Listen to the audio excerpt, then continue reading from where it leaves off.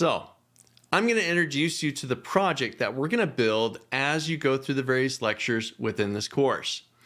Ultimately, big picture here, we're going to build a template inside of Microsoft Excel that's going to help us manage and track our monthly expenses. This template is going to contain two different worksheets. One, it's going to contain this worksheet right here called the monthly expense dashboard. And you can see all the goodies that we got out here. You're going to build this one from complete scratch. It's going to contain various tables. It's going to contain some graphics, some charts, a pivot table, all to help us manage our finances and track where is our money going. The second worksheet is the expense tracker. This guy right here. We're going to build this table so that every day as you're going through the month, you pay your bills, whether that's your rent, your mortgage, your insurance, your car payment, your credit card, your internet bill, your phone bill, whatever it is. Every day as you pay those, you'll enter those bills right here. As you do that, we'll start to populate the dashboard with that information. And both of these we're going to build from complete scratch. We'll see various formulas to use like the sum if, the count A, the offset function. We'll take a look at some formatting tricks that we can use to format our content. We'll create simple charts and we'll create more complex custom charts to be able to populate our dashboard. So that's what we're going to build, but let's see it in action right here. So I'm going to hop to my monthly expense dashboard and I'm going to imagine it's now a new month. The new month has started up and I want to start out my template for that month. So we got three categories here for our various expenses. We got our bills, our expenses, and any subscriptions that we have, like monthly subscriptions like Netflix or a software service or whatever it happens to be. So I'm going to drop in a few bills here. And see, I'm going to anticipate that we got things like rent, we got car, whether that's your car payment or your insurance. We got your health insurance payment. We've got water. We got garbage, right? So on and so on. I can populate that data right here. Now I can give it some due dates. I can give it some expected amounts. Let's say for rent, I'm going to be paying $1,200 a month. Car is going to be, let's say this is the payment. I got a $150 monthly payment. Health insurance is $200. Water is $40. Garbage is $20. And I'm making some stuff up here. But I'm filling out the initial bills that I'm going to expect for this month. Maybe I've got some expenses, things like food, and I'll budget $500 for food a month. Is that good? I don't know. We've got kids, right? How much am I going to spend on kids? $100? All right, and so on, right? We'll drop these in here. Maybe I got car repair. I'm going to expect for this month that we've got a repair that needs to happen. I'm going to budget $400 for that car repair. Right, as I'm filling that out, we're going to start to see some of the data come to life within this dashboard. For example, I'm starting to see a budget versus actual chart start to populate with some data. Now, maybe I'll put a subscription in there. Let's do Netflix. All right, so some expected bills, expenses, and subscriptions for the month. Now, as the month rolls up and we start to pay these bills, I'll hop over to the expense tracker where I'll actually track the bills that I've paid. So now I've got a nice little drop down with those bills that I just input. So let's say we got rent and that was due, or I paid that on the 6th and it was for $1,200. And then maybe I've got, I went to the store, bought food. I did this on the 2nd. And I spent $200. And then the kids needed something, right? And I paid maybe a school fee for the kids. And I did this on the 10th. And I paid $50 inside of a school fee. So now I'm starting to fill out the expense tracker here. As I go back to the monthly dashboard, now it's really starting to come to life. I've got some values inside there that's being pulled back from that tracker that we just filled out. I can see how much we actually spent on some of those bills. My charts are starting to populate. I can see a budget versus actual amount in there. I can get a percentage of bills, expenses, and subscriptions. 0% for subscriptions right now because I didn't pay my Netflix bill. Let's pay that really quick. Netflix. I paid that on the 12th, and it was for $12.99. All right, there we go. It's in there, and now I've got a 1% for my subscription rate inside there. All right, now I can also fill out income. It's not only about what's going out, but we want to know about what's coming in as well. So perhaps I've got a paycheck. I'll say this is number 1, and I received this on the 6th, and it was for $2,400, right? So now I'm starting to see, again, it come to life here. I've got my various tables where I can get a breakdown for each of the categories. I've got some charts that are populating. I've got some nice little tags or call outs here for me. And then I've got a pivot table. Pivot tables need to be refreshed. So I click into that table. I can go to pivot table analyze, and I'll refresh that. And I'm starting to get that data from the expense tracker and a nice little chart showing me where my money's going. Holy cow, right? But this is what we're going to build. We're going to go through several lectures from the ground up. We're going to build a personal budget template to help us manage our income, manage our bills. Where's the money going? Right? All right here through 2 little tabs. Monthly expense dashboard, where we can get all the graphics, get high level data, and then the low level where we can see what's actually happening here. And we can track our expenses. So get ready. We're going to jump in and we're going to take a look at how to build this. And I'm going to throw a few other topics in there towards the end of the course. We'll talk about a couple of functions like the loan payment calculator, the investment calculator, and working with Excel data tables. So get ready. Let's jump in. In this section of the course, we're going to be covering the initial setup of our Microsoft Excel document for our personal budget. We're going to do things like set up the initial tables, get a little bit of formatting out of the way, and really just get basic structural elements in place. Now, before we do that, I want to make sure that you've opened up the exercise file that I'm going to be using, and if you'd like to, that you can use to follow along with me. So this file is called Personal Finances -01, and it's a Microsoft Excel document. Now, if you haven't downloaded this file yet, it's 2 lectures earlier.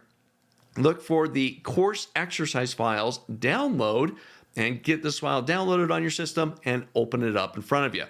So here's just a really quick tour of what this file currently contains. So again, it's the Personal Finances -01 document. And in here, you can see that we have a few different worksheets. We've got one called Expense Tracker, one for Monthly Expense Dashboard, a loan payment calculator, investment calculator, and one called Data Tables. Now, the monthly expense dashboard is currently empty. Nothing on it. Well, that's because this is the worksheet that we're going to build out ourselves. The expense tracker is also empty because we're going to build a nice little table right here to track all of our monthly expenses. The data tables worksheet is also empty because we're going to talk about data tables and we're going to build some of our own. The loan payment calculator, though, does have some basic structure here. It's got a couple of tables, it's got a couple of formulas, places for us to input values, but it is missing one key component, the monthly payment formula. So we're going to talk about the payment function built into Excel, and we'll see how to use it here to help us calculate a monthly payment based on some set terms, like the principal amount, the interest rate, and the term. So we'll get into that here shortly. The investment calculator also has some basic structure in there, some tables, some formulas, some input cells, but it's missing, again, one key element. In this case, we need the final amount calculation. So here we're going to talk about a pre-built function inside of Excel called the future value function, or FV, and we'll get into that here shortly. So for now, make sure you've downloaded the file, Personal Finances -01, get it open in front of you, and let's go to the monthly expense dashboard worksheet. This is where we're going to start building out the basic structure for our budget template. Let's get going. Here's one more option that we're going to apply to our table within Microsoft Excel. Now, eventually, we're going to have calculations formulas within the table, and we'll have formulas outside the table that reference the table itself or data within the table. Now, in order to make our calculations nice, neat, and clean, I want to give the table a name so that we can identify it by the name. Okay? So in this case, we got bills. Eventually, we're going to have expenses and subscriptions and other content. Well, when our formula references the bills table, I want to see, oh, this is the bills table. And we'll do that by naming the table. So if you click into the table, we'll go back to Table Design tab. And on the far left, you'll have Table Name. Now, you can call this whatever you like. Here, I'm going to call it TBL. It's a table. I'm just abbreviating here. TBL Bills. TBL Bills. Now, you'll notice if you look closely there, there's no space. I didn't say TBL space bills. This space is not allowed. You can't put spaces in your table names, so don't do it. All right? You got that? All right, no spaces. TBL bills. That sounds good. You can call it whatever you like. You just call it bills if you like, or bills table, or that sounds like it belongs to Bill. Bills table. But again, you can call it whatever you like. Table bills. All right, let's give it a name. I'm going to hit my enter key, and we're done. We've now got a table called TBL bills, or whatever you've called it there. Try this out. All right, we've built our first table. We've got the bills table, and we went through several steps to get that table set up. Now, here's a little bit of an exercise for you just to practice what we've gone through to create that initial table. I'm going to have you create 2 more tables. If you'd like, you can pause the video right here and use my tables as a reference. I want you to create an expenses table and a subscriptions table. You can see examples right here. So I've got my expenses table right here. Looks a lot like the bills. I've got an expense column for the name of the expense. We've got the budgeted amount that I anticipate I'm going to spend on that item during the month. We've got the actual, what I actually spent on that expense, and the difference column, right? The difference between those 2 columns. It's got headers along the top. It's got rows of records down below. We've got a nice little title there at the top with those merged cells. And we've got the total row inside there. And then I created a subscriptions table, just 2 little columns. The name of the subscription and the amount for the subscription. But it's got the headers, it's got the title at the top with the merged cells once again, it's got the total row, and I've also named each of these tables and turned off the filters within the tables as well. So try this out. You can pause the video, use mine as reference, you can create your own, but let's get something like these 2 tables right here. Again, the key here is just to practice. Repetitiveness is always great when learning something new. Practice building these tables like we did earlier. So try this out. Get these 2 tables built, and then we'll jump into our next exercise. All right, how'd that go for you? Did you get your 2 more tables in there? We got the bills. We created that one together. Now we got expenses, and we got subscriptions. Now again, there were several little steps that we took inside of there to build out those tables. And I love the consistency. They all look the same. They're going to contain different bits of data for us, but the visual appeal to them, they look the same. Now, we're going to create one more table here, and it's going to look just like these, but it's going to go on the expense tracker worksheet. I'm going to hop over to the worksheet just next door, expense tracker. Currently, it's empty. Well, we're going to build out another table much like the ones we generated earlier. This table is where we're going to actually input when we pay one of those bills, expenses, or subscriptions. Let's try it out. So I'm going to hop into a cell someplace. I'm just going to pick a cell. I'll say B3, and we can always move it around later on to fit our needs. Maybe I'll do B2. Let's just skip a row, skip a column. Now I'm going to do the same thing. I'm going to add some headers. I'm going to add the table formatting and so on. And you know what? Actually, I'm going to go down to B3, and we'll see why here in a moment. So B3, I'll start with my headers. So we're going to call this the expense column. That's going to be the name of the expense. I'll tab on over. We're going to have the date we actually paid it, tab over. We'll have the amount, tab again, and we'll have the description. We'll describe what this bill was, right, if we need to. All right, that looks good. Now I'm going to highlight that row plus the row down below. What am I going to do next? I'm going to go to Home, and I'm going to go to Format as Table. And I'll just grab the same one again. I like the blue color. There's my table range. My table does have headers. Thank you very much. All right, there's the beginnings of my table. I'll drag that down a few rows. This one's going to be quite big. This is the one that we're going to input every bill, expense, or subscription that we pay during the month. The other tables that we built earlier will look to this table to see if we've paid it. Okay, we'll get to that later on. All right, what else do we need to do here? I'll click into the table. I'm going to go to the Table Design tab. I'm going to turn off the Filter button. I'm going to turn on the Total row. Cool. Let's see, it should actually be the second to last column. So I'll say none for description, and I'll do a sum for the amount there. All right, what else? We need to name the table. So I click into the table, Table Design, hop over to the name, and I'll call this TBL Expense Tracker. All right, we got our table just about there. Let's see, we can do some additional formatting. Maybe I want the header. Remember, I went down a couple of rows. I'll grab those cells. I'll merge them together. I'm going to click into there. We'll call this the expense tracker. We can do some formatting on it. Whatever you did before, we'll apply it here. I like that thicker border. I like that one color. That looks pretty good. Top, left, right. Got a nice border on there. Bold, make that a little bigger. I'm going to anticipate that these are going to be quite a bit wider. Description, probably quite a bit wider.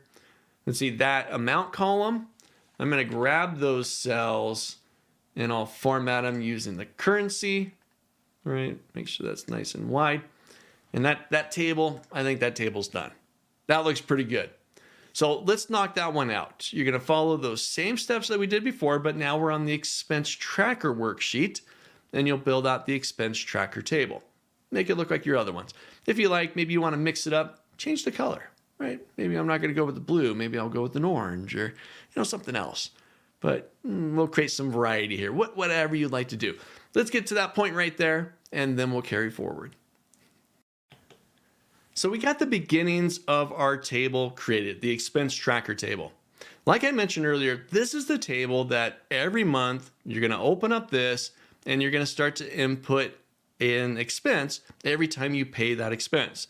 So I jump online to pay my credit card, right? I pay that online, I get my receipt, right? Maybe I download it, I put it in a folder on my computer, whatever you do, right? What your process is, but you've paid that amount. Now I'll open up my budget template and I'll jump to the expense tracker table and I want to fill this out. I want to say, this is the expense I paid, credit card. This is the date I paid it. This is the amount, and maybe I'll describe it. This is the Chase credit card, Visa card, whatever. I'll put that data inside there. Okay? And then I pay my mortgage the next day or my rent the next day. Then I'll input that here. Now, we built out those other tables earlier, right? The monthly expense dashboard. Well, these tables right here, we plan out our expenses, right? Every month we've got these bills, we got these expenses or anticipated expenses, we got these subscriptions. These are the tables that describe what we're going to be paying. But the expense tracker is what we actually paid. All right. Now, you might recall on the dashboard tables, we had an actual column. Right there we go. And we could add one. Maybe we'll add one to the subscription as well. Okay, subscriptions, typically, that's what you pay, right? So that could actually be blank because when we pay it inside the expense tracker, we'll put the amount in here. And then these three tables, the actual will pull from that data. All right. Now, To make this easier, to make the expense tracker table easier for us to fill out, when I go into the expense column, let's say I'm going to put my rent as my first record in here. I would like a little drop-down menu. I click into the expense name, I click on a drop-down, and it gives me a list of all of my expenses. We're going to create a drop-down that will pull the names from these three tables right here. Now, there's a few different ways for us to do this. Okay? I am currently working inside of Excel through the Microsoft 365 subscription. This gives me access to several newer Excel functions. And these functions are going to help us to build this little dropdown. Now, unfortunately, if you're not on the Microsoft 365 subscription package, you're on 2016, you're on 2019 without the subscription, you're on 2010 of Excel. Unfortunately, you won't have these functions that I'm going to discuss here. But there are other ways to do this. And I will describe in the next videos how you can create this in other versions if need be. So for now, if you're a Microsoft 365 subscriber, try this out. All right, I'm going to go back to my expense tracker worksheet. And remember, our goal in this table is to fill out as we pay each bill. But to make it easier, we need to know the names of the bills from these three tables. So back to my expense tracker. I need to create the data validation. To do this, I first need a list of values for me to choose from. Well, you might think, well, we've already got the list of values. They're right there, right? Can't you just pull those? Well, the data validation has got to be one consistent list. It can't be three separate ranges like it is currently. So back to expense tracker. I'm going to move off to the side, just someplace empty, and I'm going to create the list right here. I could put it on another worksheet, use that worksheet within my data validation, but for now, I'm just going to place it right here. Now, like I said, there's many different ways to do it. Here's one of them. So I'm going to create a formula. I'm going to say equals, because I'm creating a formula inside of Excel. And I'm going to use a function called toCol or toColumn. I'll hit my tab key once it's selected. So I got equals toCol, open parentheses, and now it's got three things that it needs from me in order for it to do its job. It's actually got three things, but only one of them, the array, is required. It needs to know where the data's at. What is it that you want? Now remember, our data is three separate columns. One inside the bills table, one inside the expenses table, and one inside the subscriptions table. So in order for us to grab multiple arrays or multiple non-adjacent ranges of cells, I'm going to open up another parentheses because we're going to put all three of them comma separated instead of a pair of parentheses. So with that second parentheses, I'll go to my monthly expense dashboard. I'm going to select the bill range inside that table. So from rent all the way down to your last empty cell, comma, then I'm going to grab the expense name inside the expenses table, comma, and now I'll grab the subscriptions name column, and I'm done grabbing my range. So now back to my formula. I got my toCol, two open parentheses. Once I'm done with all three of my ranges, I'll then close the parentheses.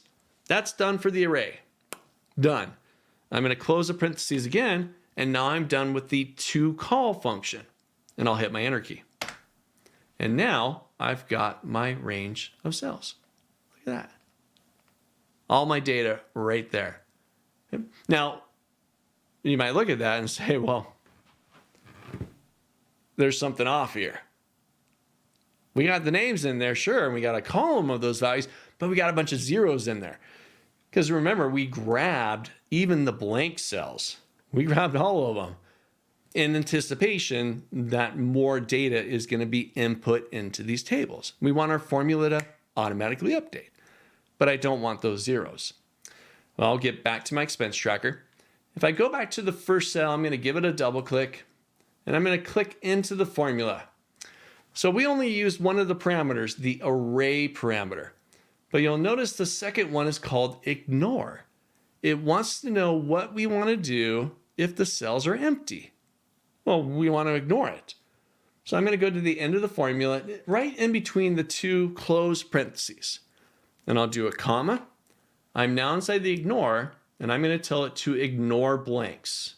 Let's give that a double click. Puts a 1 in there. That denotes ignore blanks. I'll hit my enter key, and we've got our list minus the empty cells. Now, the nice thing here about this formula is it did all the work for us, combining those 3 columns into one, but also it's dynamic. So if I hop over here and I put in another expense, let's say I've got one for, let's say yard work. So I'll put that one in there. I'll tab over. Let's see, I'm going to budget $100. I'll hit my enter key. Now, if I go back to the original worksheet expense tracker, we've now got yard work in there. Pretty cool. This is the to-call function. If I click back into there, you can see the formula right there. Try this out. Let's get our list of all of our bills, expenses, and subscriptions into one nice little column. Try it out. Now that we've got our list inside of there, all utilizing the to-call function to create that one master column, now we can create the data validation inside of our expense tracker table. Now, to do this, I'm going to hop over to the expense column, and I'm going to select all of the cells within that column, all the way from B4 down to B39, or just above the total row label. Once you've got those highlighted, those are the cells that we're going to apply the data validation to. Remember the little drop down that gives them the pick list to choose from one of those values. With that highlighted, I'll go to my data tab. All the way towards the right, we got a section called data tools. Inside of there, we got data validation. I'll give that a click. This opens up my data validation window. Underneath settings, I'm going to change the validation criteria allow from any value to a list. I'll select that. I'll go into my source, and now I'm just going to grab that list that we just created. So with that selected, I'll grab I3 down to I20, and I'm going to hit OK. We've got our list. So now if I go into the expense column, I got a nice little drop down there, and it lists out all of those values. Okay? It's something small, but this is going to help so much in inputting data into this list. This way, I don't have to go back and forth, back and forth. Oh, what other one did I put in there? Oh, phone, right. I got to go do phone. Oh, what other one? Insurance. Okay, I got to go do insurance. No, you've got the drop down that lists them all out right here. Now, here's something small. But once again, because I'm on the 365 subscription pack with Excel, there's another function that's going to help me make this even better. If we look closely, and you might already be thinking this, we could look at this list and say rent's at the top, and then there's water, and then there's garbage, and then there's gas. They're not in alphabetical order. I want to put this list in alphabetical order, make it easier to find things. Well, watch this. If I go back to my lists, remember our original list here that's using the to-call function. Well, I'm going to select the first cell in that list where my formula is at. I'm going to go up just after the equal sign, and I'm going to bring in the sort function. So I'll say equals sort, open parentheses. Now the sort function wants to know, first off, what's the array? What's the range or data that you want to sort? Well, that's where to-call comes into play. To-call in all those ranges, that's what I want to sort. So I'm done with the array. I'm done there. So equals sort, open parentheses. Let's leave the to-call right where it's at. I'm going to go to the very end. I'm going to do a comma, and now I'm inside the sort index. Well, the sort index represents, well, within that array, which column do you want to sort? Well, we've only got one column of data, just this guy right here. So I'll just put a 1 in there. I'm going to do a comma again, and now it wants to know how do you want to sort it? Do you want to do it in ascending or descending order? Well, for my purposes, I want to do ascending. Give that a double click, and I'm done. I'm going to close the parentheses. I'm done with the sort function. I'll hit my enter key, and my list is now sorted alphabetically. Watch this. If I go back to the expense column, hit the drop down, I've now got that list in alphabetical order. Make it much easier to be able to find things here. Now, once again, to call sort function, they're newer functions. So unfortunately, if you're on 2016 or 2013 or 10 or some earlier version outside of the Microsoft 365 subscription, unfortunately, these functions are not going to be available to you. But I'll show you an alternative. It's a little bit kind of a workaround in the earlier editions, and I'll show you that here in a little bit. All right, if you've got it, try this out. Get your list, apply the data validation, and let's sort that list as well. Try it out. All right, our table is looking pretty good. We've got the headers, we've got rows of records in there, or at least rows ready for records. We've got the expense with the drop down in there, pulling from that list. But there's one little hiccup here that I want to make sure we tackle. Our lists, it's great, right? Grabbing the values from those 3 tables on the monthly expense dashboard so that we can create the data validation list, but it is lacking. And I'm going to show you where it's lacking at and how to fix this. Watch this. We've got our list. It's created, and we got the little drop down, and it lists out all of those values right there. Well, what if I hop over to the monthly expense dashboard for a moment and I add something? Let's say I add another subscription. So I hop over here and let's say we got HBO. All right, I'll hit my enter key. There's my HBO entry there. I'll go back to my expense tracker. Let's see, there's HBO right there. I go to my little expense column. I drop down here, starts at car. Remember, we sorted this alphabetically.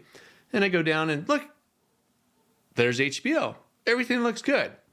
If I scroll down now, my very last entry in here is now water. But if I look at my original list, my last entry is actually yard work. I don't want to do yard work anyway, so maybe it doesn't matter, right? We can overlook that. No big deal, right? Well, you know what? We should include it. We should put it in there. But our data validation list isn't dynamic enough to pull out new entries. I mean, it pulled out a new entry, HBO, but it pushed something off, right? It pushed that off the bottom of that list. Because our data validation, if I highlight all those cells again, data validation, it's looking at a literal range, right? I3 to I20. Yard work landed in row 21. So we need to make this more dynamic. We need it to pick up anytime there's a new entry here.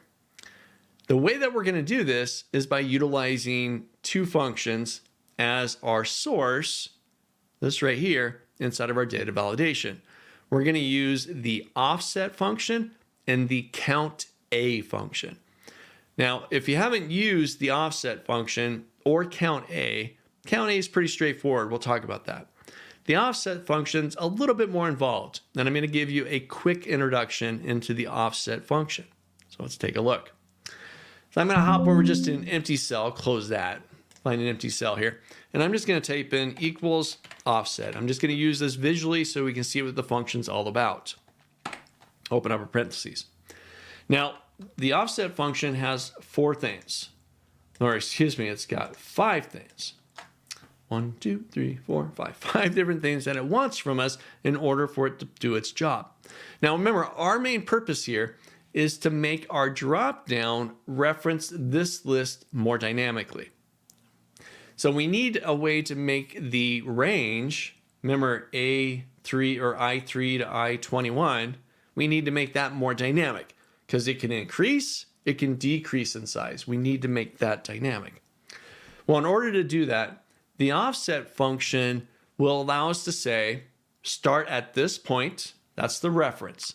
Start at cell I3. Start right there. That's where you're always going to start. But then we're going to give it a height value. We're going to tell it, okay, you're going to go from I3 down to the last cell that contains data. Find that cell. Okay?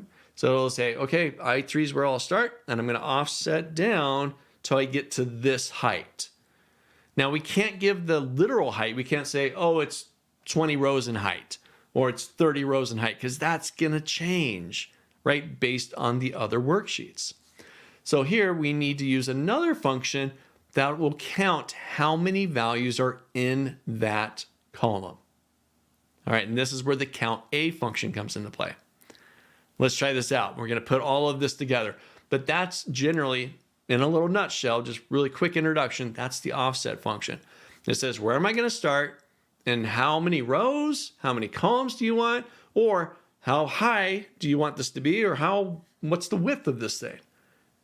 How big do you want it to be? That's the offset command. Let's try it out. So to do this, I'm going to select all those cells once again. This is what we want to change, the data validation for these cells. I'll go to data, data validation, and I'm going to wipe out the source here. We don't want that source anymore because that was a hard-coded, hard range inside there. We need it to be dynamic.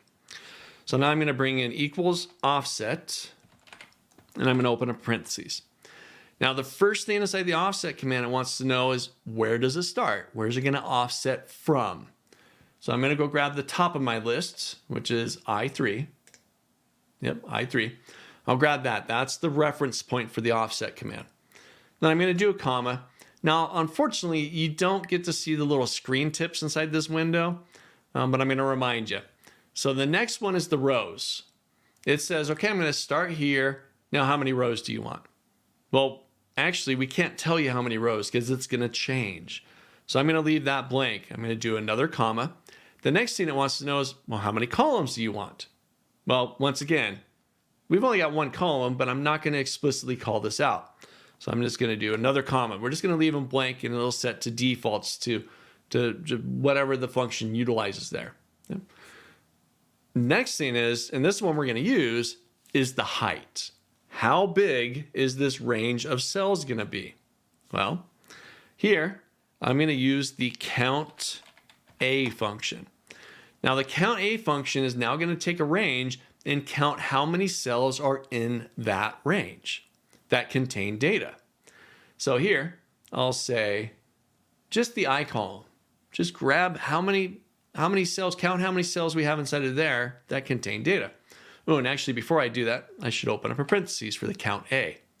So now I'll grab the I column, and it just references I to I, which is great, because remember, this is going to change in size. Now I'm going to close the parentheses for the count A function, and I'm going to close the parentheses for the offset function. And I'm done. I'll hit OK. No errors. If I had an error in the formula, it would have told me right there. But now if I go to my dropdown, I start with car, and I end with yard work. Pretty cool. And if I go back to monthly expenses, let's say I add another bill here. Let's see, what do I not have so far? Let's say we got health insurance. I'll hit my enter key. Let's just drop that one in there. I need to increase the width of that column. I'll go back to expense tracker. There's my health insurance. It's in there. Yard work got pushed down one cell. But if I go to my drop down, starts with car, there's health insurance, and I still got yard work in there. So this is creating a little more dynamic. There's, again, a few moving parts inside of here because now we got the offset function and we got the count A to count how many values are in there and how big that range from the offset cell should be. So try this out. Rewind the video, highlight those cells, modify your data validation list to utilize that offset command. Then I'll open that back up right there. Make sure you try it out. So I mentioned earlier the functions that I use to create the data validation list, to call and sort. Those are newer functions available through the Microsoft 365 subscription pack inside of Microsoft Excel. If you're on an earlier version, I mentioned we need an alternative, right? So we can do something very similar. Well, here it is. I'm going to walk you through how to create a pivot table that pulls the data from those three separate lists, the bills, expenses, and subscriptions, and creates a menu very similar to this that we could then use in the data validation settings. Take a look.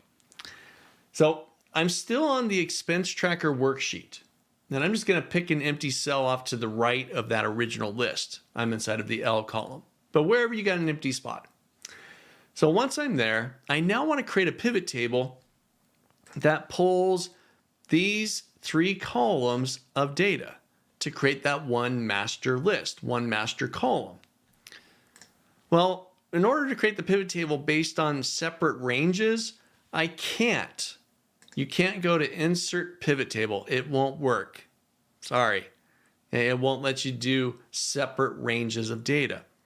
But there's a hidden feature inside of Microsoft Excel that allows you to use the old, like I'm talking old pivot table wizard that will allow you to do this.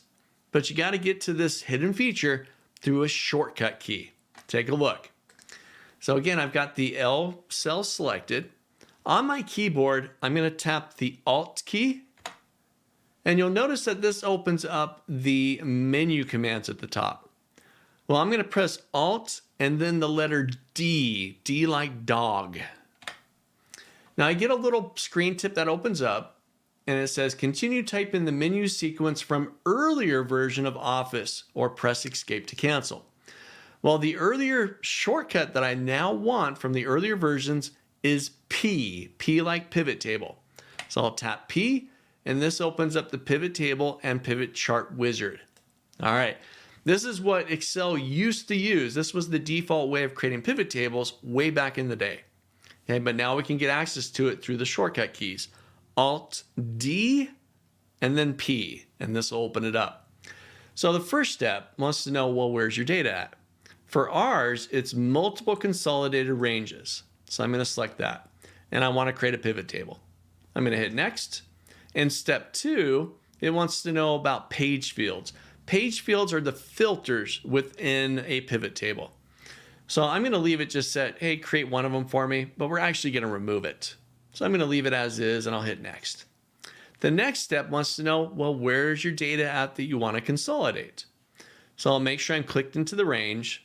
I'm going to go to my monthly expense dashboard and I need to select each range. But a pivot table requires that you have at least 2 columns of data. So here, I'm going to grab B13 or my bill header all the way down to C30 or the bottom of the list in the C column. And I'm going to hit add.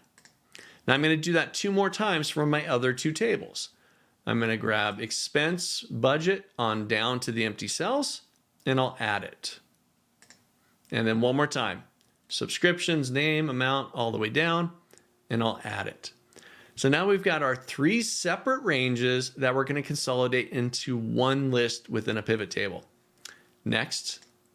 All right, last step, just wants to know where you want to place it. It should be existing sheet right in that cell you had selected earlier. And I'll hit finish. So now it creates a pivot table. We don't need all of this. All we need is the list that it created. So inside the pivot table fields window, I'm going to drag out the column. Don't need that. I don't need the page, and I don't need the values. I just want the row with all of our values right there. Pretty slick, right? We've now got a list very similar to what I did using the toCall function, but now it's just a pivot table. And pivot tables have been around forever. So anybody can do this with a copy of Microsoft Excel. But there's a little bit of cleanup I need to do here. One, I need to get rid of this blank. I don't want that. And 2, I don't need these 2 labels. So really quickly to get rid of these, first thing, I'm going to get rid of the blanks. I'm going to go to a little drop down here for row labels, and I'll just uncheck the blank option. Gone. The next thing I want to do is get rid of the label at the top and the grand total label. So to do that, make sure I'm clicked into there somewhere. I'll go to the Pivot Table Analyze tab and over to Options. Inside the Options window, I'm going to go to Totals and Filters, and I'm going to turn off the Show Grand Totals for rows and for columns. Get rid of those. Then I'm going to go to Display, and I'm going to turn off the option Display Field Captions and Filter dropdowns. Let's turn that off. I'll hit OK. And now I got a list just like the one I created here. So now all I need to do is select my expense column. Let's get all of that there. I'll go back to my data tab, data validation, and I'm just going to modify my offset command. Instead of the I column, I'm now going to reference the L column and whatever cell I started there. So I believe I started in L3, but I'll say L3, and then I'm just going to change these two I's to L's because we're now working with the L column. I'll hit OK, and my little drop down still works. Got our data right there. So this is just one alternative. There's probably other ways to do it, but I love pivot tables. I love how quickly it did it, and you can reference your list from the pivot table inside your data validation. So if you need the alternative, try this out. If not, you got the newer version of Excel, you got the to-call and the sort function, you're golden, you're good to go. All right, otherwise you could try that out right there. All right, our table's looking pretty good. Your next step is start to input some records into this table. Let's try it out. So imagine it's now a new month. I want to start paying some bills, right? So I'll jump into here, go to my expenses. Let's say I grab my entertainment. I'm going to the movie tonight. I'm going to spend 20 bucks. All right, it's entertainment. So I'll grab entertainment. Let's see, today is 9/13/2023, and I spent $20, and we'll say movie night. I'll hit my enter key, and I've now input that record there. Let's try another one. Let's see, I got to pay my car payment. I'll grab the car entry. I paid this on the 5th, and it was $150. And we'll just say this is, September car payment. All right, looking good. So take a moment and let's fill out a few records here. And I'll fill out 10, 20 records inside here. And let's pay a few of your bills, right? So in real world experience here, we cracked this open. We've paid a few bills today. We paid our credit card, our car payment. We're going to the movies tonight. I went to the grocery store and bought some food, whatever it might be. Let's start entering those expenses inside of the tracker table right here. Now, we've got the tracker table and we've got our monthly expense dashboard. This is what we set up initially. These are the bills I anticipate paying this month. These are the expenses I anticipate this month. These are the subscriptions I anticipate this month. But when it comes down to it, this is where you're going to fill out all the actual expenses for the month. Now, once you get a few records in here, we're going to jump into the next section, and we need to get these three tables to start pulling data from the expense tracker table. Okay? So we can get things like the actual and the difference inside there. So try it out. So the first table that we're going to start to build out here is going to be our bills table.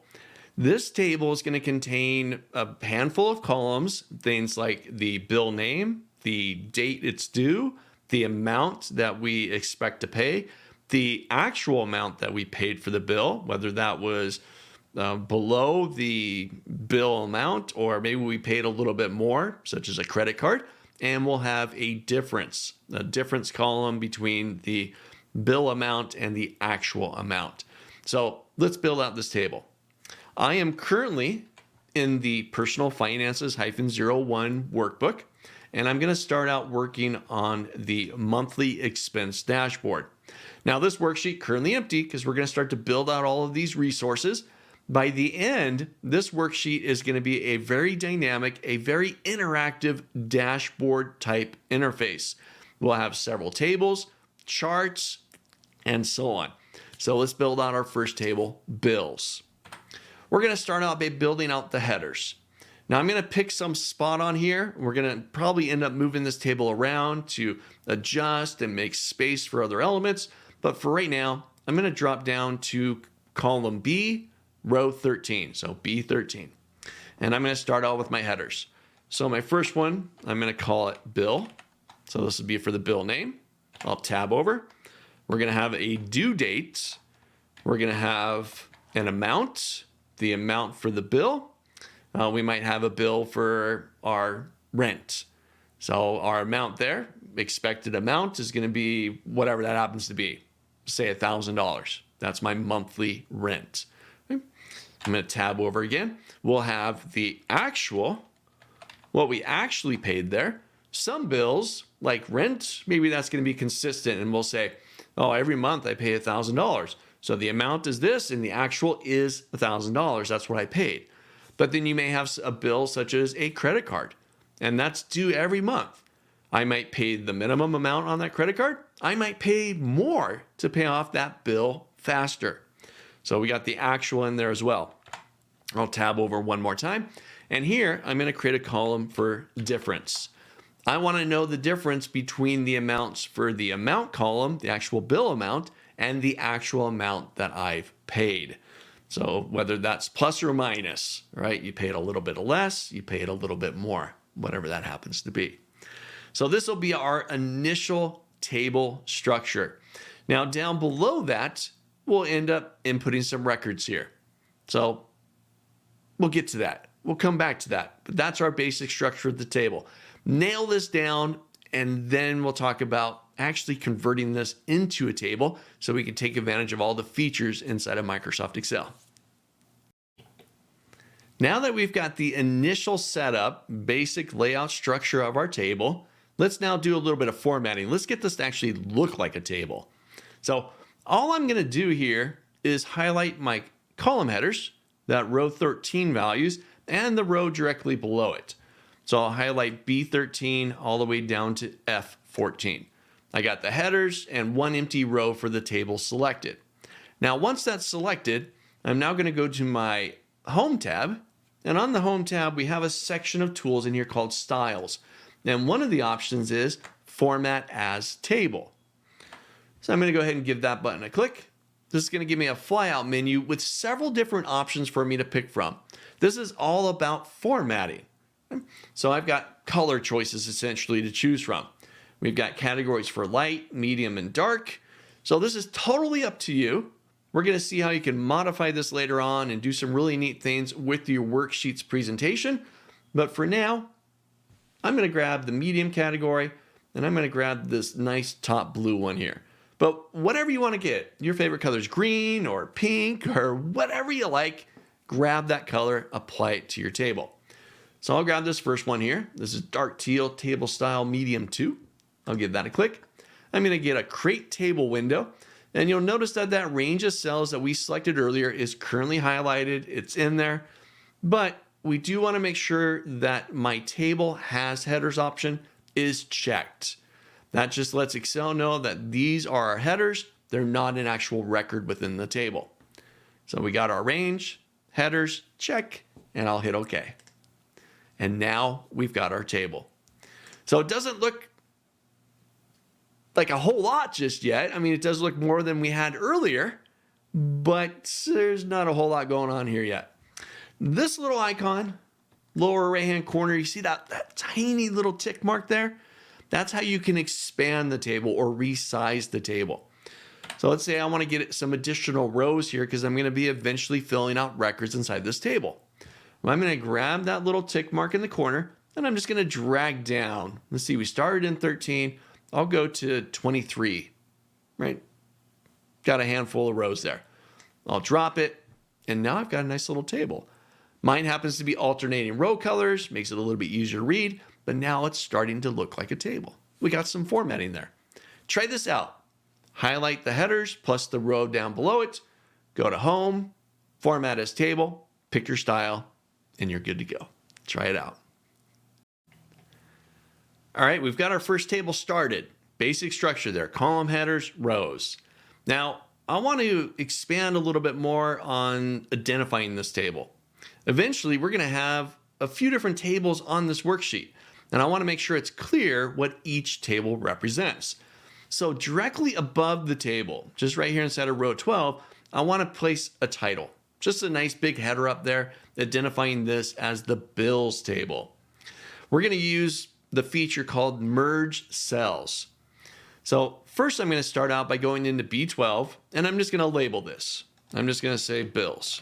Just make it simple. This is the name of this table. But I want that title to be nice and big and centered within the table width. Eventually, we'll change the column widths. Maybe the bills column needs to be a little bit wider to fit the name of all the different bills. The amount column needs to be a little bit wider, and so on. So I want that title to always be consistently centered within the table width. To do this, I highlight the group of cells that identify currently the width of the table. That's B12 to F12. With that selected, I'll go to Home. I'm going to go into the Alignment section, and I'll hit the Merge and Center option. I'll give that a click. It's now taken those, 5 cells, merged them all into one, and we got a nice little title there. So from here, we can do things like increase the font size, change the color, change the background color, whatever we want to do. So for right now, I'm going to make it bold. So I'll go to Home, I'll hit the bold button or Control B, like bold, on your keyboard, and maybe I'll bump up the font size. I'll go up to 16. Nice big title there. Everybody knows that, oh, this is the bills table. Because once again, eventually, off to the right, we'll create one for the expenses and one for the subscriptions and a few other elements on this dashboard. All right, try this out. Let's get a bills title directly above that table. Now that we've got a title on this table, I want that title to stick out a little bit more, and I want it to tie itself to the table directly below it. So we're going to add a border, just kind of sides and top of the bills cell. Really simple. Just a nice little border.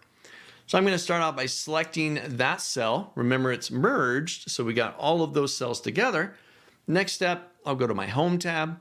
And inside of the font section, we've got our border command there. Now, as I go through and apply formatting to the various elements and discuss our table structure, don't feel like you have to follow the exact steps, same colors, same thickness, same borders, whatever it might be that we're covering. Feel free to experiment, try your own colors and so on. Or if you want to be boring like me, you can choose the exact same stuff, whatever you like to do. So I'm going to go into that border command, but I'm going to hit the little arrow next door. We've got all these presets that you can pick from, but I'm going to continue going all the way down to more borders. I'll give that a click. This will open up our Format Cells window, and we're on the Border tab. Now, on the right-hand side, we've got our border options. Essentially, this right here represents the cell or cells that we have selected. So what I can do is I can pick a style for my line. I'm going to do this nice thick one here. We'll grab that border. And if I'd like, I can pick a color for my border. Let's see, I'm going to grab this dark teal one. I think that's my headers there. So with that selected, got my style, got my color.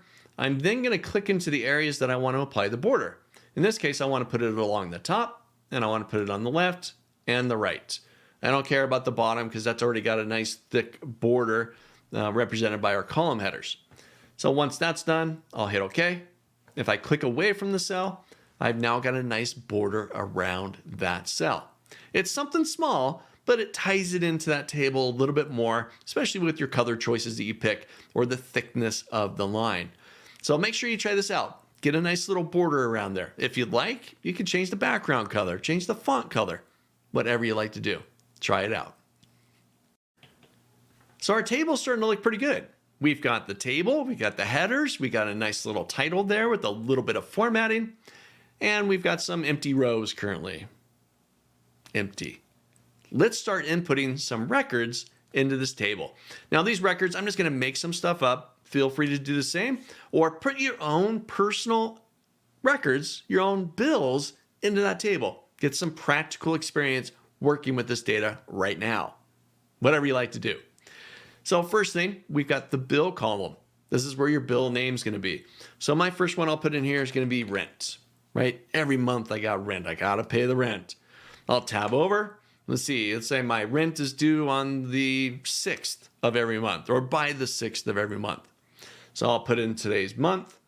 Now, let's see, today's, what is today? Today's September. So I'll say at least September as of this recording. Whatever month you're in, let's drop that in there. So I'll say 9/6/2023, tab over. I'll say it's $900 for the rent amount. I'll tab over again. Now the actual column, we're not going to input any value inside this column right now. Okay? So let's skip over that one. That value is actually going to come from someplace else, the area where we actually input when we pay the bill. So we'll come back to that one. The difference one, this is going to be a formula.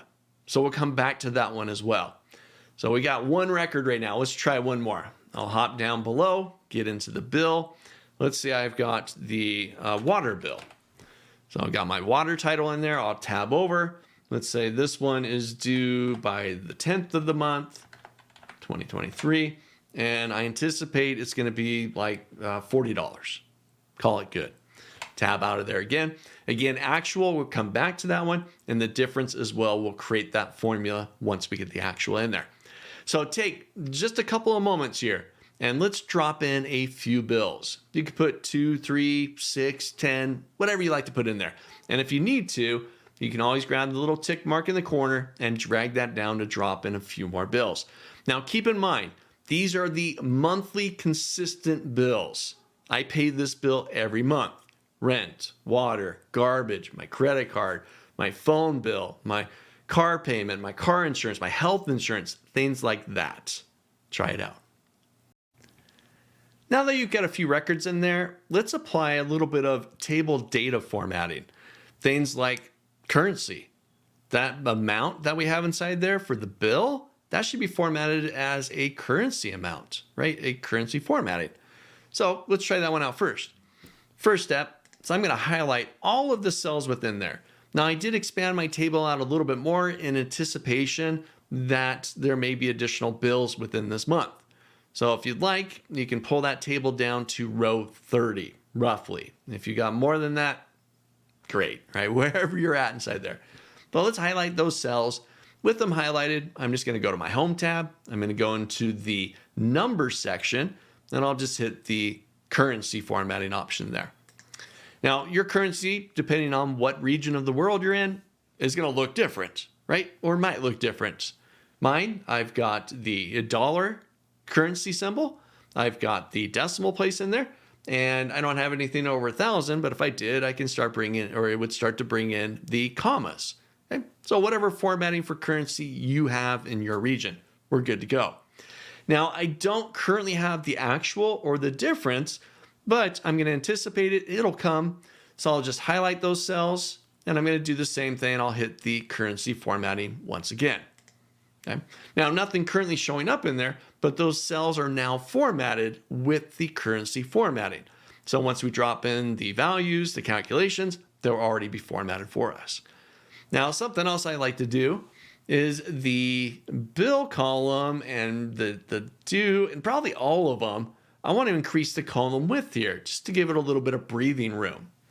So I can grab in between B and C here, right in between those two columns, and I'll just drag over a little bit just to increase the size, especially if you got something much larger like health insurance, right? We want to make sure that that fits in there. I'll do the same with the date, create a little bit of breathing room in that column, drag this over a little bit, and in anticipation of this, I'll make these a little bit wider as well. It's something small, but we do want that table to look good and make it easy to read. So let's get your currency in there. Let's increase your column width. And if you'd like to, you can do some formatting with your dates as well. If you'd like, you can grab that, hop up to your Home tab, Number section, and we can see it's currently formatted as a date. But if I hit the drop down, you do have a few different date formats you can choose from, as well as some more number formatting where you can get into some other options. So whatever you like to do. But let's get some formatting on this table. All right, we've got our initial table in there for bills. We got a header, we got columns, we got data in there, we got a little bit of formatting. Now, once you've formatted your lists as an actual table, remember we highlighted the headers in that first row. Whoop. We went to Home, we did Format as Table, and you picked a color. once you applied that, you actually got several other options that come along with a table. I'm going to talk about one here. It's actually a feature that's on by default, but we're going to turn it off. We don't need it on this table, at least at this point. It's not going to fully serve our purposes for what we need on this table. But if you click into the table, doesn't matter where, just as long as you're in that table, you now have a table design tab here at the top of your screen. And as you can see, there is all sorts of goodies up here. Now, one of them we're going to turn off. At the top of each of our headers here, we've got the filter option. And so we can filter the table. You may have used this inside of a list of your own. Well, here, we don't really need it. I want to be able to see the records. Eventually, we're going to chart based off of this and calculate based off of it and so on. My needs for tracking my budget doesn't include filtering. So I'm going to turn it off. So I click into the table, table design. We got a section in here for table style options. And one of them is filter button. So let's just turn that one off. Boop, gone. Now the little drop downs on our headers are gone. If you needed them later, for whatever reason, you want to filter and sort this table, you can go back to table design, filter button, and turn that back on. But let's try that out. Let's turn it off. We don't need it. We're not going to use it. Table design, turn that option off. Here's another option that we can turn on or off inside of our Excel table. Once again, we can click into our table. We can go to our table design tab. And again, you got all these goodies up there. We're going to talk about a few of them as we continue through these lectures. The first one we saw is you can turn off the filter buttons, those little drop downs at the top, right? The next one we're actually going to turn on. Still inside the table style options, there's an option in here for total row. Now, currently we have an amount column in here. Now, what I would really like to get out of this is a grand total, right? How much have we spent total for the month for our bills? Well, we could create a calculation of our own, but I want it to be built into the table. So I'll go to table design. I'll turn on the total row. This adds a new row at the bottom of the table. It'll always be at the bottom of the table. If you increase the table amount of records or decrease it or whatever, it'll always be there. But here, see it's called total. Off to the right, we got a 0 in there because it's actually already trying to calculate something, but the difference column is empty. If I click into that cell, we get a drop down, and here I can change the calculation applied to that cell. Well, it's trying to count it. Well, I don't want to count, and actually I don't want anything on this column, so I'm going to say none. But I am going to hop over right below amount, hit the drop down, and here I'll grab sum. There's my grand total. Now, as you update, as you add, as you delete, that number will update automatically for you. Now I'm going to go right next door to actual, and I'll do the same. Drop down, sum it up, call it good. Don't have anything in there currently, but we will eventually. So let's try this out. Let's get some totals in a total row within our table. Click into the table, table design, turn on the total row, and you can set them up right there. Try it out. In this section, we're going to take a look at building the calculations, the formulas that will give us a return for our budget amounts. Take a look. So we've got the expense tracker table where every day you're going to come into here and say, oh, I paid this bill today. I spent this much on this category, on this topic, and so on. Right? This is where you put in what you actually spent. In the monthly expense dashboard, we now need to grab the actual amount that we spent for each of these bills, expenses, and subscriptions. The actual amount is going to say, okay, I need to know how much I actually spent for rent. I know I anticipated it was $900, right? But maybe the landlord bumped it up, or maybe the landlord lowered it. Could that happen? Maybe the landlord lowered it. So my amount that I expected was 900, but I spent 1,000 or I spent 800 on it. But that value will come from the expense tracker table. Let's say food, right? Food is one of my expenses, right? I need to get the actual amount. I budgeted for 500, but maybe I ended up spending 400 or 600. So I need to get that value from the expense tracker worksheet. To do this, we're going to utilize a function built into Excel called SUMIF. Take a look. So I'm going to do the bills table.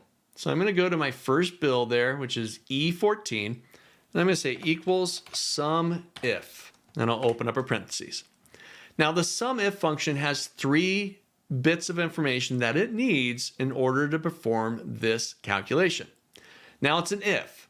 I want to sum if this is true.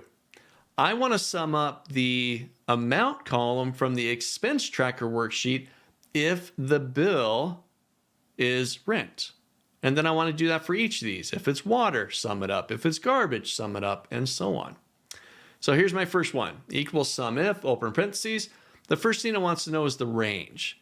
Now the range represents it's kind of combined with the criteria, because we only want to sum up where it's rent.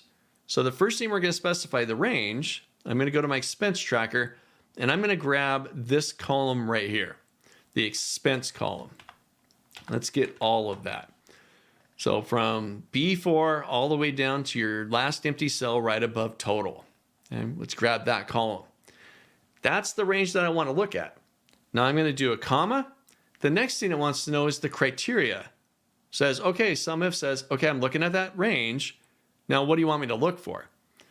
Well, after I do that comma, I get into criteria. I'm going to go back to expense tracker, or excuse me, I'm going to go back to monthly expense dashboard, back to the original list. Now you'll look that it put in the name of the worksheet, and I really don't need that.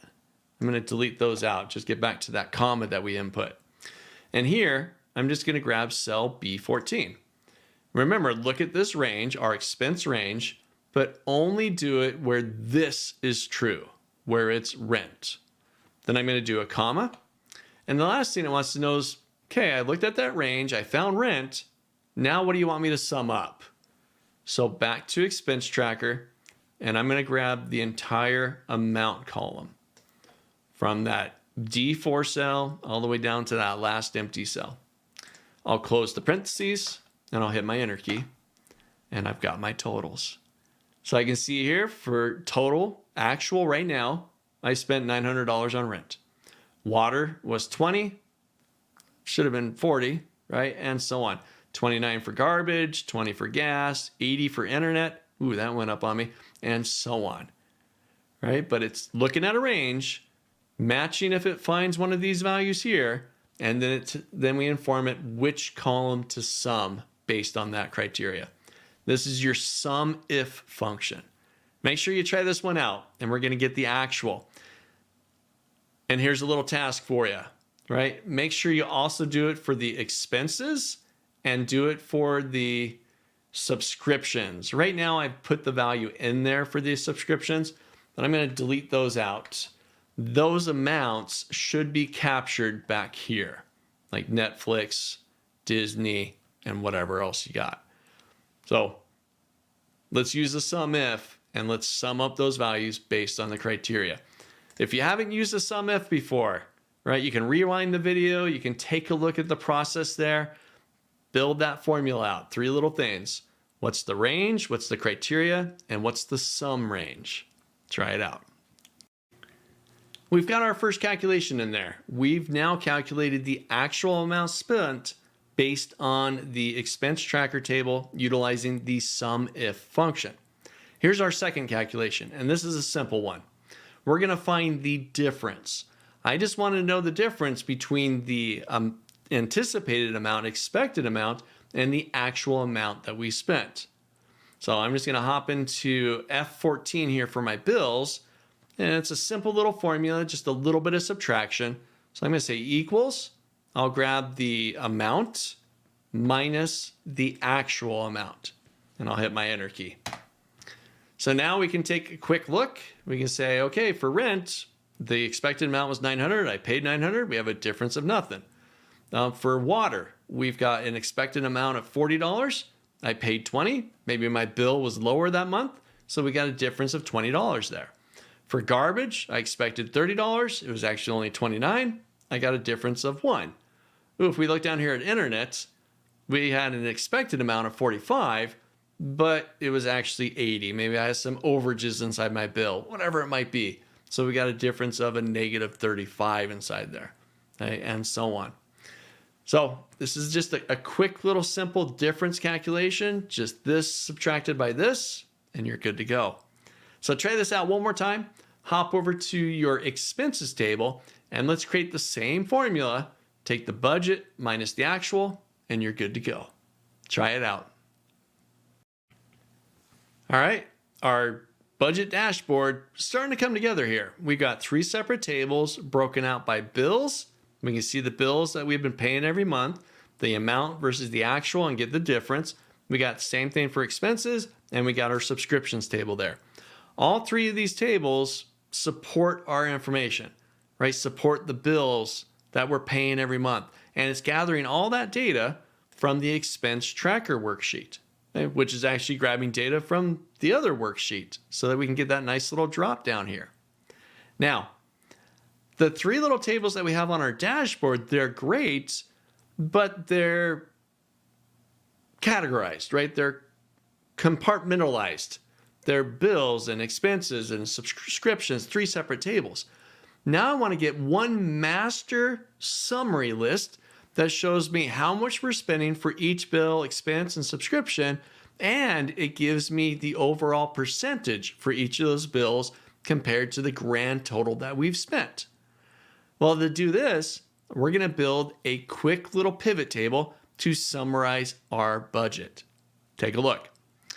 Now, our 3 tables, they're 3 separate tables, and they don't all share the same information. For example, bills has a due date, expenses does not, subscriptions doesn't. Subscriptions only got 2 columns versus the 4 or 5 that the other ones have. So a pivot table based off of this isn't going to give us the proper results that I'm looking for. So I'm going to go over to the expense tracker table, and we're going to build a pivot table based off of this. So first step, I'm going to click into the table. Doesn't matter where, just as long as you're in there. I'm going to go up to my Insert tab, and I'm going to go to Pivot Table. All right, first thing, wants to know where your data is at. It should have already picked up your list, expense tracker, or whatever you called the table. The next thing is it wants to know where you want to put the pivot table. Now, eventually, I want to place it on the dashboard. But for right now, let's keep it on New Worksheet, and I'll hit OK. All right, this creates a brand new sheet down here. We're going to move it here in a little bit, but for now, we'll work right here. Inside of our field lists, let's move that over so you can get it away from my big old head there. There we go. Inside the field list, I'm going to grab the expense, which is the name of the bills or expenses or subscriptions, and I'm going to drag that into the row section. Then I'm going to grab the amount, and I'll drag that into the value section. All right. So now we've got that nice little list there, all of our current bills that we've paid up to this point, and the amounts. All right, looking good. We got that blank one in there. Well, I don't want the blank, so I'm going to go to the drop down, and I'll uncheck the blank. Let's get rid of that. All right, well, let's get to that point right there. Let's build a pivot table based off of the expense tracker, right? Just that table right there, right here. Click into there, insert pivot table. Put it on a new sheet, and let's get these 2 columns out there. Expense in the row and the amount inside the value section. Get to that point, and then we'll continue. So our summary pivot table is looking pretty good. We've got each of the unique bills that we've paid and a grand total that we've spent up to this point for each of those bills. Now, the next thing I want to do here is get a percentage. I want to know what our car amount, what its percentage is of the grand total. Well, to do this, we're going to modify our pivot table just a little bit. Back into our field list, I'm going to grab the amount field. We already grabbed it earlier. We brought that down into the value section, which gave us a sum, but I'm going to grab it a second time, and I'm going to drag that down below in the value section again.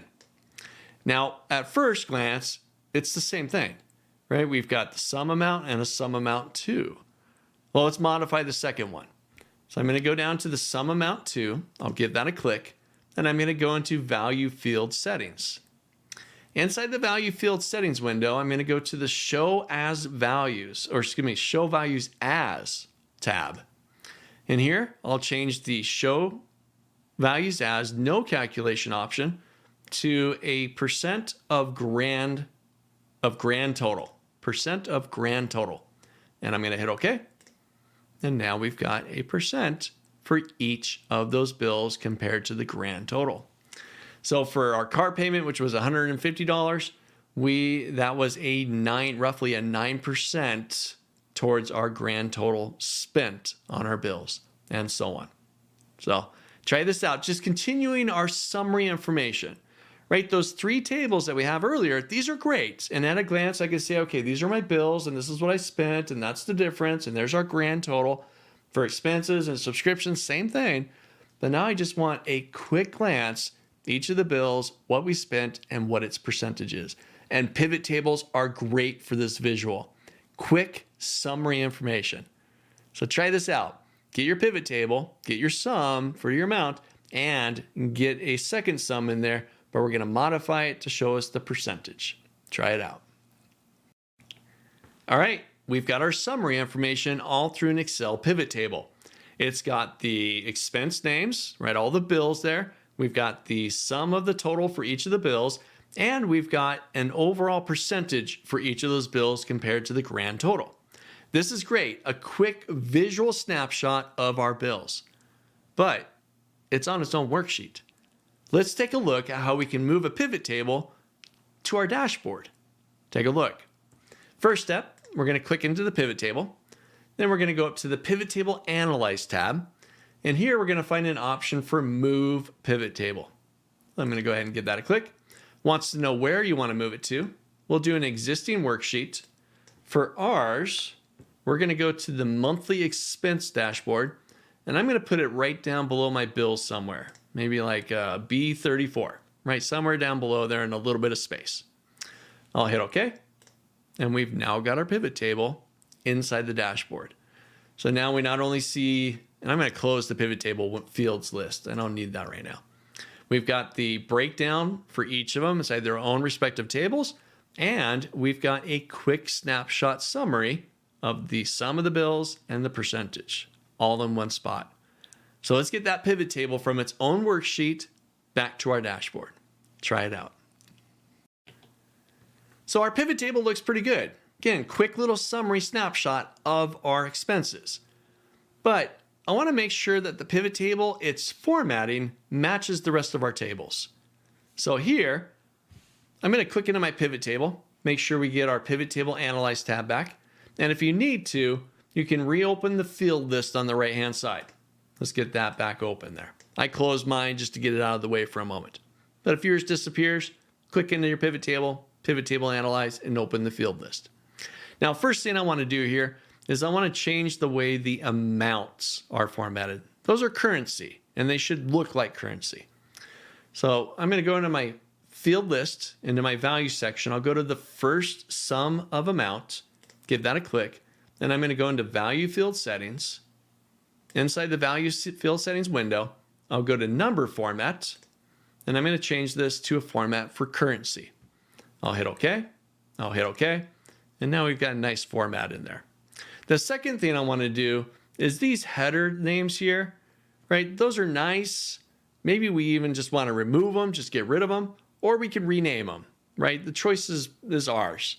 If you want to rename it, for example, the sum of amount to, maybe we want to call that percent instead. I'm going to go over to my field list again. I'll find the sum of amount to, give that a click, value field settings once again. And here I'll change the name. I'll just call it percent. I'll hit OK. And now I've got my percent. Now, here's something that really bugs me about pivot tables. And you may have just noticed it. Okay, because it just bugged me right there. Here, as soon as I changed that name, it shrunk the column automatically, and it shrunk this column as well. So now I got to go up here and I got to increase that size. But watch this. If I change something again, let's say I hop back into here, go back to value fields, and I change this name again. I'll just call it per. Just as an example, per. I'll hit OK, and it just shrunk it again. Hey, this drives me nuts. Drives me nuts. So if I get back into there, I call this percentage or percent. Right, there's my percent, but that column is still narrow inside there. So to change this, I don't want the tables to change formatting everywhere else. To make sure this doesn't happen, I'm going to click into my pivot table, go to the pivot table analyze tab, and I'm going to go into options. Inside the options window, let's see, this is under, I gotta remember where the feature's at. There we go. Underneath the layout and format tab, you've got a check mark in here for auto fit column widths on update. You've also got preserve cell formatting on update. I'm going to turn off the auto fit. I'll hit OK. So if I change this, let's get that set up properly. So now you change something, right? I'll change this back down to per. I'm going to hit OK, and nothing updated. Okay. That's the way it should be, in my opinion. Okay? Especially when you got other data out there. It really should say percentage or percent, but we get the point. So again, that was click into the pivot table, options, go to the layout and format, and you can turn off the auto fit column on update. Okay? Something little, but it just drives me nuts. Now I got to go clean something up. All right, now this is looking pretty good. There's more that we can do with this. Let's see. Here's something else we can do. So the formatting, right? We've got some formatting there with currency. We could change the titles there, but also we want to make sure that the formatting matches the table formatting with the rest of our worksheet. So I'm going to close my field list once again. If I click into my pivot table, go to the design tab, you've got all of the same table formatting that we chose from earlier. So there's my original one that I chose, and I think I'm going to stick with that one. But whatever you like to do, maybe you want the tables to be blue and you want the pivot table summary to be green, right? We can do that. You can mix and match, but there's something to say about consistency as well, right? But totally up to you, whatever you like to do here. Let's do a little bit of formatting on your pivot table. Let's get the currency. Let's change the names if you like. And if you'd like to, you can change the table formatting as well. Try it out. So the last thing we did was build the pivot table to give us a quick summary of our bills and the amount as well as the percentage. That's great, right? Can I consolidate that data down into a single table and we can quickly look at that data. But now I want to make it even more visual. Let's create a chart that'll show off this data in a nice visual format. We're going to create a pie chart. So first step, I'm going to click into the pivot table. Doesn't matter where, just as long as you're in there. I'm now going to go up to my Insert tab, get into the Chart section, and I'm going to go to the Pivot Chart. Now we're going to create a simple pivot table, or excuse me, a simple pie chart based off this pivot table. So I'm going to go to Pie, and I'll grab the simple basic pie chart, and I'll hit OK. All right, and there's our pie chart. Pretty simple. Now, there's a few things I want to change about this. We're going to talk more in depth about formatting within a pie chart or within a chart in general. But for right now, because this is a pivot chart, it's got all these labels for the different sections of the pivot table. I don't like them. They take up space. So I'm going to right click on one of them and I'm going to hide all field buttons on the chart. That'll get rid of them. Everything else gets nice and bigger, a little more legible, a little bit more readable, a little more visual for us, not quite as cluttered.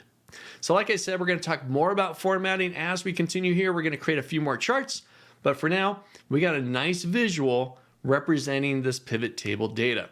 So now, quickly at a glance, I can look and compare the different slices of the pie and make some assumptions. If it's bigger, we're spending more in that area. If it's smaller, we're spending less, and so on. So try this out. Click into your pivot table, go to Insert, Pivot Chart, grab a pie chart, and let's place it on your worksheet. Try it out. I love charts. They're more visual, they're more impactful. It's not just raw black and white text and numeric values, but it's something we can look at and quickly analyze visually. The first chart that we created was a pretty standard chart. It was based on a pivot table, and we just picked pie chart. We were done. It grabbed all the data from the pivot table and we were good to go. We're going to create another chart here, but this one's going to be a little bit more involved. This is going to be a custom chart. We're going to build this one actually from scratch. What we're going to get here is I want to create a column chart that shows me the budget versus the actual for each category. I want to know the difference between how much we spent versus how much we budgeted for bills, and I want to do the same with expenses, right? All inside of one chart. So this is going to be a column chart, but in order for us to create this, because our data is two separate tables, we need to customize it and build it ourselves. Take a look. This is going to be a budget versus actual bar chart. Take a look. So our first step is we need to create actually a chart object. It's not going to have any data in it because we'll customize that. So my first step is I'm going to click someplace empty to place the chart. So off to the right someplace. Sounds good. All right. Once you're out there, we'll go to insert, get into the charts. I'm going to go into the column chart and I'm just going to grab the default 2D column chart. All right. Not much of a chart, right? I mean, we didn't have any data selected. I was out here in an empty cell. So we just got back a blank empty chart. I'm going to move it over there. Maybe I'll resize it here a little bit just in anticipation of dropping the data in there. So now our next step is to identify the data that we want to include in the chart. Now we've got two tables that I'm going to work with. We got the bills and we got the expenses. So I want to see for bills, I want to see the amount, the budgeted amount versus the actual amount. And then I want to do the same thing for expenses. I want to see the budgeted amount versus the actual amount. I want to see those in bars, right, in the columns here. So to do this, blank chart, I'm going to right click on it and I'm going to go down to select data. All right, this will open up our select data source window. Currently empty, right? Nothing going on in here, but we need to create it. So for our legend entries, our series, we're going to go to add. All right, our series name, we're going to call this one budget. We'll start by grabbing the budget values. So I'm going to call this budget. And then for our values, we're going to say equal. And I'm going to go grab the amount, the budgeted amount value here for bills. That should be D31 or wherever your cell was at. And then at the end of that, I'll do a comma. And I'm going to go grab the budgeted amount for expenses. We'll grab that one. So we've got those two in there. I'm going to go ahead and hit OK. All right. So this one here, it's a number 1. We're going to fix that here in a moment. But that represents the budgeted amount for bills. This slightly smaller one represents the budgeted amount for expenses. So that's the budget. But now I want to see the actual for both of these categories. So now I'm going to go to add again for the legend entries. And same thing, but now it's the actual. So actual, we'll wipe out this. I'm going to say equals. I'll grab the actual amount for bills. And then at the end of that, I'll do a comma. And I'm going to grab the actual amount for expenses. I'll hit OK. All right. So now we're starting to see a nice little chart here to show us that difference. Again, more visual, more impactful, quick visual, right? Kind of register eye test. We can see the difference. Now, our x-axis there, those labels aren't very helpful, right? Just a 1 and a 2. I want it to actually say bills versus expenses. So inside the horizontal category axis labels, right now we got the 1 and a 2. I'm going to go to edit and we're going to change this. I'm going to say equals open curly brace. So this is the curly brace, not the square bracket. This would be shift and the curly brace button. Then inside of quotes, I'll say budget, close quote, comma, and then inside of quotes again, I'll say actual.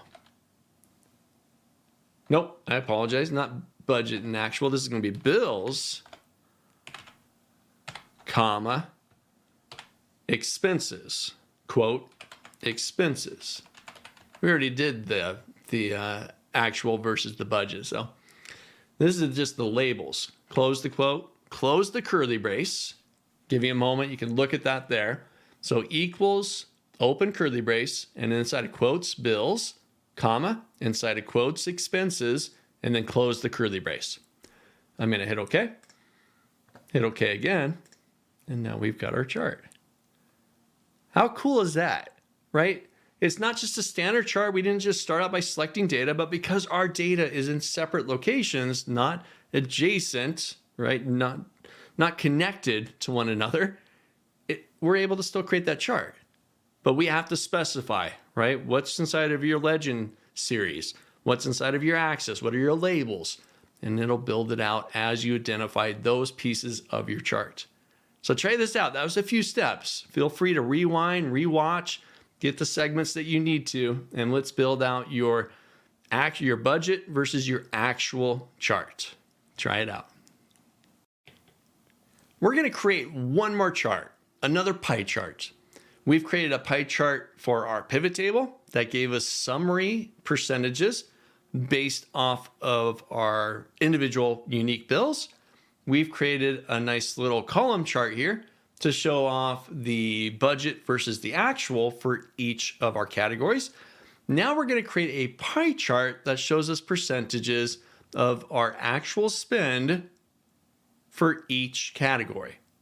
Now, much like our column chart here, it's going to be a custom chart. It's not going to be one where we just select the data, pick the chart, and we're done. So it's going to take a little bit of steps here, but nothing big, very similar to what we did in the prior video. But the idea here is we're going to create a pie chart very similar to this one here, but it's going to use the individual actual spends for each of our 3 categories. All right. So first, let's click someplace empty just so we don't have any data selected. We want our initial chart to be blank, no data source. Then I'm going to go to Insert, Pie Chart, and I'll grab just a standard 2D pie chart. All right, there we go. There's our blank chart. So now we need to identify where our data is at. I'm going to right-click that blank box. I'll go to Select Data. And now I get to specify first what our legend series is. So I'll go to Add. And inside of our series values, we're going to say equals. And I'm going to grab the bills actual amount. And I'm going to do a comma. So that's the first one, comma. Then I'll grab the expenses actual amount, comma. And I'm going to grab the subscriptions actual amount. And we can give this a name. We don't have to, but we can give it a name. We can call this actual. And I'll hit OK. All right. So now we've got our individual slices representing those actual amounts that we've spent for each category, but we got that 1, 2, 3 again. So I want to change that. I want to make sure it says bills, expenses, and subscriptions. So I'm going to go over here to Edit for our horizontal category axis label. And we're going to do that same thing again. We're going to say equals, open curly brace, open quote, and our first one is bills, close quote, comma, open quote. Our next one is expenses, close quote, comma, open quote, and then we got subscriptions. I'm going to abbreviate here. We'll close the quote and we'll close the curly brace. I'll hit OK. And now we've got our labels. I'm going to hit OK to my data source window. And there's a nice little summary for each category, but once again in pie chart form, showing us our overall spending, actual spending for each of those categories. Again, I love charts. They're very visual. At a quick glance, I can start to make some decisions and snap judgments. I don't have to look at raw text and numeric values to be able to make sense of things. But we've got that data, and that data is important, but now we got some visuals off of it. So try this out. Create a pie chart that'll show you the total spent for each of those categories. Try it out. All right, now we've got some tables out there with our raw text and numeric values and some calculations. And now we've got some summary visuals utilizing some charts. A couple of pie charts, a column chart. Dashboard's starting to come together. Now let's do a little bit of formatting. I want to format the charts, add some values, some data labels in there, legends, titles, whatever. Add some more visuals. Now, we do want to be careful at this point that we don't go overboard on the visuals, right? Visuals are great, but if we start adding too much, then it just becomes clutter, becomes noise, right? And then we can become distracted by it. So we do want to be careful, but adding a little bit of formatting does go a long way. Let's take a look.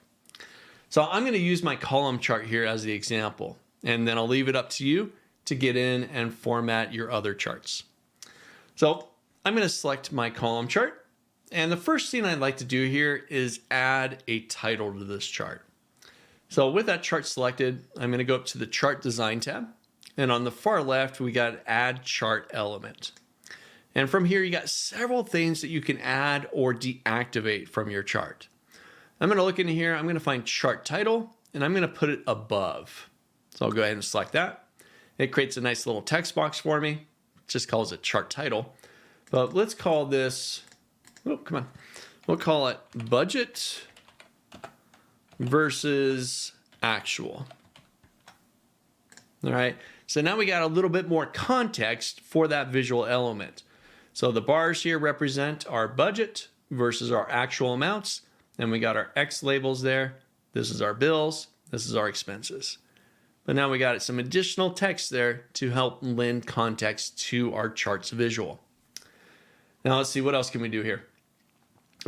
With the chart itself, typically, and this isn't something you have to do, but typically when I build a dashboard element page like this, I like to get rid of these grid lines in the background. I just think that they're noisy. They take up, visual that we don't really need. So I'm going to turn them off. And this is going to lead us to the next thing I want to do with my chart. So to turn off that grid line, I'll go to my View tab, top of my screen, and there's a check mark in here for grid lines. I'll turn that off. Now I've just got this nice, clean environment. But now what I like to do is with my charts, I'm going to remove the border. I really like the way this looks. And this is not absolute. We don't have to do this. This is more of a personal preference. You decide what looks best within your environment. So I'll select the chart. I'm going to go to my Format tab. I'll find the Shape Outline, and I'm going to choose No Outline. If I click away from the chart, just nice seamless graphic inside there, nice seamless visual element. If I could do that with my pie chart, I'll select my pie chart, Format, Shape Outline, and I'll say No Outline. And again, click away. I just love the way it looks. It's kind of just seamless with the rest of the graphics in there. Very cool. All right, so a little bit of formatting, like I said, goes a long way. Adding the title inside of there, removing the border, the grid lines in the back, right? Really, it starts to make those charts start to pop there. Something else we can do, if I select one of the values on the x-axis, so I want those to pop some more. So with that selected, I'll go to my Home tab, and I'm just going to bump up the font size. Maybe I'll go to 12. There we go. It's something small once again, but get those to stand out. Right? Maybe I'll do the same thing with the legend here. I can select the legend, and I can bump up that font size as well. There we go, making it just a little bit bigger for us. All right, now I said I was only going to do the column chart there, but the pie chart, I want to show you something a little more specific to the pie chart. If I select the pie chart, right now there's no values out there. With a column chart, we have your y-axis that shows you roughly where those columns land at within their values. With the pie chart, there's nothing like that. I can hover over it, but that doesn't do anything for me just visually at a quick glance. I got to use my mouse. Well, here with the chart selected, I'll go back to chart design, back to chart element, and I'm going to get into data labels, and I'm going to do a outside end. Now, default, we got some labels out there, but they represent the actual amounts, which is good. That's a good bit of information. But maybe I want the percentages. So here I'm going to select the actual pie. I'll just click once on it. I'm going to go back to chart elements, back to data labels, and I'm going to go into more data label options. This is going to open up my panel on the right-hand side. If it didn't take you directly to it, you want to go to this icon here, your label options, and expand out the label options section. Here, value is checked, which is great. It's great information, but I'm going to uncheck it and I'm going to grab percentage instead. Now, this is again a preference, depends on what you're trying to message here. What visual do you want people to see? Or yourself, in this case, is your personal budget, right? But I like the percentages. It fits within the theme of a pie chart. So, all right. So here's your task. We've done a little bit of formatting. Again, try not to go too overboard with it. We can create some separation between these and resize them and such. But hop down to your other pie chart. Let's do some formatting on that one as well, but I'm going to leave that up to you. So take what we talked about here, experiment, see what else you can do with the pie chart as well, and apply some formatting. In this section, we're going to start out by taking a look at what I'm going to call calculated callouts. Now, you might be familiar with shapes inside of Microsoft Excel, and a type of shape that we have is a callout. Take a look. If I hop up to my Insert tab, there's a section in here called Illustrations. And one of the options in there is shapes. And there are loads of different shapes that we can take advantage of. There are basic shapes, things like rectangles and ovals and triangles and so on. There's arrows, there's equation shapes, there's loads of different shapes that we can use. They're essentially little graphics that you can throw it on your spreadsheet, right? People use the arrows to maybe draw attention to certain elements, kind of highlight areas within a worksheet. You might use a rectangular shape or an oval shape to drop text inside of, but they're essentially just graphics that you can then use inside your spreadsheet. What I'm going to use them as is essentially little boxes that we can put text inside of, but the text isn't going to just be static text. I'm not just going to type the name of the spreadsheet, like monthly budget, something like that. But it's going to have text in combination with the calculation. Something like this right here. This is just a simple shape. Go to your Insert tab, go to Shapes, and grab the rectangle shape. Drop it on your worksheet. The difference here is it contains text and it has a calculation in there. This calculation is summing up the actual values that we have across our 3 different categories of expenses. So we're getting a sum of the actual for bills, the actual for expenses, and the amount for the subscriptions category, all within this little box. I like using these shapes because they're graphical. There's something different than just dropping it into a cell, and you can format them in many different ways with many different types of shapes. Here I just use a basic shape, but like we just saw, back to Insert Shapes, you've got lots of different types of shapes that you can use, and a section that's actually called callouts. These would be like little bubbles that you would see inside of like the Sunday comics, right? With the characters speaking out of their head, that type of thing. So you got all these different types of shapes. You can drop just standard text into them. You can do calculations like we're going to see here, and you can do lots of different formatting with them. Now, for calculations to work inside one of these shapes, you actually have to create the calculation out inside of a cell, like this cell right here. You can see my formula bar. We've got a bit going on inside there. Okay? It's actually just a little bit of text, like total expenses, and then it's got a couple of functions in there that are doing the formatting and the summing, and it's got some concatenating character with a carriage return, or essentially a line break inside of the call out inside of the shape. And then we'll talk some more about that as we create this. But then once you create the calculation in a cell, you then reference that cell inside of the shape. And we'll take a look at how to do that as well. Now, this is just a quick introduction into what we're going to start this section out in. We're going to create a couple of little boxes like this to place some text and some calculated values and do some formatting with the shapes as well. So let's get ready and let's jump in. Now, before we create these calculated callouts or these shapes, I want to create one more table inside of our dashboard. This table is going to represent our income. Right now, everything we've worked with so far deals with money going out, right? Paying bills, our expenses, our subscriptions, whatever the bill happens to be. But we should have an area where we can denote how much we have coming in. That way we know what we're working with and we don't overextend ourselves, overspend. All right, so a simple little table, it's just gonna have 3 little columns inside of it. I'm gonna create this inside of C2. So first my headers. I'm gonna say I have my income or the income name. This could be a paycheck, this could be a side hustle, this could be whatever. Then I'm gonna have a date as to when we receive that income and an amount. All right, so just 3 little column headers there.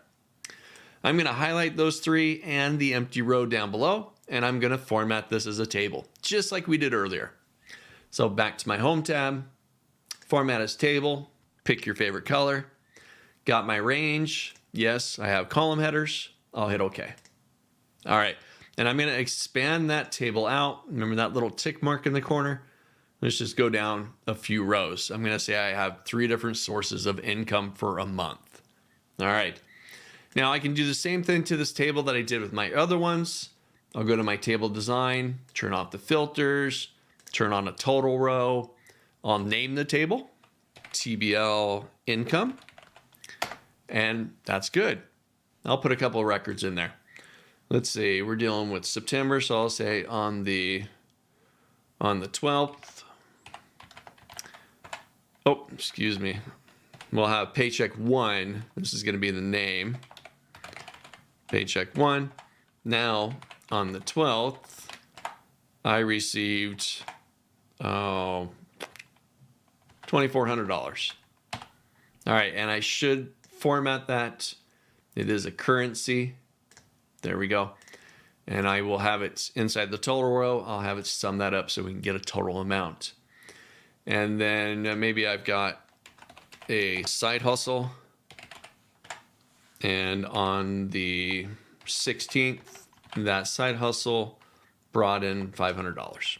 Right, whatever it happens to be. So now we've got a nice little table in there just representing the income that we have coming in.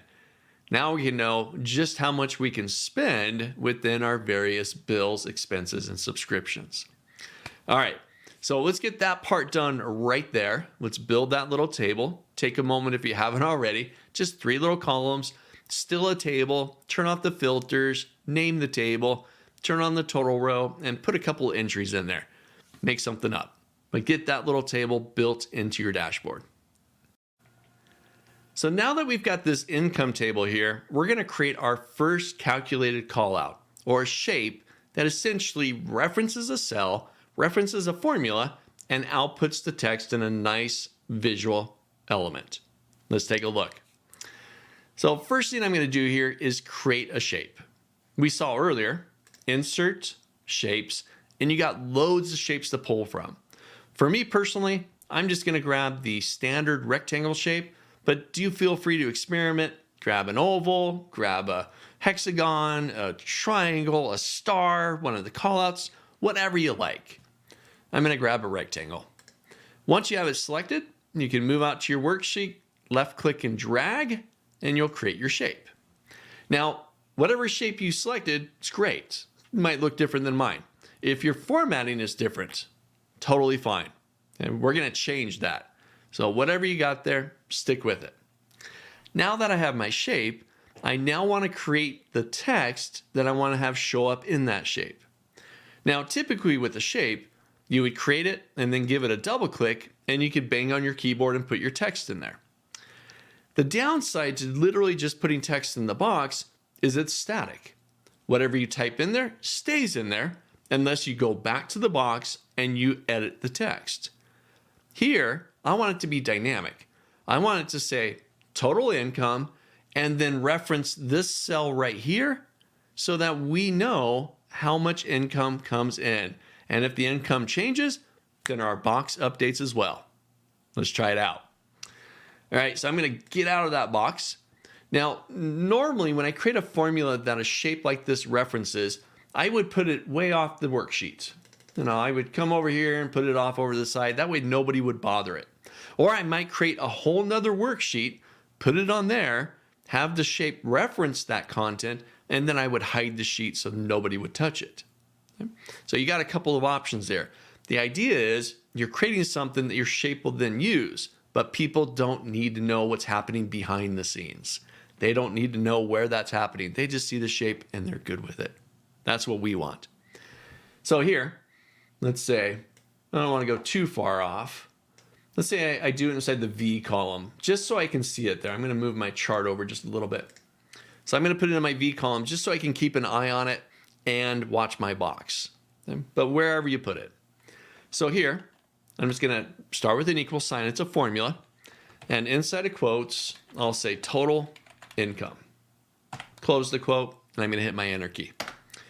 All right, so now we got the total income value there. It doesn't look like much, but I want that text to show up inside this box. So I'll select the box.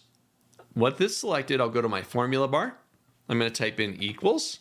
It's really just a formula. And I'm going to go select this cell right here. That's it. Hit my enter key. And now that text shows up inside the box. How cool is that? So now if the text inside of this cell changes, my box would update as well. Let's try it. So I'll go back to the V1, go back to my formula bar. Now I want to combine total income with the actual total income amount. So here, in order for me to combine this text value with a numeric value or a cell reference, I got to bring in the ampersand character. This is your concatenating character. It'll allow you to combine multiple values together. So I got total income, ampersand, and then I'll select this cell right here, my total income. I'm going to hit my enter key, and my box will update. I think that is so cool. We got this more graphical element now that we can then format, change colors, change size, lots of different shapes you can pull from that now references a formula or another cell. Try this out. Create a shape, insert shapes, pick one that you like, draw it out there, create your formula, really simple like I did there, equals total income inside of quotes, ampersand, and reference your total income cell. Then have your box reference that cell. Try it out. All right, I want to take my little call out box there. I want to take it a step further. It's getting there and it's pretty cool, but it doesn't look like much. If you look closely at it, we got total income 2,900. It's just all strung together. So I want to do a little bit of formatting with that text. First off, I want to create a line break. I want to make sure that total income is on its own line and then the dollar amount wraps down to the next line. So I'll go back to my formula, back to the V1 cell there, and I'm going to go to my formula bar. Now, right after the ampersand character, so we got equals, total income, ampersand, I'm going to bring in a function here that creates a line break. The function I'm going to use here is called char or car. I'm going to open up a parentheses and it takes one parameter from us. It wants a number. Now, the number represents what character you want to bring into here. And these are all predefined by Excel within this function. The operation or the character that I want is represented by a number 10. So I'll bring in another number 10. I'm going to close that parentheses and I'm going to put in another ampersand character. So we got total income, combine that ampersand with this function result, char 10, and then combine that ampersand with the table reference for our total income. The number 10 represents a line break. So I'm going to drop that. I'm going to hit enter. And we've now created a line break inside of our text. Total income on one line, 2,900 on the second line. Try this out. You're just going to modify your formula and bring in just this little bit right here. char 10 surrounded by the ampersand characters. Try it out. I want to do something else with this little text box. We got text and numeric value in there, but that numeric value is supposed to be a currency amount. So I want it to be formatted as a proper currency value. I want the dollar sign, I want the thousands comma, I want the decimal. It should look like a currency value. Well, in order to do this, we're going to go back and change something inside of our formula. We're going to apply the text function to format that value in a specific way. Now, before I change that formula, there's a function called text. And in order to format something, you have to know what the format code should look like. In our case, I want a currency format. So before I type this out, let's go take a look at what currency formats look like. So I'm going to select a cell. Doesn't matter where. We're just going to use it as kind of our little guinea pig here. With that cell selected, I'll go to my Home tab. I'm going to go into the Numbers section, and I'm going to hit the little Options button in the corner. Now, if you don't have an Options button, then we can go up into the little currency symbol, a little down arrow, and I'm going to go into More Accounting Formats. This will take us into the same window. What I'm going to do is go down to Custom, and here we can see all sorts of different formatting options to pick from. But they're represented by these characters, like the pound symbol, the zeros, the dollar sign, the comma. We've got a few different ones in there. And I believe if I scroll up here, you're going to see a load of other ones to pick from.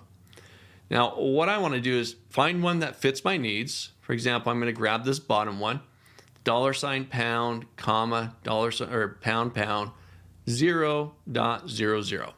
I'm going to choose that one. So I'm just going to highlight that, and I'm going to copy it, and I'll close out of this window. Okay. All right, now back to my V1 cell where I have that formula. So right after the second ampersand, right before the table reference, I'm going to bring in the text function. So I got text, I'm going to open up a parentheses, and the text function takes two parameters, 2 bits of information that it needs. The first thing is the value that you want to format. In this case, it's that reference that we made to the table. At the end of that table reference, I'll do a comma, and then inside of quotes, I'm going to paste in that format that I copied earlier. Dollar sign pound, comma, pound, 0.00 inside of quotes. And that's it. I'll hit my enter key, and we've now formatted it as a currency. So cool. So watch this. If I come up here and I change one of my income amounts, which updates this cell, which then in turn updates this cell, which then updates our total income. So let's say my side hustle, I was wrong there. I actually made $750. Hit my enter key, updated, and updated. Pretty cool. I love these little text boxes because once again, you can format them however you like. For example, I'll select the box. I can go to shape format. Maybe I'll do a shape fill of just white. I like that white and blue theme that I got going on here.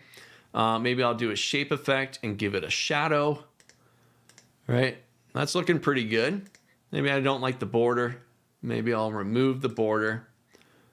Let's do a no outline there. Yeah. And then maybe I'll select the shape and I want to change the alignment. I want stuff to be centered. So on my Home tab, underneath the alignment section, I'll do both the center commands here. And I want to bump up the font size as well. Let's make that a little bit, too big. There we go. And that looks pretty good. And we can move that around. You can change the shape of it, change the formatting, whatever you like here. Try this out. Get your box, create the formula. You can do the return, the line feed, the carriage break inside there. You can do the formatting with the text function. So let's get your total income out there and format it how you like it. Try it out.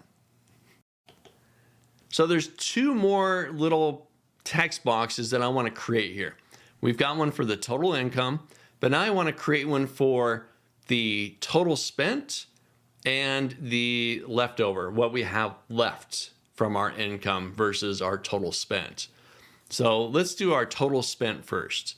Now to make this a little bit simpler, I'm going to select the previous one, just copy it, Control C.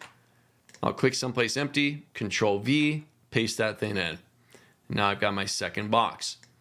Now that box, it's still referencing the same cell. With it selected, I can still see in my formula bar that it's referencing V1. Well, I need a new formula. So I'm going to change that reference from V1 to V2. That way it'll just be the cell directly below it. So now I want to create this box that gives me our total spent, right? What's our actual amount that we've spent across all of our bills? So here, with the box selected, it's already referencing that cell V2. We're good there. Now I'm going to go over to V2 and I'm going to create the formula. So we'll say, first off, inside of quotes, we'll say total spent. Okay, good there. I'm going to scroll over. Actually, I'll just go to my formula bar here at the top. So let's make that a little bit bigger. All right, so total spent. Then I'm going to use an ampersand symbol because I'm going to bring in the char character. Remember the number to be able to create the line break? And we'll say 10. Bring in another ampersand. And here, I want it to give me the total spent across all of the categories. So here, I'll just say sum, open parentheses, and I'm going to grab the total actual for bills. Then I'm going to do a comma, total actual for expenses, comma, and then for subscriptions. I'll close the parentheses, and I'm going to hit my enter key. And there's our total spent. Now, I forgot one function inside there. If I go back to that cell, we need to, right before the sum, we need to bring in that text function. All right? And here we'll do a comma. And then it was, let's see, it was $, pound, comma, pound, pound, 0.00. Close the quote. Close the parentheses. I think I remember that right. And there we go. There's our total spent and a sum of all of our actual spent across our bills. And I want to increase the font size. What did I do? 16 there. So I'll bump this one up to 16 as well. Get that one done. So I just created a copy of the first box, had it reference the next cell down below, and here's our little formula right there. Total spent, combine that with the line break, combine that with the text and sum to get your total expense across all your bills. Try it out. We got one more box we're going to create here. This is going to be for the income left, or what you have left over after your total income and your total spent. So now, let's just copy this one once again. I'll move it over. Let's get things lined up just right. I want to create some equal spacing in there. Actually, I'll show off a tool here in just a moment. Get that spacing just right for us. So now this box is referencing V2. So I'll change that to 3. Just get the next row down below like we did earlier. And I probably don't need that to be too big. And now I want this one to say income left or leftover. And then I want to get the difference between our total income and the total spent. So hop over to our cell here. We'll say equals income left. Yep. And then I'll bring in the ampersand. We'll bring in our line break with the char or car character function and the number 10. We'll bring in another ampersand once again. Now it's going to get a bit different. I need to get our total income reference and then subtract our total spent. So here, just after the second ampersand, I'll grab reference to our total income, and then I'm going to subtract, I'll bring in the minus sign, the sum, open parentheses, of this cell, comma, this cell, comma, this cell. And I'll close that parentheses. And then I want to format it. So we will do just before the table reference there, just after the ampersand symbol, we'll bring the text function back in, open a parentheses, and then at the end, comma, quote, and I'll do that formatting that we did earlier. $, pound, comma, pound, pound, 0.00. Close the quote, close the parentheses. A lot of moving parts inside of this one. That formula is getting quite big. I'm going to hit my enter key, and we've now got the leftover income. So let's bump up. That goes to 16 to match the rest. Oh, wrong one. Let's select that box, bump that up to 16, and that looks pretty good. Yeah. Pretty nice. Again, I love these little boxes just for their visual impact and the ability that we can move them around and do what we like with them. Now, I want to make sure that there's equal spacing between these cells, between these boxes. So if I select each of these boxes and I'm just holding down the control key on my keyboard, just selecting each of them, I'll go to my shape format, and we've got some arrangement commands here. I'm going to go to align, and I'm going to distribute horizontally. And I saw that one move over just really slightly there. But now they look like they got equal spacing. Let's make sure that they're aligned. I'll select them all, go back to my align, and I'm going to say align to the top. Ooh, I don't think anything moved. So I think we're actually looking pretty good there. Yeah? What do you think? Again, I love them. You do so much with them. If you pick different shapes other than a rectangle, great. Do some really fun things with them. Get the formatting and the different types of shapes. So make sure you got all three of them: total income, total spent, and the income left, and get those calculations nailed down and have your boxes reference them.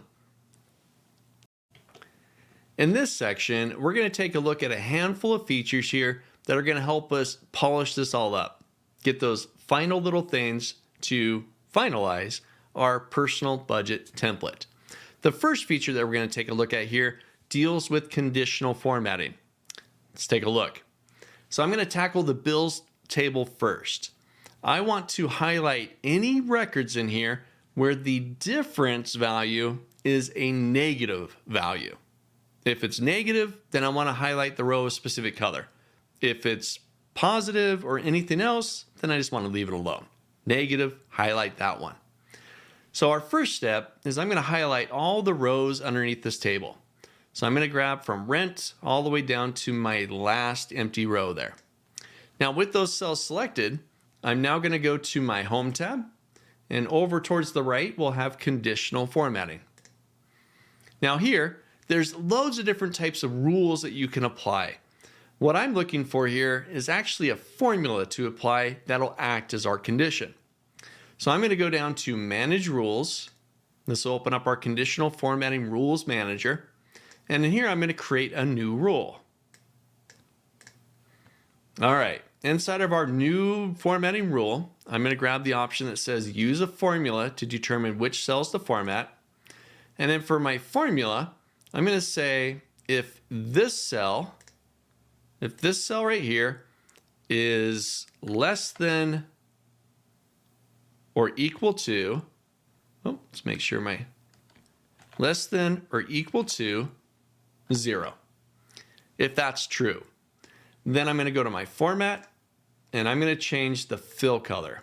Let's see, I'm going to go with this kind of pinky red color here. All right, actually I'll go with orange. Orange and blue, those go good together. And I'll hit OK. So before I continue on here, I need to modify the cell reference. Remember, I selected all of these rows. I don't want to just compare every single row against F14, but I wanted to use a relative reference and go to the specific cell it should for the row that it's on. So I'm going to click into my F14 there, and I'm going to delete the $ next to the row reference, next to the 14. You can leave the $F, that's fine, because the column's not going to change, but I'm going to delete the $ in the 14 reference because the row is going to change. I'll hit OK. I'm going to go ahead and apply. And now anything that is equal to 0 or less, it should have highlighted it. What do you think? Yeah, I think I'm going to change one thing about it. Looking at that now, I think formulas equals F14 less than equal to 0. I think I'm going to do just less than 0 because here I had 0, but I paid the exact amount. So I'll highlight that rule. I'm going to go ahead and edit it. And I'm going to go ahead and remove the equal. We'll just do less than 0. I'll hit OK. apply. And now I'm feeling better about that, right? Only the ones that are actually in the negative have highlighted as orange. I'll hit OK. Click away from that. Pretty cool. If the values change, if this actual went to 45 or less, let's see, that's internet. So I'll go back to my expense tracker. Let's find internet here. I'll put it right at 45. And if I go back to my monthly expense, that has now updated, no longer highlighted. Conditional formatting. So we got the first one. Your assignment now is apply the same rule, but now to this range. If that cell is less than 0, then format it. Try this out. The next feature we're going to take a look at here deals with the overall formatting of the Excel workbook we're working in. Now, as we've been going through and creating tables and shapes and charts, we've been using a default theme, or essentially formatting within the document. Now, when the 2003 version, 2007, earlier on, the Office suite, Microsoft introduced this concept of themes. And themes deal with the overall formatting. Now, what we can do is now change the theme and have it update your entire content. Take a look. So like I said, I chose blue. I've dealt with the default colors for my charts. This is true on my expense tracker as well. Default, I picked the colors. So now I decide I want to change it. Maybe blue is no longer my thing. I want green or orange or purple or whatever. So I'm going to go up to my page layout tab, and the first section on there we have themes. If I go to the little drop down of themes, you've got loads of options to pick from. If I just hover over them, you'll see them change the look and feel of my content, all by just editing or changing the theme. Loads of options to pick from. You pick your favorite colors. I still like the blue one. Maybe I'll end up sticking with that one. Green looks pretty cool. I like that one. Yeah. But you find one that fits. Ooh, I actually like that one. I'm going to go with that one. What was that one? Droplet. Let's grab that one. I'm going to grab Droplet. But you pick it. You get to decide. And it changes everything within the workbook. If I go to my expense tracker, we've updated that content. Yeah, we've updated that content as well. It'll look the same. I like that blue color. All right. So the themes, page layout, themes, and you got loads of options. Now I do want to point something out here. If you find that some area of your document actually didn't change, when you apply formatting, let's say to the background or to the font, as long as you stick within these theme colors, those will update based on the theme you choose. But if you pick from a standard color, those are standard. Those will not change no matter what theme you switch to. These are the standard colors that come in every copy of Microsoft Excel since I can remember. So stick with the themes. That way you can update on the fly, get new colors. Maybe do a different color for every month. I don't know. Could be cool. Try it out though. Go to your page layout tab and try changing your theme. Now, one more thing here to put a little bit more polish on this workbook or these worksheets. We've got a couple of columns that have helped us out, but we don't want to display them to the users. So I want to hide those columns. For example, on the monthly expense dashboard, we created those 3 boxes, right? Those 3 shapes to create some dynamic content and a nice visual. Well, in order to do that, we use the V column to set up the formulas and then had those boxes reference those cells. But users shouldn't see that.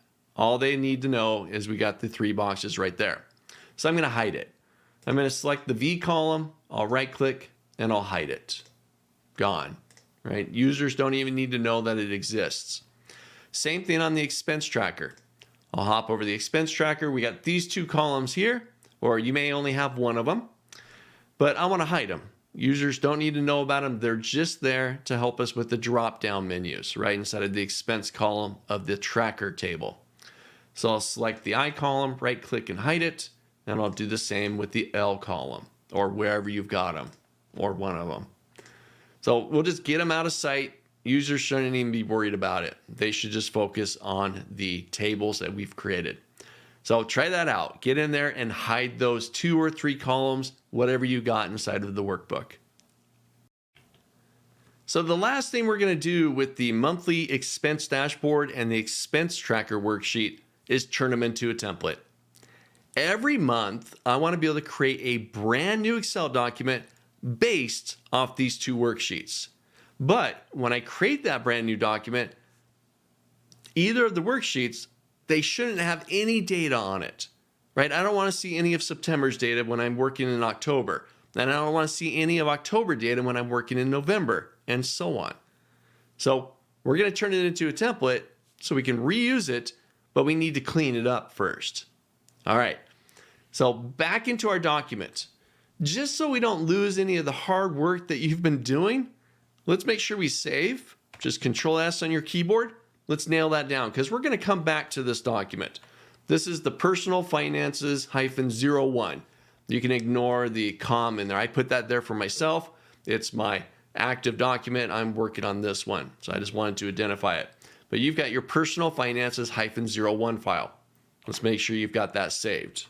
Control S. All right, now that we've saved that, we're going to create a copy of this file that we'll then use as our template. So I'm going to go to my File tab, and I'm going to go down to Save a Copy. Now, just FYI, on my copy of Excel, I have the autosave feature turned on. That's why mine says Save a Copy. If you don't see Save a Copy, you probably don't have autosave, or at least it's not turned on. So you'll see Save As. Either option is going to work for what we're doing here. So now I'm going to change the file name. I'm going to call it temp-personal finances-01, and you can do the same. And more importantly, I'm going to change the file type. Right now I'm working with an Excel workbook, the most common type of file you'll work with inside of Excel. But I'm going to change that from the standard Excel workbook to an Excel template, .xltx. So save it as a template. That's what we want there. All right, let's see. Now, I'm noticing something here. It's happening on my system. It might be happening on yours. It may not be. Typically, when you change the file type to a template, Excel automatically changes your path, your file path, to a template folder. Mine didn't do that. It's still looking at my Excel personal finances folder exercise files. And that's not where I want to save the template. We shouldn't want to save it there. We want to save it inside of the Office templates folder so it's easy to find and create new documents based off of that template. So I can see here that, oh, we recommend another folder for the type of file you've selected. Great. If you see that, hit the Go to Recommended folder. If you don't see that, it may have already done it. So you can look at the path, and it should look something like this. I'm going to go ahead and hit the Go to Recommended folder. It should be your Documents Custom Office Templates folder. That's what we want. So I'm going to make sure we got our temp file, Personal Finances -01. It's an Excel template, and I'll save it. All right. Auto saves to your changes, saves your changes as you make them. Okay, great. Got it. This workbook contains external data. I can't think of where it contains external data. We didn't do anything externally, but let's see. Do you want Microsoft Excel to clear the data before saving the template and then automatically refresh the data? All right, yes, that probably deals with the pivot table that we created. So I'm going to go ahead and say yes.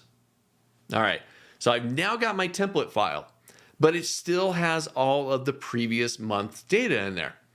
So on the monthly expense dashboard, I'm going to clean it up, get it ready to be a true template here. I'm going to delete out the income data. So the income name, the date, the amounts. Inside of the bills, I'm going to get rid of I'm just going to get rid of the dates. That's it. I'm imagining that each month will have roughly the same bills. So to save me time, I'll keep the bill names in there. And I'm going to do the same with the expenses. I'll delete out the budget column. Let's just get rid of those values. Subscriptions is good. All right, let's see. I'm going to go to the expense tracker worksheet, and I'm going to delete out all the records from this table. We shouldn't have anything in there because the next month we want a nice clean tracker ready for us to put in that month's data. I'll go back to my monthly expense dashboard, and I'm going to refresh the pivot table because that should be empty. So I'll click into there, go to the Analyze tab, and I'll refresh. All right, nothing in there. Boop. Good. All right, so I've still got amounts inside of here because those are left over from the previous month. But once again, save me some time. I could delete them out. Maybe I'll do that. I'll delete them. Kind of a preference. If you figure that each time rent's always going to be the same, internet's always going to be the same, you could keep them, but I'll get rid of them just to clean it all up here. So now we've got a nice fresh document, right, with a little bit of data in there, but just stuff to help me out, ready for the next month. So I'm going to make sure I save this. Control S. All right, once again, that external data, yes, I want to do that. And now I'm going to close it because I'm going to create a brand new document based off of this template, ready for the next month. So I'll close this, File, Close. Great. So now I'm going to create a new document based off of that template. So if you need to reopen Excel, go ahead and do that. Then you'll go to your File tab, New, and we should now have an Office template as well as a Personal template. Personal showed up because we saved our template to the folder, the Office Templates folder on our computer. So I'll select Personal, and there it is. Temp Personal Finances -01. I'm going to go ahead and select that. Creates a new document.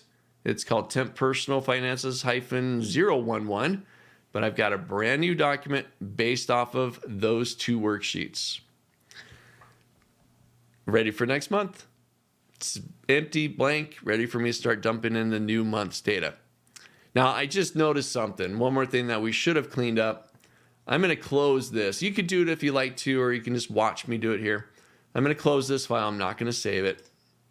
But I am going to go back to File and Open, and I'm going to open my template file. This is the one that's inside of my custom Office templates. I need to modify something about the template. Our template should only have the expense tracker and the monthly expense dashboard. That's it. So I'm going to get rid of this sheet 2 that I think was left over from our pivot table. I'll delete that. I'm going to delete out the payment calculator.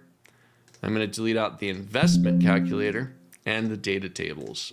Just get rid of those. We'll talk about those later. They're still inside of our original file, so we'll go back to that one when we get to that point, but they shouldn't be inside the template. So once again, I'll save that. Yes, I want to clear it. I'm going to close it, File, Close. And now I'm going to create a new document based off of that template. So I'll go back to File, New, go to my Personal again, and I'll grab my Personal Finances template. And there it is. Only those two worksheets ready for me to put my data in. So I could start dropping in additional bills. I could start doing the due dates, the amounts, and so on. Then I can hop over to the expense tracker. Let's say we've got the rent. And this, I paid this one on, let's see, we're now inside of October. So I'll say 10/1/2023, 900. This was October rent, and so on. As I'm entering records there, we'll start to see our document come to life. So I could drop in my income here. We'll say paycheck. And I received that one on the 12th. And it was for $2,400. All right, there we are. We're starting to come to life here. Our pivot table, we've got data. So now I can refresh that and start to get that new data. Let's see, let's go back to my expense tracker. Let's see, I spend some money on food. Then I did this on the 6th. I spent $300. And once again, back to my worksheet here. And I'm starting to see the data come to life. I'll refresh the pivot table again. There's my food. There's my chart, my bills versus actual. I don't have any actual or budgeted data inside there. So let's say this is due on the 6th, by the 6th for $900. And we're now starting to populate that data. I'll budget 500 for food, and my nice little dashboard here is starting to come to life with my next month's data. So try this out. It's a template. You save your original document, get it all set up, right? Hide the stuff that users don't need to see, delete out the data that shouldn't be in there, and save it as a template. The next time you want to use it, file new, grab your template, and you're good to go. Try it out. All right, so we've got our dashboard created, we got our expense tracker created, and we've saved it as a template. So now every month you could do a file new and create a brand new document for that month based off the template that we just created. All right, start to get our expenses under control and start to understand really where our money's going. We could track it all right there. All right, we're gonna switch gears. In this section, we're gonna talk still about our finances, but we're gonna talk about two functions inside of Excel that are gonna help us when we go to take out a loan and as we perform investments. Let's take a look at the first one. We're gonna talk about loan payments through Microsoft Excel. So let's get back into our original file. Let's get back into that personal finances -01. You can ignore that right there. Find that file, you can do file, open, and it should be in your recent list. But let's get back there. All right, once you have that file open, let's go into the loan payment calculator. Now I've created a couple of simple little tables here for us to work with. We've got the loan calculator section where we've got an amount for the loan, an interest rate for the loan, the number of payments, and the monthly payment field.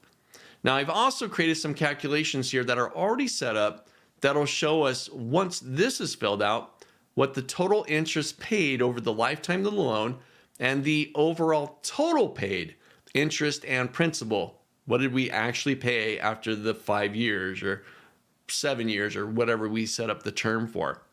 Off to the right, we've got a table that's going to break it down for each payment so you can see exactly what is happening. All right. So first off, amount. Let's just imagine, right? Some loan here. I'm going to say I'm out going to purchase a new car and I'm going to spend $32,000 on that car.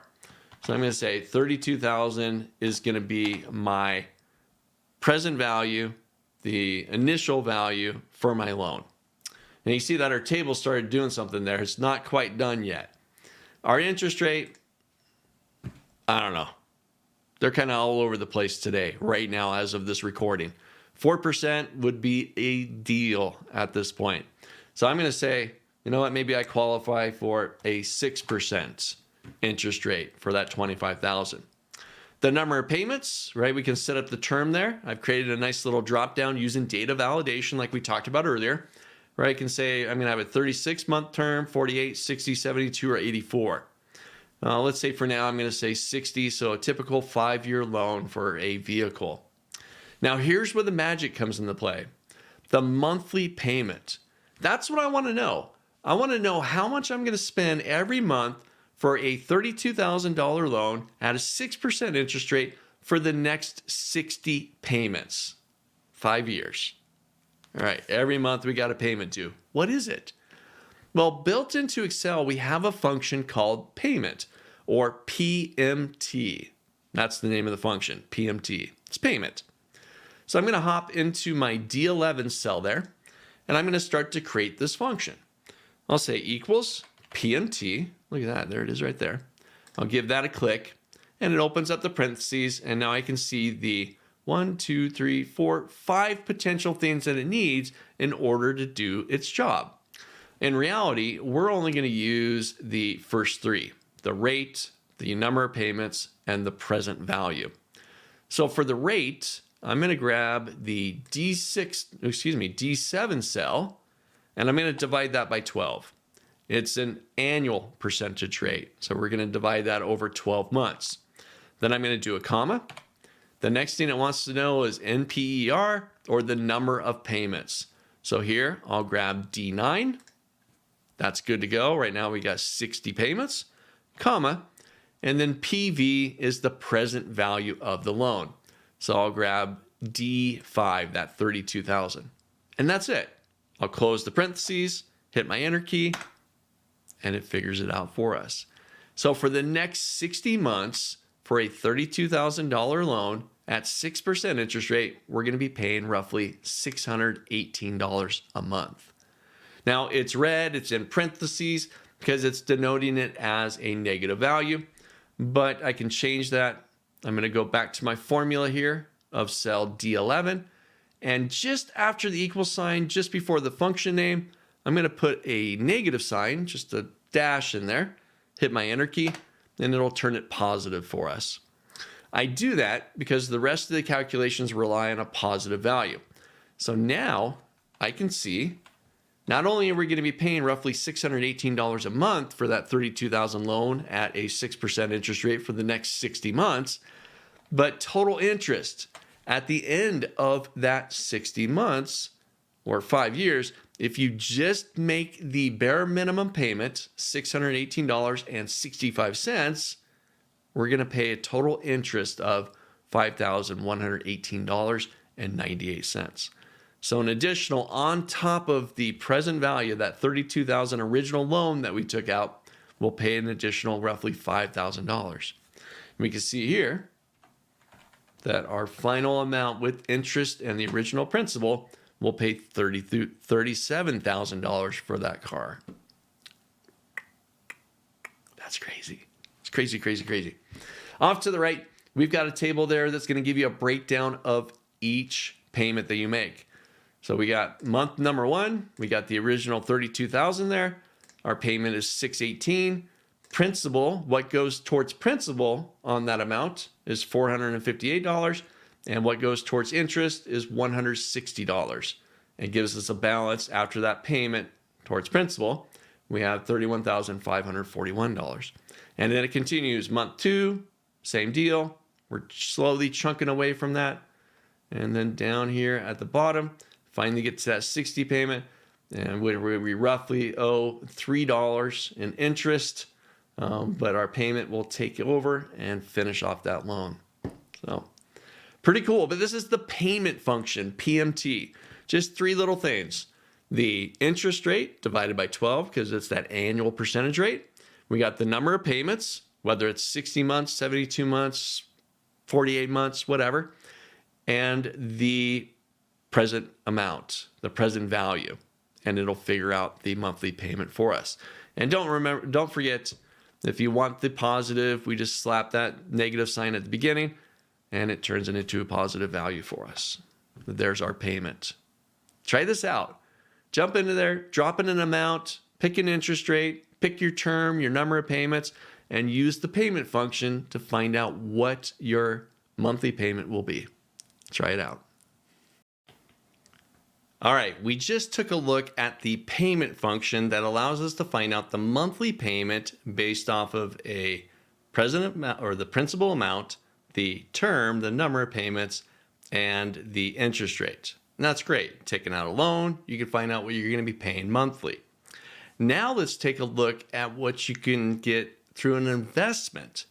If I set up an initial amount that I have to invest, I've got an average interest rate that I anticipate making throughout the years over a set number of years. I've got the term, how long my investment's going to grow for. It's going to be 5 years, 10 years, 20 years, whatever. And I can find out what I may end up with at the end of that time. This is called the future value function, or FV. Let's take a look. So I've moved over to the next worksheet. I'm on the investment calculator worksheet, and it's got a few little fields for us. We need to set up the initial amount that we have. So imagine I'm just bright-eyed, bushy-tail out of college. I got my first job, and I've got a little bit of money that I can now start to invest, start as my initial amount. Then every month, I'm going to contribute additional money towards that investment. So first off, got my initial amount. Let's say I got $100. That's what I got. I'm going to take that $100, then I'm going to throw it at the market, right? Throw it into a 401k, or I'm going to throw it into a high yield savings account or a CD or wherever I'm going to invest this at. So I've got the initial 100. Now, depending on where you're placing this money, interest rates are going to fluctuate, right? If I throw it into the stock market, they may range from a high value, 10 plus. They may go down to a very low value. Okay, so that's going to be kind of all over the place. But an average return might be something around 7, 8, 9% over the lifetime of your investment.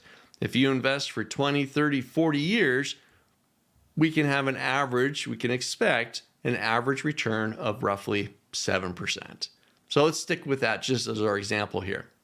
We get to set up the term, how long this is going to last. How long is our investment going to go for?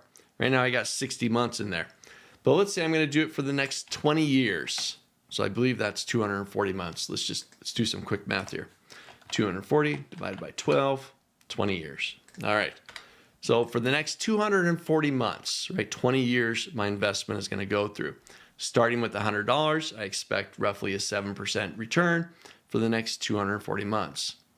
Now, every month, I want to continue to contribute money to the investment. So let's say every month I'm going to put $100 in there. Okay. So now here comes the magic. I can currently see, I got a little formula down here that tells me that if that's all I do right there, that's it. I've contributed $24,100. That's just me with my initial amount, adding $100 every month for the next 240 months. I've got roughly $24,000. Now, but I'm putting it into an account that should be getting interest on top of my money. So here's the magic. Inside of cell D13, I'm going to create a function utilizing the FV function. So I'll say equals. I'm going to use a minus sign next because remember it's going to come out negative just like the payment. So I'll do the negative sign. I'll do FV open parentheses. So here's our FV or future value function. It's got 1, 2, 3, 4, 5 things that it wants from us. We're going to use 4 of them. So the first thing it wants to know is the rate. So I'll grab D7. I'll divide that by 12, comma. Wants to know the number of payments. We got our 240 or 20 years later, comma. Wants to know the payment, how much you're going to make each month.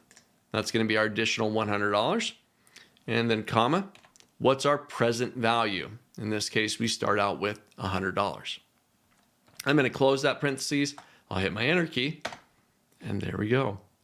So starting out with $100 at a expected 7% return for the next 240 months, if I continue to add $100 every month, we will end up with $52,496 at the end of that 20 years.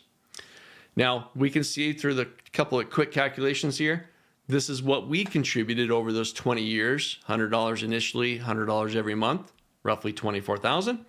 But then with the 7% return over those 240 months, we can expect somewhere around $28,000 in interest on top of our money for a grand total of roughly $52,000. That's pretty good. That's pretty good. The next 20 years. Well, what if I did this for longer? Let's see, we got 20 years inside there. What if I do it for 25 years? So 240 is 20. We add 5 more years to that. 60 months is 5 years. So the 300, right? 25 years. Whoop. All right, what just happened there? We just went up. Was that roughly $30,000? We're now contributing $30,100 initially with 100, every month putting $100 additional. We've now racked up $51,000 in interest and contributed roughly $30,000 for 25 years. What if I go 30 years? Right? So this is going to be 360. I'll hit my enter key. Ooh, look at that. This is just initial $100 every month for the next 360 months. That's 30 years, right? What's the standard age range for working, right? If I start working in my 20s somewhere, let's say I start working full-time job at 24.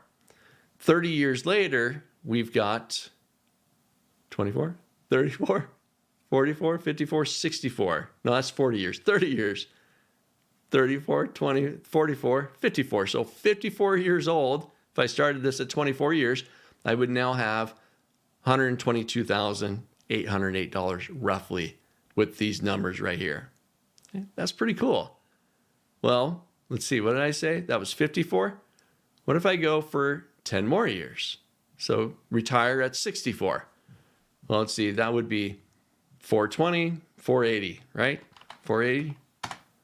Now I've got $264, $112. Let's just make sure my math is correct here. 480 divided by 12, 40 years. So if I do this consistently for 40 years, that's what my numbers could potentially look like.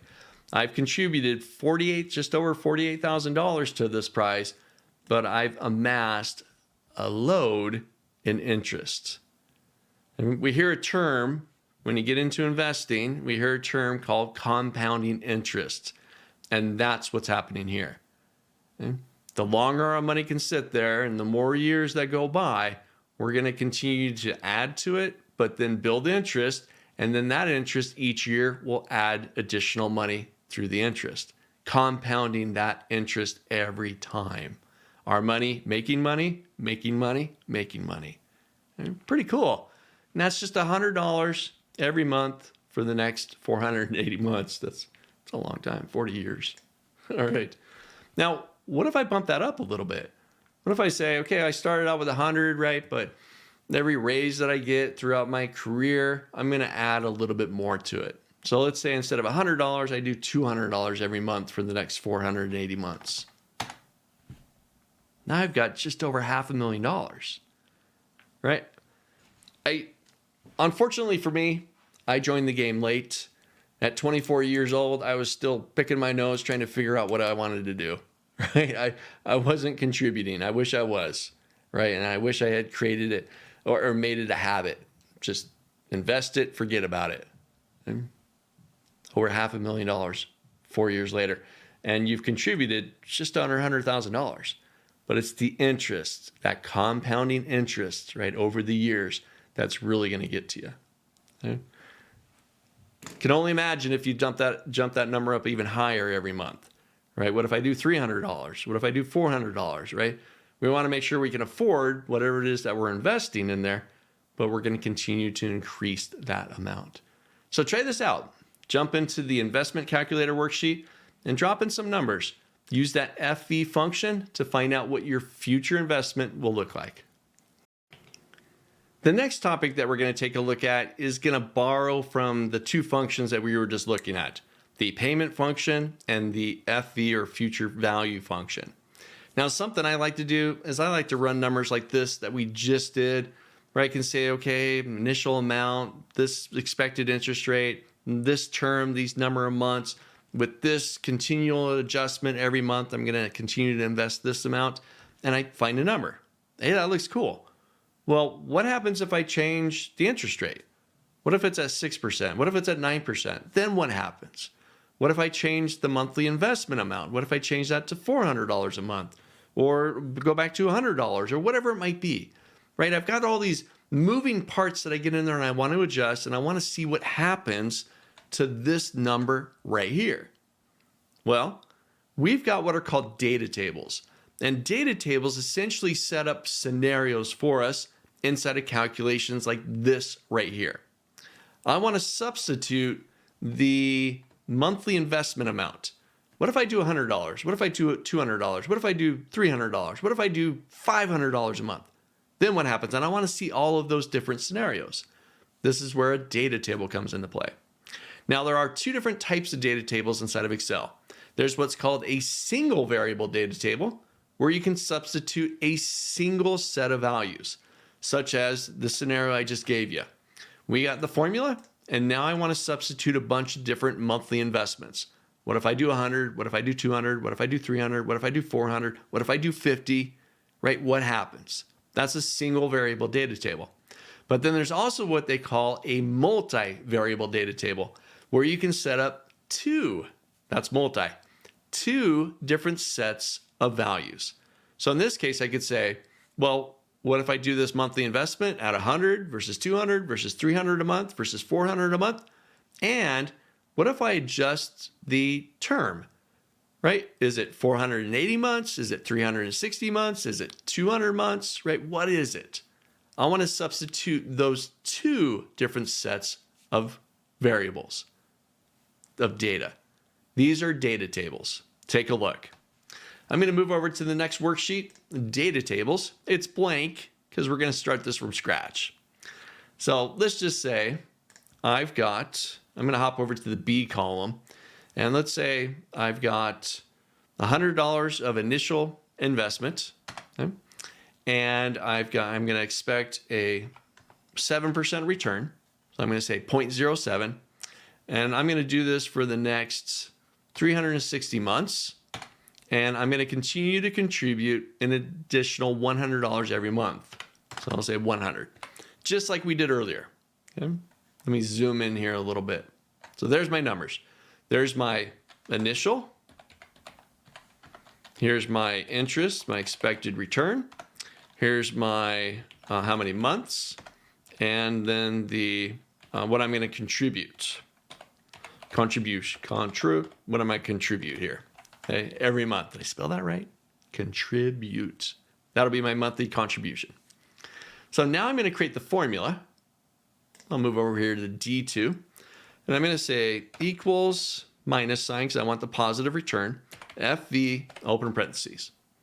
So now I'm going to grab the rate. We'll divide that by 12, comma. The number of payments, 360, comma. Payment, $100 every month, comma. And my present value is $100. I'll close the parentheses, I'll hit my enter key, and roughly $122,000 I'll get back at the end of that investment, 360 months later. What is that? Let's do some quick math here. 360 divided by 12, 30 years later. All right. So now, like I said, I want to see what happens if I change the monthly contribution. What if I do $100 or $200 or $300 or $400, right? Every month. How does that change this number right here? Well, I could sit here and just change it, right? 100. Well, let's do 200 and I can see the change. No, let's try 300, right? And I can see the change. But unfortunately, now it's like, oh, wait, what was it before? How much did it increase? What's happening here? What was it at 200? What was it at 100? And then I got to go back in there and change it. What was it at 100? What was it at 200? Right? And I'm making those adjustments. Instead of that, we're going to create a single variable data table that'll do this for us. All right. I'm going to move this formula over just one cell. I'm just going to drag it over. And here's why. In order to set up a single variable data table, it has to be set up a very specific way. We got the formula. That's good. In the column to the left, down one cell, I'm leaving that cell empty there. Right here, I'm going to put in the list of values that I want to substitute. So I'll say 100 versus 200 versus 300, 400. Maybe I can do 500 a month. I don't know. But I want to see what the numbers look like for all of these. I'm going to substitute these values into this spot right here, the contribute portion of our formula. So remember this formula, it references all these cells. Our data table is just going to take this list right here and substitute each of them into that section where we're going to contribute. So next step, we've got the data table set up. Now I'm going to select that little table there. I'm now going to go to my data tab. I'm going to go to what if analysis, and I'm going to grab data table. All right. So now for our data table, it has a row input cell and a column input cell. Essentially, it wants to know where you're going to take these values right here and where you're going to input them over here. So for us, we got a column of substitutions of alternative monthly contributions. It's in a column format. I'm going to go to my column input cell and I'm going to grab the B5 cell, which this formula references. I'll hit OK. And there's my values. Let's just format that to make it easier to read here. Home, turn on that currency, and there we go. So at $100, right? We're making $122,000 roughly. At $200 a month, we're going to make, at the end of the investment, $244,000. With $300, we got $366,000. For $400, we got $488,000. If I was able to do $500, we got $610,000 at the end of the 30 years with an initial investment of $100 at a 7% return. This is a data table. It's going to save you time. You don't have to monkey around with the values, changing them and remembering and changing and remembering them. You set up the data table, start with the formula, start next with your list of alternative values, select it, data, what if, data table, and you'll set up, in this case, your column input cell. Ours going to take this column of values and replace it or input it here, and it calculates it all for us. Very cool. Now, let's take it a step further. What if I want two different sets of variables? I not only want to do the months, but I want to be able to talk about I not only want to do the contribution for the months, but I also want to see the difference in the months. What if it's 200 versus 360 versus 420 versus 480 and so on? What happens then? Well, same idea, but the data table set up a little bit differently. This time, I'm going to create the formula right here. Same exact formula. So here's our rate divided by 12. Here's our number of payments. Here's our payment amount. And here's our present value. All right, same return, same formula. But this time, directly below that, I'm going to set up one set of variables. This will be the dollar amount, my contribution every month. So I'll just put a few of them in there. All right, that's the first one. The next one, the second set of variables, is going to go into the row to the right of the formula. This will be the months. So let's say I do 200 months versus 360 versus 480 versus, I don't know, versus what's 60 there? That's 30. 540, is that right? All right, and so on, all right? So this is very specific. You have to set up a multivariable table just like this. We got the formula in the corner, one list of values, substitutions down below, and the other list of substitutions just to the right of that formula. So now, just like before, we'll select that list. We'll then go back to data, what if, data table, and we're going to set up both the row input and the column input. So for column input, that's going to be these guys right here. That's going to get substituted right here. That's what our formula references. For the row, which are these guys right here, that's going to be the months. You ready for this? I'm going to hit OK. And there's our values. Let me just format this to make it easier to read. There we go. So for the next 200 months, $100 a month, we would have $38,000. For the next 480 months at $400 a month, we would have just over $1 million. That's pretty nice. Whew. Nice little table, builds it all out for us. What do you think of that? Single variable data table versus a multi-variable data table. Save you time with all sorts of scenarios. No longer are we getting in there and adjusting numbers and seeing what happens to the formula. It does it all for us. Try this out. Just hop over to the blank worksheet data tables, create your initial values, and try out the single and the multi-variable data table. All right, once again, congratulations on completing the course. I'm going to drop a little present right here for you. I've got the completed file that I built out as we went through the various lectures here, and I'm going to place it right here inside this lecture. Look for the resources button and you can download the completed version of the workbook. This is the one that I worked on. So if you want to use it as a reference, you want to use it as your template, you want to get in there and mess around with the payment calculator or the investment calculator, whatever, I've created it. This is the exact file that I created working through the lectures of this course. So once again, congratulations. And if you like, you can download it attached to this lecture right here. I'll see you in the next course. Hey everyone, welcome to the course and thanks so much for joining. To kick us off, I'm going to take a minute to talk about exactly how this course is structured and what you can expect to learn along the way. My teaching style involves using a combination of slides to illustrate key concepts and screencast demos to show you how to apply those concepts to real data in Excel. Now in the course resources, you'll find a PDF download with over 100 slides of resource materials, all of which I'll be walking through during the course. These are now yours to download and print if you'd like to follow along from home, or just to have on hand when you need a refresher. You'll also find the data files that we'll be using for our course project, as well as a completed workbook to reference in case you get stuck. Now, throughout the course, you'll find quizzes to wrap up each section, plus homework exercises to reinforce key concepts and give you an opportunity to actually apply the skills that you've learned.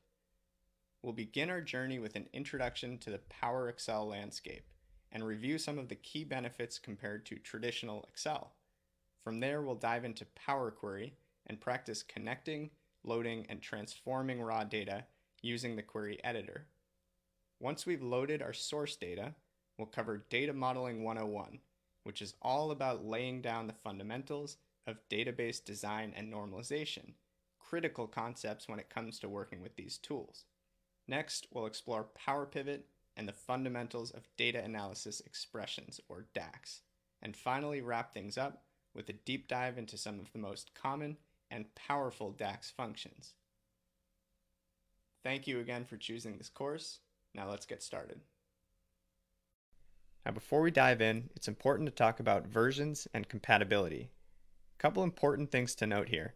Power Pivot is currently not available for Mac, and it's only available in certain versions of Excel for Windows. So first things first, if you want to see a full current list of compatible versions, check out support.office.com. I'm showing you a full link here with a shortcode version, or you can simply Google "where is Power Pivot" and you'll land at this page here. And this site lays out all of the versions of Office and Excel that contain Power Pivot and these other business intelligence tools. So take a look, make sure that your version is compatible before you go on with the course. Now a few other quick considerations. Number one, Power Pivot does work best with a 64-bit version of Excel. Now it's not critical, you can run Power Pivot with a 32-bit version of Excel. It's just that 64-bit has access to more processing power and more memory, so it's a bit faster and a bit more stable. If you are planning to make the upgrade to 64-bit, make sure that you're running a 64-bit operating system and that you've updated Office to the 64-bit version as well. One thing about Power Pivot is that the menus, features, and tools have all evolved considerably over time, especially since it was first introduced in 2010. So what that means is that what you see on your screen may and often will differ slightly from what you see on mine. But that said, the fundamental skills and the concepts that we're covering are universally applicable. And then finally, even if you do have a compatible version of Excel, keep in mind that you may need to enable the Power Pivot and/or the Power Query plugins to access some of the tools that we'll be using in this course. And you can access those add-ins through the File Options Add-ins menu under the Manage COM Add-ins section. So let me show you exactly what that looks like in Excel. So when you're in the Excel interface, if you have a compatible version, but you don't see this Power Pivot tab, what you can do is head to File, go all the way down to Options, and under the Add-ins tab here on the left, you'll see a Manage drop-down at the bottom where you can select COM Add-ins and press Go, and you should see Power Pivot listed right there. Microsoft Power Pivot for Excel. You can check that box and press OK, and you should see the tab populate right away. Now, last thing I'll point out here, if you go into your File menu and drop down to Account, this is where you can see exactly what version of Office or Excel that you're running.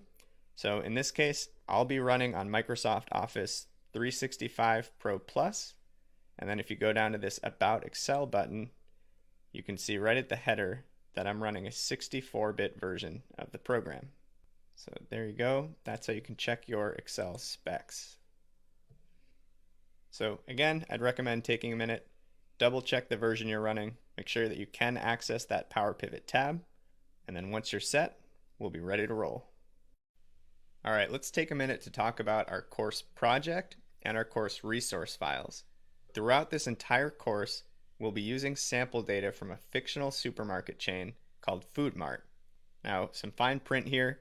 This data is fake. It's provided by Microsoft. So when we talk about trends and insights and patterns, it's all just purely for educational purposes. So keep that in mind. That said, it's a great, really rich data set. In addition to daily transactional records over a 2-year period from 1997 through 1998, our data set's going to include information about products, about customers, stores, and regions. And all of the files that we'll be working with are available for download in the course resources section of the course dashboard. So quick preview, here's a little bit of a snapshot of some of the tables we're going to be working with for this Food Mart project. We're going to have 2 different data tables with transaction data and return data, and then 5 different lookup tables with some really interesting dimensions and attributes about different types of customers, different products and brands, store locations and types. A lot of really good stuff here. So go ahead to your dashboard, grab those files, and let's get ready to roll. Last bit of housekeeping before we dive in. Just want to set some expectations for the course. Again, I'm on Excel 2016 365 Pro Plus, so what you see on your screen may differ a little bit from what I'm showing on mine, and that's especially true if you're using the 2010 plugin version or a 2013 copy. Number 2, this course is really designed to get you up and running with Excel's BI tools. So the goal of this course is to provide you with a deep, solid, foundational understanding of Power Query, Power Pivot, and DAX. So I might simplify a few concepts along the way to make them easier to teach and for you to grasp, and we may pass over some of the more advanced tools. Number 3, these tools are incredibly powerful, but to be honest, they can still be a little bit buggy sometimes. Excel uses a ton of processing power, so it helps to close other workbooks and applications while you're working on the data model for the course. And of course, this should go without saying, but save early and often, and especially save new backup versions every once in a while, because if you do hit a crash, it's always helpful to have a recent version to work from. And then number 4, when things do get challenging, and there will be moments where it does get challenging, remember that I'm here to help you. If you feel stuck, remember you can always pause and rewatch these videos. You've got lifetime access. In fact, I would be shocked if you went through the course one time and fully grasped every concept. So don't feel bad if you need to kind of go back, revisit some lectures. A lot of this stuff is like muscle memory, so when you're feeling a little rusty, just jump back and give yourself a little refresher. And if you still need support, keep in mind you can always post to the course Q&A section, or you can message me directly, and I'd be happy to talk you through it. All right, let's kick things off by taking a look at the Power Excel workflow. Now, when I talk about Power Excel, I'm referring to Excel's business intelligence tools. It's a whole suite of tools, all of which are available directly inside of Excel, provided that you have a compatible version. So the great thing about those tools, and the great thing about this course, is that you don't need any additional software or tools to do some really powerful things.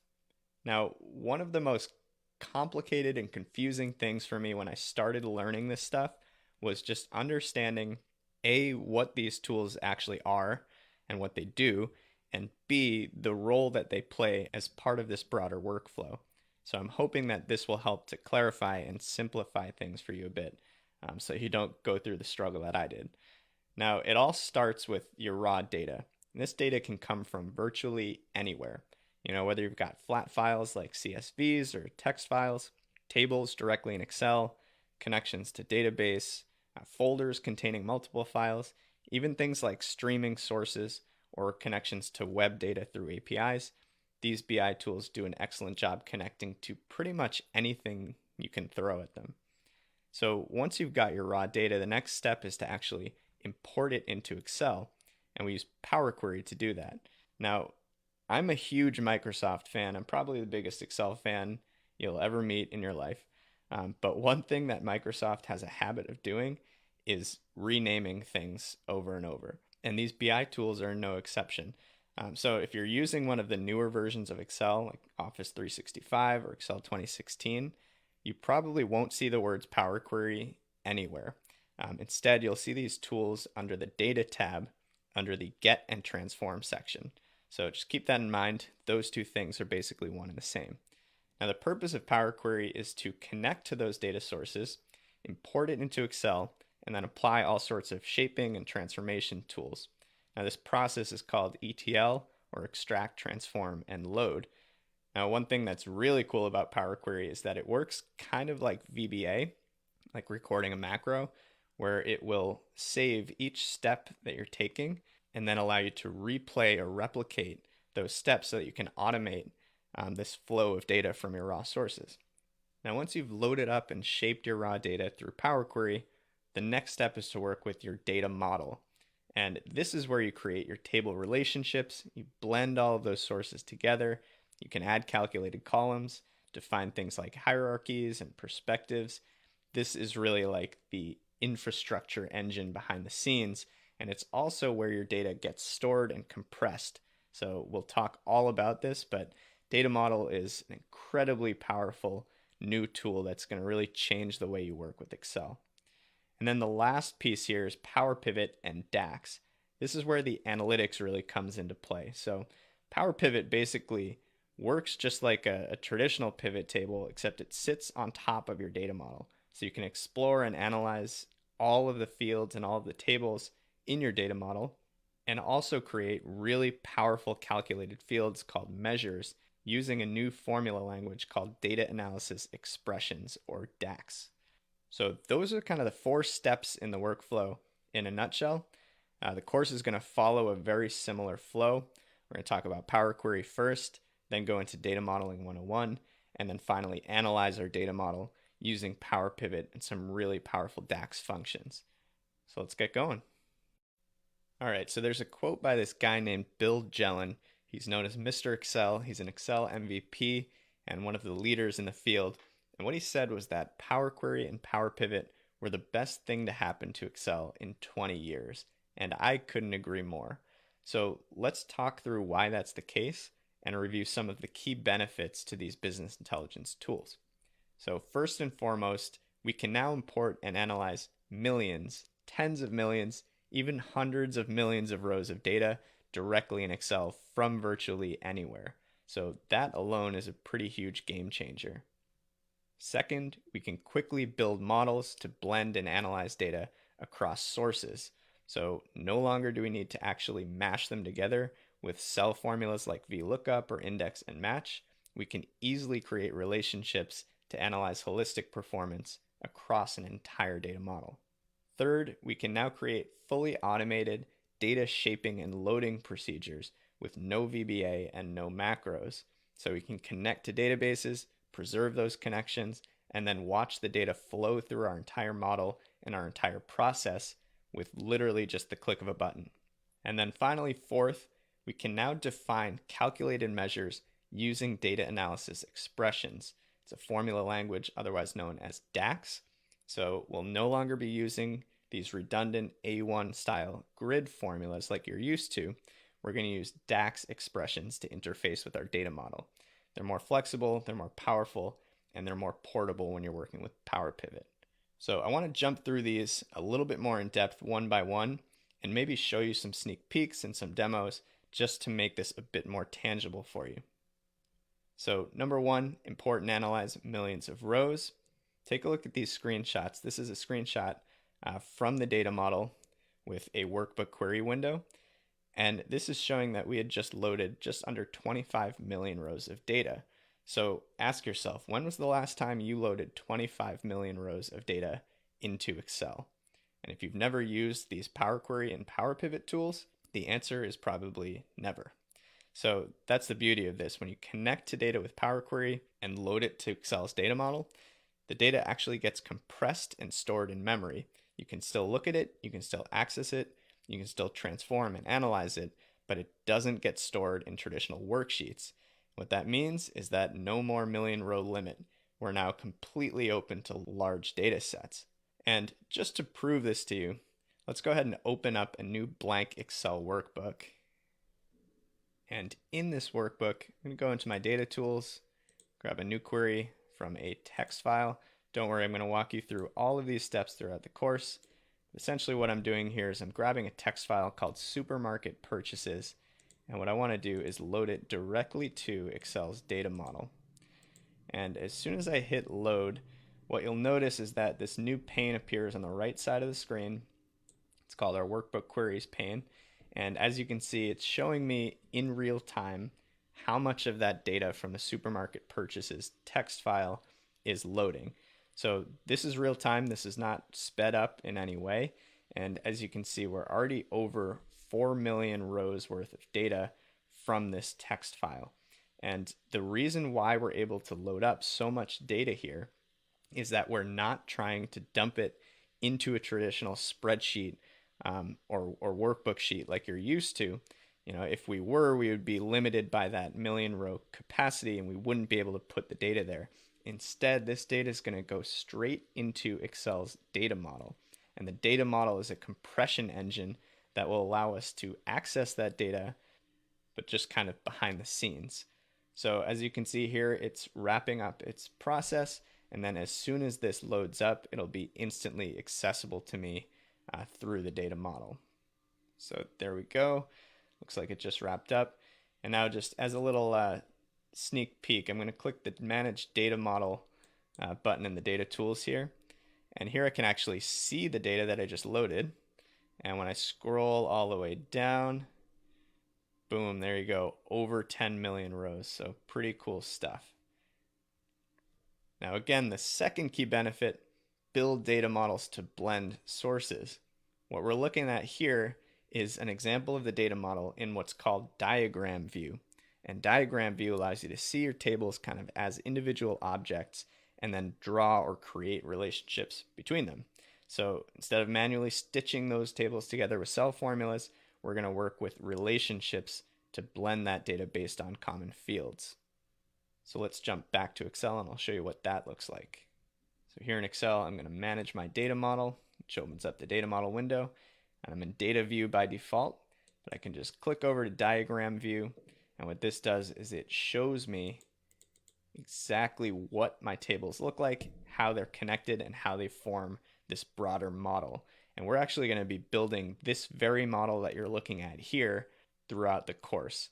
And I know it looks a little bit complicated, a little bit foreign, but trust me, with a little practice, you'll get the hang of this stuff in no time. Third key benefit, automate your data processing. So this is a screenshot from the Power Query editor. And with this editor, you can filter, shape, and transform your raw data before it even loads into the data model.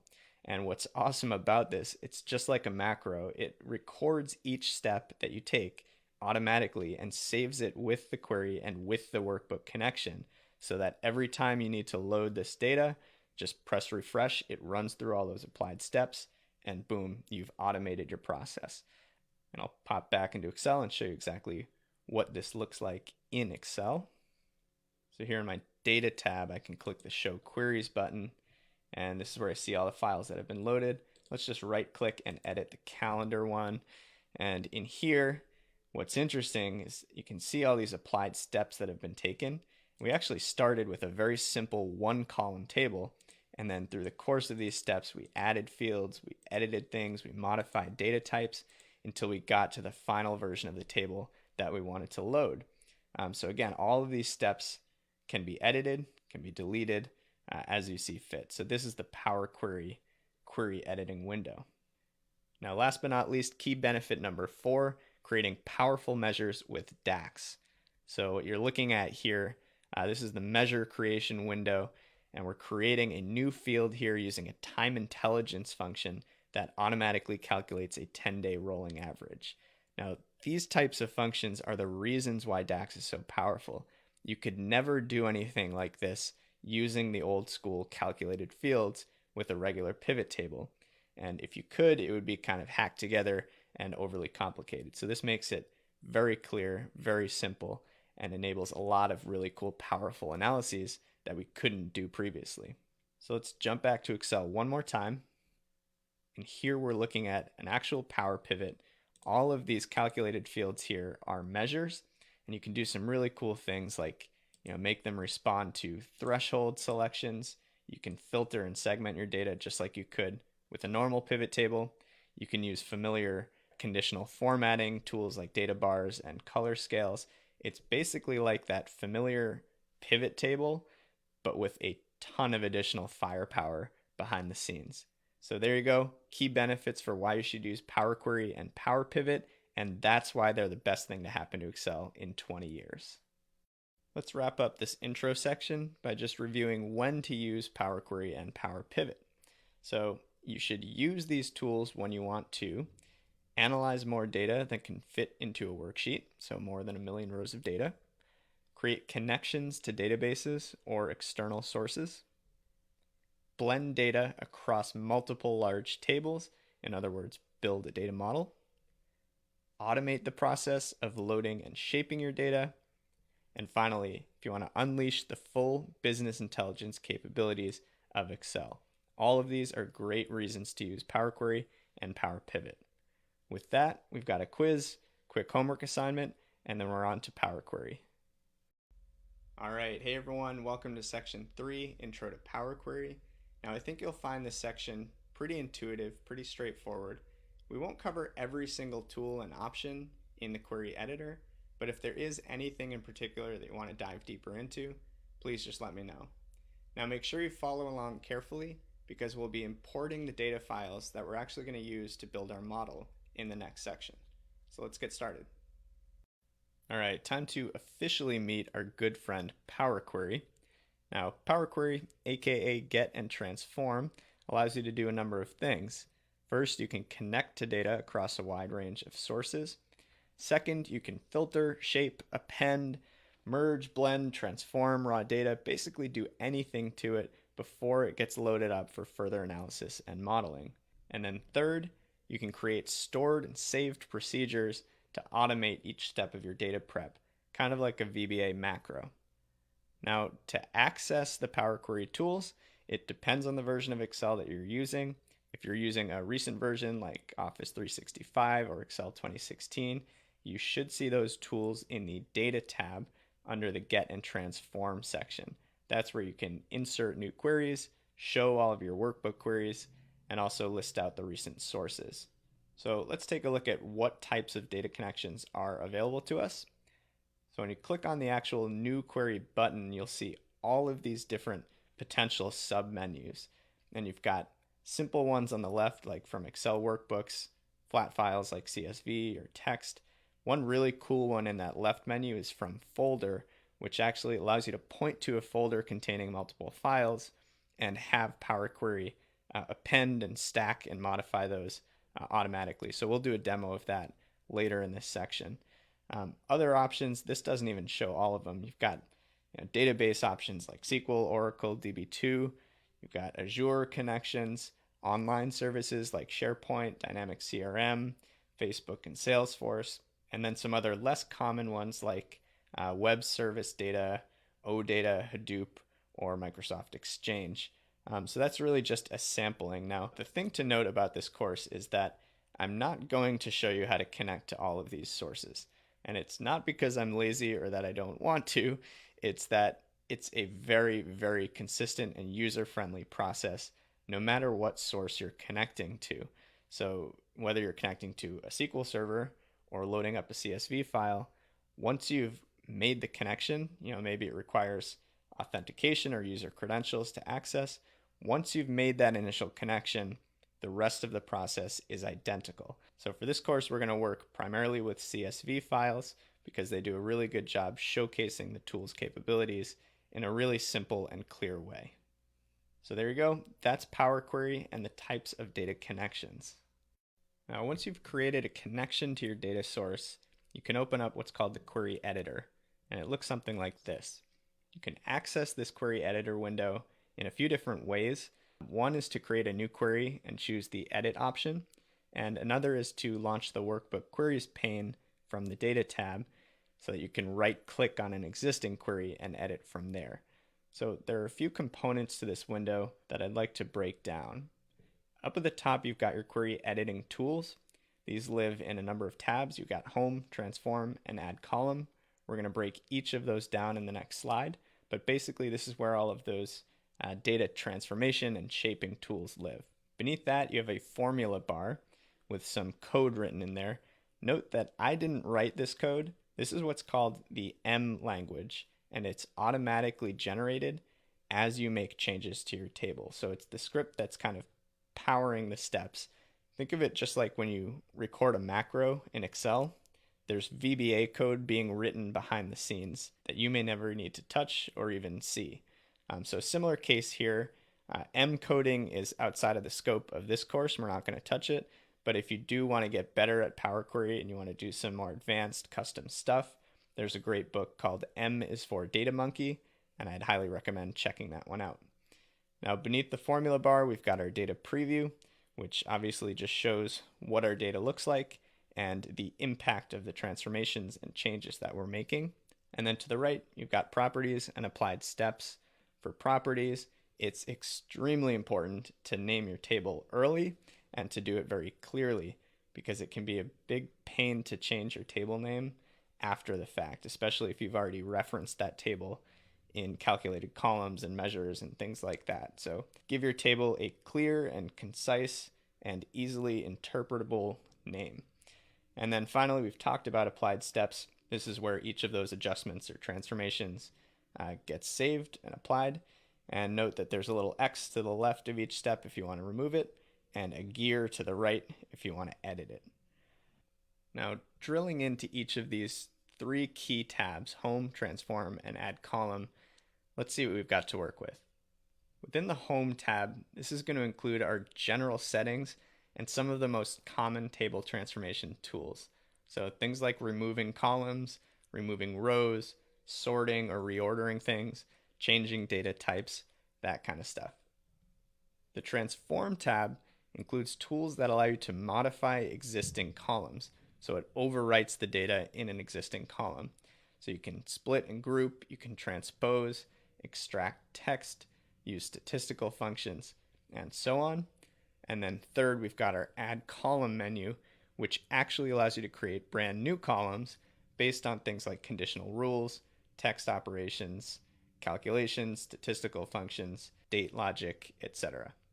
So in this section, we'll be diving into each of these tabs and each of these types of tools.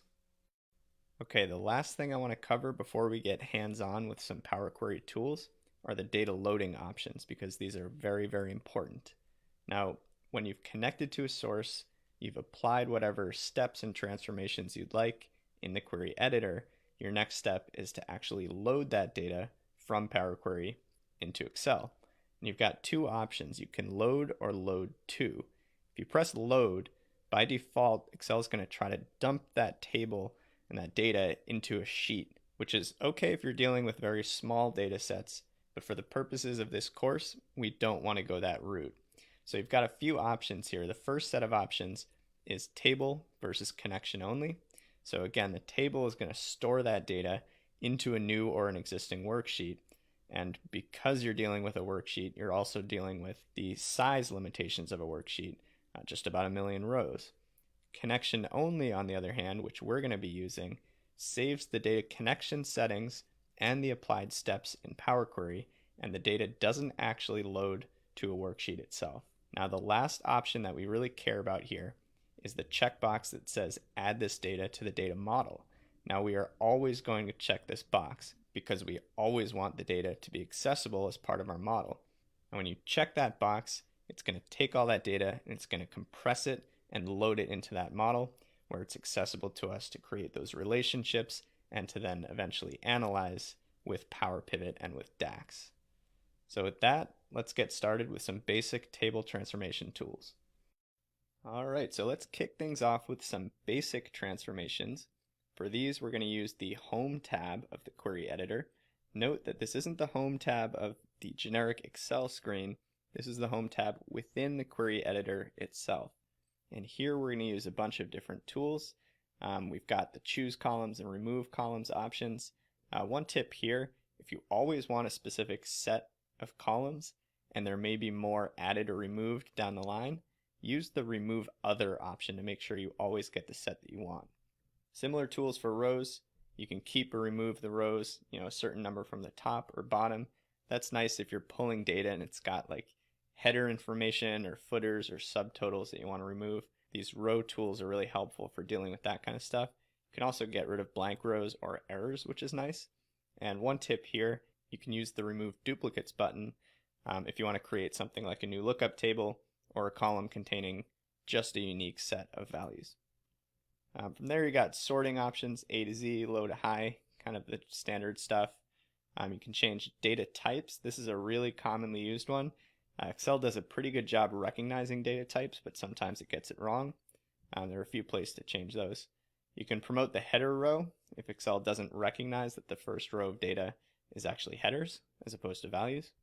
And then you can also duplicate, move, and rename columns. Just another tip here, if you right-click the column header, you can access a lot of these same tools as well as a few others. So one thing you'll notice kind of as a theme is that you'll find the same tools in multiple places throughout the editor window. So with that, let's go ahead and jump into Excel and load our first file. So what we're going to do is open up a brand new blank workbook. I'm going to open up the Data tab and choose from the new query options in the Get and Transform section. Let's go into From File and pull a CSV. Now I've navigated to the folder that I created on my desktop with all of those course resource files. So I've got all those lookups, I've got transaction files, I've got return data, and the first one that we're going to work with is the customer lookup. So you can just double click to open that up. And this is like our little preview window where it shows the file origin. It can identify how it was delimited. Comma is correct since this was a CSV, comma separated values. And then it looks at the first 200 rows and it says, all right, here's my best guess at what's going on with this data set. I think this is a header row. I think these are the different data types, and it generally does a pretty good job with it. So if you were happy with it, you could load or load to straight from this preview window. Personally, I'd recommend against that. Instead, we're going to hit edit, and that's going to take us to the query editor window. And this is just a nice way to spot check and QA your data. You can dig a little deeper. You can make any adjustments you need to make. So by default, I would say let's always use the edit option because then we can just close and load from here. Now, a little insight into my personal process. Generally, whenever I connect to a source with Power Query, the first thing that I do is check my table name because, like I said before, that's really, really important for a few reasons. One, it's very hard to change after the fact, especially if it's referenced in a whole bunch of formulas and measures. And two, if you have long or confusing table names with spaces in them, for instance, you've got to surround them with single quotes. So I like to create short, pretty concise table names with no spaces. And the other little tip, you'll see that it says customer lookup as opposed to customer or customers. We'll get at that in the Data Modeling 101 section, but it's a nice little label that I like to apply to differentiate my lookup tables from my data tables. So in this case, table name looks good. I'm going to keep this as customer lookup, which it pulled right from the title of the CSV file. And the second thing that I usually check right off the bat is that my headers have been promoted to header rows and they're not being treated as values. So we can check that box. That looks good. And then I look at the data types for each column. You can see that in the top left corner of each one. So customer ID is a number. That looks good. Account number is a decimal. That's fine. We can change it to a whole number. Doesn't really matter. And this is just saying, do you want to replace any current steps or add a new one? I'm just going to replace that step, change it to a whole number. First name, last name, address, city, state, province. These are all text, which is good. And let's keep moving on here. We've got postal code as a number. Now this is an interesting one because I don't want to ever perform any sort of mathematical or statistical operation based on the postal code as a value. So that's one that I'm actually going to change to text instead. And it's giving me this change column type message because it had by default tried to set that type as a number. That was Excel trying to, be smart. So by saying replace current, I'm basically saying, no, Excel, this is not a number. I really want it to be text instead, so I can replace that. And there you go, it's converted to text. Country looks good. Birthday, that little calendar icon, that means it's a date. Sounds good. Got text for marital status, income, gender. Total children is a whole number. Children at home, whole number. Education looks good. Account open date. Everything else looks spot on. So first two steps, pretty much every time I open a file, check the table name, check the column headers, and the data types. Now we can apply some other simple operations here. Maybe we don't need the account number here. You could either right click and remove, or you could go into remove columns from the menu. Again, two options to do the same thing. We don't want to remove any rows here because we don't have any headers or footers. We kind of want all of this data that we have to work with. One thing we might want to do is just make sure that our customer ID is sorted, ascending, because this is a set of sequential values. Not critical, but might be a nice way to just scroll through and make sure that ID is populating as expected. And that's really it for now. Those are the only simple tools and transformations that we need to account for here with this data set. And we're good to go. So the last step is just to close and load. And we are always going to choose close and load to. We don't want to load this to a table and to an Excel spreadsheet. We want to load this right to the data model. So close and load to, just create the connection and absolutely add this to the data model. Boom, load. So as soon as I press load, you'll see that workbook query window pop up. That was super quick. It was only 10,000 rows. And this tells me that the customer lookup data is now accessible in my data model. So quick sneak peek, we can manage the data model right from the data tab. And we'll see one tab with our one table, customer lookup right here. And now we can go ahead and just close that data model window, back to Excel. Let's go ahead and save this project. And save it right to my desktop. And let's call it Food Mart Data Model. And we can save it just as a normal Excel workbook, nothing fancy. Press save, and there we go. We just loaded our first data set using Power Query. All right, next up we've got text-specific tools. Now looking at the Transform tab of the Power Query editor, at the end you've got this little section with a grouping of tools that says text column at the bottom. Now this is dynamic because it depends on the column that you're selecting. So Power Query does a nice job grouping tools into text tools and data tools and date tools. So you won't always see the exact same set of tools no matter what. Again, it's dynamic based on what you have selected. So here are some common text tools that we can use. We've got the split column options, where you can either split by a delimiter or by a fixed number of characters. You've got formatting tools where you can change to uppercase, lowercase, proper case, which is capitalizing each word. So a little tip here, trim and clean are actually really helpful ones. And if you've taken my formulas and functions course, you may remember me talking about trim quite a bit.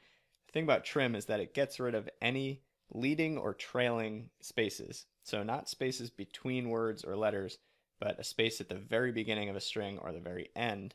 The reason that's so important is that as a human being with human being eyeballs, I can't see the difference between one string with a space at the end and another without.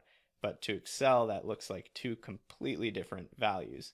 So sometimes as a best practice, if I'm dealing with kind of messy text data, I'll just run it through a trim to make sure I don't have any of those leading or trailing spaces. Similar case with clean, that also removes any non-printable characters like symbols and things like that. You also have extract options. You can extract characters from a text column using a fixed length, first or last, or a defined range of characters. And just note, you'll see those two other options, merge columns and parse. They're grayed out right now. In order to enable those, you have to have two or more columns selected. So again, these toolbars are pretty dynamic based on what you're looking at. Now, last thing I want to cover is this important box. So whenever you see one of these yellow boxes pop up, you'll see quite a few throughout the course. That means that I'm about to tell you something that I think is a pretty critical concept. So when you see that box, make sure you kind of take a deep breath, stop checking Facebook or email, and just think through this, because these are the concepts that you really need to grasp if you want to become a true ninja with these tools. So first important box here is that you can access many of these tools, in fact, sometimes the same entire set of tools, in both the transform and the add column menus. The difference is whether you want to add a new column or use the tool to modify an existing one which you've selected. So you'll find that it's very easy, especially as you're first learning Power Query, to use the wrong version of a tool because you're accidentally in the transform tab instead of the add column tab. Now the good news is that nothing's permanent. You just click the mouse to remove the step and you've basically gotten back to where you started. But that was something that kind of threw me off for a while and confused me because I kept seeing duplicate tools all over the place, and it took a while to realize, okay, that's why, because they live in both the transform and the add column menus. So with that, let's jump back to Excel and open up our second CSV file. Okay, here we are in the Food Mart Data Model Excel workbook. This is the one I just saved in the last lecture. You can see I'm just going to keep this workbook query pane open. And you can see I've got my customer lookup sitting right there. Let's go back into the Data tab, New Query, From File, CSV. And this time I want the store lookup. So I'll just double click. Preview looks fine. Always go into Edit. And now those two steps that we always start with. Number one, check the table name. Store underscore lookup. Looks good, it's clear, it's simple, it's concise, and there's no spaces, so I'm cool with it. Next up, I check my column headers, check, and now I look at the data type. So store ID is a number, text, text, text, text, text, text. Scrolling through, phone numbers, text, which is good. Open date, remodel date, both dates. And then we've got two numerical fields that are whole numbers, so this all looks good.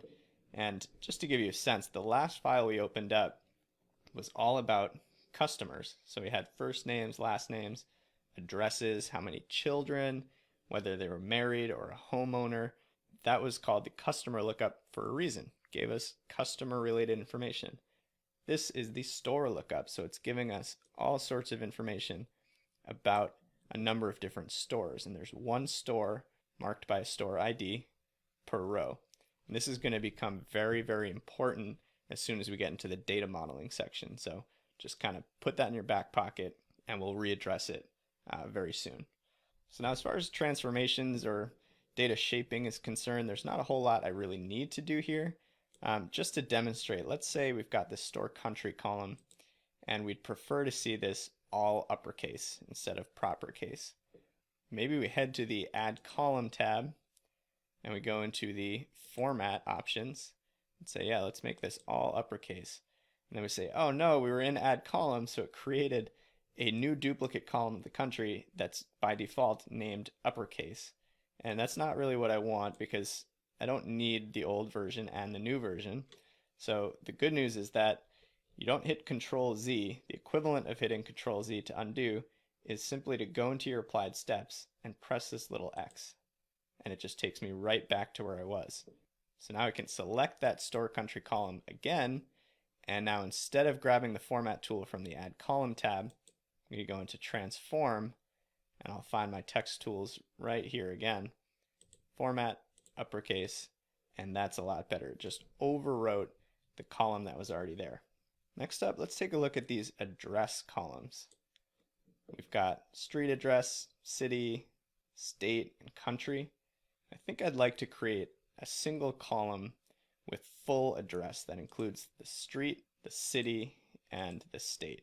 So I can go ahead and select all three. In this case, I do want to create a brand new column. And as you can see, the only tool that's actually active among my text tools is Merge Columns. So let's open up the Merge Columns dialog box. And let's separate each of these values with a comma. And we can name that new field right here. So to be consistent, it looks like I'm using lowercase with underscores. So I'm going to type full address right here and press OK. And it always throws it right at the end. So there's full address.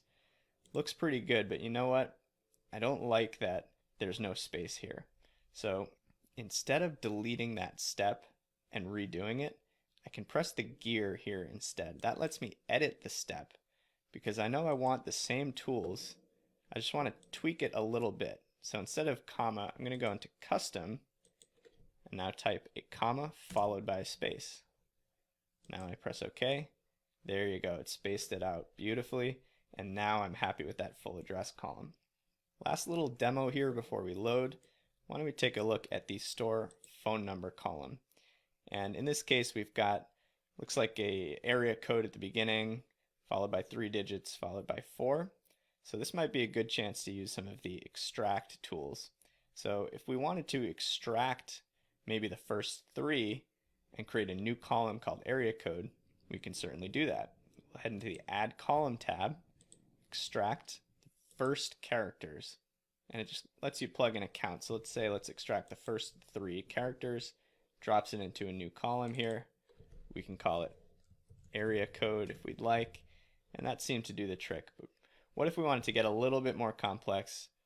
And what if there were cases where maybe the area code contained more than 3 digits and it was every digit up to the first dash? Well, we can deal with that as well using the same extract tools. We'll just use text before delimiter instead of first characters. And when we do that, we set the delimiter, which in this case is just a dash. We press OK, and that will insert a new column called text before delimiter, and let's use that version instead. So we'll right click the original area code, remove it, and let's name this new one area code. Alright, so I'm feeling pretty good. We've applied a number of steps here. You can actually jump through and kind of see your history as you go, which is also pretty cool. But I feel like we've got things in a pretty good place at this point. So let's go ahead and close and load this. And you can either click the home menu here, close and load, or this little button right above the menu that offers the same thing. So close and load to, only the connection, add to data model, load, and we can watch it go right here in the pane. And it was a very small lookup table, only 24 unique stores in the sample. So we're good to go. Let's take a peek at the data model. We now have a second tab with our store data, and you can see that it's preserved all of the changes we made. There's our uppercase country. If we scroll to the end, we should see our full address and our zip code. So great news there. Let's close this out and go ahead and give our workbook a save. And there you go, text specific tools. Okay, moving right along to the number specific tools. Taking a look at the transform tab in the query editor. Towards the end there, you'll see this grouping of tools. These are our number tools. And we've got some interesting options in here. First, we've got statistics options. These are aggregation style functions like sum, minimum, maximum, average, count values, count distinct. And what's interesting about these is that they evaluate these functions for an entire selected column and return a single value. So you can't use them to create a new column, and you don't evaluate on a row by row basis. So as you can probably guess, this isn't really helpful when it comes to shaping or transforming data or prepping it for loading, but it is helpful to explore and better understand the data that you're working with. Next up, we've got standard options. So these are other statistical operations and calculations. You've got the basic standard ones like addition, multiplication, subtract, divide, etc. And then you've got some pretty crazy advanced stuff in the scientific and trigonometry buckets. You can do powers, logs, sines, tangents, and these get applied to each value in a column. So unlike the statistics options, these tools are applied to each row, and they can be used to create new calculated columns. And then last, we've got rounding tools and information options. Now the information tools basically let you just define a binary flag, either true, false, or 1, 0, to mark rows that meet certain criteria. So even, odd, positive, or negative. So let's jump into our FoodMart data file and play with some of this stuff. Okay, here we are.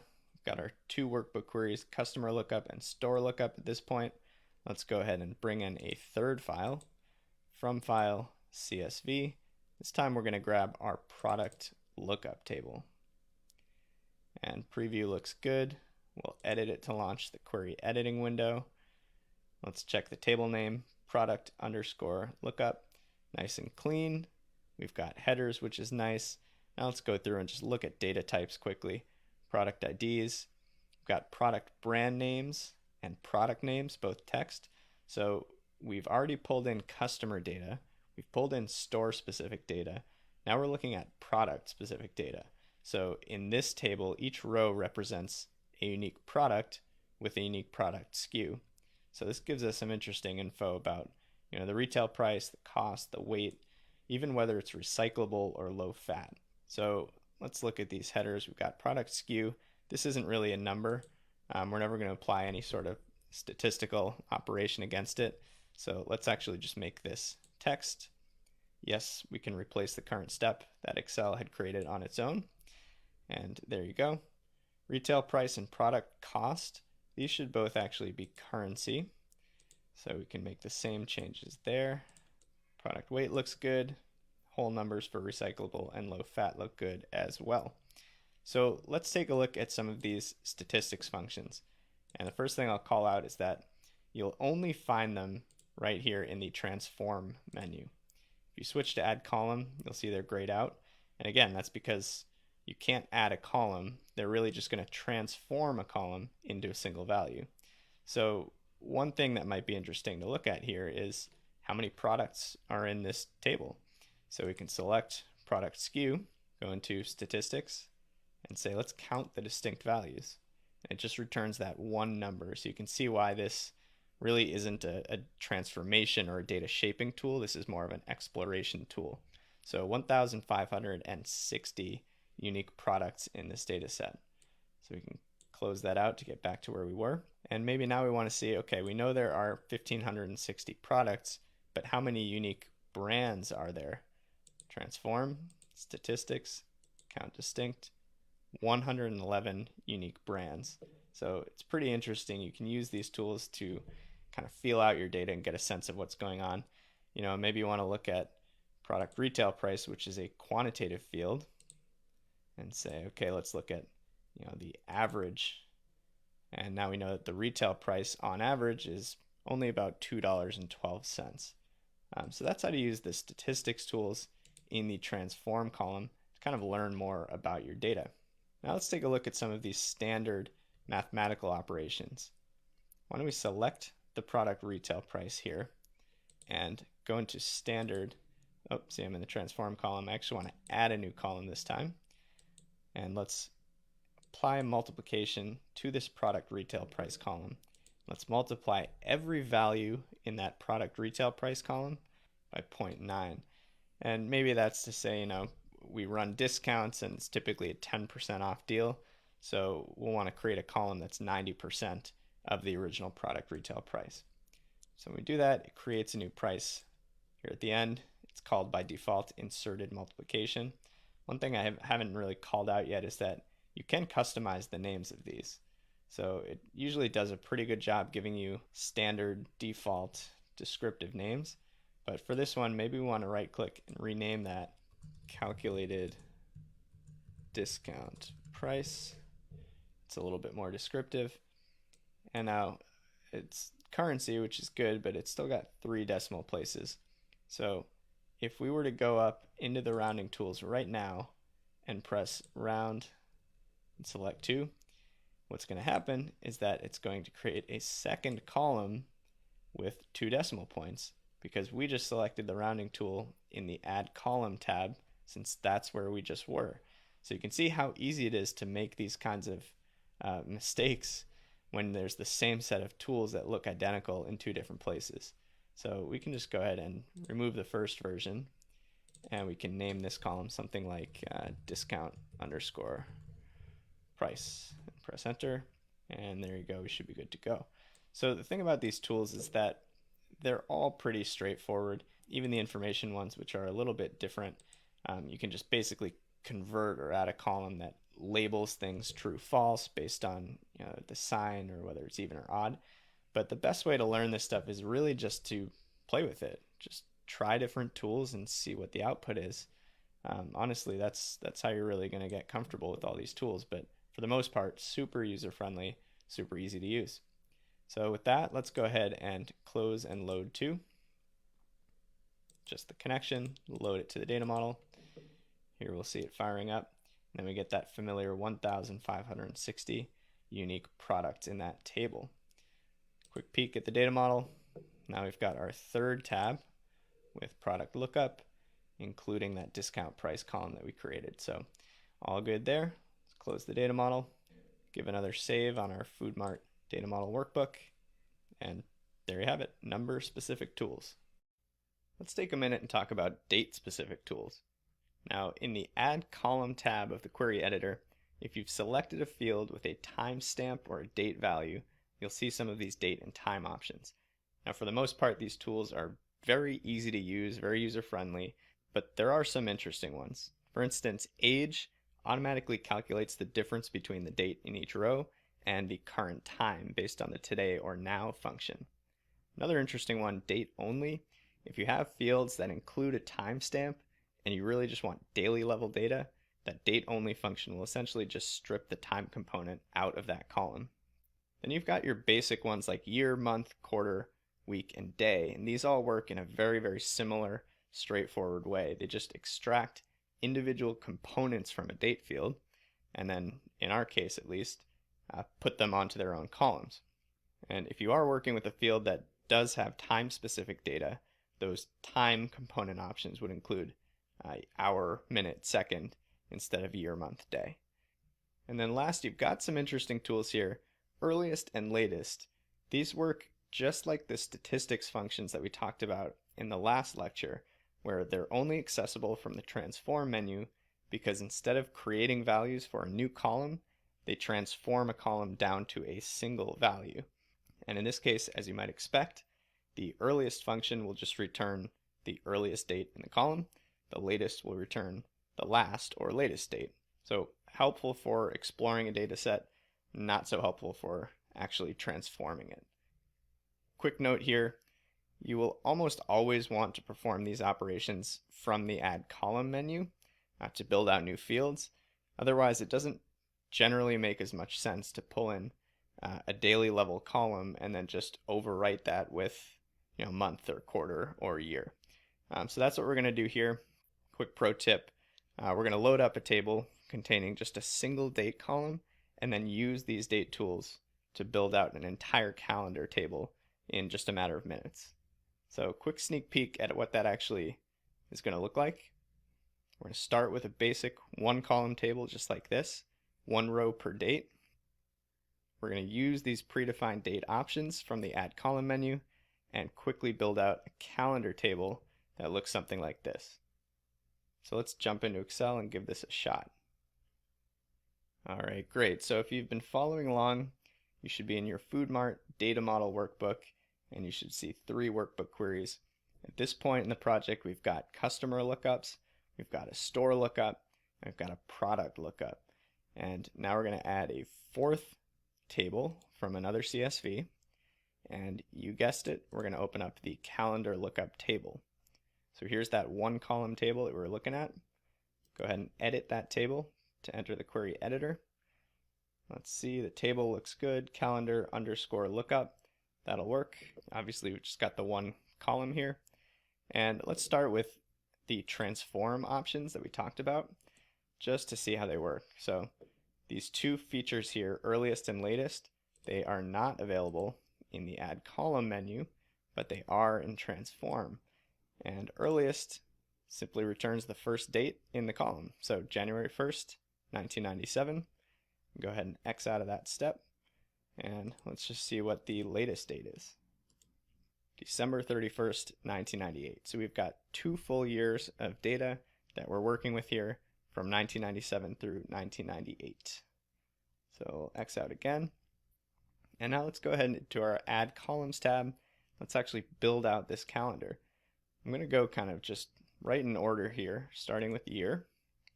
Here you go. It builds out a new column containing only the year component of the date. It should have 2 values, 97, 98. Looks good. Now we got to reselect that date field, go back into our options. Now let's pull in month. You can see month defaults to a month number, should be 1 through 12. Looks good. Now I'd also like the name of the month. That's an option as well. So you can do start date, end date, the number of days in the month. I'd like the name, pretty straightforward stuff. Now let's go into the quarter options. I'll pull in quarter of the year. This should be a 1 through 4. Looks good. Back to date. Now the week ones are where they get a little bit interesting. You can do the week number of the year, the week number of the month, the start date of the week, or the end date of the week. In this case, I'm going to just enter the start date of the week. And one interesting thing to note here is that Power Query defines a week as starting on a Sunday. And there's no really obvious place to change that. There's no menu or submenu or tool in here where we can plug in a different start date. But if you know how to adjust this piece of M code, it's actually quite easy. And I know I told you we weren't going to be touching M in this course. I lied.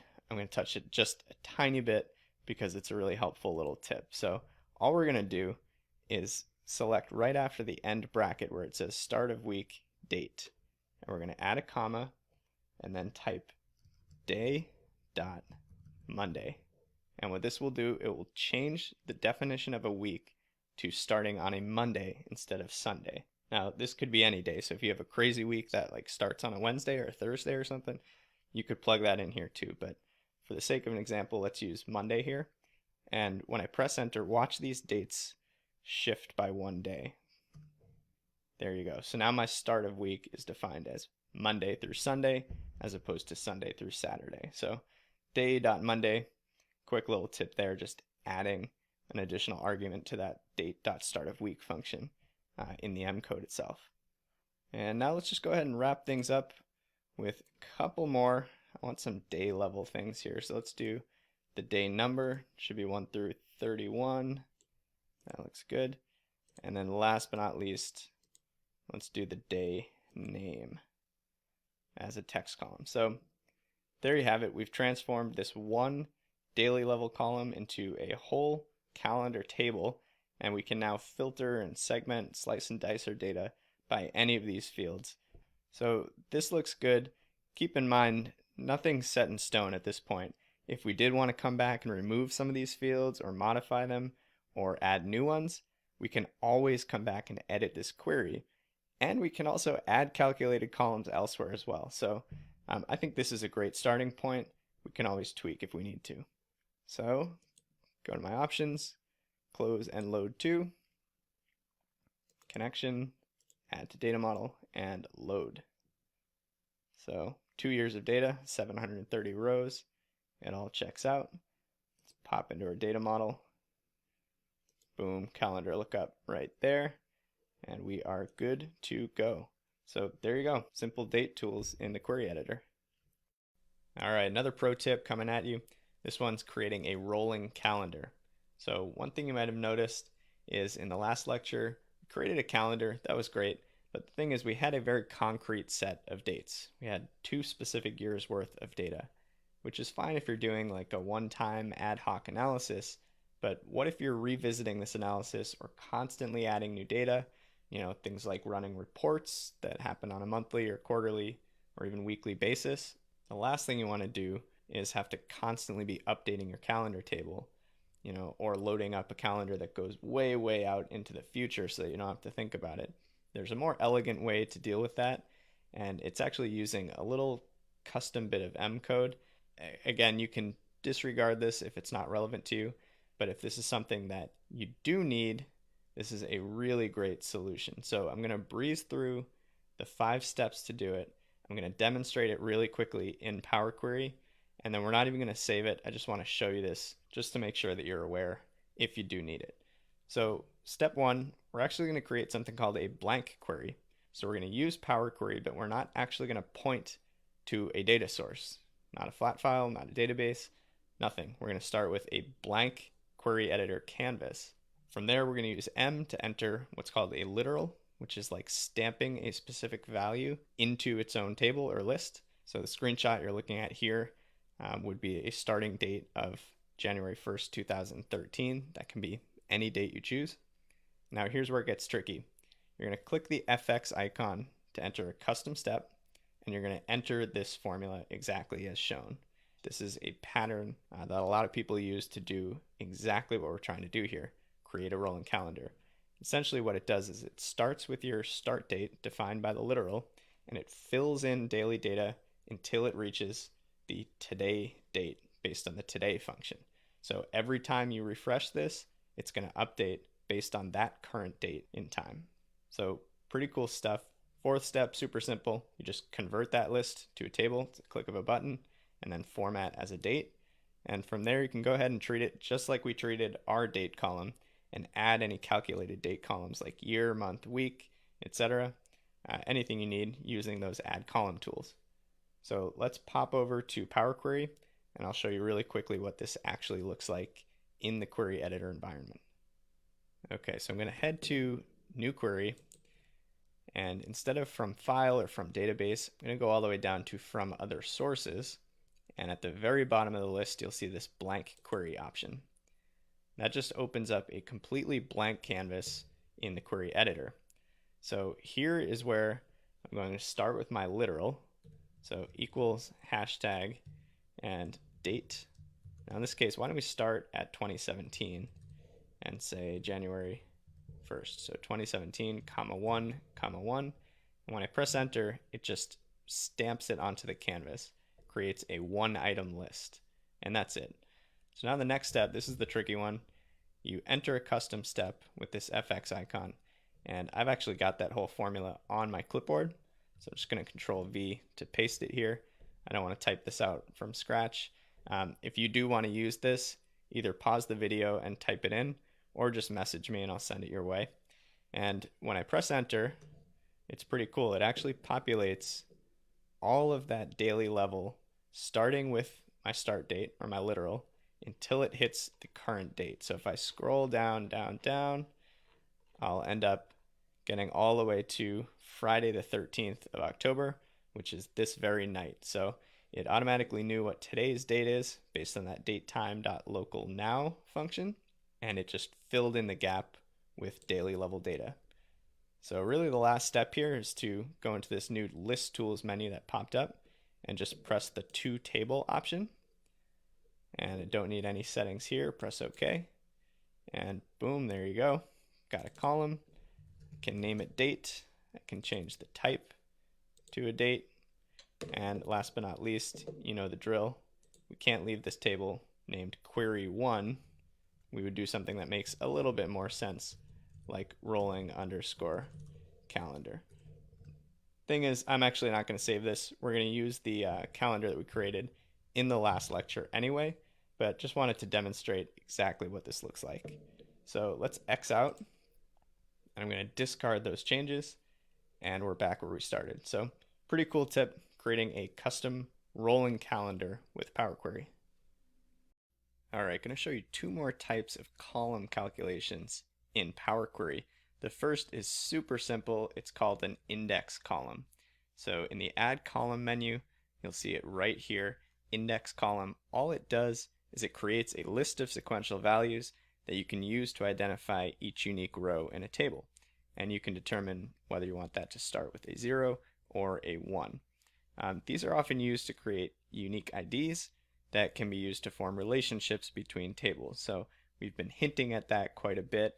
Trust me, we're going to talk a lot about it in the Data Modeling 101 section, and these should look pretty familiar. We had ID columns that were formatted just like this for each of the lookup tables that we've already loaded.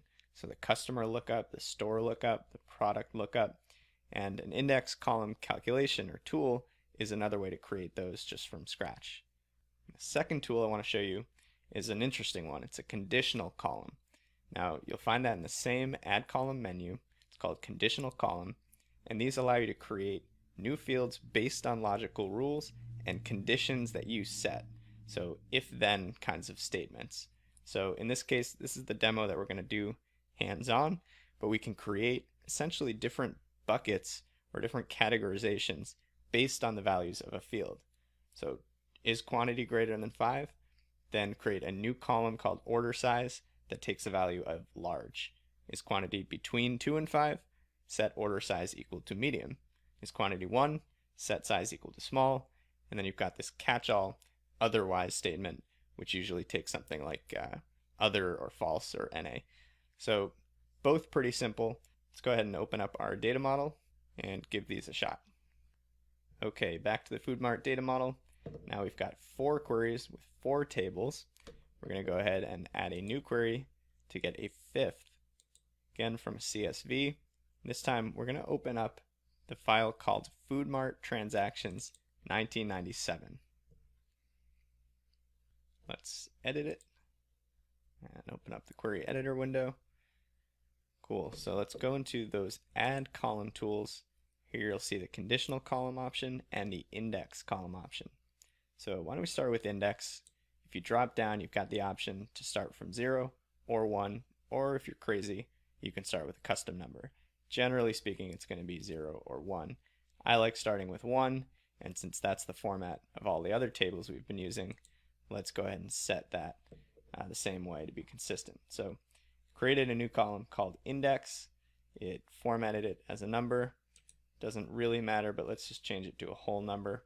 And instead of index, I'd like to name this transaction underscore ID. And why don't we drag it as the first column in the table. Now, as usual, let's look at the table name. Food Mart Transactions 1997. That's okay. Let's just pull Food Mart out, shorten it up a bit. Transactions 1997. And you'll notice this one doesn't say lookup, and that's because this is not a lookup table. This is a data table, which we'll talk about in the next section, but that is intentional that we're removing or not including that lookup label in this table name. And then our quick pass through the column headers, we just created transaction ID. We've got transaction date, stock date, and then a bunch of IDs that map this transaction data to products, to customers, and to stores with a quantity column here at the end. So let's go ahead and practice a conditional column now. And we're going to create a condition based on the quantity field. So let's select this column. And now in our Add Column tab, we can launch the Conditional Column dialog box. And we're going to create this new conditional column. And let's give it a name like order underscore size. And here's where we create the rules or the if statements of our logic. We can say, okay, if the quantity field is greater than any value we choose, let's say 5, then the output of this order size column should be large. And if that was the only thing we put in here, we would see a value of large in this new column for any transactions where quantity is greater than 5, and we'd see a false for everything else. But we want to create more rules here, so we can say add another rule. So it's going to check the top rule first, and then if that rule does not pass, if the criteria is not met, then Excel is going to move on to the else if statement next. So the else if will be, okay, if quantity is not greater than 5, then let's check if it's greater than or equal to 2. In other words, if it's 2, 3, 4, or 5. And if that's the case, let's call transactions with a quantity of 2 through 5 medium. And then we'll add one more rule. This is really the only other possible outcome here since we're dealing with positive whole numbers, but couldn't hurt to add it. The only other option is if quantity is equal to 1, then we'll call this a small order size.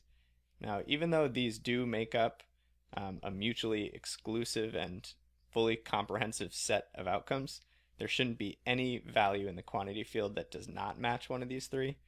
It still doesn't hurt just to put a value in this otherwise box, in case you run into something silly like a mistaken value or an error or something like that. So it's going to flow through each of these statements and then return the proper value in this new order size column. So press OK. There you go. We got order size with small, medium, and large. And you see this icon sometimes, it says list may be incomplete. You can just press load more. Sometimes it just looks at a small sample of rows just to save some processing and memory. But this just confirms, yep, we're only seeing those values, large, medium, or small, for this new order size column. So there you have it, just one example, but the same process applies no matter what conditions you're using or what column you're creating conditions against. So pretty user-friendly tools for the most part. So that just about does it. I think this table is good to go. So we will go ahead and close and load to connection to the data model and press load, and we'll see how many 1997 transactions we're dealing with. 86,837. So you may have noticed we're not dealing with huge files in this course, even though we certainly could. Power Query can handle it. The data model can store hundreds of millions of rows. But just for the sake of keeping things quick and snappy and avoiding lagging calculations or potential crashes, we're dealing with some relatively small tables.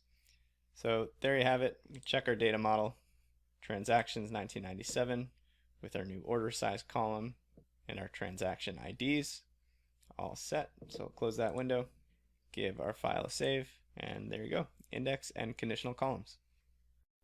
Okay, let's talk grouping and aggregating data. So within the Transform tab of the query editor, you'll see this tool called Group By. Now, Group By allows you to aggregate or roll up your data at a different level than its current form. So a really common example of this is transforming something like daily data into weekly or monthly, or maybe you've got really granular transaction level data and you want to roll it up so that you have total transactions by store or by product type or product brand. Those are all examples of grouping or aggregating your data. Quick example here. I know it's a little bit tough to see, but let's say you've got data with multiple sales per product ID. You could use the group by options in the query editor to group those product IDs together. And the operation that you'd evaluate for those groups of product IDs is the sum of the quantity column. So in other words, we're transforming a daily transaction level table into a summary of quantity rolled up by product ID. And important note here, you will lose any field that you don't specify in these group by settings.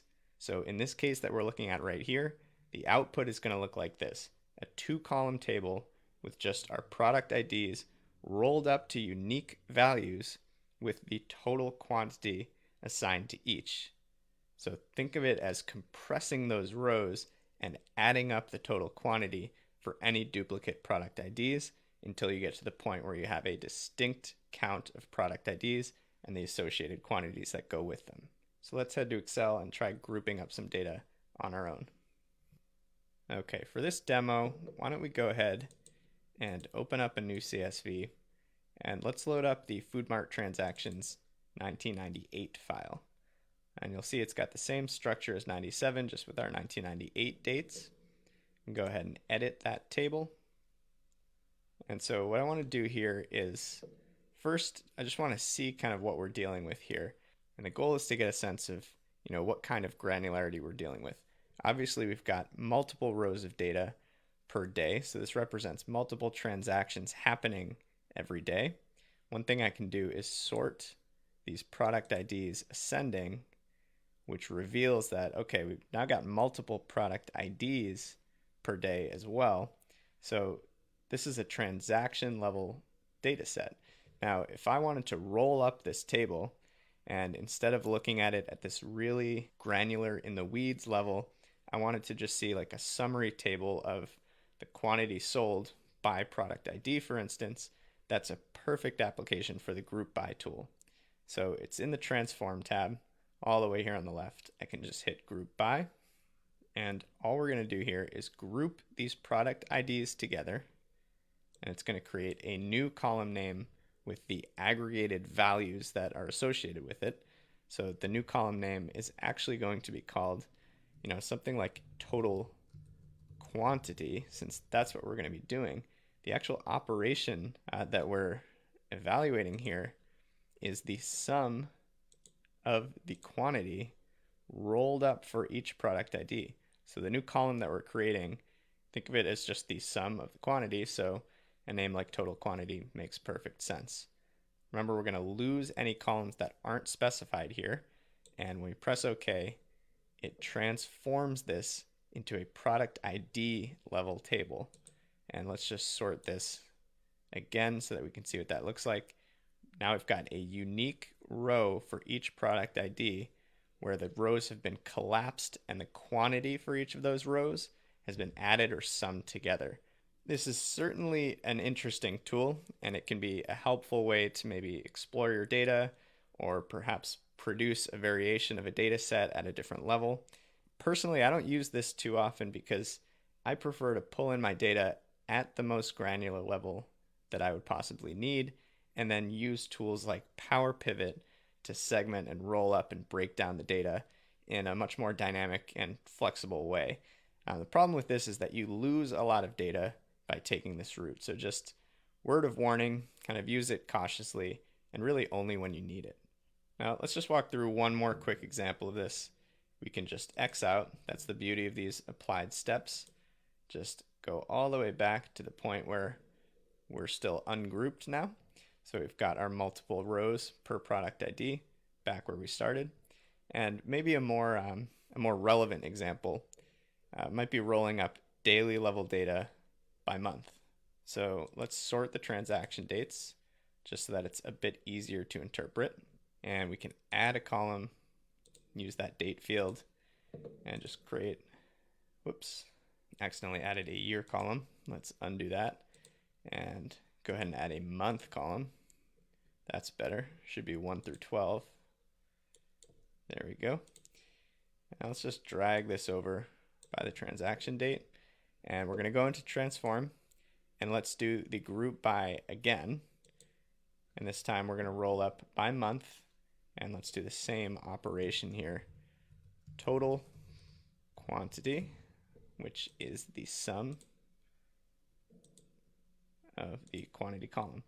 And now we're using sums here. It's generally the most common approach, but keep in mind that you don't have to use sum. You could use the count rows or count distinct rows. In this case, the count rows would actually give us basically a sense of total transactions, where each unique row represented a transaction as opposed to a quantity of sales. You could also take just the minimum or the maximum. Doesn't really make much sense in this case, but there are other circumstances where it might. So just be aware that there are other operations besides a simple sum. So press OK, kind of know what to expect at this point. We should see a 12-row table returned. There we go, 1 row for each month with the aggregate total quantity per month. Again, kind of a cool tool, good for exploring this table, but we lost a lot of information by doing this, so I would hesitate to actually save this table in its new format. In fact, we're actually going to discard this whole query. We're going to load up this data in a slightly different way. So let's go ahead and X out of the query editor. We can discard these changes, and we're back to where we started from. So that was a quick demo on grouping and aggregating data with the query editor. Okay, so by this point, you should be pretty comfortable with those basic Power Query and query editing tools, those number tools, those text tools, date-specific tools. They're all pretty user-friendly and pretty easy to operate, as I'm sure you've noticed. But there are some more interesting ones and some tools that are a little bit less intuitive to work with. And let's cover a few of those now. We're going to start with pivoting and unpivoting. And it sounds a little bit nebulous, but basically the way I describe it is that pivoting is really just a fancy way to describe the process of turning distinct row values into their own columns. That's called pivoting, or turning columns into rows, which is called unpivoting. Now, you're probably reading this and saying, okay, I understand all those words, but it's still not quite clicking. At least that was my experience. So hopefully this visual will help. Picture this little table. We've just got one dimension and one quantitative values field. We've got year in the first column, sales in the second column. If we were to pivot that table, here's what we'd get. We would take every distinct year in the column that we've selected, and we're going to pivot those years into columns. So 1990 becomes its own column. 91 becomes its own column. And as you can see, the actual sales values from the next column, they follow, they stick with it. They're kind of getting flipped on their side, that's all. So that's what pivoting this table would look like. Now, the other direction, unpivoting, is as simple as going from horizontal to vertical. So you'd take all of those distinct columns that are selected, and it would turn those column headers into their own rows. So, little rule of thumb that has helped me kind of get a good grasp on this concept is imagine the table is kind of on a hinge, right here in the corner. Pivoting is like rotating it up from vertical to horizontal, and unpivoting is like rotating it down from horizontal to vertical. And one thing to note here, there's another tool called transpose that works in a really, really similar way, but it doesn't recognize unique values. So if you don't have uniques, then transpose often does the exact same thing as pivot or unpivot. But if you do have duplicates, those won't be rolled together. So the entire table basically just gets flipped on its side. Each row becomes a column, and each column becomes a row. So for instance, if we had 1990, 1990, 1991, and then pivoted it, the 1990 values would aggregate together because pivoting respects unique values, whereas transposing would create two columns for 1990. So that's a small difference, but important to keep in mind. Now, I actually put a little demo file together to show you this. So let me hop into Excel and show you what that looks like.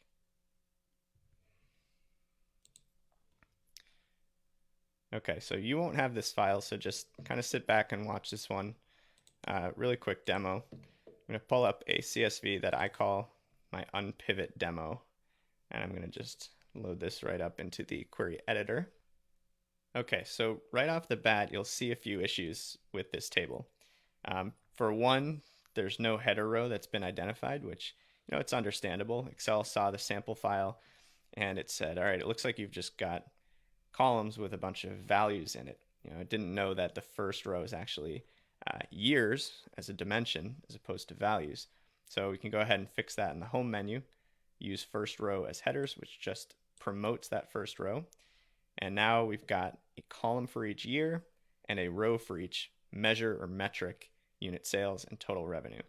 So that's the first issue with the table. The second is that it's just in a really inconvenient format. And I run into this all the time. A lot of times people share data in a way like this where they're trying to be helpful and break things out for you. One thing that I commonly see is something like breaking out each month of data into its own tab in Excel. And as an analyst or someone who needs to model and explore and analyze that data, it introduces a lot of headaches when you try to actually analyze that data in a meaningful way. So ideally what you want is a rectangular table with distinct variables as columns and your observations as rows. So in this case, we're dealing with three things here. We're dealing with a dimension for year, and we're dealing with two quantitative fields or metrics, unit sales and total revenue. So ideally, we should end up with three columns, year, sales, and revenue, with one row for each observation. That's a properly formatted data set that we can effectively analyze once we put it into these BI and analytics tools. So to wrestle this table in its current format into the format we need, we're going to rely on our trusted friends pivot and unpivot. So first things first, we've got data organized horizontally, one column for each year, and we want these years to be rotated down into a vertical format so that there's one row per year per metric. Now to do that, you got to make sure you're selecting the right columns. If I just selected this first column and went into transform unpivot because I want to go from horizontal to vertical, it would give me something totally crazy and useless. So by default, Excel doesn't know that you want to unpivot a certain set of columns. So you have to manually select the ones. In this case, my 5 columns each represents 1 year. And these years are the ones that I want to translate from columns into rows. So I'll select those. You can see it created a new column to house those year values. And I've got 2 instances of each year, 1 for each metric. So that step was a good start for us, but we're not quite there yet. And let me just show you one other thing quickly. So I had selected all 5 of these columns. Another approach is to select the one that you don't want to pivot and use the unpivot other option. That does the exact same thing. So we're almost there, but remember we said we wanted 3 columns, 1 for year, 1 for sales, and 1 for revenue. So we're not quite there yet. And to get there, we want to take this first column, which has our metrics organized in a row format, and we want to bump that up to a horizontal format so that we've got a column for sales and a column for revenue. So we'll just do kind of the opposite of what we did, and we'll pivot this time, and we'll tell Excel our values live in the value column. And there you go. So now we've got a unique row for each year. We've got a unique column for the sales and a unique column for revenue. And if we just name that column year, we are officially good to go. So this is a properly formatted table that we can now use for any sort of analysis we need. So pretty cool, pretty helpful tool there. Before we go, I want to show you one other approach, and I'm going to take us all the way back to the source. So right here.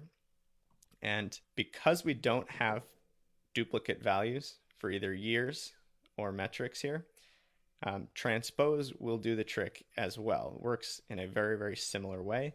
But like I said, it just basically flips a whole data set or table onto its side. So what we can do here is, without even doing anything, without even promoting headers, I'm going to grab everything in this whole table and just hit transpose right here in the transform tab.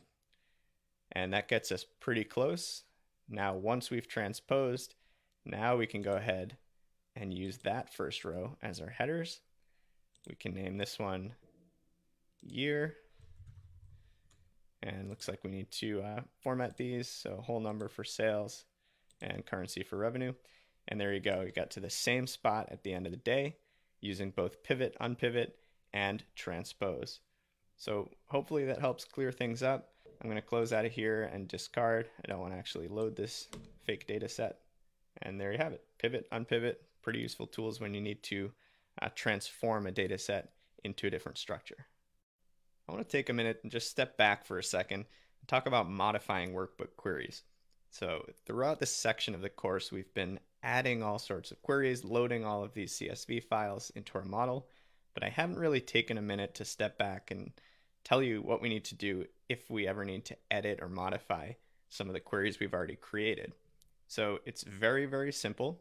All you need to do in the Get and Transform section is show your queries, which will populate that queries pane on the right side of your screen.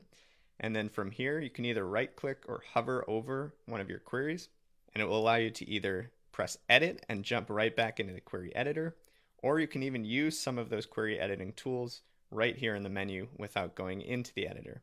Generally speaking, I'm pretty comfortable in the editor, so I like to go ahead and press the edit button and make my changes there, but it's up to you. So really quickly, let's say we want to make some changes to that transaction 1997 file that we had already loaded up through Power Query and loaded into our data model.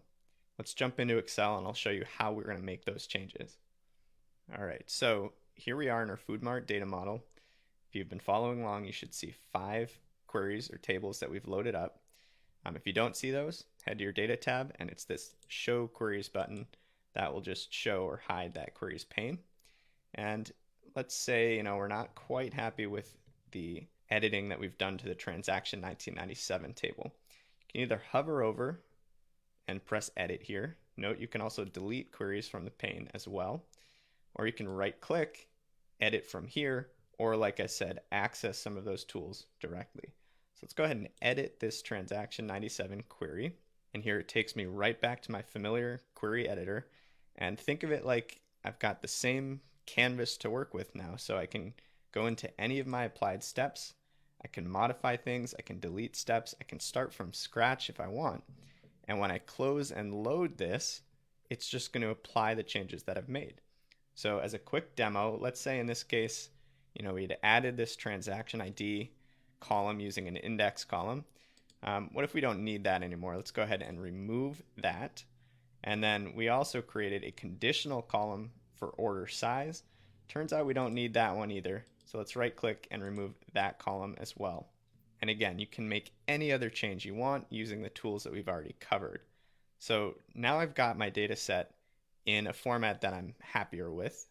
One thing to note, when I go to this close and load menu, it's a little bit concerning because the close and load to button is actually grayed out. And that's the one that I've been telling you this whole time is the one we need to use. So here's the thing. This query has already been loaded to the data model. The connection properties are already in place. Excel knows that this data needs to flow straight into the model and not land in a worksheet. So the loading settings have already been applied here. So when I hit close and load, it's going to run through those same properties and load straight to the model. I don't have to worry about that accidentally landing in a worksheet. So just remember, the first time you're loading up the data and creating the connection right off the bat, that's when you have to load to. Once that connection's been established and the loading rules have been set or applied, then you're just going to see the load option. But there you have it. It's rerun, it's refreshed that table. You can jump into the data model and look at that tab, and you'll see now that we don't have that transaction ID column, and that conditional column for order size is gone as well. So it instantly refreshed and updated the table view to reflect the changes that we just made. So really simple, but really helpful. Just know that these are all fluid, nothing set in stone. You can always edit your queries at any time. So that's a really great property of Power Query, because it gives you a ton of flexibility to make changes and adjust your strategy as you go on. So there you go, very quick summary of modifying workbook queries. All right, let's talk about an interesting tool called merging queries. And you'll find the merge queries option in your combine pane of your query editing ribbon. And it's right next to append and combine. And when you click merge, you're going to see this dialog box, which basically says, hey, select two tables, gives you a nice little preview. Tell me what the common field is between them. Select a join type and press OK. So here, all we're doing is we're merging two queries or tables together based on some common column. If you're an Excel user, this is just like using a VLOOKUP. In this case here, looking at the screenshot, it's like we're saying, okay, in the transactions table, let's write a VLOOKUP and let's find the product ID somewhere else. Let's look in the product lookup tab for that product ID, and let's retrieve values from related columns and pull them into my transactions table. That's all we're doing here. We're merging the transactions 97 table with the product table with that shared product ID column. So quick tip just to remember what merging is all about. Merging adds columns to an existing table. It does not add rows. It doesn't make a table taller. It makes a table wider. So just like a VLOOKUP, you're creating new columns and you're retrieving values from a related table and tacking on those columns to an existing table. So important note here, very important note. Just because you can merge tables doesn't mean that you should. And in general, at least in the context of this course, it's often better to keep these tables separate and then just define relationships between them. Again, more on that later. That's going to be covered in depth in the Data Modeling 101 section coming up next, but just keep that in the back of your mind. A lot of Excel users, admittedly myself included, have this habit of always trying to merge and join tables together into these master tables. We need to get out of that mindset because it's inefficient. I'm going to show you exactly why that's the case. But in cases where you do need to merge queries or tables and where it's appropriate to do so, this tool is a great way to do that. So let's hop back into our Excel file and I will show you a quick demo of how this works. So instead of grabbing a new file, I'm actually going to show my queries, hop over to the queries pane, and I'm going to edit the transactions file. Now we'll launch my query editor as expected. And here in the home menu, this is where you'll see these combine options: merge, append, and combine. We're going to cover append next, but for now we're dealing with merging. So you've got two options right off the bat.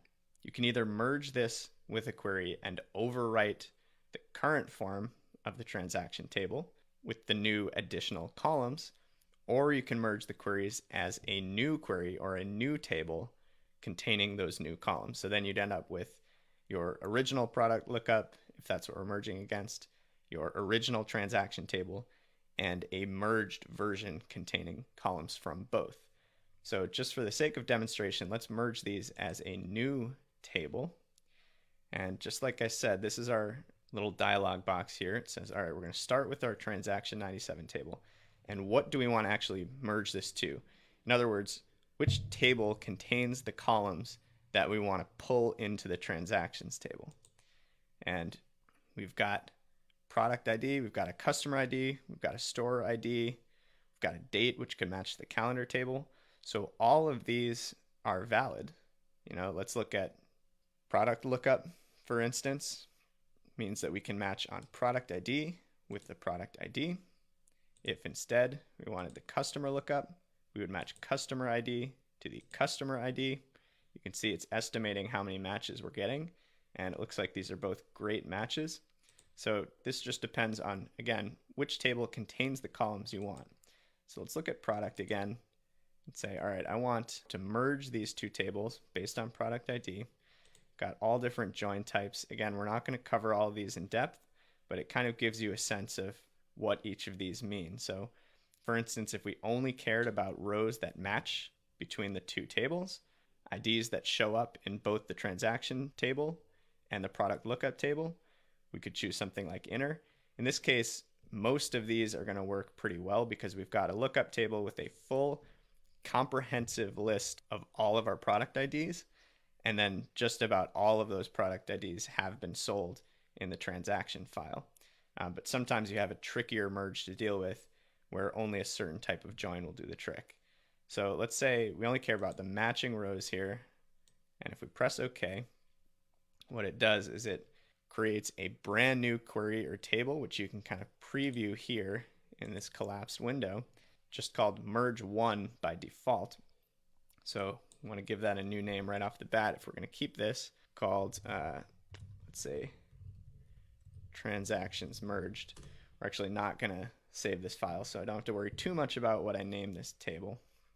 And what you'll see is that it created a new column that says new column with this little button here. It's like an expand button. It tells you that the content for this column is actually coming from another table.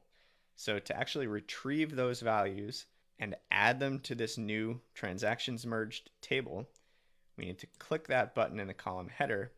And now we can say, all right, we want to expand the table. Do we want all of the columns from the product table, or do we just want some of them?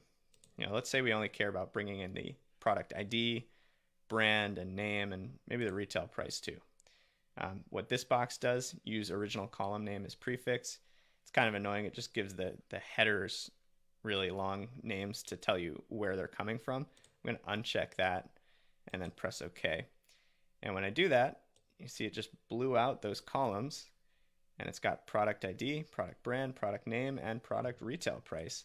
And the reason we're able to populate this data correctly is that you can see right here that the product IDs have matched to the product IDs in the original transaction column, and that's served as our key to give us information about the brand, product name, and retail price. So in this case, we could remove the duplicate copy of the product ID, and then there you go. Now we've got this merged table that contains columns from the transactions table and the product lookup. So again, it's a cool tool. You might be tempted to use this all the time, but trust me, hold out until you go through the Data Modeling 101 section, because there's a much, much cooler, easier, and more efficient way to do this with table relationships in the data model diagram view. Little sneak peek there. It's really, really cool and really powerful.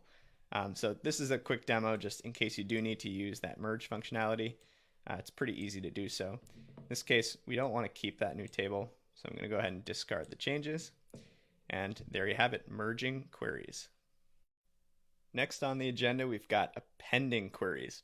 Now the appending tools live right next to the merge queries tool in that combine pane in the query editor. And when you open up the append options, you'll see a pretty simple dialog box. You can append just 2 tables, or you can append 3 or more. In this case, what we're looking at here is the combination of 2 data tables, Food Mart Transactions 1997 and Food Mart Transactions 1998. Now, appending queries allows you to combine or essentially just stack tables that share a common structure and set of columns. Now, that's the most important key here. They have to share that common column structure and data type. So you can't try to stack a column that's formatted as a date in one table and a whole number in another. It won't let you do those mixed data types. So in this case, we're appending these two data tables, and it's legal to do so because they each contain the same exact set of columns with the same defined data types. And a quick tip to remember what appending is all about: appending adds rows to an existing table, so it makes a table taller.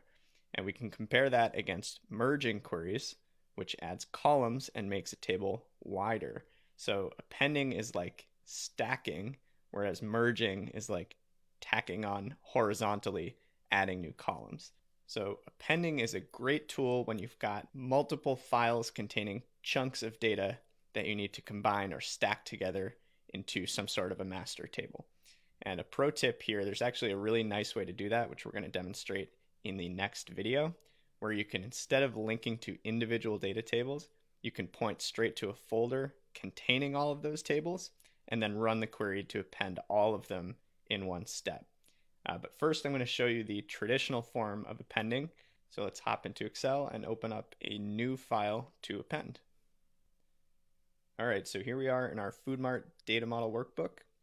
I'm going to go ahead and grab a new query from a file, another CSV. This time, let's grab the FoodMart transactions 1998 file. And in the little preview here, you can see it's the same exact structure as the 97 file. The only difference, as you might have expected, is that this file now starts with our 1998 dates. So that looks good. Let's pop into the query editor. And what I'm going to do is just expand this queries tab so we can see what's going on here.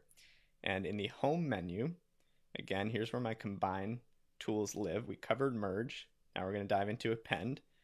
Same options here, where you can append or append as new.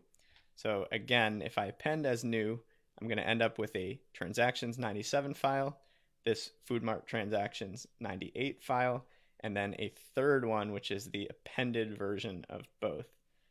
If I just choose append queries, which I'll do this time, I'm just going to basically overwrite or modify this current one so that I won't have a standalone 1998 file. So let's take that option. And it's saying append two tables, but it's only giving me one box, which is a little confusing at first. But remember, we are in the 1998 file right now. So this is just saying, what's the other table that you want to append to this current one? So in this case, the only other one that I want to append is the 1997 file. Press OK. And there you go. It looked like nothing really happened here. But what's interesting is that if I now sort this date column ascending, well, there you go. I've got 1997 dates in my FoodMart transactions 1998 query, which is the one I just loaded, which originally only had the 1998 dates. So let's go ahead and change the name of this to transactions 1997 through 1998, just to make that a bit more clear. You can see now, because I didn't append as new, I just have my two files, 97 alone, which already existed, and this new query that we created, which appended the two together. So let's go ahead and close and load two. Only the connection. We're going to add it to the data model and press load. And we can watch that go. And as you can see here, it looks like we've added a little under 200,000 transactions from 1998. And we get this full transactions list. So that worked well, but let's say, we're perfectionists and we don't like the fact that there's this floating 1997 table, which is just a component of our full table. Problem is, we can't delete this table because our new query is dependent on it. It needs to know what values are in that 97 table to create this merged or this appended 1997-1998 version. Same thing in the data model. We're going to be stuck with this tab here, transactions 1997, in addition to the 1997 through 1998 tab, which is not a problem. We can hide this tab or make this tab not available to end users, but it's still going to be floating there and it's kind of annoying. And if you're a perfectionist like me, that's going to bug you a little bit. So what we're going to do in the next lecture is take a different approach. We're actually going to get rid of these, and we're going to use the from folder option in Power Query to do this same thing without having the duplicate tables. So stay tuned. All right, time to revisit the appending exercise that we went through in the last lecture. Now, if you recall, we had a 1997 file, we loaded up a 1998 file, and then appended the 97 data to create this kind of stacked version called transactions 1997, 1998. And that worked just fine. The only catch is that it left this component table, this 1997 table, on its own, and since it's dependent on it, we can't delete that one. So not a problem at all. You could move on and work with the data in its current form with no issue. But if you want to know an interesting way to kind of get around this, I'm going to show you how to point to a folder containing these files instead. So the first thing we're going to do is actually right-click and delete these two transactions table. Don't worry, it's not goodbye for good. We'll be getting those back in an even more efficient way. So got rid of both of the transaction files. You should just have your lookups left here.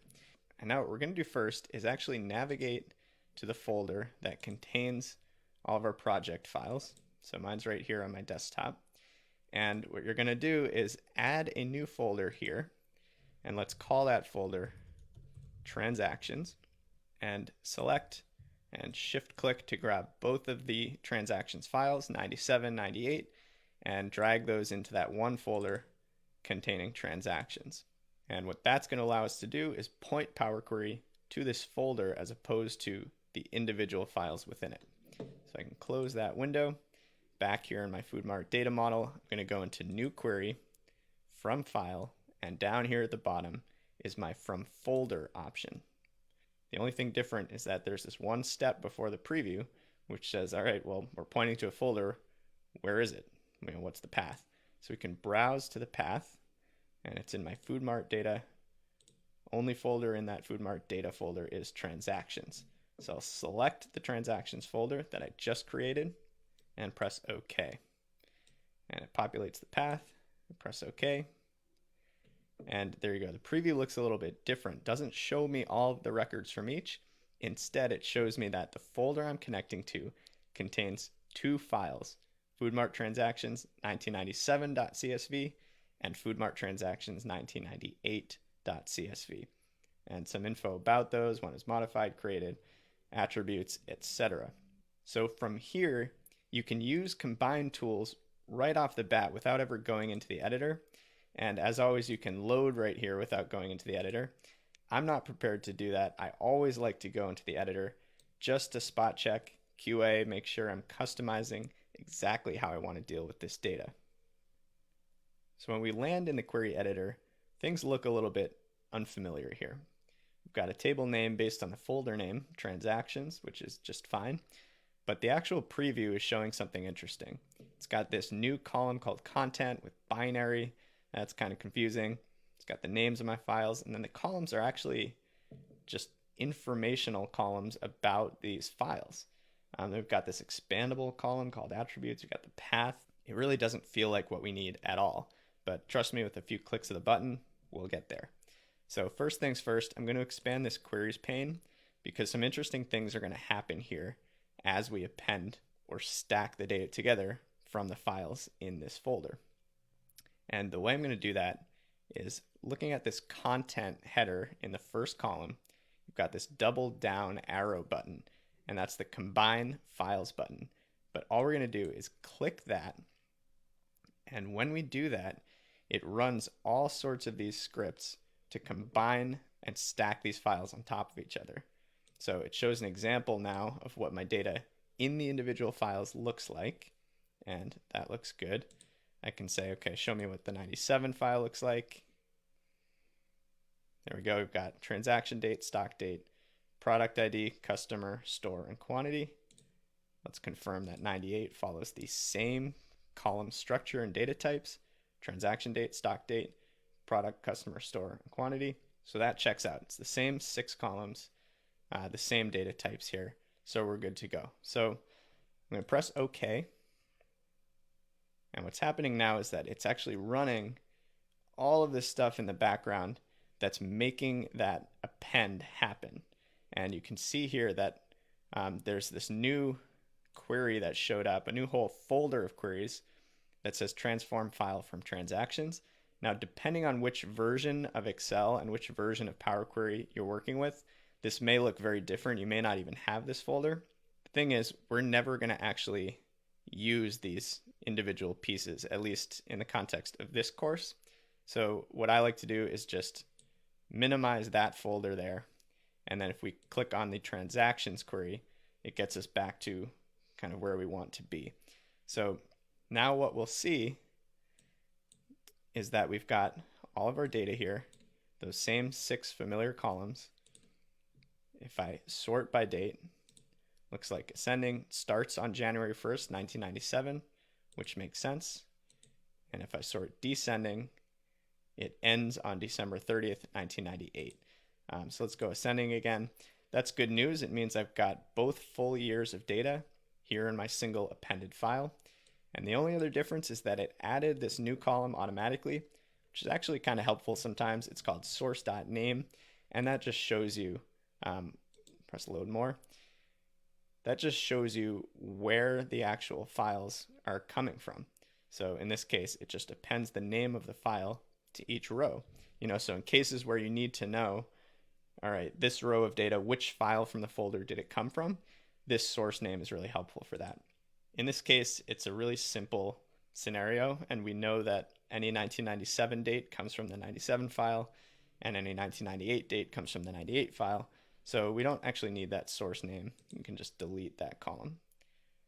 So at this point, we are in great shape. This is a nice, clean appended file. And remember, we deleted our original 97 and our original appended 97 through 98 files. So this is now our only transaction data that's going to be feeding into the data model. So we won't have any of those duplicate files that we were dealing with the first time we ran the append. So let's go ahead and close and load this to connection, data model, and load. You can see here in my workbook queries pane, we've got that same folder containing the intermediate transform steps. To be quite honest, I don't really know exactly why these are all created or how to disable them. So what I generally do is just hide that folder. And in this other queries bucket, these are the 5 that we now care about. So remember how when we appended the last time, we ended up with that 97 through 98 file with about 270,000 rows. Here we are with that same data table, but without any extras. So check the data model, transactions, there you go. So all of our dates as expected, 97 through 98. Close that out. Now, an interesting thing to note about this is that it's not always going to make sense to go through this kind of process of appending or merging data sets. And in fact, it tends to make more sense when you're working with flat files like CSVs that you need to stack and combine. Always think about what your source data looks like. So if you're connecting to a database, for instance, like a table in SQL, in many cases, any joins that need to be evaluated are going to be evaluated on the SQL side. And any new data or new rows that populate are going to be added to the table in SQL, in which case, if you're using Power Query just to create a connection to that SQL table, then it's as simple as just refreshing that connection to account for any changes that happened in the database. So just keep that in mind. You won't always need to use these types of tools, but just know that they are accessible when you need them. So those are the only data files that we're going to load up for now. We're going to load some more a little bit later in the course, but this is going to give us a great starting point. So it's a good time to remind you guys to save early and often.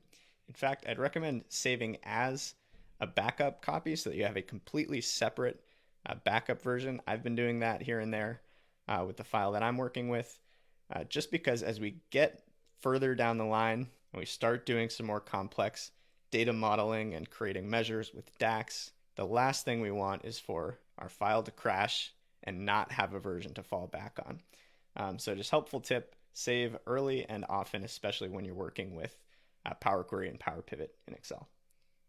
In this demo, I'm going to use Power Query to connect to 5 different types of data sources in under 5 minutes.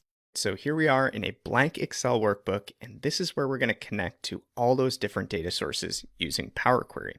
So all we need to do is head to the Data tab. We're going to drill into Get Data. Let's start simple. Grab some data from a flat file, in this case a CSV. I've got a CSV file called Hotel Reviews right here on my desktop. This populates the preview pane. I can take a look at what that table contains, and I can transform the data to launch the Power Query editor, or I can load it straight to our workbook or the data model. So in this case, let's load that data to the data model. We'll just create a connection so that we don't dump this data into worksheets, and press OK. Now over here on the right, we can see that data loading right here in our queries and connections pane. So hotel reviews, 100,000 rows loaded, looks good. Next up, let's grab some data from another Excel workbook. This works a little bit differently here. I've got a file called IMDb Movies. That should do the trick. And this time we see our navigator pane. And what Excel is telling us is that it's found a range formatted as a table called Top 25 Movies, which we can preview here, or we can grab data from different tabs within that workbook. This is an IMDb pivot table tab that has a pivot containing 2 columns, and we have a raw data tab and a top movies tab as well. In this case, let's grab the 25 row table. We're going to load that to the data model as well. Here in our queries and connections pane, we see those 25 rows have loaded. So that's 2 down. Now for our third source, let's grab some data from SQL. So we want get data from a database. In this case, I'm going to grab some demo data from a MySQL database. And here it's as simple as typing in the server name and the database name and press OK. So here we have another navigator window, just like the Excel workbook example, where we can see all of those tables within that SQL schema. So let's say we want the transactions table here with transaction ID, date, product ID, etc. We're going to go ahead and load that to our data model as well. There we go, just under 42,000 rows of transactional data pulled in from MySQL. Now, next up, I want to grab some data from a PDF. And I have this 2021 climate change PDF. And you can see as you kind of scroll through, you've got some charts, you've got some visuals. I believe here on page 18, you've got a nice little table of data here. And Power Query is going to be able to identify any embedded tables of data within the PDF and allow us to extract and load it into Excel. So back to get data from file, from PDF. Here's that 2021 climate change report I just showed you. We've got that navigator pane popping up again. And check it out, we've got data scraped from all of the different pages. If I jump down to page 18, this is that table I referenced. Looks a little bit messy. I'd probably want to do some ETL, some transformation. But for now, just for the sake of example, let's load this one up too. Press OK. So pretty small table, only 7 rows here. You can see it's given us this kind of messy default title. So let's rename it Climate Change Table. That looks good. Now, last example we're going to show is how to scrape some data from the web. We're going to pull some information out of this Wikipedia page on Fortune 500 companies. You can see we've got some tables of data in here that we might want to extract. So you know the drill. Get data, in this case from other sources, from web. And all we need to do is grab the URL of that page since it's public data, paste it right here, press OK. And we get our familiar navigator pane here with any tables that Excel has identified within that web source. So here's a nice list of top 10 Fortune 500 companies. We can go ahead and load that to our data model as well. And there you have it. We now have 5 different data sets from 5 completely different sources, all loaded into the same Excel data model. And the beauty of this is that now we can go even further. We can use Power Query to do some data prep, cleaning, and transformation, or we can use the data model to create relationships between these tables and analyze all this information together in one place. Great example of just how simple and powerful Power Query really is. All right, so you've made it to the end of the Power Query section. Nicely done. I like to end each section with a set of best practices, which are essentially tips and tricks that I've learned along the way that I think are helpful for you to keep in mind as well. So Power Query best practice number 1, we've talked about this before, give your queries clear and intuitive table names before loading the data. So define those tables immediately because updating them down the line can be a real headache, especially if you've referenced them in all sorts of calculated fields and measures. Second, just avoid using spaces in your table names. Otherwise, you've got to surround them with those single quotes. Best practice number 2, do as much shaping as possible at the source of the data. Now, this is kind of a new one. It's one that we haven't really talked about much because it's not quite as relevant when you're dealing with flat files like CSVs. But the point is, shaping your data at the source, like if you're pointing to a database like SQL or Access, minimizes the need for complex procedures and operations in Power Query.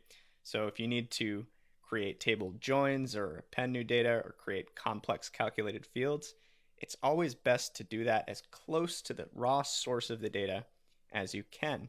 The other big benefit of doing that is that then you can point to that database and create a new model in a totally different workbook without having to replicate that entire Power Query process. So again, not as critical with the examples that we've shown, but definitely important if you start connecting to database sources. And then third best practice here, when you're working with very large tables, only load the data you need. So don't include hourly data when you'll only ever need daily, and don't include product level transactions when all you want to do is roll up performance by store.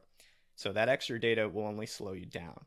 Now, one big caveat to this point, generally speaking, granularity is a good thing because it's always easier to roll things up and to aggregate than it is to break things down.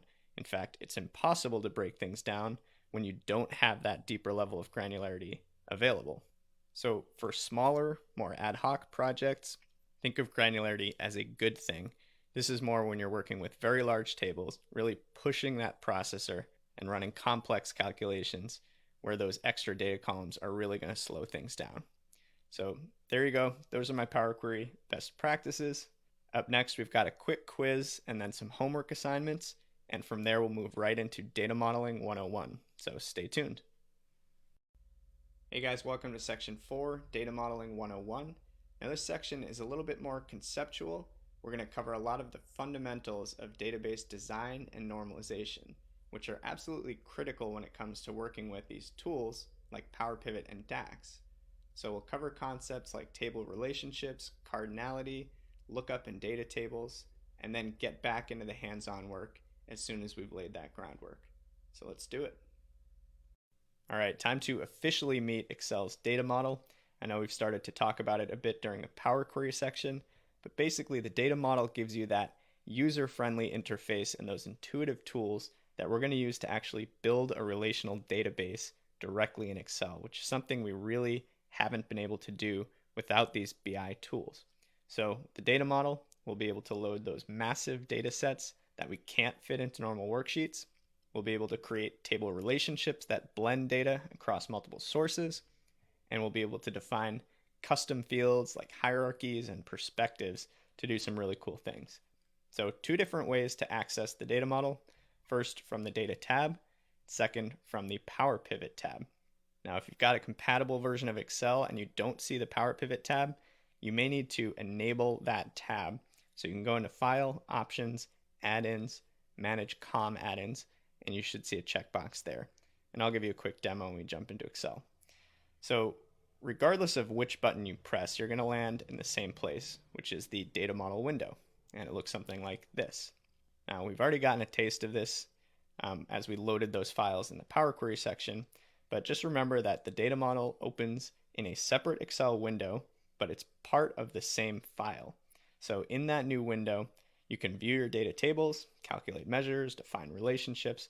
We're going to do all that in this section, but note that closing that data model window doesn't close your Excel workbook.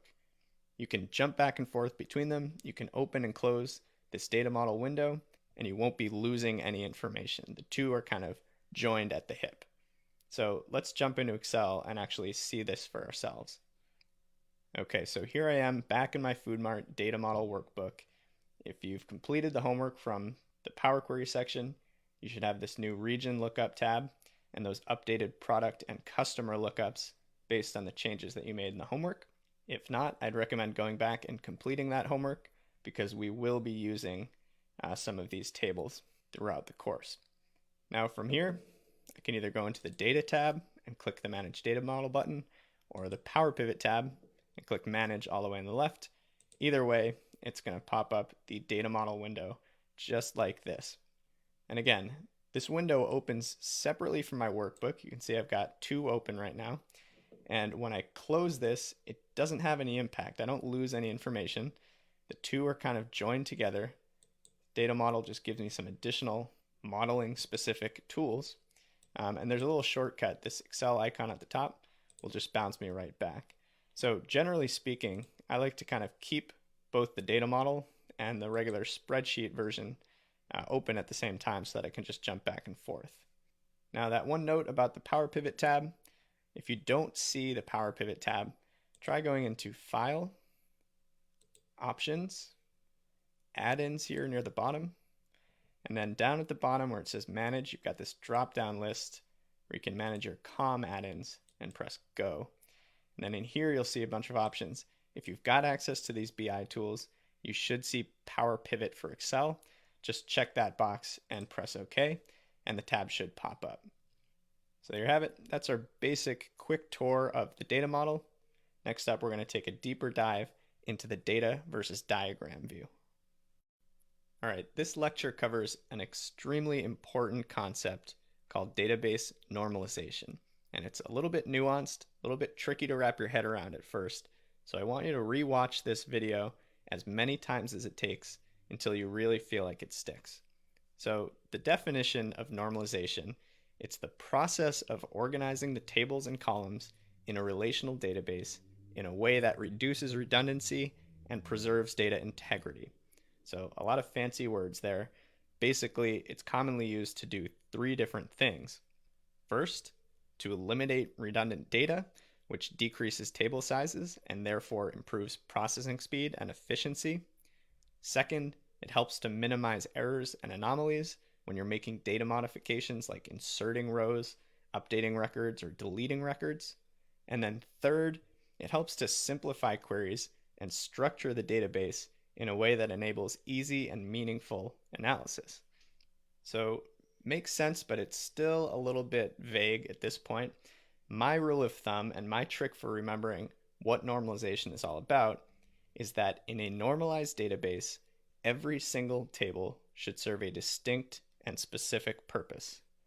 So for instance, you might have one table that only gives you information about products based on a product ID. You might have a second table, which is only your date fields or your calendar.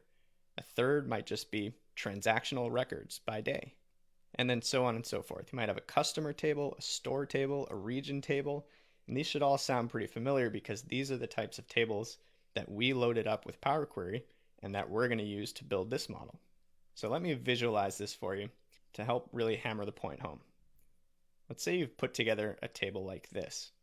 Now it looks fine, but when you look closely, thing is you've got transactional data here in the first three columns. You've got transactions by date, by product ID, and then the actual quantity sold. So there are multiple transactions by day and multiple transactions for each product ID, which makes sense if products are sold multiple times. Now, on top of that, we also have these four additional columns which provide more information about the product based on this product ID. So this is pulling in information about the brand, the product name, the product SKU, and the product weight, which is fine. There's nothing inherently incorrect about doing this. The data itself is accurate, but the problem is that when you don't normalize a table and you end up with something like this, you'll see that all of these duplicate product records show up anytime the product ID appears more than once in the transaction data, which is going to happen quite a bit unless each product happened to only be sold once. So you end up with all of these rows that repeat the same information over and over and over for every instance of the product ID that shows up in your transaction information. So by creating something like a product lookup with a unique list of product IDs and the associated information for each individual product ID, we can essentially eliminate all of these duplicate records and create a relationship between just the transaction table and the product lookup. So that's exactly what we're going to be doing as we build out the data model in this course. So you may be thinking, it doesn't really seem that critical. this table is still correct. It's giving me the information I need. But the thing is, minor inefficiencies now can become major problems as databases scale in size. So that's your intro to the concept of normalization. Again, this is a really critical concept, so make sure to review this as many times as you need until you're feeling really comfortable with it. And then once you're feeling good about normalization, we're going to move on and talk about data tables versus lookup tables. So let's continue down this path of database normalization and talk about another really important concept, which is the idea of data tables versus lookup tables. Now, generally speaking, models contain two types of tables. You've got data or fact tables and lookup tables, sometimes called dimension or dim tables. Now, the difference between them is that data tables are your tables that contain those numbers, those quantitative values, typically at a really granular level, with ID or some sort of key columns that can be used to connect it to each of the lookups. So the transactions table that we pulled in through Power Query, that represents a data table. Now, on the other hand, you've got lookup tables, and lookup tables provide descriptive, often text-based attributes or characteristics about each dimension in a table. So let's take a look at an example. Here we've got a data table containing quantity values. So this is like quantity or transactions by day, by product. And what we're going to do is connect this data table to some lookups using these date and product ID columns here. So first, the date field matches to the date column in a calendar lookup. And what the calendar lookup does, the purpose that it serves, is to provide additional information about each of those dates. So the month, the year, the day of the month, the weekday, the quarter, any of those date or time related fields. And you'll see that there's just one row per date because there's no need to replicate all of these rows in the lookup table. And in fact, if we try to pull in this information directly into our transactions table so that we could segment or filter or explore our data at that level, we would have to replicate all of the information in each row of the lookup over and over every time a duplicate value of a date showed up here, which for many tables would be hundreds of thousands or even millions of times. So like we talked about in the last video, that creates all sorts of redundant data that's only going to bog things down. So following that same logic, we can use the product ID column to map to a product ID column in a product lookup table. And the purpose that the product lookup serves is to provide additional information about each of these product IDs. The brand name, the product name, the SKU, retail price, and so on and so forth. So this is good data normalization practice. Each of these three tables serves its own very distinct, very specific purpose. And that's exactly what you're looking for when you build a normalized data model. Now, continuing on with this concept, let's talk about primary and foreign keys. So with that same example we just looked at, we've got our blue data table, got our green calendar lookup, and our orange product lookup. The columns in our data table that we used to match to the lookup tables are called foreign keys. They're keys because they're the columns that match to the lookup tables, and they're foreign because they contain multiple instances of each value. So think about it. There are multiple transactions per day, so the date column won't be unique, and there are multiple transactions by product, so the product ID column won't be unique. So these foreign keys are used to match to the primary keys in related lookup tables. So following that logic, these columns selected here, the date column from our calendar and the product ID column from our product lookup table, are called primary keys because they uniquely identify each row of a table and they match the foreign keys in the related data tables. So key takeaway, best way to remember this is that primary keys are unique, one value for each key. Foreign keys can appear multiple times. So foreign keys are the ones that are going to show up in data tables. Primary keys are the ones that are going to show up in lookup tables. So let's jump into our actual data model in Excel and see if we can identify the primary and foreign keys. Okay, so we're back to the Food Mart data model workbook. Let's jump into the data model. And this time I want to jump into diagram view. And this is going to show us all the fields in each table.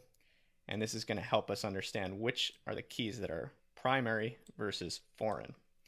So transactions, this is our data table. So because this is a data table and because there are duplicate values of each of these IDs, these are all foreign keys. And these are the keys that are going to allow us to create relationships between this transactions table and all of the lookup tables here above. So starting with customer lookup, our primary key is the customer ID column. And then following that is all of the information about each of those customer IDs. Store lookup, we've got our store ID. That's the primary key for that table. Following along, we've got the product ID here. And then for our calendar table, we don't call it the ID, but the date is going to serve the exact same purpose. That's that unique primary key that's going to connect us to the transactions table. So there you have it. That's our summary of data tables versus lookup tables and how to identify the primary versus the foreign keys. All right, guys, at the risk of sounding like a broken record, I want to take just 1 minute to really drive home this concept of table relationships versus merged tables. So I know there are some of you guys out there, like this anonymous confused man, who's thinking, I just want to merge these queries, or I want to use lookup or related functions to pull all these attributes into one place. I want to blend that lookup and that fact table so that I have everything I need in a single monster table. Kind of like this. You've got fact table fields in the left. You've got attributes from your calendar lookup there in the middle. You've got attributes from your product lookup table. And this could go on and on until you're dealing with hundreds of different columns. And this is a normal habit to be in if you're a longtime Excel user.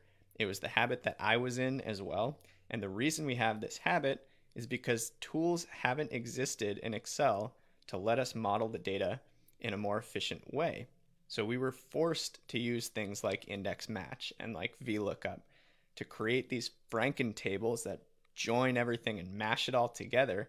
Because if we wanted to analyze it in one place, with a regular pivot table, for instance, it had to live in one place.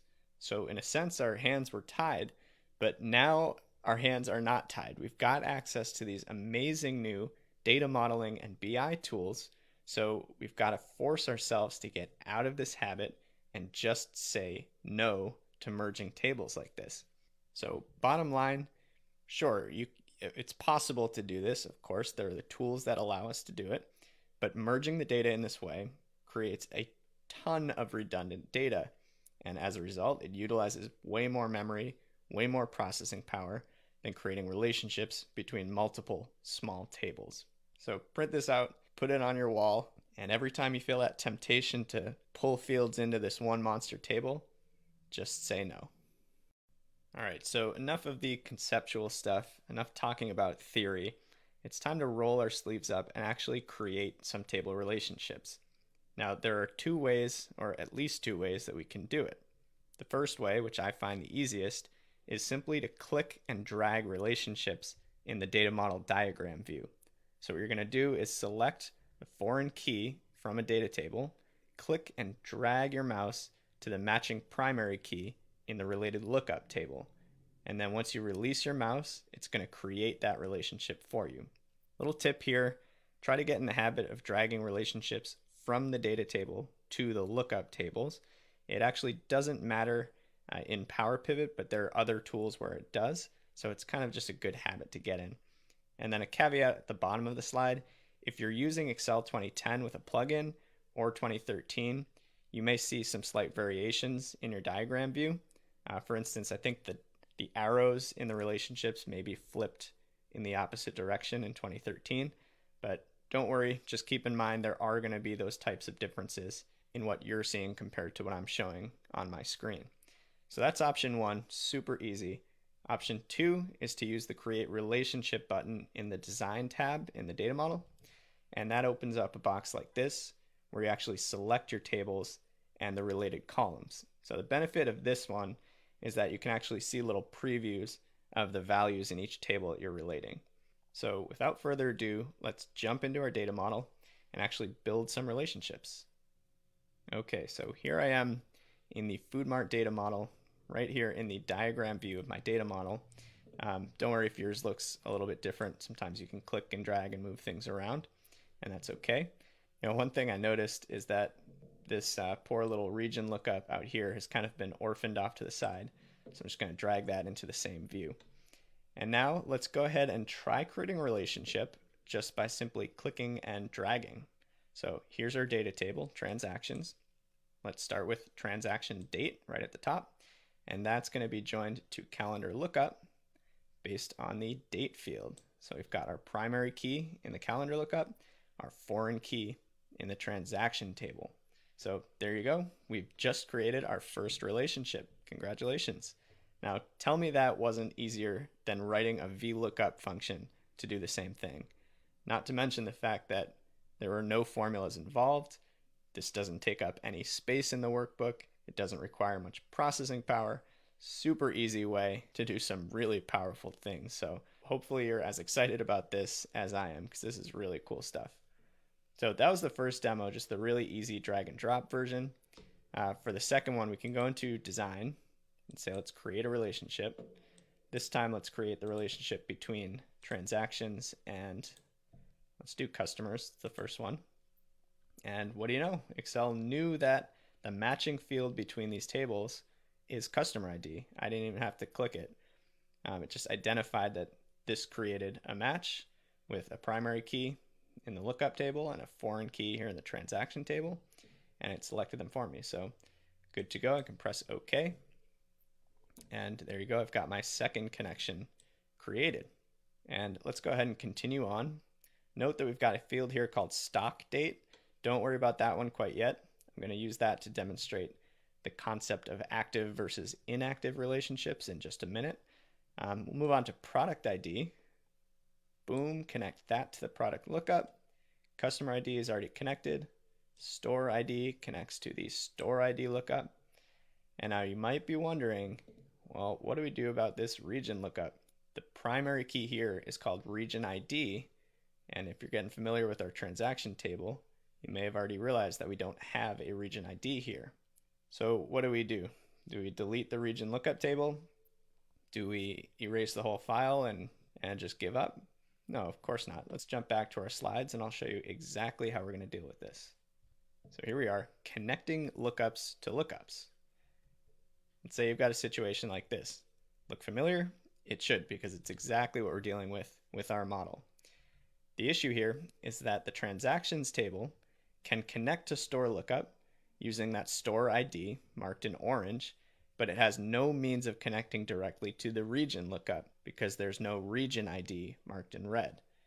But the thing is, we can connect transactions to the store lookup, and then in the store lookup, we have a region ID to connect that to the region lookup table, meaning that we've essentially connected transactions with region lookup through these chained relationships. So by doing this, any filter context all the way up at the region lookup is going to flow all the way down the chain and impact the values in the transactions table. So quick pro tip here, models that have multiple related lookup tables like this, or chains of lookup tables, are often called snowflake schemas. And models with single tables for each lookup or dimension, like we have in all of our other cases, those are called star schemas. So with that, let's jump back to our model and actually put this into practice. Okay, so back in the data model, let's just create some room here and drag store lookup down. And just to make it visually clear, I'm going to put region lookup on top of store. Remember, region ID in the region lookup table is our primary key. And in fact, if we jump to the home tab and go back to data view, I'm just going to prove that to you. Looking at the region lookup tab here where we can actually see the data, and you'll note as you scroll down that region ID is a sequential unique list of values, so it qualifies as a primary key. So back to diagram view, let's take region ID from store, connect that up to region ID in the region lookup table. That creates this chained relationship, and now we've essentially connected region lookup with transactions.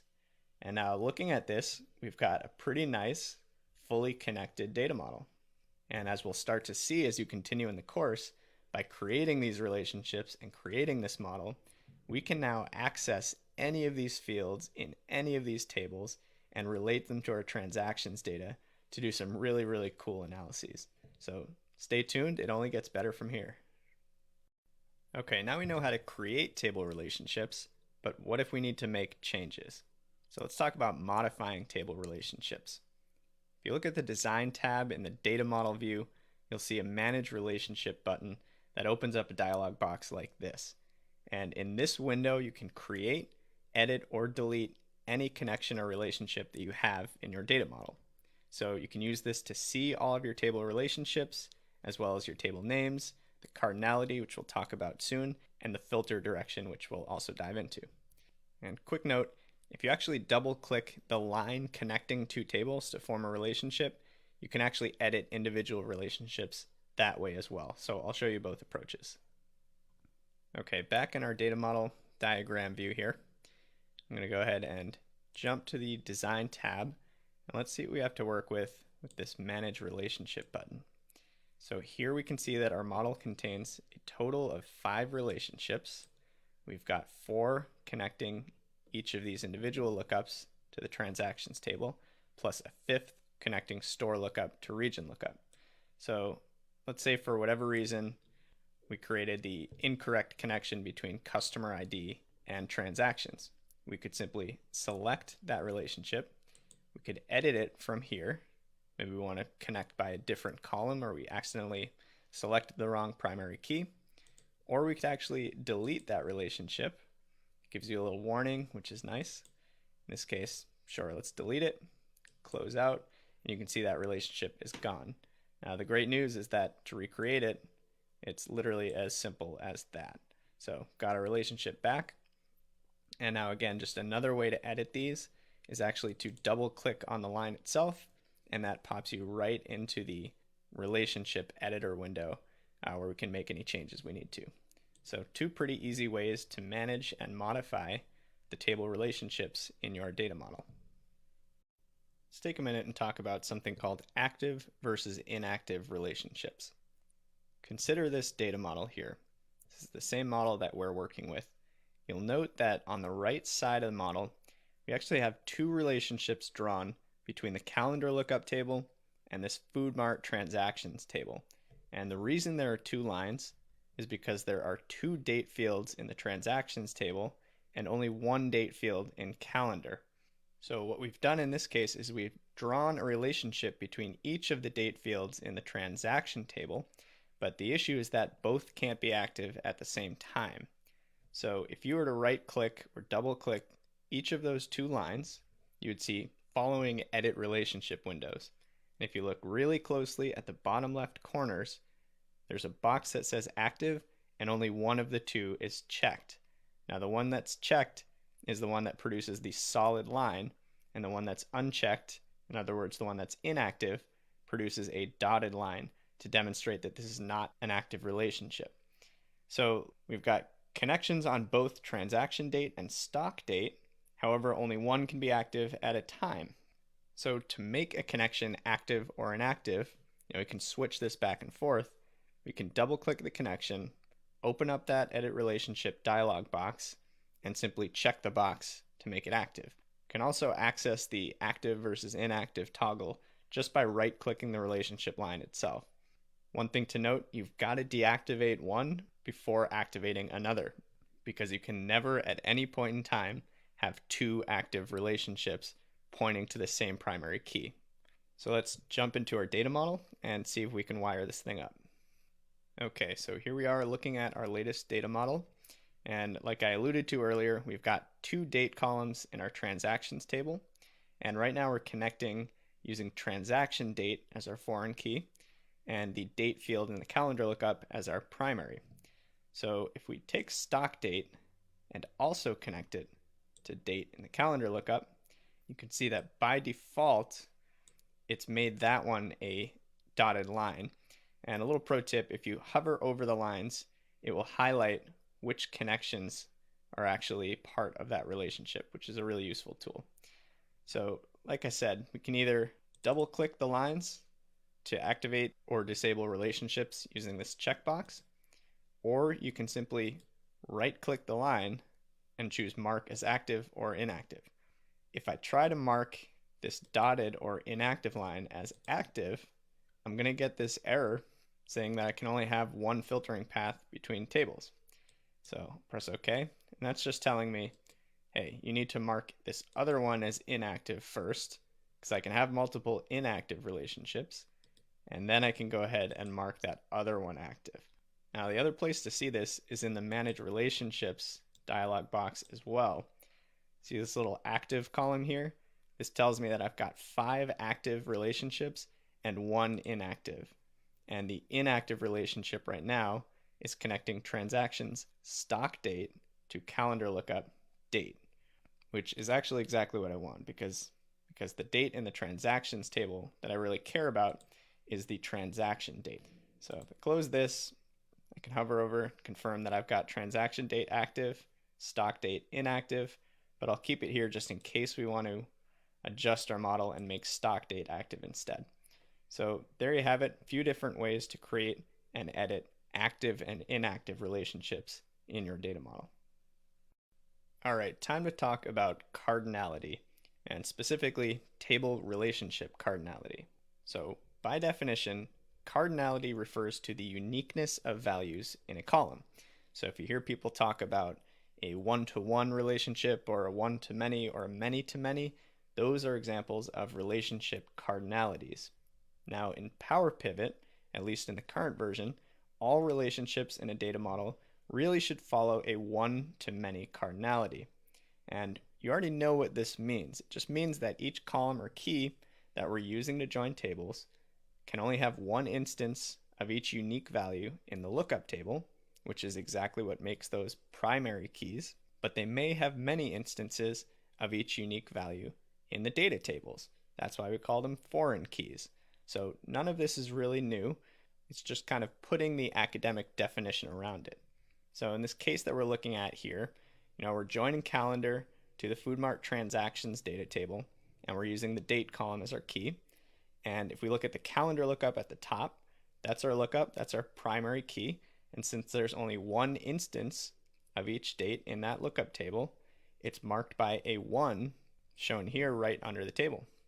And since there are many instances of each date in the data table, because it's a foreign key, you'll see an asterisk on this end of the connection. Now, let's dig into why it's so important to have a one-to-many cardinality. First, let's consider what's wrong with trying to create a many-to-many relationship. Let's say you've got 2 tables here. You've got a product lookup on the left, you've got a transaction table in blue on the right, but the only difference between this product table and the ones that we've been working with is that this one has a duplicate value of a product ID. So when you compare that against the transaction table, which also has duplicate values, justifiably, that's going to create an issue. In fact, when you try to create a relationship between these 2 tables on product ID, you'll see something like this, which says the relationship cannot be created because each column contains duplicate values. Select at least one column that contains only unique values. And that's really just a long-winded way of saying that you're trying to create a many-to-many relationship, and that one side of the relationship needs to have uniques. So problem here again is that we have multiple instances of each ID in both of our tables. And the thing is, even if we could force this relationship to work, even if we could drag that relationship and not get the error, it kind of just defies basic logic. So if you did somehow make this relationship, how would you know which product was sold on the first, the second, or the third? Because based on the product ID of 4, that could mean that you sold Washington cream soda or you sold Washington diet cream soda, and there would be no way to differentiate between the two. So in a nutshell, that's why many-to-many relationships simply don't work in a relational data model like this. Next up, consider a one-to-one relationship. And of the two, this one's much, much more innocent. In fact, there's actually nothing fundamentally incorrect about it. It's just a little bit inefficient. So here we've got a unique set of product IDs in a product lookup table, as you'd expect. But then we've got a second table that also contains only unique product IDs. Now, in this case, creating that relationship using the product ID field creates a one-to-one relationship, since each ID only appears once in each table. And again, unlike many-to-many, there's nothing really illegal about this relationship. There's nothing totally wrong with it. It's just a little bit inefficient. So a solution here could be to simply merge those two tables into a single valid lookup. Now, I know what you're thinking. We just talked about how merging tables is bad. You should never try to jam things together like this. But consider this. If we take this approach, it still respects the laws of database normalization, since A, all rows are unique and directly related to the primary key, and B, this merged table still serves a distinct specific purpose, because both were offering attributes or characteristics related to a single product ID. So that's a good summary of why one-to-many relationships are the way to go and what's wrong with one-to-one and many-to-many. And just to wrap things up, let's actually take a look at our own data model and make note of the cardinality between each of our relationships. So here in the model, I've got my 6 relationships here. And as you can see on the lookup end, the primary key side of every relationship, you've got this 1 just beneath the table. And then on the many side, which is generally the data table side, you've got this asterisk. And again, that tells you that that's the foreign key, that's the many side of the relationship. So everything looks good. All our 1s are connected to lookups. Our asterisks are connected to the transactions table, with the one exception of this joint lookup, which is perfectly valid. So there you go, basic relationship cardinality 101. All right, guys, time for another really important, really critical lecture. I mean, this one's probably top 5 most important in the entire course. So pay attention. I wish someone had taught this to me when I was first learning, because it really took a while for me to wrap my head around. So it's the idea of connecting multiple data tables. Now, consider this screenshot of a data model. Looks very similar to ours. In fact, it's almost identical to ours except for one thing, which is this returns table. So in this case, we've loaded a second data table named returns, which contains records of returns by date, product, and store. So you've got a quantity field in here, which is the quantity of returned products, which differs from the quantity field in the transactions table, which is the quantity of transactions purchased. So one thing you'll notice is that this table can connect up to each lookup table just like the transactions table did. It's got a return date, it's got a product ID, it's got a store ID. Now there's just one glaring exception, which is that there's no customer ID. So there's no way we can connect this returns table to our customer lookup table. Now what that means is that we can analyze data across both of our data tables, transactions and returns, in the same Power Pivot, but only if we filter or segment the data using lookups that are common to both of them. And this will be much more clear once we get into the Power Pivot section of the course. But in other words, we know which product was returned, we know which store it was returned to, and we know which date the return occurred. But what we don't know is which customer was responsible. So if we tried to filter our view, to break down data or to filter it by customer country or customer name, we won't be able to retrieve any values from that returns table. And any calculated fields that incorporate that returns table will give us the incorrect answers because of that lack of a relationship. So, big yellow important box here. You never ever try to connect data tables directly to each other. You always connect them indirectly via shared lookup tables. And the reason you can't connect them together is because you're trying to force many-to-many relationships. And there's no way to create those relationships in any way that makes logical sense.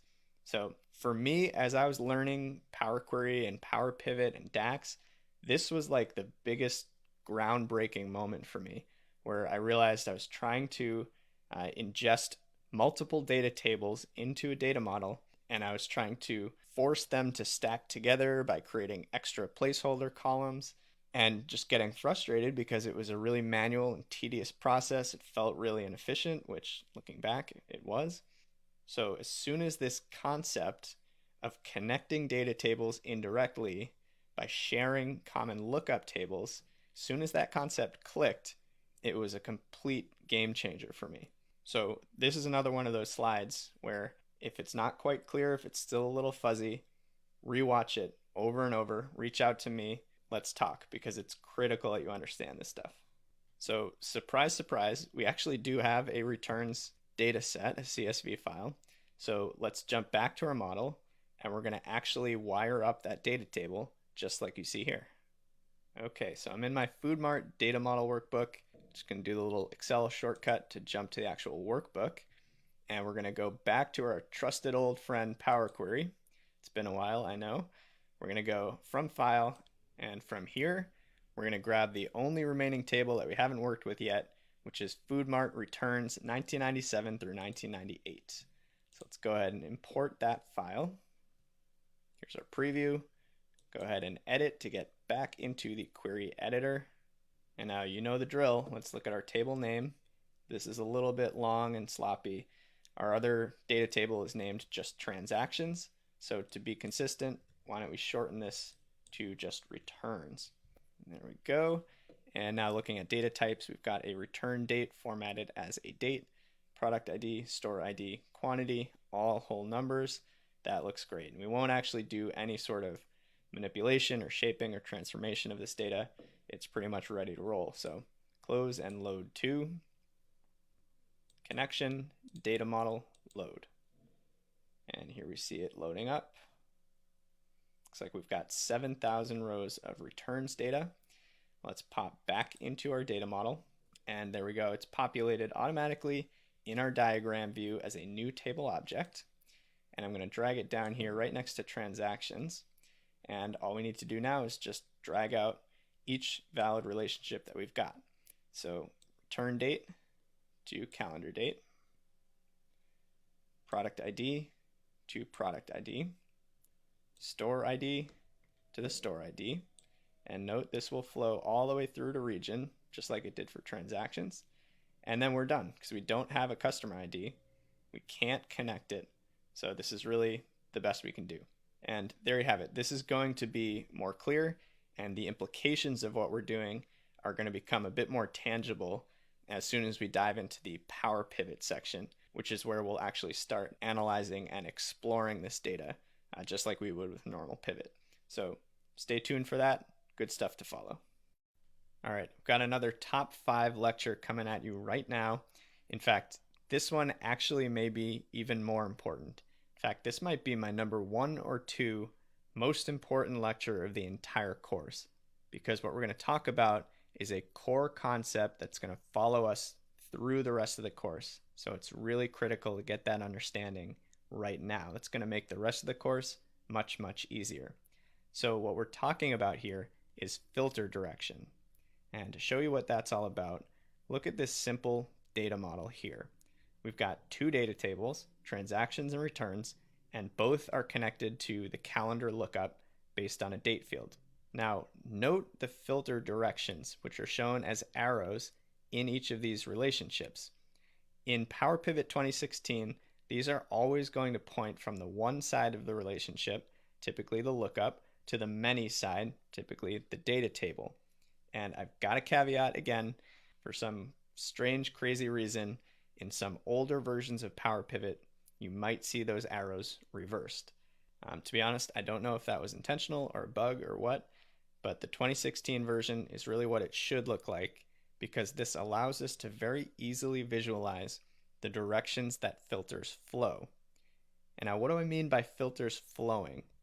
Well, if you filter a table, it will impact obviously that table itself, but also any tables downstream of it as defined by that filter relationship and the direction of the arrow. So I want that to sink in for a second. When you filter a table, like the calendar lookup, you're not just filtering the calendar. You're filtering the calendar plus any related tables that are downstream. So when you follow the arrows, any of those connected tables will filter as well. So what that means is that if we're analyzing both transactions and returns in the same pivot table, filtering by the calendar lookup date will correctly filter both data tables since both are related and both are downstream.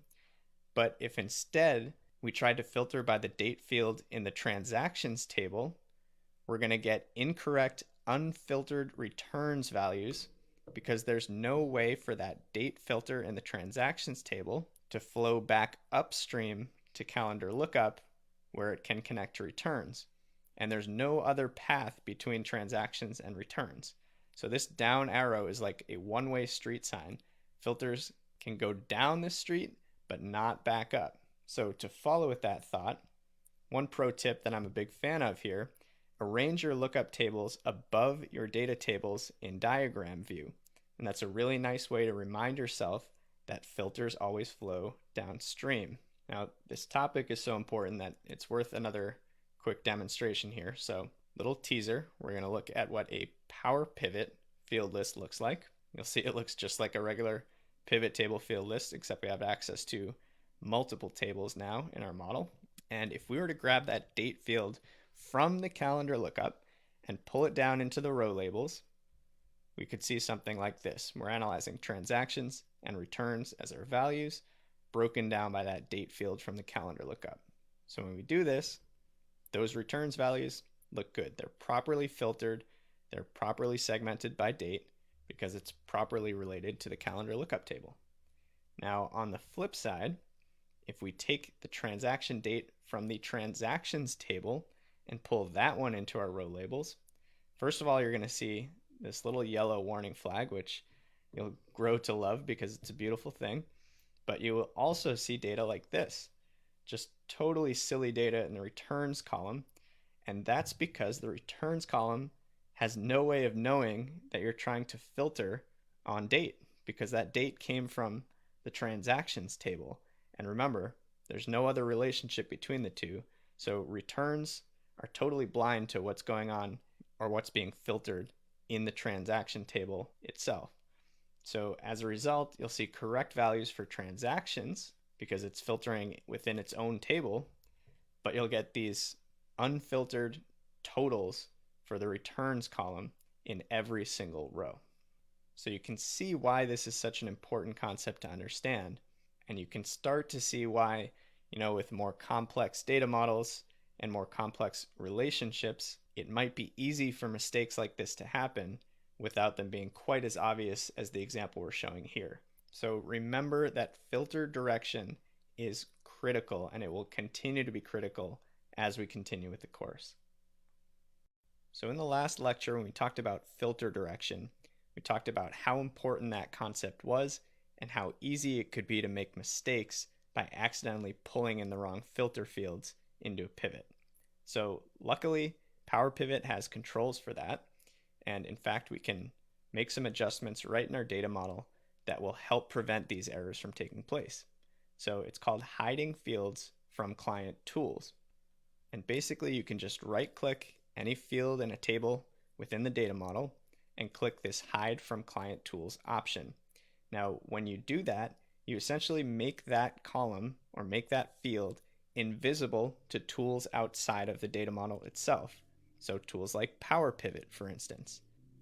And what this will do is help prevent users from accidentally filtering or segmenting on invalid fields.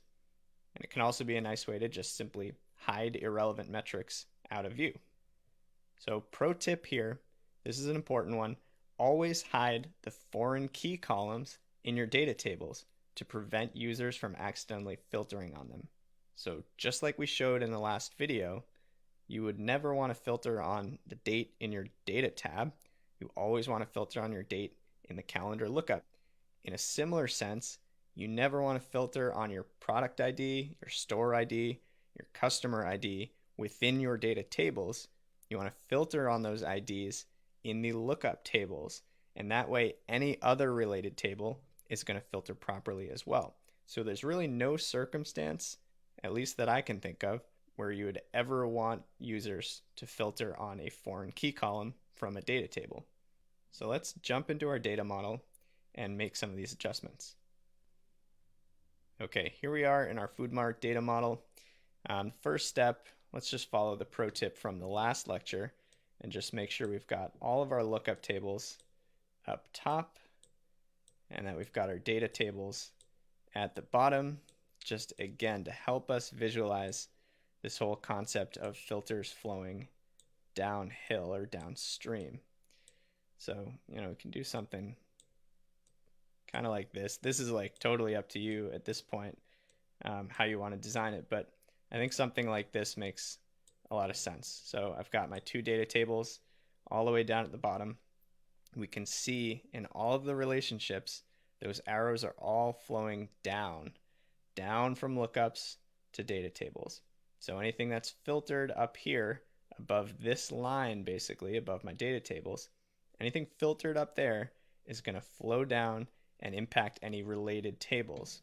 Now I have to emphasize related because remember, something like customer lookup, because there is no relationship with returns, there will never be any way to get customer data to talk to return data. So in that case, it's not a matter of filter direction, it's just a matter of no relationship exists whatsoever. So there we go. The structure, I think, looks fine. You can design it as much or as little as you'd like. And now let's go ahead and follow that second pro tip to actually hide the foreign keys in our two data tables. So remember, the foreign keys are anything we're using to match to lookups. So transaction date, right click, hide from client tools, stock date, hide from client tools, product ID, customer ID, and store ID, so that the only thing left is the actual quantity metric here. And then similar story with returns. I'm going to hide the return date, product ID, and the store ID. So it feels a little weird at first when you do this because it feels like you're kind of making these tables useless, but you're really not, because if you want to filter the return data on date, you do that by controlling date right here. The impact is identical as far as these two tables are concerned. So we're not losing any functionality whatsoever. We're just preventing potential mistakes from being made. And like everything with Power Pivot, none of this is set in stone. We can turn them back on and unhide them from client tools, either here in the diagram view, or if we go to the Home tab and jump to Data View, see how these columns have now been grayed out? That's because they are now hidden from client view, but you can right click on a header and unhide from client tools there as well. So multiple ways to accomplish the same thing, which is a theme that you'll see quite a bit with these BI tools. So really helpful tip there, hiding fields from client tools. All right, let's talk hierarchies. Now, hierarchies are groups of nested columns that reflect multiple levels of granularity. And the easiest way to describe this is with an example. A really common one is a geography hierarchy, and that could include levels starting at country, progressing down to state, and then city, so they're progressively more granular. Another example with product data might include something like the product category, the product brand, and the product name. So each hierarchy is actually treated like a single item in pivot tables and pivot charts once you've created it in the data model. And that allows users to easily drill up and drill down through those different levels of the hierarchy depending on how you define them. So it'll create a new grouped item representing the hierarchy, although you can always access the individual fields as well. So a couple steps to make that happen. First, you can simply right-click on any field when you're in diagram view, and you'll see these options to either create a new hierarchy or add to an existing hierarchy. And so if you create a new one, you'll see the option to name your grouping or your hierarchy. In this case, we're naming it store location. And from there, it's as simple as dragging fields in just like you're dragging them into a folder. So the order that you drag fields in determines the different levels of granularity. So here we've created a new hierarchy called store location, and it contains country, followed by state, followed by city. So then once you've created that, it now becomes accessible in Power Pivot. And we'll see examples of this in the next section. So we've got a store location item, and when you check that box, all of the fields within the hierarchy get pulled along with it. So you can drill down from country to state to city and then back up accordingly. So let's open up our data model and build our own example of this. Okay, so when we last left off, we were in the data view of our data model. So let's swap over to diagram view. And what we're going to do here is create a geo-based hierarchy in the store lookup table. So to do that, we can scroll through and just select one of the fields that we'd like to include. In this case, we'll do country, state, and city. So why not start at the highest level, right-click store country, and we'll select create hierarchy. And that adds a new field right here at the bottom. Looks like kind of a folder structure icon with a default name. We can change that to something like store underscore location. And there we go. So now within that, I've already got the store country field that I selected. Now it's just a matter of grabbing state, and I'm just going to literally drag it right into that nested store location hierarchy. And one thing to call out is that I don't remove it from the general field too. It's still accessible as its own individual unit, but now it's also accessible as part of this one grouped hierarchy field. So let's do city last, drag it down, and there you go. So now we've got store location, which equals country, state, city.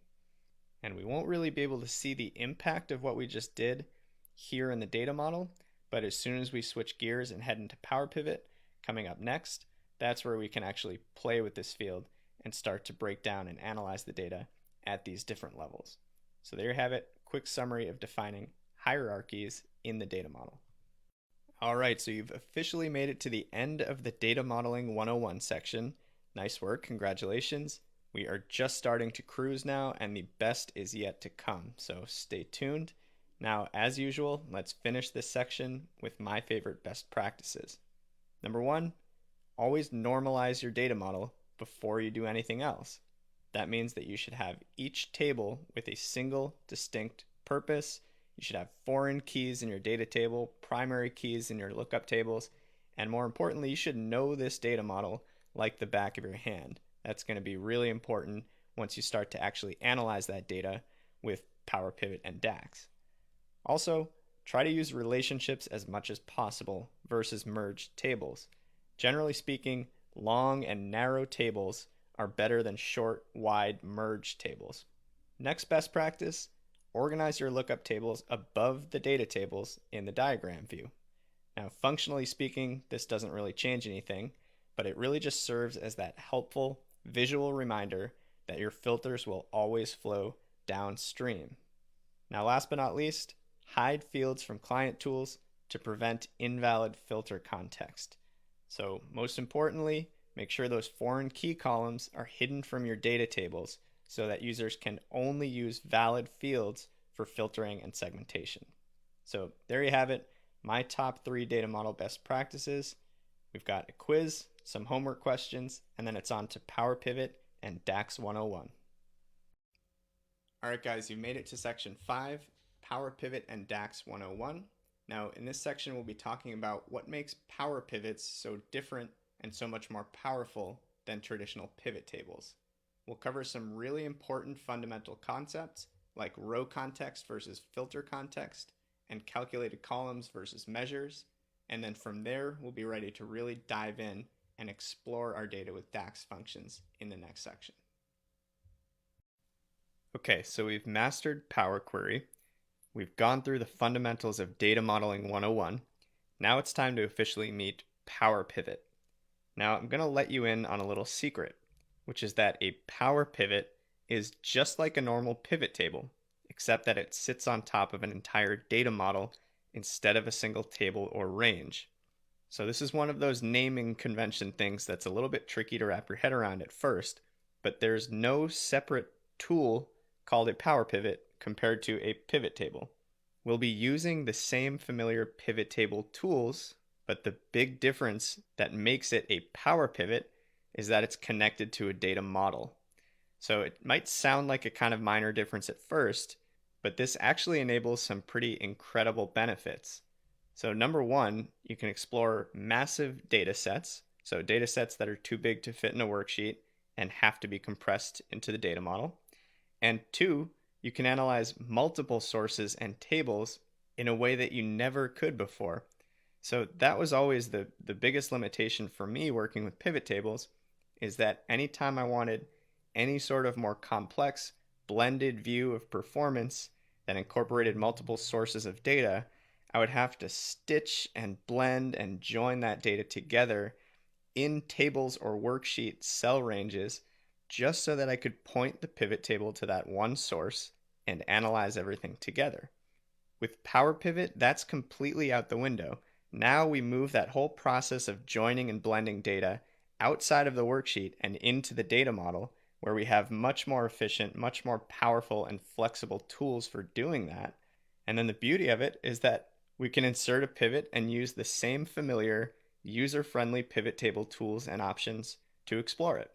So that alone is absolutely game-changing and worth ramping up on these tools in itself. A second difference between a power pivot and a regular pivot table is the ability to create a new type of powerful and flexible calculation using DAX. So we're basically going to take this concept of calculated fields that you may be familiar with if you're comfortable with pivots, and we're going to add a huge amount of firepower behind that. So in your Power Pivot tab, you'll see a few tools to manage the data model, define new measures, refresh sources. Again, you may need to enable this tab if you don't see it. Just head to File, Options, Add-ins, Manage COM Add-ins. And really the only two buttons that we're going to be focusing on in this entire tab are the first two. And you already know the first one, that Manage Data Model button just takes you right to your data model window. The second one is Measures, and that's where we're going to write all sorts of DAX functions and expressions in the next section of the course. So as far as creating or inserting a Power Pivot table is concerned, two easy ways to do it. Option one is straight from your data model. So in your Home tab, you'll see this button that says Pivot Table, and that just allows you to drop a pivot on a new or existing tab, and you'll see a field list just like this. So it should look pretty familiar. You've got your fields, your filters box, your columns, rows, and values. There are some differences, which we're going to talk about in the next video. Now, option two is from the regular old Insert Pivot Table dialog box. The only difference is that now we're going to check that box that says Use the workbook's data model. Press OK, and you end up in the exact same place. So let's pop into our data model and actually insert our first Power Pivot table. Okay, so here I am. I'm in the data view of my Food Mart data model workbook. Let's go ahead and start here. And in the Home tab, you can see right here I've got my pivot table option. If you drill down, it lets you insert other types of objects like pivot charts, tables and charts, flattened pivots. We're really just going to focus on pivot table for this course. So press pivot table. It says, all right, you want to drop that into a new worksheet or an existing worksheet. Let's say put it into an existing one in cell A1, press OK. And there you have it. Let me close my queries box.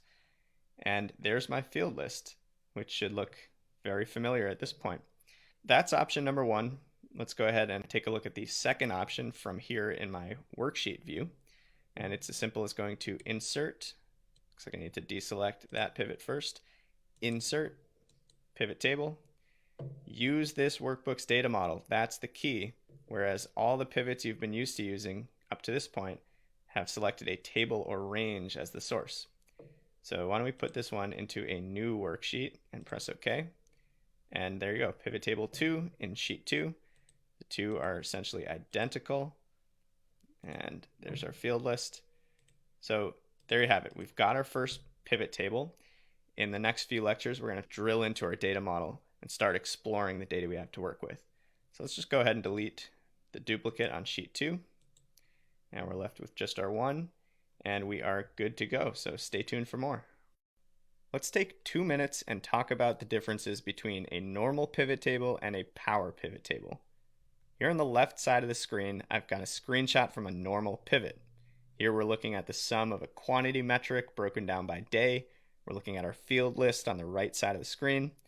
And here's a power pivot version of the same view. We've got a total quantity metric. It's broken down by day. We've got the same filter set above the table, and we're looking at our field list on the right. Now, the obvious difference that you've probably noticed is that in the power pivot version, boom, we've got access to way more tables. The normal pivot version just lists fields within this single table or source that we're pointing to.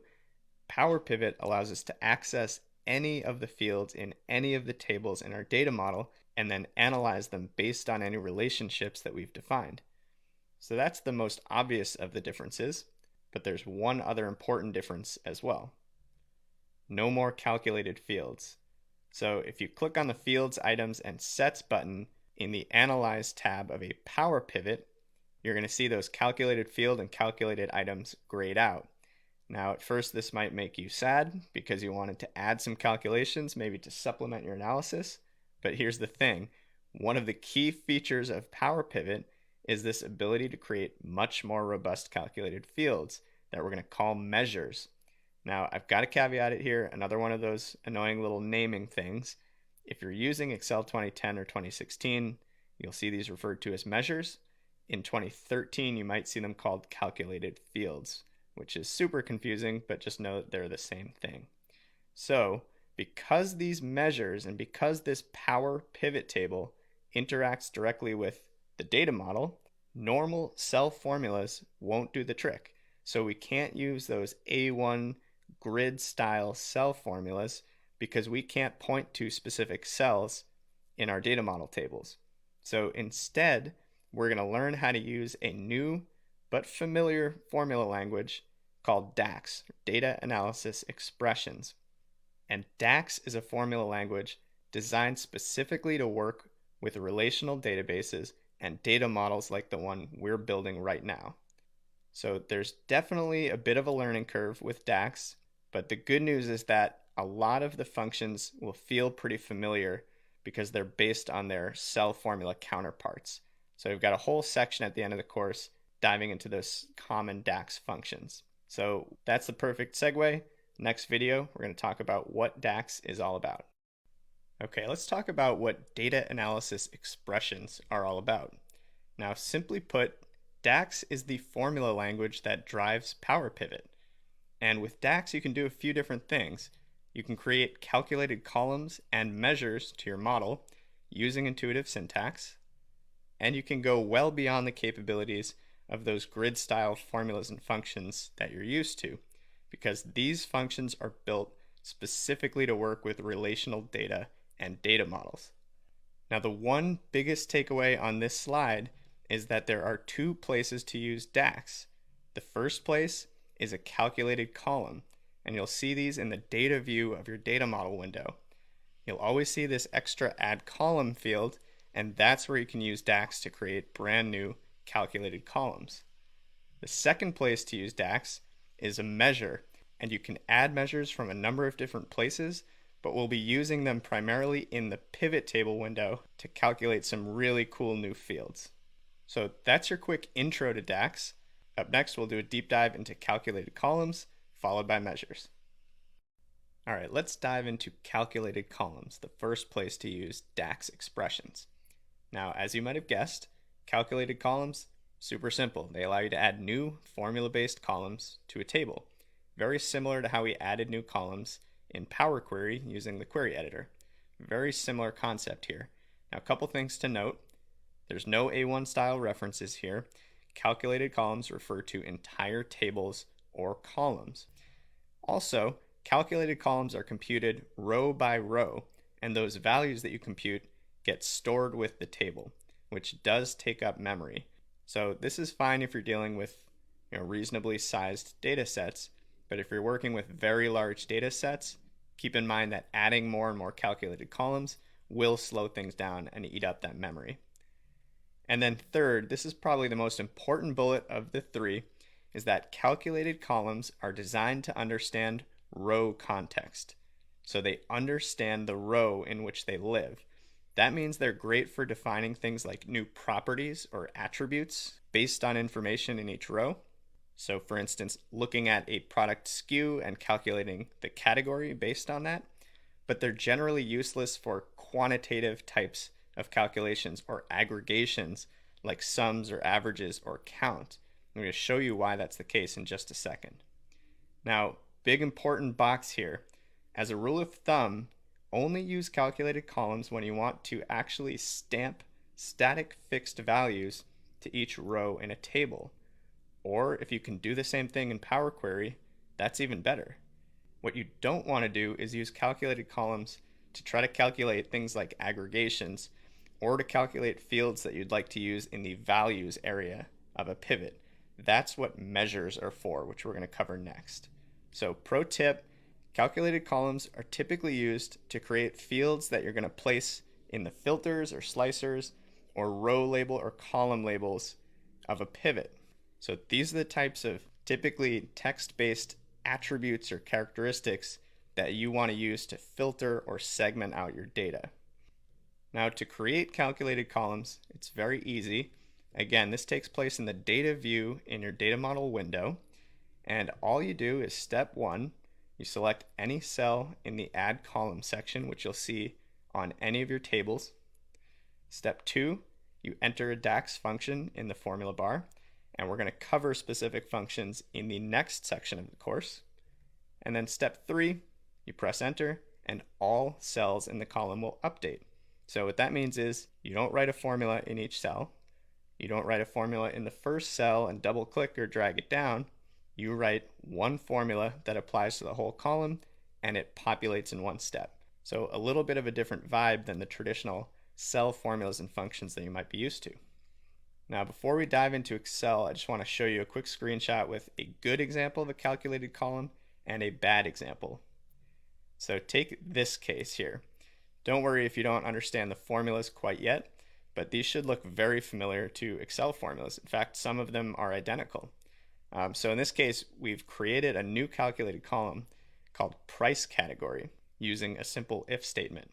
So that price category field evaluates to high if the retail price is greater than 2 and low otherwise. Again, this is just like you'd write it in Excel. And because the calculated columns understand the rows that they live in, a new value is calculated in each row based on that particular row's price. So this is a valid use of calculated columns. It creates a new row property or attribute that we can now use to filter or segment any related data within our data model. Now on the other hand, consider this calculated column called total revenue, which is a simple sum function of the revenue column in the transactions table. So here we've created that field, called it total revenue, and because calculated columns don't understand filter context, which we'll dive into in just a minute, the same grand total is returned for every single row of the table because calculated columns just aren't good at aggregation, and measures are going to be a much better fit for doing something like this. So this is not a valid use of a calculated column, and because these values are statically stamped onto the table, we really can't filter or slice or subdivide these numbers. All we're left with is the same grand total in every row, which obviously isn't going to be very helpful to us. So with that, let's jump into Excel, and I want to do a couple demos just to start getting us comfortable with this calculated column environment. Okay, so here we are back in our Food Mart data model, and I'm in the pivot table tab at this point. Let's go ahead and click the Manage Data Model button. I'm in the Data tab now. And here we go. I'm going to start in Data View. And you see this new column that's appeared called Add Column. You'll see this in every single one of our tables as we click through the different tabs. So I want to start by demonstrating a calculated column that's valid. So why don't we go here into our Customer Lookup table and scroll all the way to the end where we'll see this Add Column field. And I can click anywhere in this field, doesn't matter which cell, and select the formula bar to get started. This is where I'm going to write the DAX to produce this calculated column. And for this one, don't worry at all about the formulas we're using. We're going to cover specific formulas soon, but let's say we want to do something like calculate the customer's current age. To do that, we could use something like a date diff function, where the starting date is the customer's birth date. So I can just scroll over until I see the birth date column. And again, I can click any one of these cells, and you see how it populates with the customer lookup table followed by the birth date column. There's no row 14 referenced. There's no column letter. It's just a reference to the table and the column within it. So the date diff function, just as a sneak preview, it takes two dates, a start date and an end date. In this case, my end date is going to be the today function, which is a volatile function that always returns the current date. And the last piece is the interval I want to use. In this case, I want the age in years. So I'm just going to tab and select year and close out the function. And now when I press enter, it's able to see what their birth date was and compare that against today's date with an interval of years. So this is a valid version of a calculated field. And we can just double click the column header, call it age if we'd like. Stamped these values now onto the table, and we can use these age values to filter or segment the data using our pivot table. So thumbs up, that's a good example.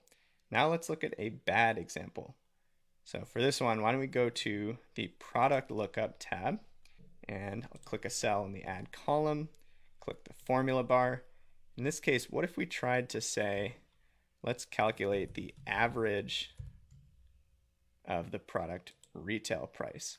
So average of the product retail price from the product lookup table, and just close the formula just like that.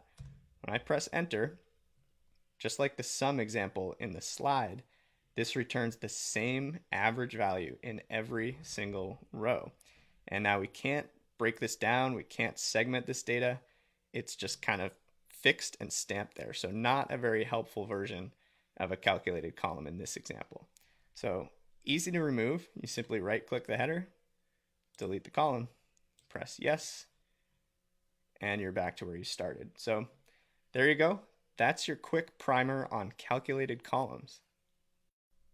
Okay, time for another one of those critical top 5 lectures in the whole course. We're going to introduce DAX measures, which is the second place to use data analysis expressions. Now, simply put, measures are DAX formulas that you can use to create dynamic values within a pivot table. Now, like calculated columns and like any place you'd use DAX, measures reference entire tables or columns. So again, no A1 style references. But here's the thing, unlike calculated columns, the measures don't actually live in the table. Instead, you place them in the values area and only the values area of a pivot table so that they can dynamically calculate in each individual cell. This works in a very similar way to calculated fields in a traditional pivot table. Now here's the most important concept, is that measures are evaluated based on the filter context of each cell in a pivot. And that filter context is determined by the pivot table layout. So your filters, your slicers, any row labels, any column labels, all of those elements of your pivot table layout create something called a filter context, or a set of filters that determine what value that measure is going to return. Again, this is a similar concept to how you would work with traditional calculated fields. And the important thing to remember is that calculated columns work with row context, measures work with filter context. And this is a concept that can get a bit nuanced, but it's critical to really understand it as we start diving into writing DAX measures. So important box here, rule of thumb, you're going to use measures, not calculated columns, when a single row can't give you the answer. In other words, for fields that require some sort of aggregation. And again, measures can only be placed in the values area of a pivot table. So pro tip here, use measures when you want to create some sort of values that users can explore within a pivot. So again, it's like the power pivot version of a calculated field. Now there are a few different variations of measures and a few places where you can define them. So we're going to dive into each of those in the upcoming videos. Okay, time to talk about something called an implicit measure. Now, it sounds very complicated, very scientific, but the good news is this may be the easiest lecture in the entire course. So, very simple to do. Looking at our pivot table field list here, step one is to check the box next to a value field in a data table, or grab that field and drag it into the values field of the pivot table. Step two, there is no step two. You're done. You literally just created an implicit measure. Now you're probably wondering, why is Chris focusing so much on measures? This is ridiculous, and it's exactly how I would have created a simple calculated field in a normal pivot table. And you're right. And that's why we've got some important things to note. Now, before you start celebrating, there's a catch here. When you drag that raw data field or check the box to put it in the value section of the pivot, you've created an implicit measure. And there's nothing wrong, there's nothing incorrect about implicit measures. They'll show you the correct answers, but they are extremely limited. So explicit measures, which we're going to talk about next, and which we're going to focus on for the rest of the course, are the measures that we will actually define using DAX, as opposed to these ones that Excel has kind of defined in the background for us. And these are going to give us way more flexibility, as well as the ability to reuse the measures that we define in multiple places. So when you drag that quantity field into the values box, in this case, that sum of quantity implicit measure is only accessible in this specific pivot table, nowhere else. When we define explicit measures, we can reuse them anywhere and reference them in other formulas to create something we call measure trees. So from now on, we're just going to say no to implicit measures, period. Okay, shifting gears into explicit measures. There are a couple ways to create explicit measures. There's the lazy way and there's the proper way. So right now I'm going to show you very quickly the lazy way, and then we won't use this approach ever again through the rest of the course. But I feel obligated to show you just so that you know it exists. Now consider this data view from the data model.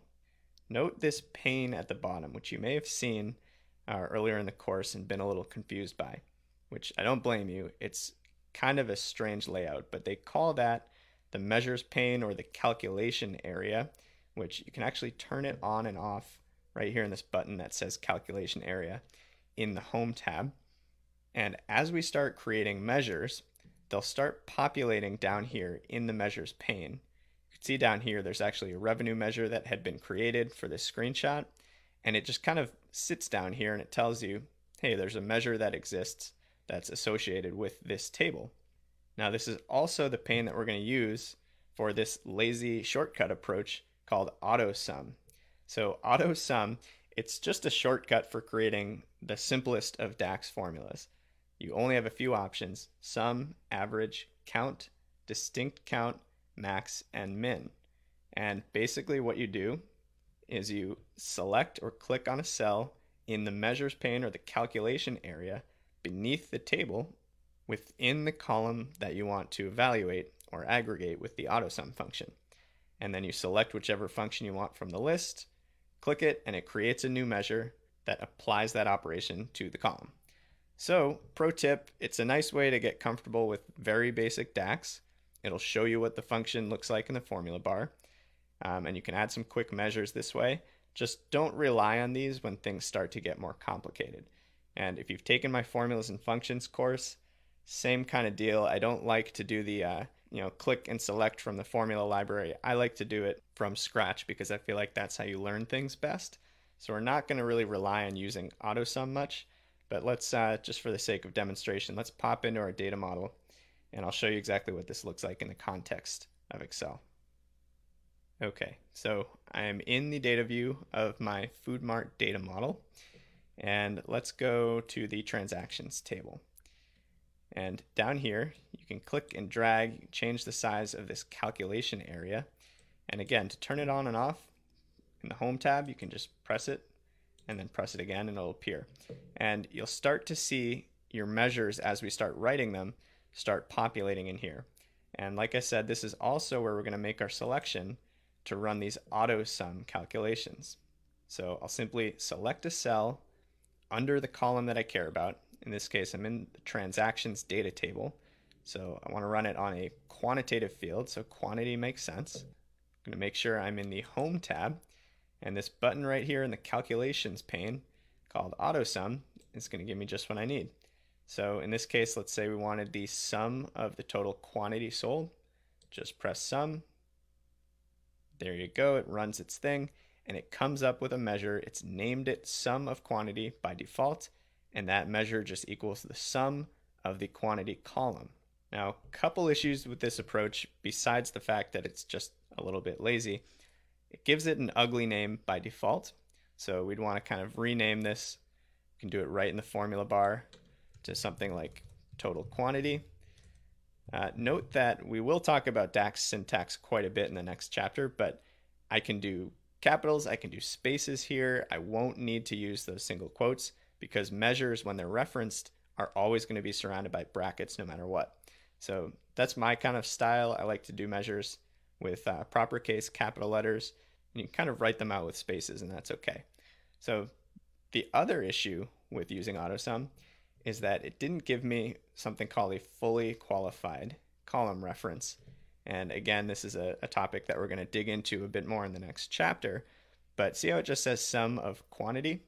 And remember that we've got a quantity field in our returns table too.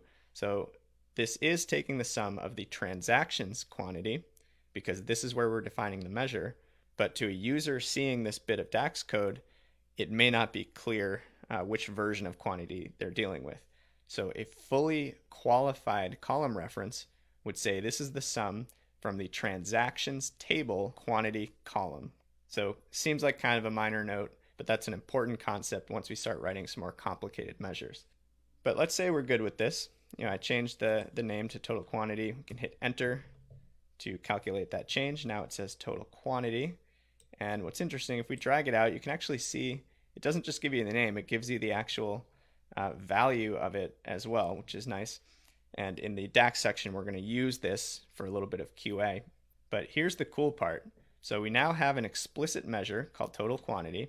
And because it's explicit versus implicit, we can use this anywhere in the workbook or in any tool that's connected to this data model. So if we hit the shortcut to jump back to Excel, and we look at our tables here in the pivot table field list and drill into transactions, now we've got that original quantity field. Remember, all of the others we hid from client tools, so you don't see them here. And we've got this additional field with a little FX measure icon next to it for total quantity. And now I can check that box or drag it in, and that gives me the proper explicit version of total quantity versus dragging that and pulling it in as the sum of quantity implicit version. Note that both give me the same answer. Remember, there's nothing incorrect about implicit measures, but we'd rather take the explicit approach like we just did. And then getting rid of these is pretty easy. We can either do it in the Power Pivot tab by managing our measures here, and you'll see that one that we just created, or because we used AutoSum, let's jump back to the data model, and you can also select the cell containing the measure in the calculation area, press delete, confirm, and it is gone. So now we go back to our pivot, it refreshes automatically, and our measure is no longer there. So that's the shortcut version, the lazy man's approach to explicit measures. I suppose it's a good way to kind of learn these basic functions, but that's the last time we're actually going to use AutoSum.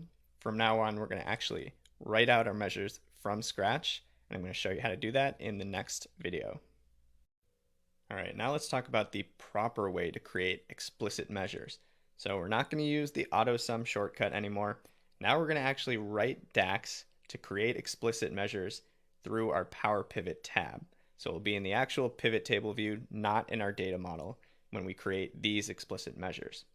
So in your Power Pivot tab, you'll see a button called Measures, and when you click New Measure, it'll open up the Measure dialog box that looks like this. So at the top of the dialog box, you've got information about the measure. Every measure gets assigned to a table so that you know where to find it in your pivot table field list. It's given a measure name. Again, you can use spaces here if you choose. And you've got an optional description. So that's kind of up to you if you want to use descriptions or not. Generally speaking, I'll add a description for the more complicated measures that might not be so intuitive, but I might just leave it blank for some of the simpler ones. So in the case that we're looking at here, we've defined a measure name called total quantity, just like the one that we created with AutoSum. We're assigning it to a table that's named Food Mart Transactions 1997, and we've given it a description.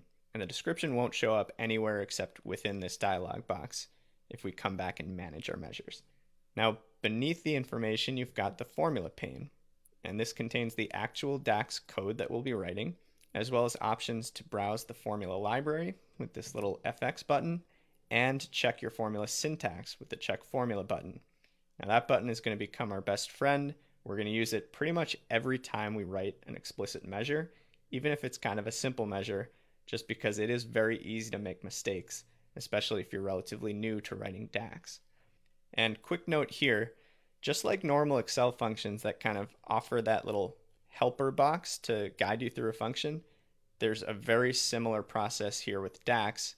They call it IntelliSense, and it's actually even more helpful than the traditional formula and function version because it helps to auto-populate things like formula names, table names, and column names, and it also does a nice job kind of letting you know when your formula is going off track. So, if a formula needs a table as an input and you're trying to write a column, IntelliSense is going to say, hey, stop what you're doing, this is not correct. So really, really helpful, especially as you're learning this language. Now, last but not least, we've got formatting options. These speak for themselves.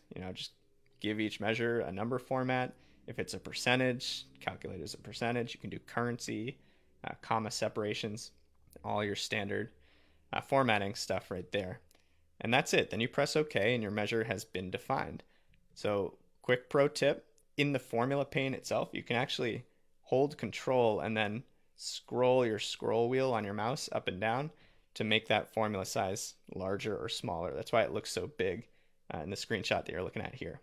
So that's the proper way to calculate some explicit measures.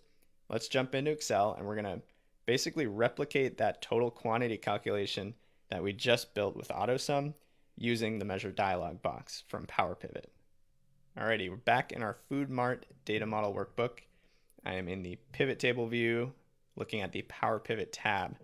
And again, this is where I'm going to see that measures button where I can either manage existing measures or create a new one. So in this case, let's go ahead and create a new measure. Here's that measure dialog box that we just talked about. And in this case, I like to give it a measure name first. I kind of wish this was first in the list, but we're going to calculate something called total quantity. And because this total quantity is going to sum the quantity field in the transactions table, then it makes sense to assign this measure to that table. Just think about it. If we assigned that to something like the customer lookup, it would drop it into this customer lookup dropdown in my field list, which is very confusing. People won't be able to find it there. So total quantity, we're assigning it to transactions. And for a description, we could say sum of quantity field from transactions table, something like that. And now here in our actual formula pane, we're going to just start typing sum, and see that IntelliSense kicking in. You'll start to get familiar with what these icons mean, but this circle with an FX means it's a function. So if I haven't completed what I'm typing and I see the correct option has been selected, I can just tab, which kind of drills into it. And now IntelliSense is saying, okay, we've entered a sum function. The next piece that we need for this function is just the column name. So it's populated a list of all of my column names from all of my tables in the data model, which is pretty cool. And I'm going to want to use a fully qualified column, which means I'm going to start with the table name. So transactions. You see it's filtered down to only columns within transactions. And from here I can either manually continue typing, or I know that's the field I want. So I can select and either press tab or double click and it populates it for me. So sum of the transactions table quantity column, can close that out. And let me show you a little shortcut. The control wheel up just makes that grow. So sum of transactions, the quantity column within that transactions table. Now just show you what the library looks like you can insert a function and it gives you this little helpful reference library.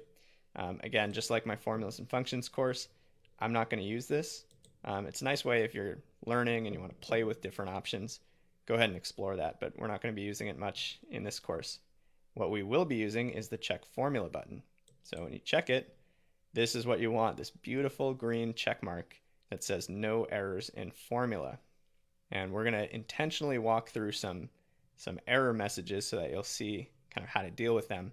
But in general, this is what you want to see. So green check mark. Now, last but not least, how do we want to format this? Total quantity, it's going to be a number. And let's make it a whole number with 8,000 separator. And there you have it. Just press OK. Creates the measure. That measure pops up. And we're exactly back where we landed using AutoSum. So now we've got this measure that we can drop into the values field. If we go into our data model, into the transactions table, see in the calculation pane, it's populated that measure that we just created. You can actually write measures here in the calculation pane as well. I don't like to. I find it very messy and very sloppy. And you'll see once we create more and more measures, they all kind of just get stacked all over the place down here. So personally, I don't like using the measure pane, but it's nice that they kind of automatically get stored there if you do need to reference them. But otherwise, we'll go back to our pivot table view. And when we do need to edit or add or delete any of our explicit measures, we'll go into that measures tool from the Power Pivot tab, manage them from there. So there you go, total quantity, sum of the quantity column transactions table. And there you go, that's the proper way to create an explicit measure. All right, time to revisit this idea of filter context. Now, I told you this was one of those top 5 most critical concepts in the course, so it's worth revisiting. We're going to dive in quite a bit deeper now. So as a reminder, measures are always calculated based on filter context. And simply put, filter context is the set of filters or coordinates that are determined by a pivot table's layout. So what fields you've got on filters, whether you have any slicers in there, if you're breaking down your data by row labels or by column labels, all of those things that determine a pivot table's layout or orientation impact the values that the measures are going to show.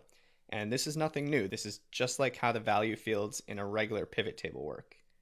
But what we need to understand about Power Pivot is that each measure cell within the pivot table calculates independently, and it calculates based on its coordinates. So think of each cell in a pivot table as its own little island.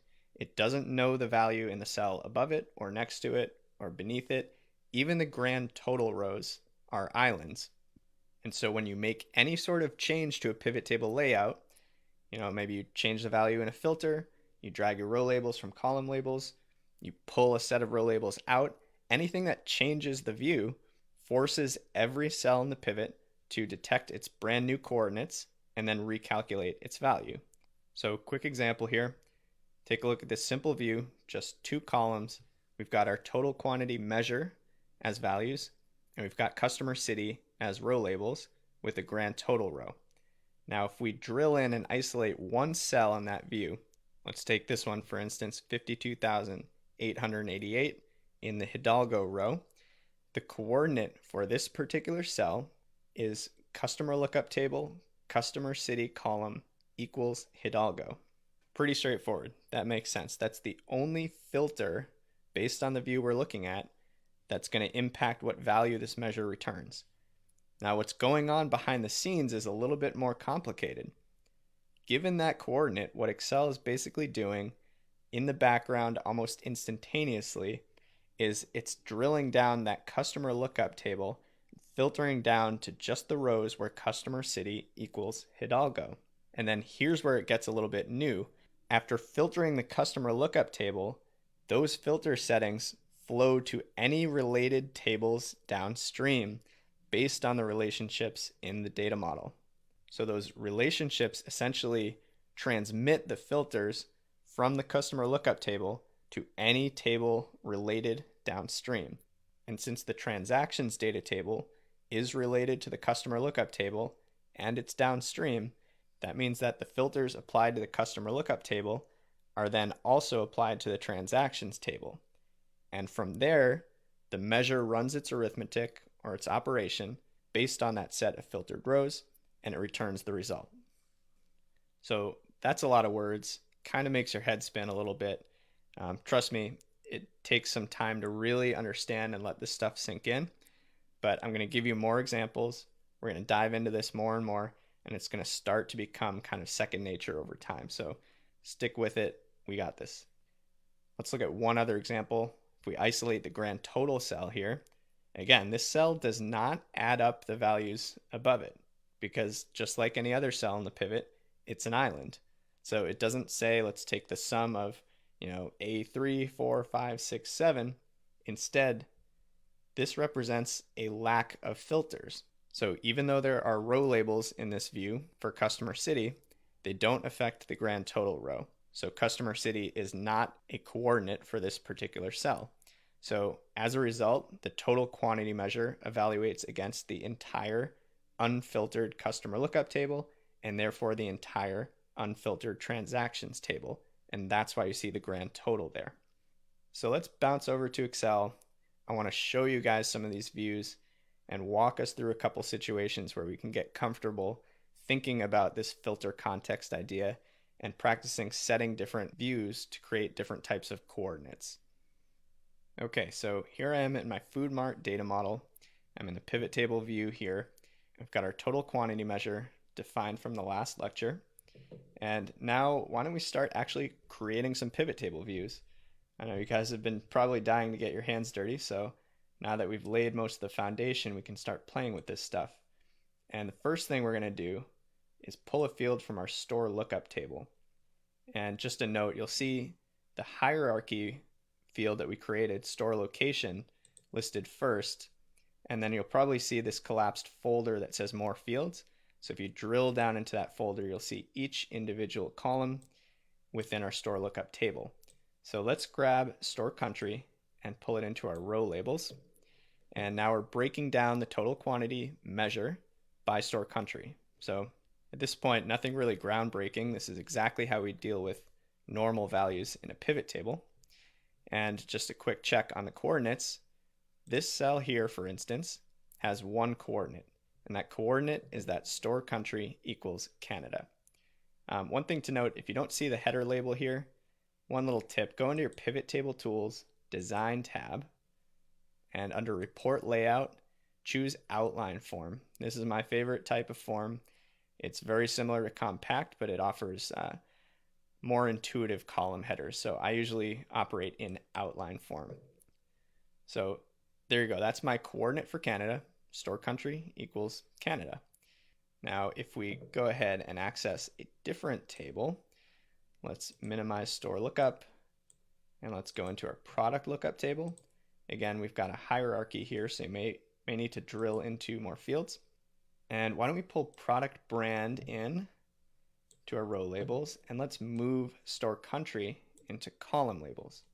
So now we're creating a little bit more of a complex view, and we've added a second coordinate to all of these cells that are calculating measures, and that would include grand totals as well. So take this cell, for instance, 2821. This cell has two coordinates that impact the value that it returns. The first is that store country from the store lookup table needs to equal USA. The second is that the product brand from the product lookup table has to equal atomic. And these two coordinates tell Excel exactly how to filter those lookup tables and any related table like transactions and which rows to evaluate this measure against. And the same goes if you add additional fields, like for instance, customer lookup. Why don't we grab gender as a filter? And so if we set that filter to only look at transactions among females in these countries among these products, now we've got a third coordinate for every one of these cells.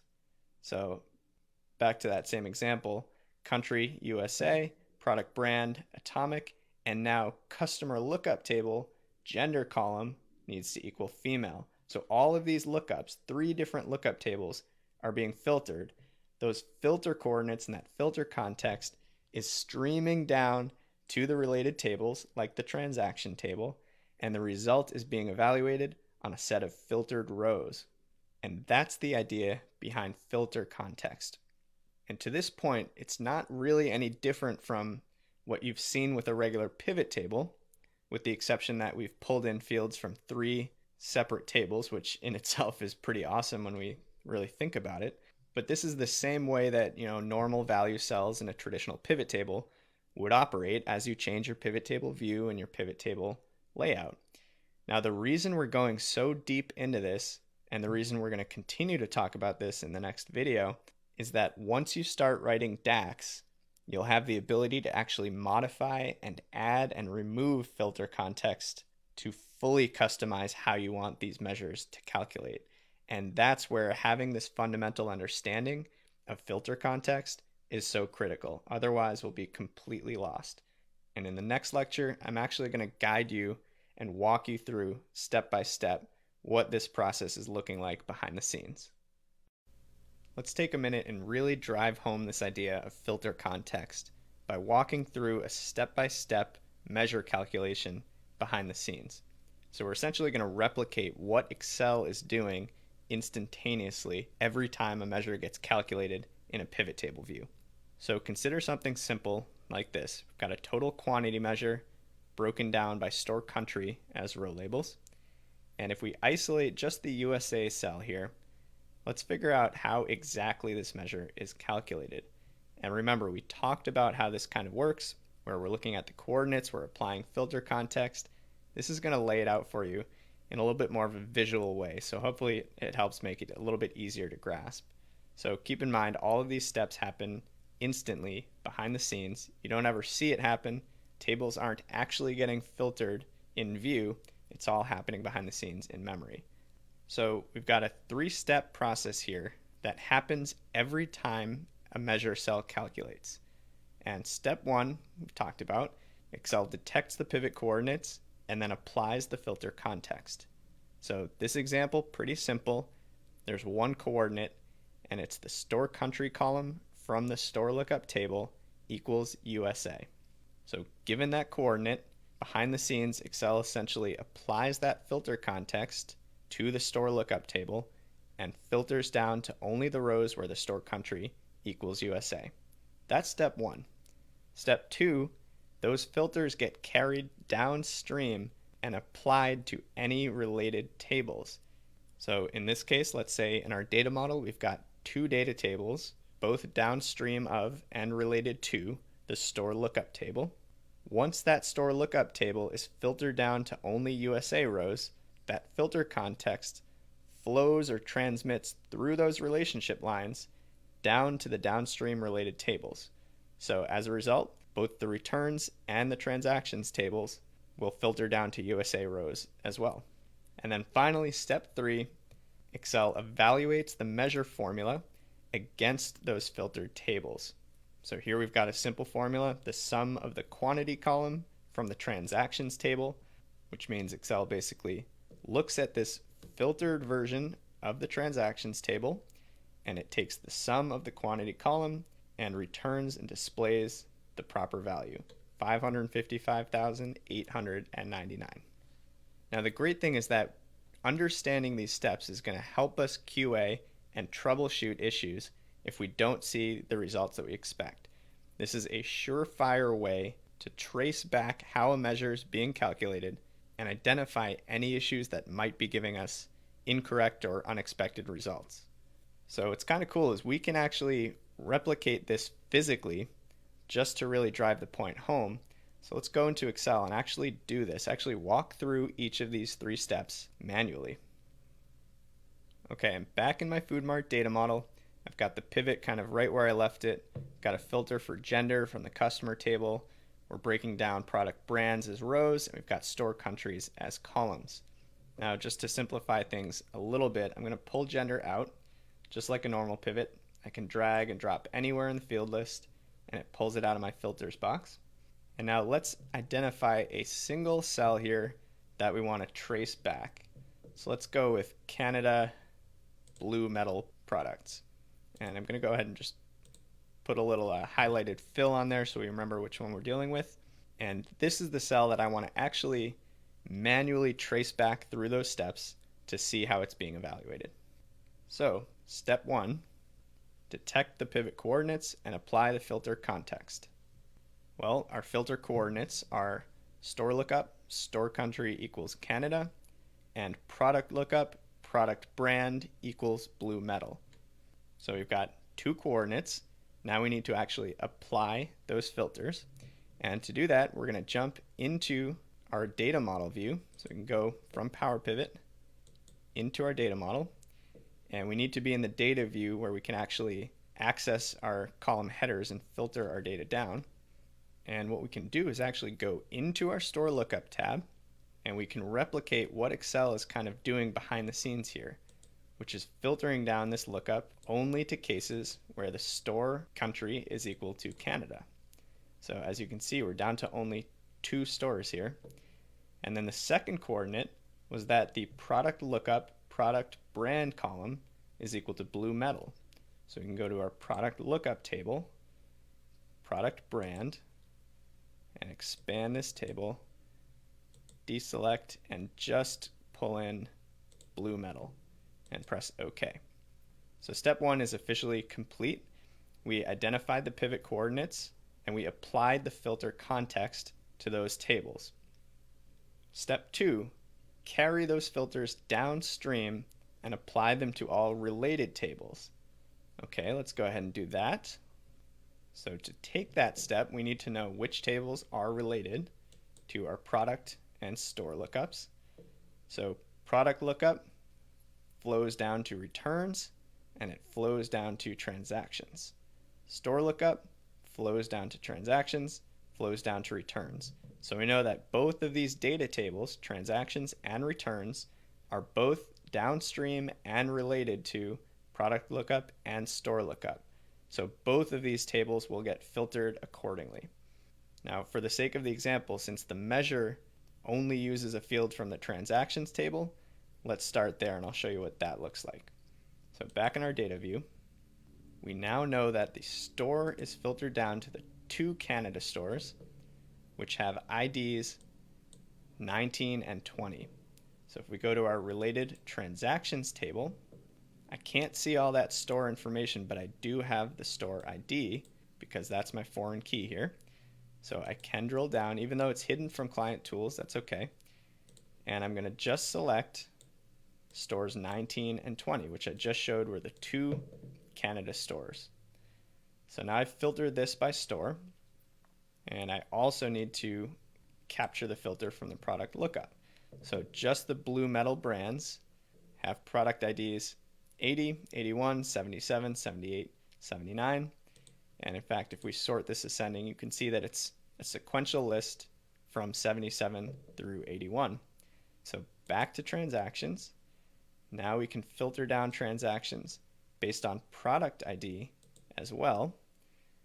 And we can expand this out and scroll down until we get to 77, 78, 79, 80, and 81 and press OK.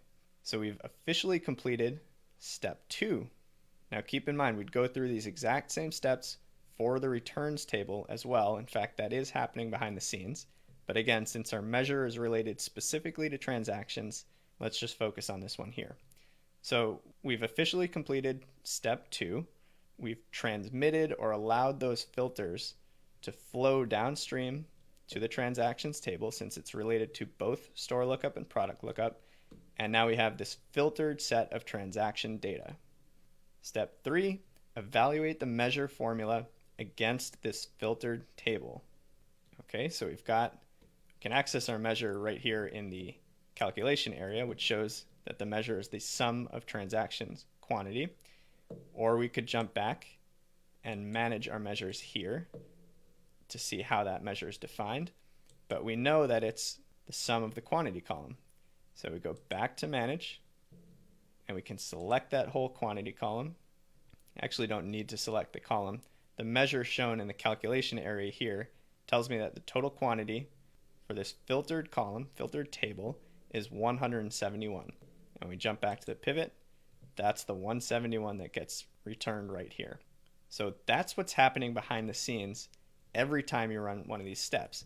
And while we were able to do it in this case pretty easily because we're filtering down to a pretty small number of stores and products, this can get more and more complicated and a little bit more difficult to replicate when you're working with more complex scenarios. But regardless, knowing that that process is taking place is really helpful for troubleshooting. So let's go ahead and deselect that cell and watch what happens in the data model. I'm going to go Data, Manage Data Model. Watch what happens when I pull the Store ID filter off. I clear that filter. You'll see my measure represented down in my calculation area has updated to 2520. And if I go back to my pivot and pull store country out, now the blue metal products equal 2520 because we are no longer filtered by country. And then following that logic again, if we pull product brand out, we see 833, 489. Jump back to the data model, unfilter on product, 833, 489. Now let me give you a really quick example of when this could be helpful to understand if things go wrong. So what if we pull in a field from our customer lookup, like the customer city, for instance? And as you can see, we're breaking down quantity just fine. And what if we wanted to pull in some data from that returns table? And I know I told you not to use implicit measures, but just for the sake of example, I'm going to pull it in.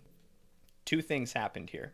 One, we get this flag that tells me that relationships between tables may be needed. In other words, I'm trying to look at a data table with filter context from an unrelated table. And two, you'll see that I get the same exact total in every row in the pivot. And if we go through those steps to think about it, this row context is filtering the customer city, but then we get to step 2, which says apply those filters down to any related downstream tables. Remember that in our data model, looking at the diagram view, returns is not connected to the customer lookup table. Customer lookup is only connected to transactions, so there's no way for that filter that's been applied to the customer lookup to have any sort of impact on returns. And that's why Excel doesn't really know anything better than to just give you the grand total in every row. So again, that's why filter context is important. That's why having a really solid fundamental knowledge of it and understanding of it is so critical. And that's why it's helpful to really, really know and understand your data model before you start digging in and trying to explore things. So let's go ahead and pull that returns field back out. And now we're back in good shape. So hopefully that helps clear things up. If you still have questions about filter context, please don't hesitate to just post to the Q&A section, message me directly. I'd be happy to help out. All right, so at this point, we've talked about how DAX can be used in two different places, calculated columns and measures, both implicit and explicit. At this point, I want to take a big step back and compare the two. The reason it's worth focusing on this is that you'll find many situations where you could use either option. So it's important to understand the similarities and differences so that you know what your best choice might be. Now, starting with calculated columns, these are evaluated in the context of each row of the table to which they belong. In other words, they have row context. Second, they actually append static values or attributes to each row in the table and stores them with the model. So that increases the file size.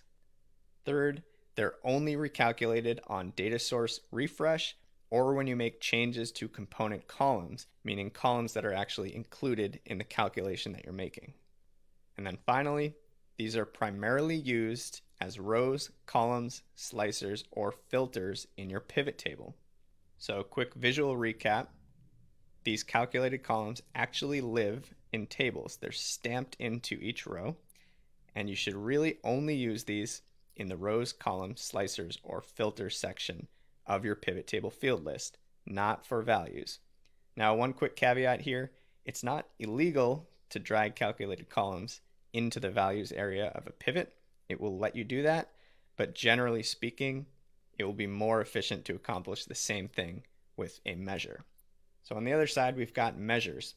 Measures are evaluated in the context of each cell of the pivot table in which they're displayed.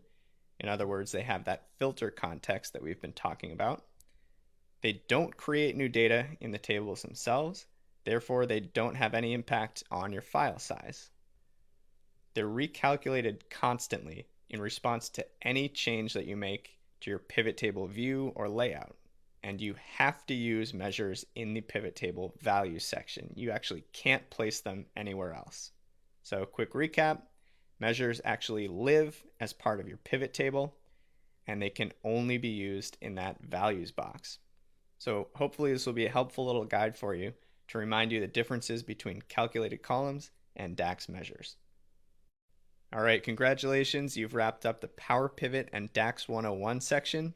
Remember that the whole goal of this section was to lay that foundational groundwork to help you understand how to use these tools most effectively.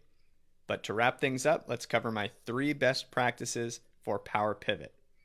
Number 1, avoid using implicit measures whenever possible. Remember that these are really limited in functionality, and implicit measures are restricted to the pivot in which they were created.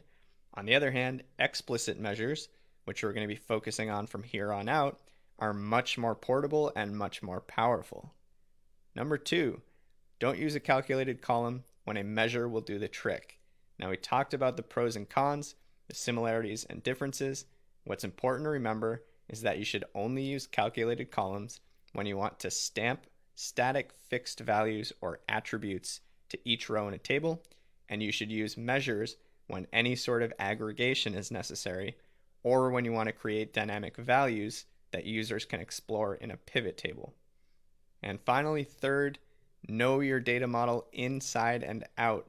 This is super important because it's very easy to produce incorrect results in Power Pivot if you don't respect or understand the model's table relationships. And while some errors are pretty easy to spot, like the ones we showed with the returns table, others are very difficult to spot without a thorough QA. And that's why we've been focusing so much on the fundamentals, because these BI tools can be very dangerous to use without that really solid understanding.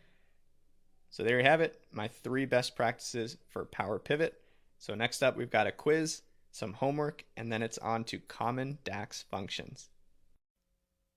Hey everyone, welcome to section 6, DAX syntax and common functions.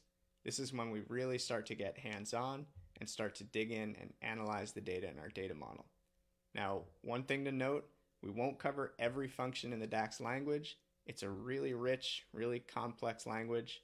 My goal is to show you some of the most powerful and common functions that you can use to get up and running. So, hope you enjoy. All right, time to get our hands dirty with some DAX. But before we go crazy and start writing all sorts of functions, I want to start with the syntax. Now consider a simple DAX formula like this. Here we've defined either a measure or a calculated column called total quantity, which equals the sum of the quantity column within the transactions table. Now let's break this down piece by piece. So it starts with the measure name in gray. And remember, measures will always be surrounded in brackets anytime they're referenced in formulas, so spaces here are okay. After the measure name, you start every DAX formula just like a regular cell formula with an equal sign, followed by some sort of a function name. Now, important note, calculated columns don't necessarily need a function, but measures do. So for example, in a calculated column, if you just typed a reference to the quantity column within the transactions table, it would return the correct value from the quantity column in each row, since calculated columns understand row context and since they evaluate for each row in the table.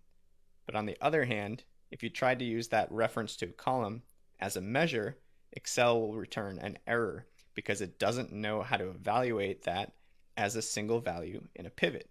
You need some sort of aggregation here, whether it's a sum, an average, a min, a max, a count, a distinct count, anything that's going to help you distill that column into a single value that can be displayed in a pivot.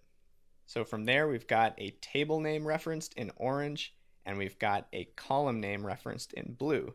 And together, these form a fully qualified column, since the column name is preceded by the table name. And remember, table names that have spaces, unlike measures, need to be surrounded by single quotes when you do reference them in formulas.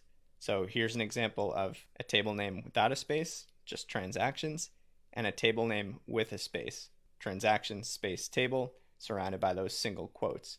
So that's why in the Power Query section, we always used underscores in our table names to avoid having to use these single quotes. So pro tip here, this is from my personal experience. I always try to use fully qualified column names. It can never hurt to include the table name, and it's only going to help make your formulas easier to interpret and understand. But for measures, I just use the measure name. So you don't need to qualify the name of a measure with a table, even though your measure might be assigned to a specific table. That way, not only are your tables and columns easier to read in your formulas, but you can always differentiate them from measures because measures won't be preceded by table names. Now, up to you if you want to choose your own style. That's the approach that I've taken, and it's been really useful to help organize my DAX functions. Next up, let's take a quick pass through the common DAX operators. Most of these are very straightforward. You've got your arithmetic operators. No need to even talk about those.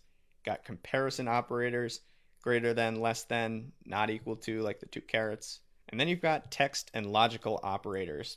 So you've got your ampersand, which is the equivalent of a concatenation function, and then 2 that you should really pay attention to here. The double ampersand, which kind of acts like an AND function, and the double pipe, which acts as an OR function. And the reason these are important, which we'll talk about when we practice logical operators, is that the DAX AND and OR functions by default can only accept 2 expressions. So if you want to compare 3 or more, you have to use these symbols. So put that in your back pocket and remember that because we'll be coming back to it later.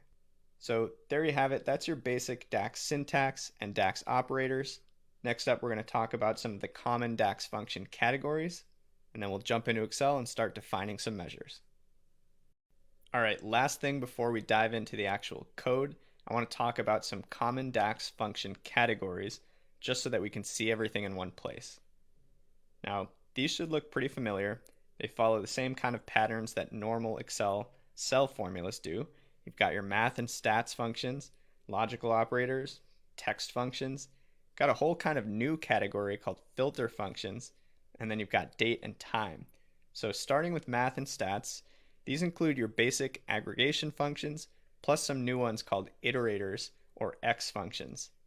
Now for the common examples, you've got sum, average, max, min, plus some really cool variations of count, like count rows and distinct count. Now iterator functions or X functions are a little bit more advanced. They're kind of like a sum product on steroids if you've ever written a sum product in Excel, but we'll cover those towards the end of the section. Logical functions, these functions return information about values in a given conditional expression. So these are really based around the if statement. A lot of these should look very familiar. They're written the same way as they are in a normal Excel function. We've got if error, and, or, not. The one that jumps out here is switch, which is a really cool addition to the DAX language that lets you replace the process of adding tons of nested if statements. So a really cool trick that I'll show you in this section. Text functions, they manipulate text strings or they can control formats for dates, times, or numbers.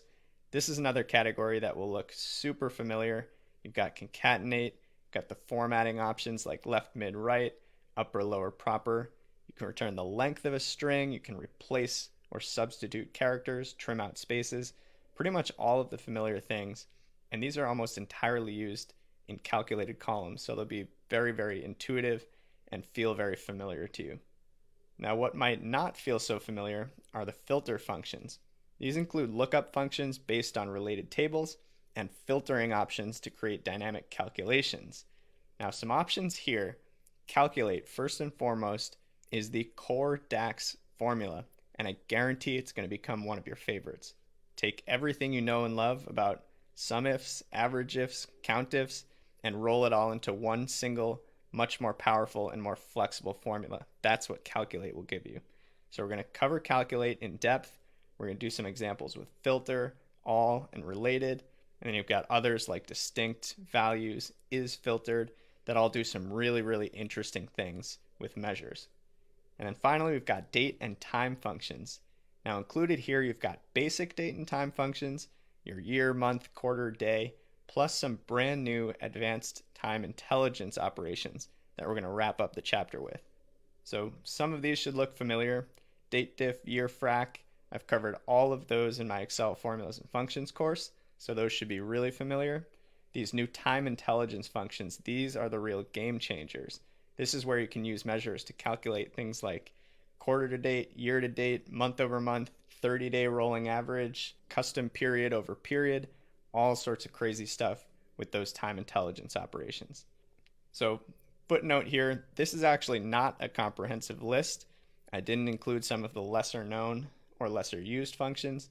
There's a whole bunch more. There's trigonometry functions, parent-child functions, other information functions, and a handful of others. So if you want the full list or you want to explore beyond what's listed here, check out support.office.com and they've got a ton of resources for you. So with that, let's start diving in. All right, so let's kick things off with some basic math and stats. Now these should look very familiar. We're going to start easy, start with the ones that are very comparable to traditional Excel functions, and then eventually progress into the more complex stuff and into the more DAX specific stuff towards the end of the section. So kicking it off, sum obviously evaluates the sum of a column. There's your syntax. Average returns the arithmetic mean, straightforward. Max returns the largest value. There are two ways to use a max formula with DAX. You can feed it a column, or you can feed it individual expressions, and it will return the max out of that list. Same goes with min. And then divide is just a variation of using an actual divide operator. Both work fine. The divide function itself just gives you that third optional component, which is like your value if error. So with that, let's jump into Excel and start creating some measures using these basic math and stats functions. All right, so back in the Food Mart data model, if you've just wrapped up the homework from the last section, you'll probably see a view like this. Let's go ahead and clear the store country filter out of there so that we're just looking at that new quantity return measure that we calculated in the homework broken down by product brand. And we can go ahead and let's grab our total transaction or total quantity field and pull that in as well. So now we're looking at our two measures broken down by product brand. We've got a pretty good grasp on sum at this point, but let's try something new. So in my Power Pivot tab, I'm going to go into Measures, New Measure, and open up that Measure dialog box. So from here, I want to create a new measure to calculate the return rate. In other words, the ratio of the quantity of products returned to the total quantity purchased. So let's name our measure return rate, and let's assign it to the most relevant table. So returns in this case.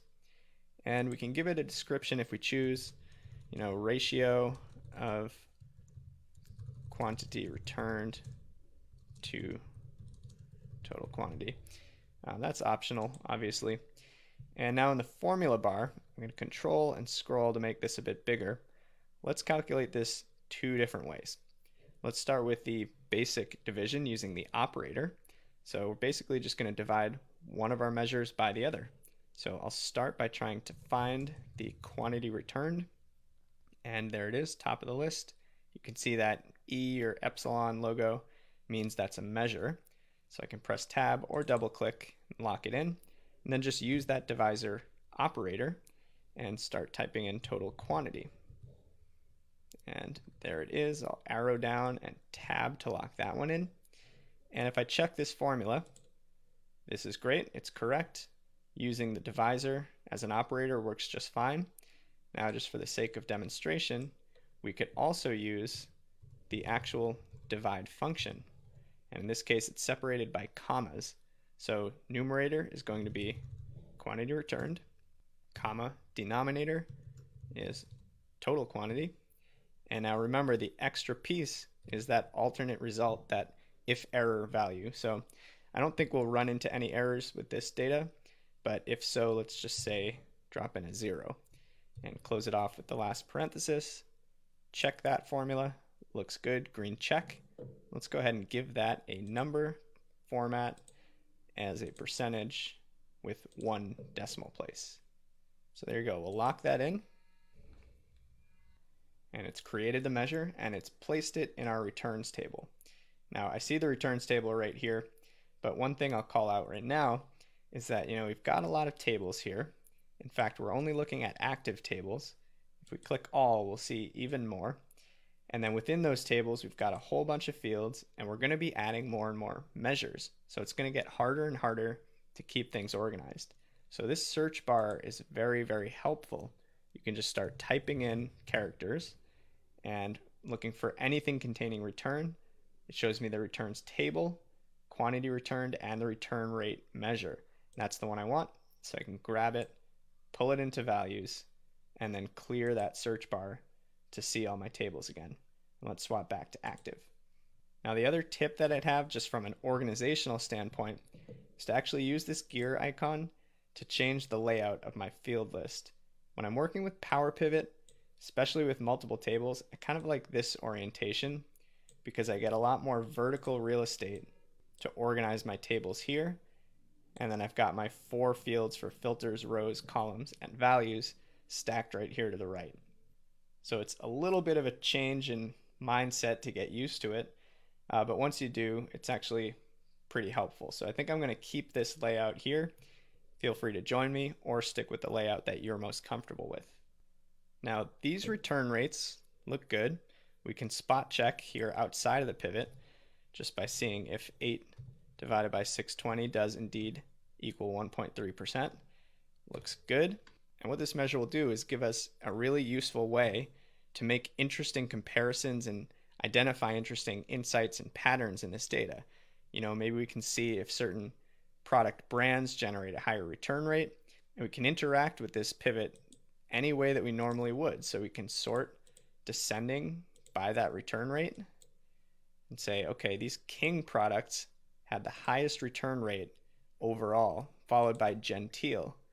And then if we change that sort to ascending, we can see which ones are on the opposite end of the spectrum. James Bay products were only returned 0.3% of the time.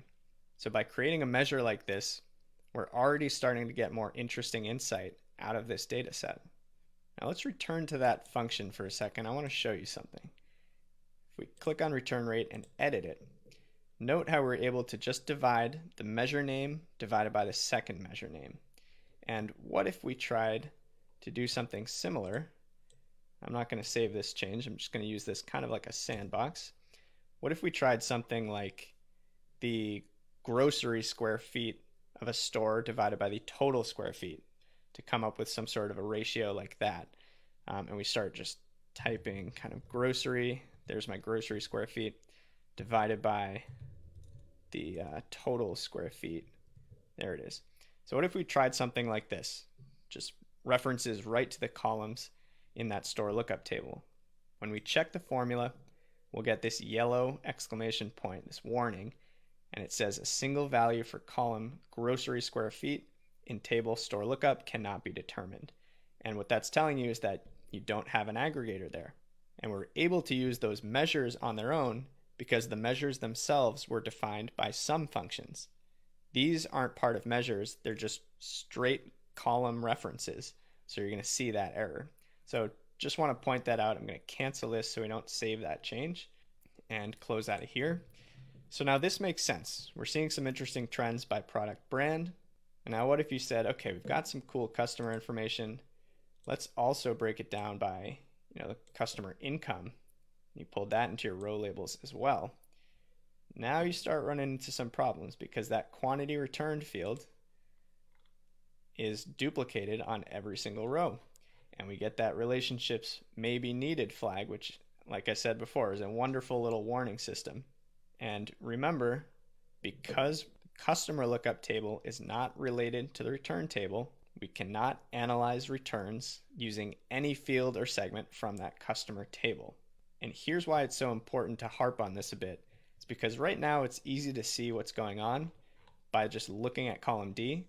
But the thing about measures like return rate is that it doesn't need its component parts in the pivot to operate properly. So if we pull quantity returned out of the pivot, return rate is still going to calculate. It doesn't need to have that next to it. And when we're looking at this view, now all of a sudden, if you didn't notice the warning or if you disabled the warnings, it would be very hard to see that something's gone wrong here. So going back to my best practice number 3 from the Power Pivot section, always know your data model and always know which combinations of fields are legal and which ones are going to create relationship issues like this one. So here I'll pull that customer field out and you'll see the warning disappear.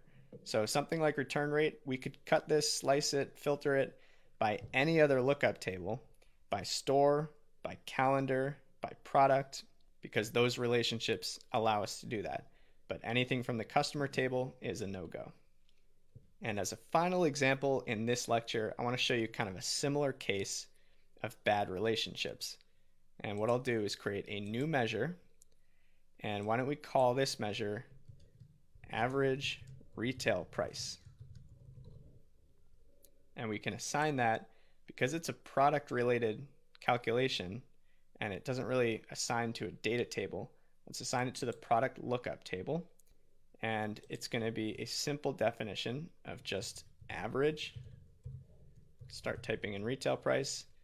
There we go. It's found the fully qualified column reference. Close it, check the formula. It looks good. There's no errors in the formula. So I can go ahead and format that as a currency. 2 decimal places looks good. And press OK. And now let's use the search bar to find that one. There it is. When we drag that into our values, everything looks just fine. We're seeing interesting average retail price comparisons across product brands. We can do any sort of sorting we want, alphabetically for instance.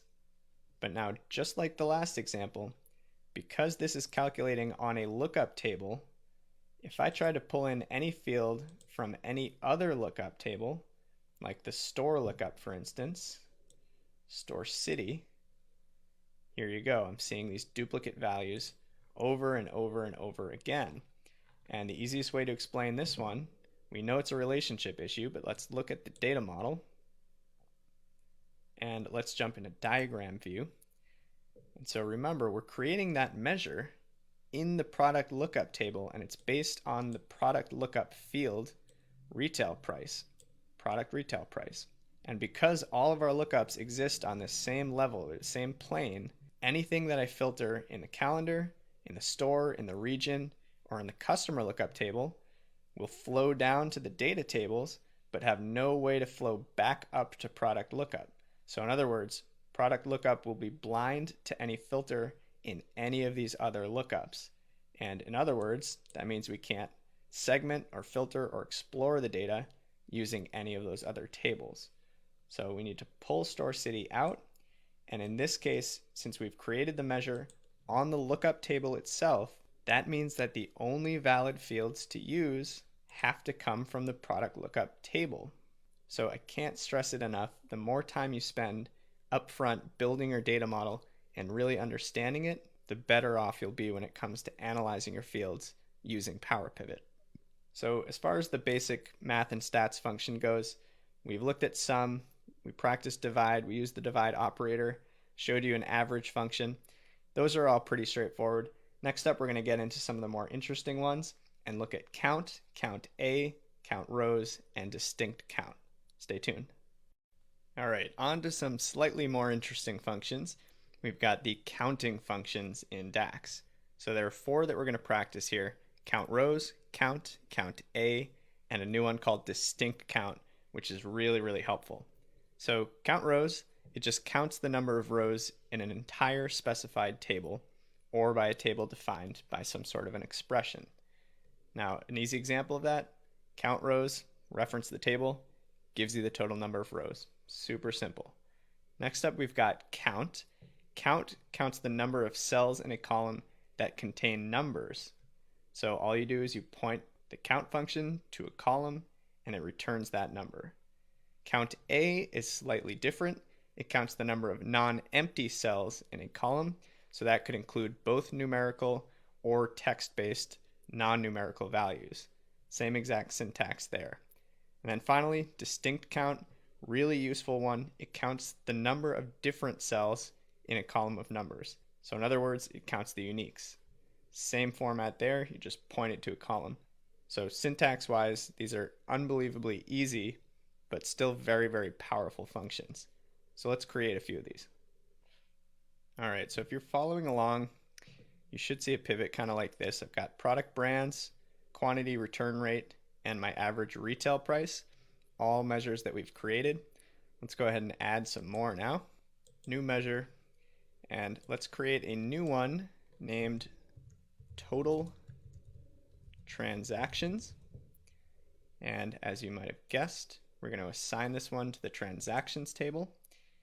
And for the description, what we're trying to do here is not sum up the field like the quantity column. We just want to count the number of rows, because that transactions table is giving us transactional records. So every row in that table represents a unique transaction. So to turn that into a measure, we could simply use something like count rows. So let's describe this one as the total number of rows in transactions table. I'm going to tab until I get to my formula bar, zoom in, and let's just call it count rows. And all I have to do is point it to a table, and my table is, boom, transactions. Close the parenthesis, check the formula. We'll make this a whole number, use the separator, and press OK. There we go. Now let's search for it. Total transactions. Drag it right on into the values. Now the beauty of this total transactions measure is that the transactions table is connected to everything and it's downstream of everything. So we have literally no concern about how we're slicing or filtering or segmenting this total transactions measure, which is really nice because that's not the case with return rate or average retail price, because those were created in the returns table and the product lookup table, respectively. So total transactions gives us a nice kind of new element, a new metric that we can use to analyze this data. You know, maybe you'll want to do something like take the ratio of transactions to quantity to get some sort of an average order size kind of metric. It just opens up all these possibilities for analysis, which is really cool. Next up, I want to use a different count function. So let's go with a new measure here. And what I want to do this time is calculate the count of unique products, because I think that will be a really interesting field to explore.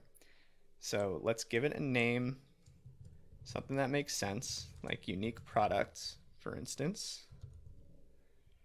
And since this is going to be based on a column in the product lookup table, I'm going to assign it to that product lookup table. And just like retail price, as I'm doing this, I'm making a mental note that we can only segment this using product related fields. So here we go, zoom in. And for this one, unique products. This means I need a distinct count of some field. So let's start typing. Remember, distinct just gives you the unique values. So arrow down to distinct count. There it is. And all I need is to feed this formula a column name. So let's look in our product lookup table, and we can scroll through the different fields here. And product ID sounds like a good one to use. So let's go ahead and tab that one. And there you have it. So distinct count of the product ID column within the product lookup table. Check the formula, no errors. All right. Number, let's do a whole number again with a separator and press OK. So there we go. Let's search for that unique right there, and we'll drag that into our values as well. And now remember, because this isn't a basic pivot table course, I'm not going to dive into all of the different tools that you have for segmenting and filtering and sorting and formatting. That's what my pivot table course is for. So I'm assuming, you know, you've already got that background, but let me just show you how cool it is to start using those tools like conditional formats and data bars and color scales and stuff with this data from your model because you have access to all of those same tools.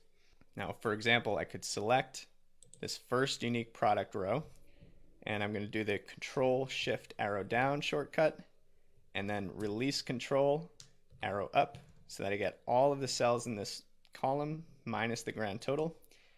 And watch this. Let's go to Home, Conditional Formatting, and what if we add some color scales here, green and white? So that starts to draw attention to which brands have the most unique products in the data set. So it draws attention to, those high volume ones, Hermanos, High Top, each with 44 unique products. Others only have 1 or 2. You could also go ahead, instead of a color scale, you could use something like data bars, which are always fun. Whoa, that kept the color scale too. That's pretty cool. Well, let's clear the rules first. I've actually never seen that. And just do a data bar. So there you go, same kind of impact. Of course, you can sort the same way too. If we sort descending by those unique products, you'll see a nice descending bar. So just kind of obviously open-ended, but I'm going to clear these bars. Just want to remind you that all of those analytics tools that you're used to using with pivot tables are all completely 100% still accessible to you, even though we're technically calling this a power pivot table. So pretty cool stuff. I would definitely recommend that you take this file and you start drilling in and playing with it on your own, because there's a lot of really interesting insights and patterns to expose here. Now, last example, let's do one more measure. So I got to go back to my Power Pivot tab, Measures, New Measure. And the last one I want to show you is the count A function, which, remember, that counts non-empty cells. So I'm going to create a measure name called recyclable products. And I'll assign that to the product lookup table. And if you remember, there was a field in that product lookup table called recyclable, and it contained a 1 if the product was recyclable and null otherwise. So a count A is going to be a great option to use here because it won't count the nulls. It will only count the cells that contain the 1s. So, oops, I'll zoom in so you can see this. Count A. Super simple format. Just give it a column name. Start typing product, and let's scroll down to recyclable. Close it off. So count A of the recyclable column within the product lookup table. Again, that's counting non-empty cells. So check the formula. We're good. Number, whole number, 1000 separator. Okie dokie. And now we can go ahead and search for that. Recyclable products. FX means it's a measure. I'm going to drag it on in. And there you go. That's our count of recyclable products. And it's sitting there right next to our count of unique products, which is kind of cool. Now you could calculate a new measure using divide, or the divisor operator, to calculate the rate of recyclable products out of the total. And the last thing to call out here, if we go back into that measure, we're going to manage the measures and go back into edit that recyclable products. We actually don't have to use count A here. We can replace this with just a simple count function. And if you remember, the count function counts cells containing numbers. And since this recyclable column only has either 1s or nulls, this should give us the same result. So let's check the function. Looks good. Press OK and close. And there you go. Our numbers didn't change at all. So there you have it. Count is one of my favorite functions because it's so easy, but it's so powerful. And that distinct count option is a really cool way to isolate unique values in a way that you really can't very easily with traditional Excel formulas. So there you go. Count, count A, count rows, and distinct count. All right, next up we are moving on to basic logical functions. So these are your if, and, or operators, your if error, and these are going to look very, very similar to how they look in Excel.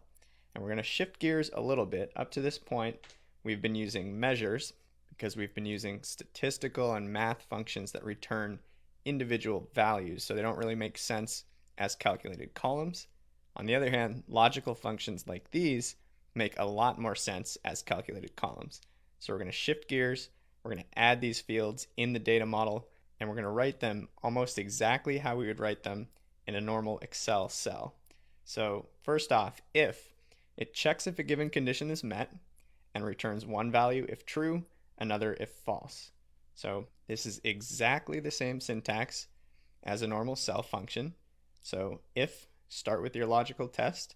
That could be something as simple as checking if a column is less than, greater than, equal to a certain numerical value, or if a text column is equal to a particular string, or it could be a much more complicated test that contains multiple nested functions in there, as long as it's something that returns a binary true or false. So logical test, value if true, value if false.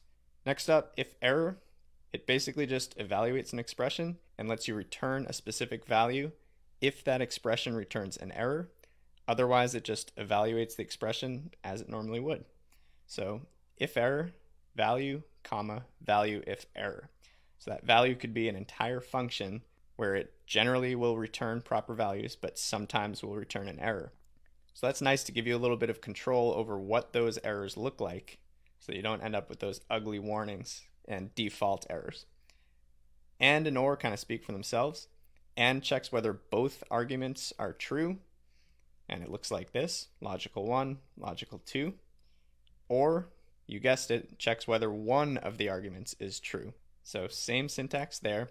And the thing to call out about and or specifically is that you need to use that double ampersand and double pipe operator if you want to include more than two conditions. So I kind of hinted at this in the beginning of the chapter. Now we're going to actually see it for ourselves.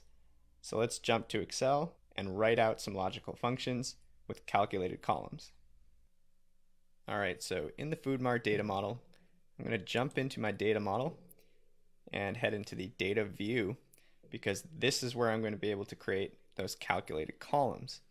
So what we're going to do here is go into our customer lookup tab, and there's a lot of really interesting information here that we can use to create conditional statements and essentially stamp some additional information in new columns to this table.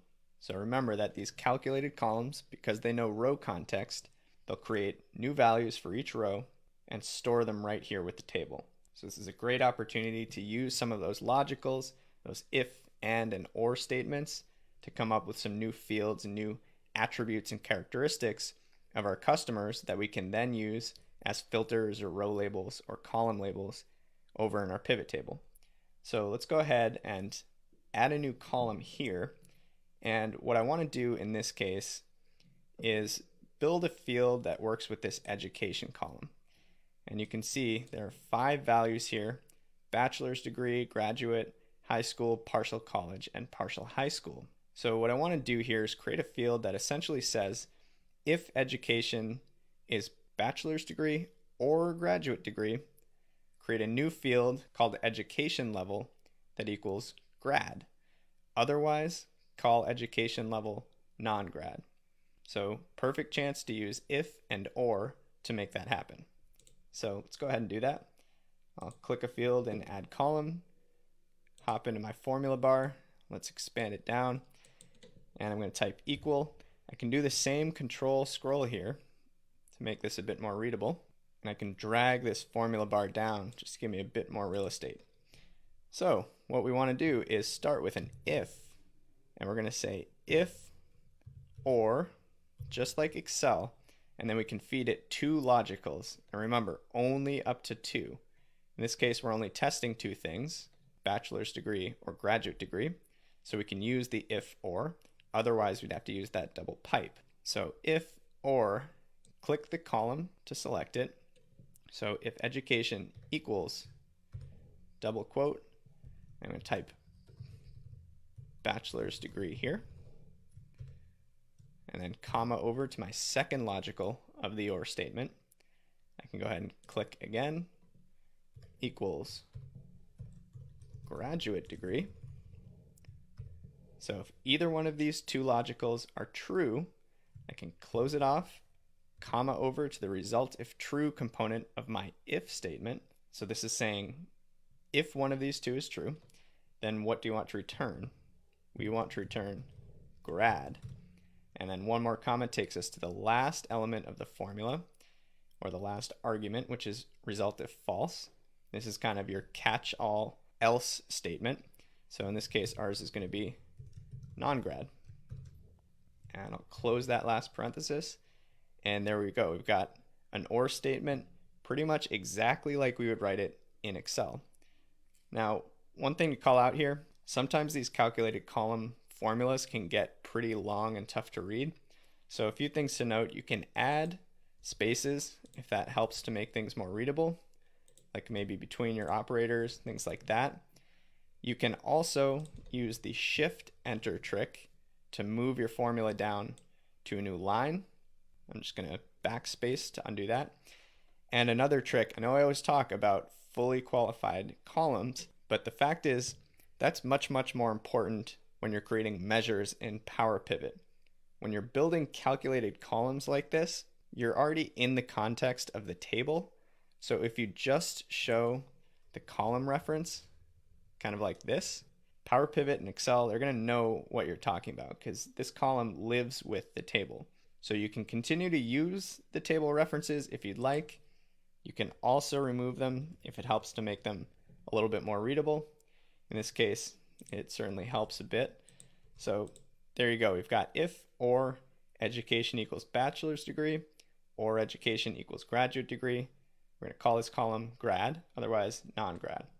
Press enter to lock it in. And there you have it. So let's go ahead and double click the header. We'll call that education underscore level. Remember, no spaces in column headers. And there we have it. So if we drill in, we see that it's taken one of two values, which is exactly what we want. And there are some grads. So row 818, graduate degree. Row 823, graduate degree. Looks good. So we can scroll through and kind of spot check this, but looks to be operating properly. So remember, because we only used two conditions here, we were able to use that OR function. Now, if we had a third, we would have to use that pipe.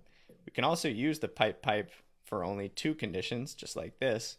We would simply get rid of the OR and say if education equals bachelor degree, get rid of the comma, pipe, education equals graduate degree, get rid of that parenthesis, and then we're just comma right to our value true, and then comma value if false.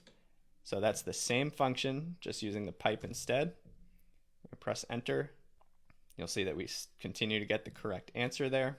And there you have it. That's an example of using the OR statement. So let's do one other one here in the customer table. And in this case, I want to practice using the AND function. And so a nice way to do that might be creating something like customer priority, where if a customer meets 3 specific criteria, then we're going to call that customer high priority. Otherwise, we'll just call them other or normal priority. And the conditions that I think might make sense here to identify a high priority customer, obviously a number of ways we can go with this. Let's say any customer who has 3 or more children, who is a golden member card holder, and you can see the different values that we have to choose from here.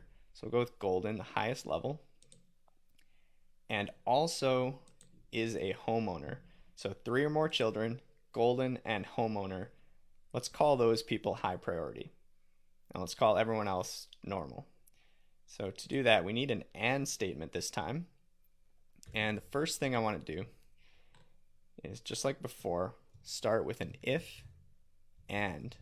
So I want to try this way first, even though you may already be predicting what's going to happen. Let's just give it a shot. So if and now I can click on the column like I have been, or I can start typing, and it's got IntelliSense up here as well. So it's kind of whatever you're most comfortable with. So there's the total children column. And again, just to keep things short, I'm not going to do the fully qualified in this particular example. So if and total children greater than or equal to 3, comma to my next logical, which is member card equals golden.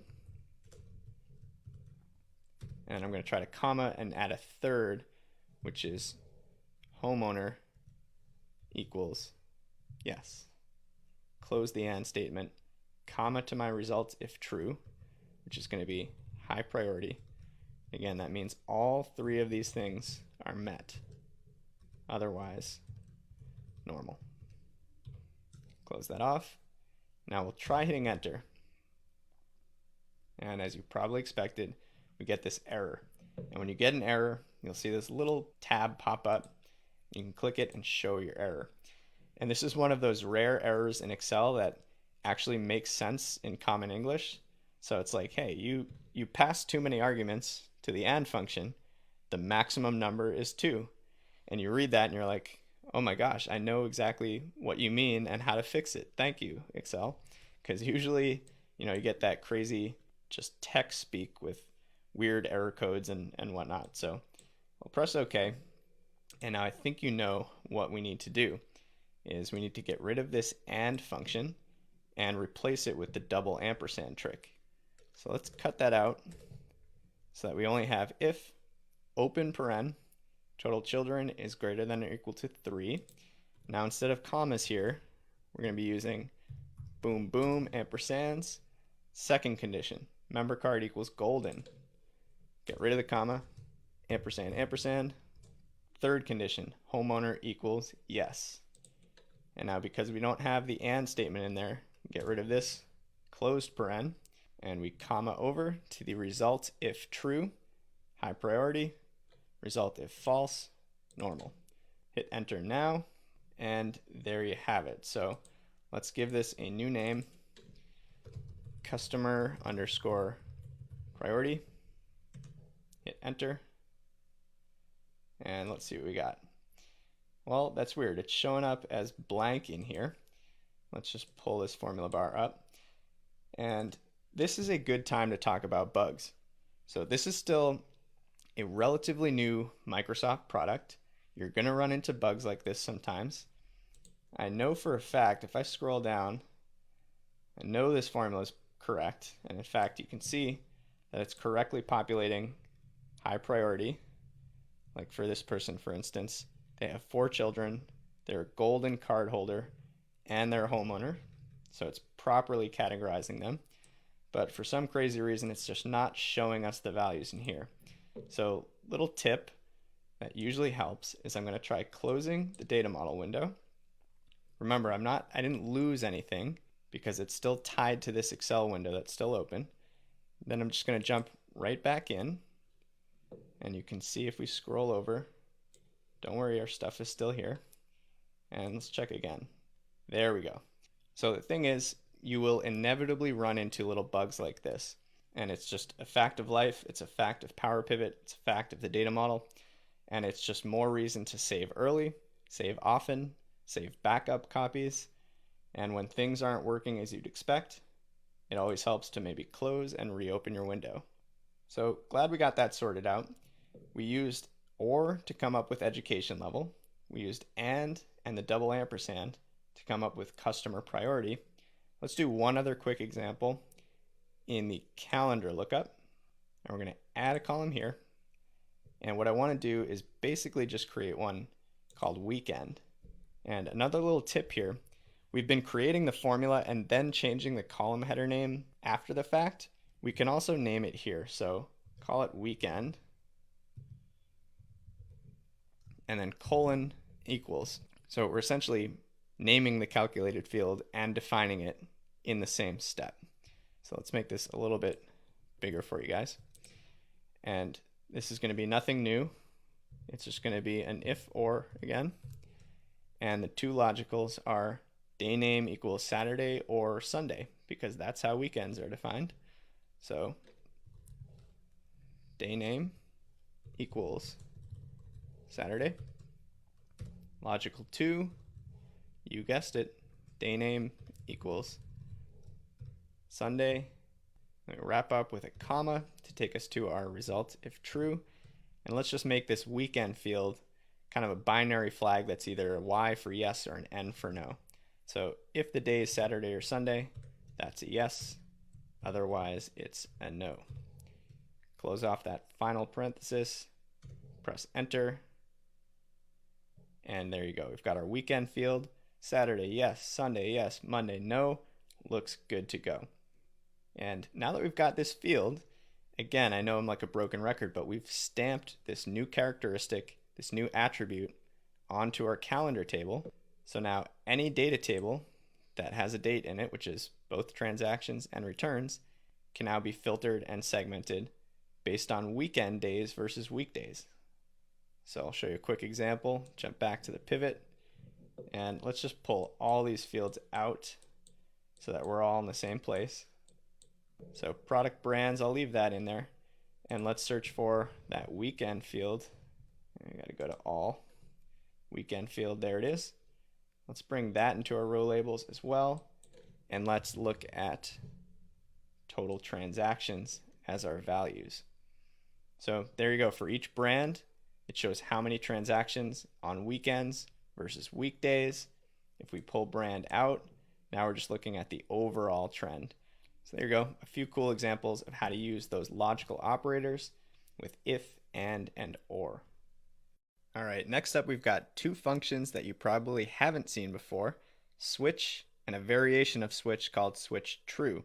Now the official definition of the switch function sounds like this. It evaluates an expression against a list of values and returns one of multiple possible result expressions. Now, I don't understand that either. That's straight from Microsoft. I think they make it sound much more complicated than it really is. And the thing is, when we look at the formal syntax of the function, it's still a little bit confusing. So it starts with an expression, and that expression can be any DAX expression that returns a single scalar value evaluated multiple times. So still kind of overly complicated here. And in the context that we're going to use switch, in the context that most people use switch, that expression can simply be a column name. So like calendar lookup, month number, or product lookup, product brand. And then from there, you've got these pairs of values and results. Value 1, result 1. Value 2, result 2. And that can continue on and on and on. And basically, the values in yellow are the potential values that your expression, or in this case, your column, could take. And the results in blue are the values that you want to replace them with. So by far the easiest way to understand what switch actually does is just to look at some rational examples here. So first example, simple switch. We're saying, all right, let's switch some values in our calendar lookup month number column. And when that month number column takes a value of 1, I want to replace that with January. If the month number is 2, I want to replace that with February. And you can see kind of the pattern we're going with there, exactly what it's doing. And the way we would have done this, in old school Excel world would be to say, if month num equals 1, then January. If month num equals 2, then February. And we would continue that 12 times and then close it off with 12 closing parentheses and basically create this monster nested if formula. So what switch does is it helps you replace those nested if functions with something much more streamlined and much more sleek and efficient. Now switch true, right beneath that, gives you a little bit more flexibility. Instead of just plugging in individual fixed values in yellow, now you can drop in conditions. So you can say, all right, if this condition is true, return low price. If this other condition is true, return medium price. And these conditions can be pretty complicated. In this case, we're nesting some and statements to categorize prices that fall in certain ranges. And it basically just creates a much more efficient and readable function. And then finally, you've got this little else statement at the end. It's optional. Basically, is your catch-all, your else statement. So in this switch true example at the bottom, if none of those 3 conditions in yellow are met, then you return that catch-all premium price, which based on the logic here, that would include any price that's greater than or equal to 50. So pro tip, use switch true to generate results based on Boolean true false expressions instead of using those pesky nested ifs. So let's cruise on over to Excel, and we're going to do two different examples of this. All right, so I'm back in my workbook. I'm in the data view of my data model, and we're going to go to our calendar lookup table, and we're going to kick things off by using a simple switch function to categorize these quarter numbers. So as you can see, I've got a quarter column that's just numerical 1, 2, 3, or 4. And let's say I want to swap out those numbers 1, 2, 3, 4 in a new column with Q1, Q2, Q3, and Q4. Now, the old way to do that would be something like this, equals if, let me zoom in for you guys. There we go.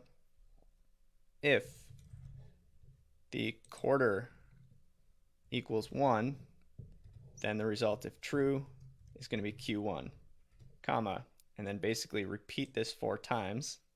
Let me just grab it, copy it, paste, comma, paste, and then my value of false.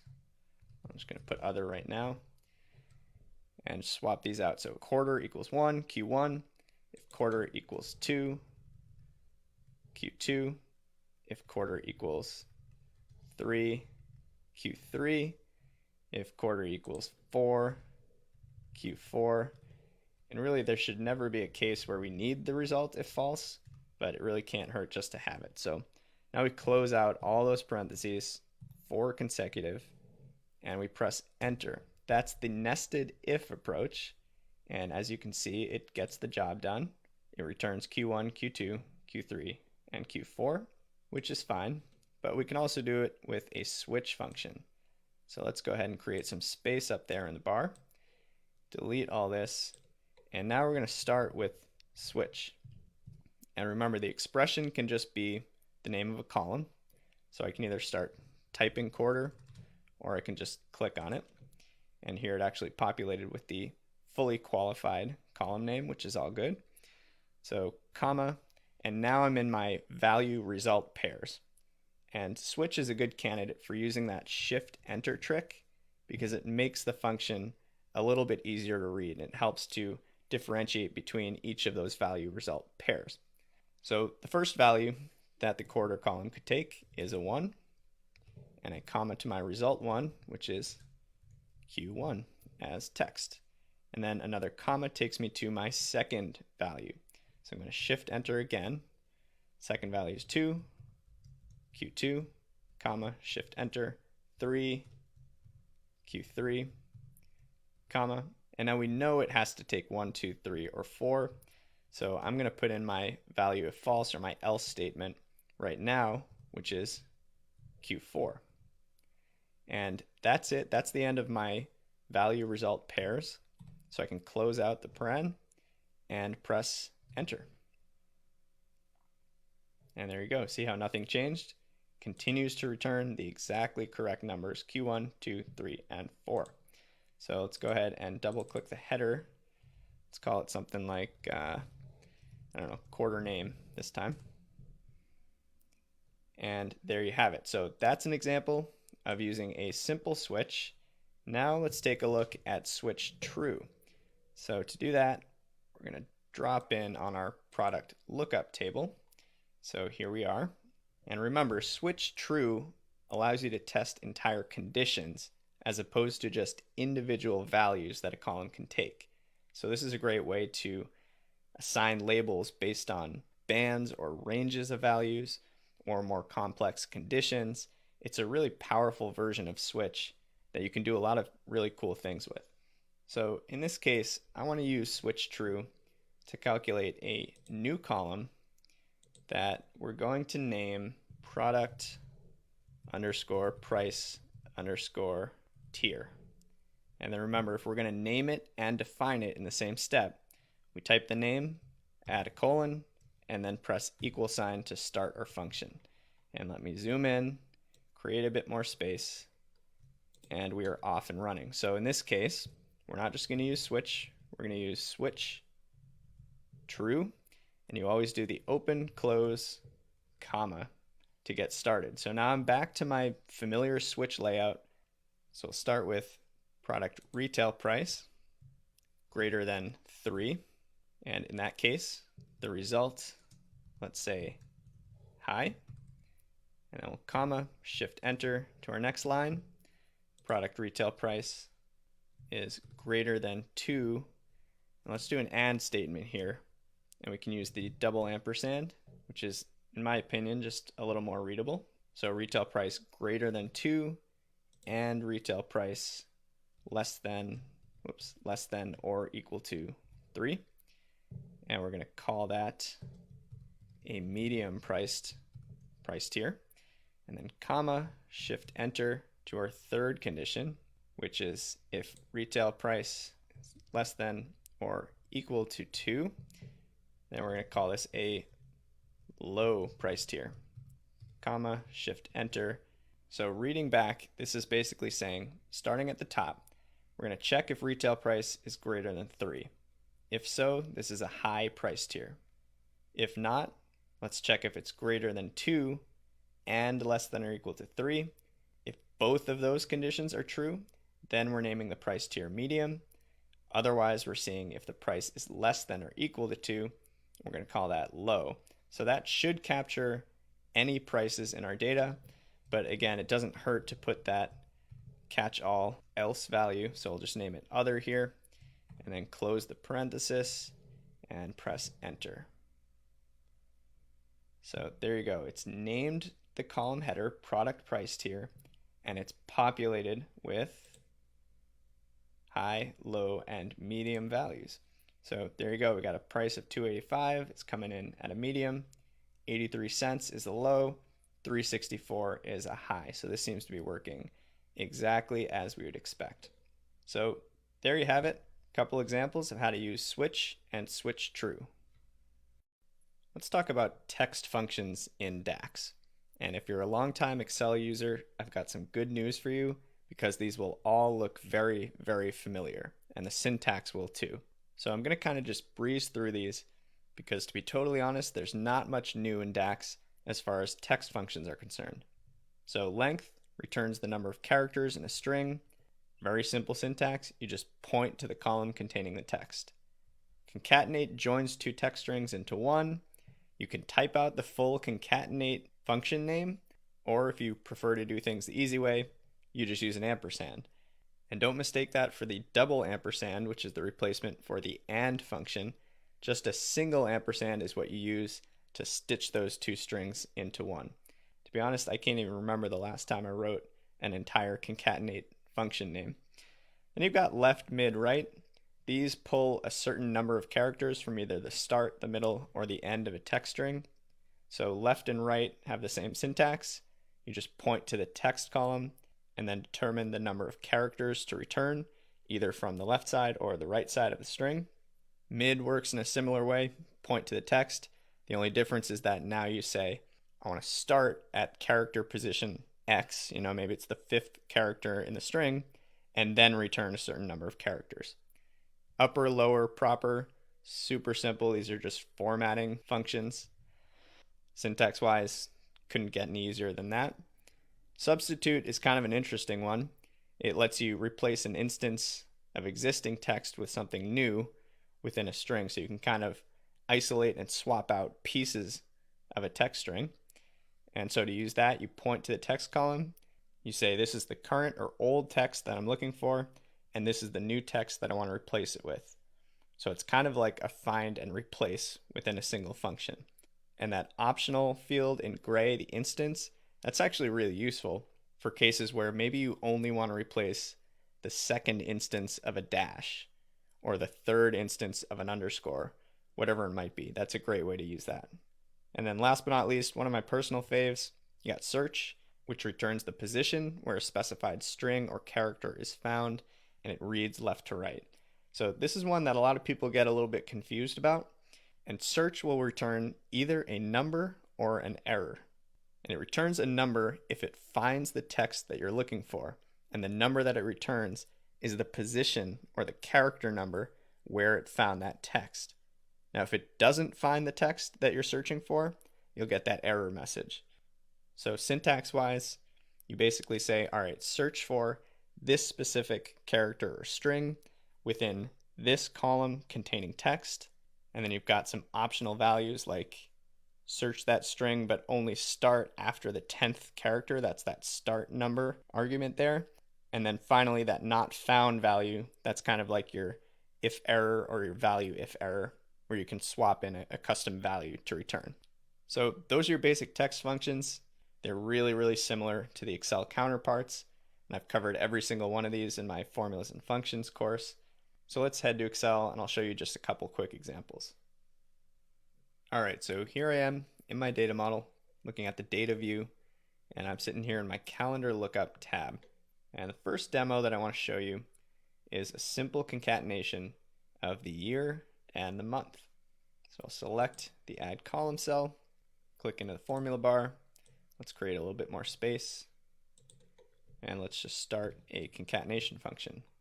So option 1, the long and slow way, is to type concatenate and then list your text fields. So let's click on year, comma, text 2 is the month. And we close it off, press enter, and voila, we've got our new calculated column. We can name this one something like year, month maybe. That would make sense. There you go. And now if we want to revisit this, we can simplify a little bit. And instead of using that concatenate formula name, let's just point at year, add an ampersand, point at month, and press enter. Same exact result, much less effort. So I always use the ampersand, and I think you should too. So there's a super simple example. Let's head on over to our customer lookup table. And I'll show you another few examples here. So let's take a look at our customer country field. We've got Canada, Mexico, USA. And let's say for whatever reason, we want a version of these countries that just takes the first 3 characters. So CAN, MEX, USA. And maybe we want to make them all capitalized too, just for the sake of consistency. So we can do that with text functions in a new calculated column. So I'm going to cruise on over to my add column field. And why don't we call this new underscore country colon equals. And basically what we're going to do here is use 2 functions. We're going to use the left function to pull the leftmost 3 characters from the country name. And at the same time, we're going to use the upper function to turn all those characters into capital letters. So new country equals upper. And then what do we want to convert into upper? It's not just text, it's going to be the whole function itself that will return the text containing the first 3 characters. So left of my country field, so customer country, there it is. And then the last argument there is just the number of characters, 3. And we'll close off 2 parentheses and press enter. There you go. New country takes on 3 values, capital CAN for Canada, capital MEX for Mexico, and USA, which kind of just remained unchanged. So there's an example of left and upper. So let's do one more example. We'll stick in this tab. And I want to do an example with search because it's a pretty powerful one. So let's scroll over and take a look at the customer address column. So I want to get a little crazy here and see if we can come up with a text function to extract the house number from this address. So looking at the column, you might be tempted just to use a left function using 4 characters, because that would apply to rows 1, 2, 3, 4, 5. But then what happens when you get to this row, row 8, which has only 3 digits in the house number? Well, that one's incorrect, and same goes for any address with only 2 characters or 5 or 6. So we need to get a little bit smarter than that.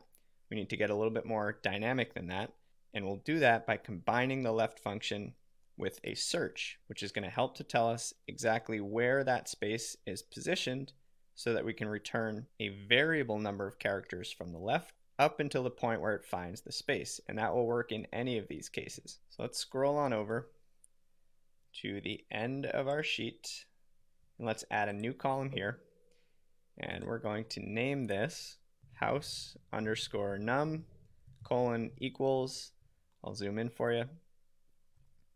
And now we know we want to start with a left function because we do want to return some characters from the left of a text field, and that text field is going to be the customer address.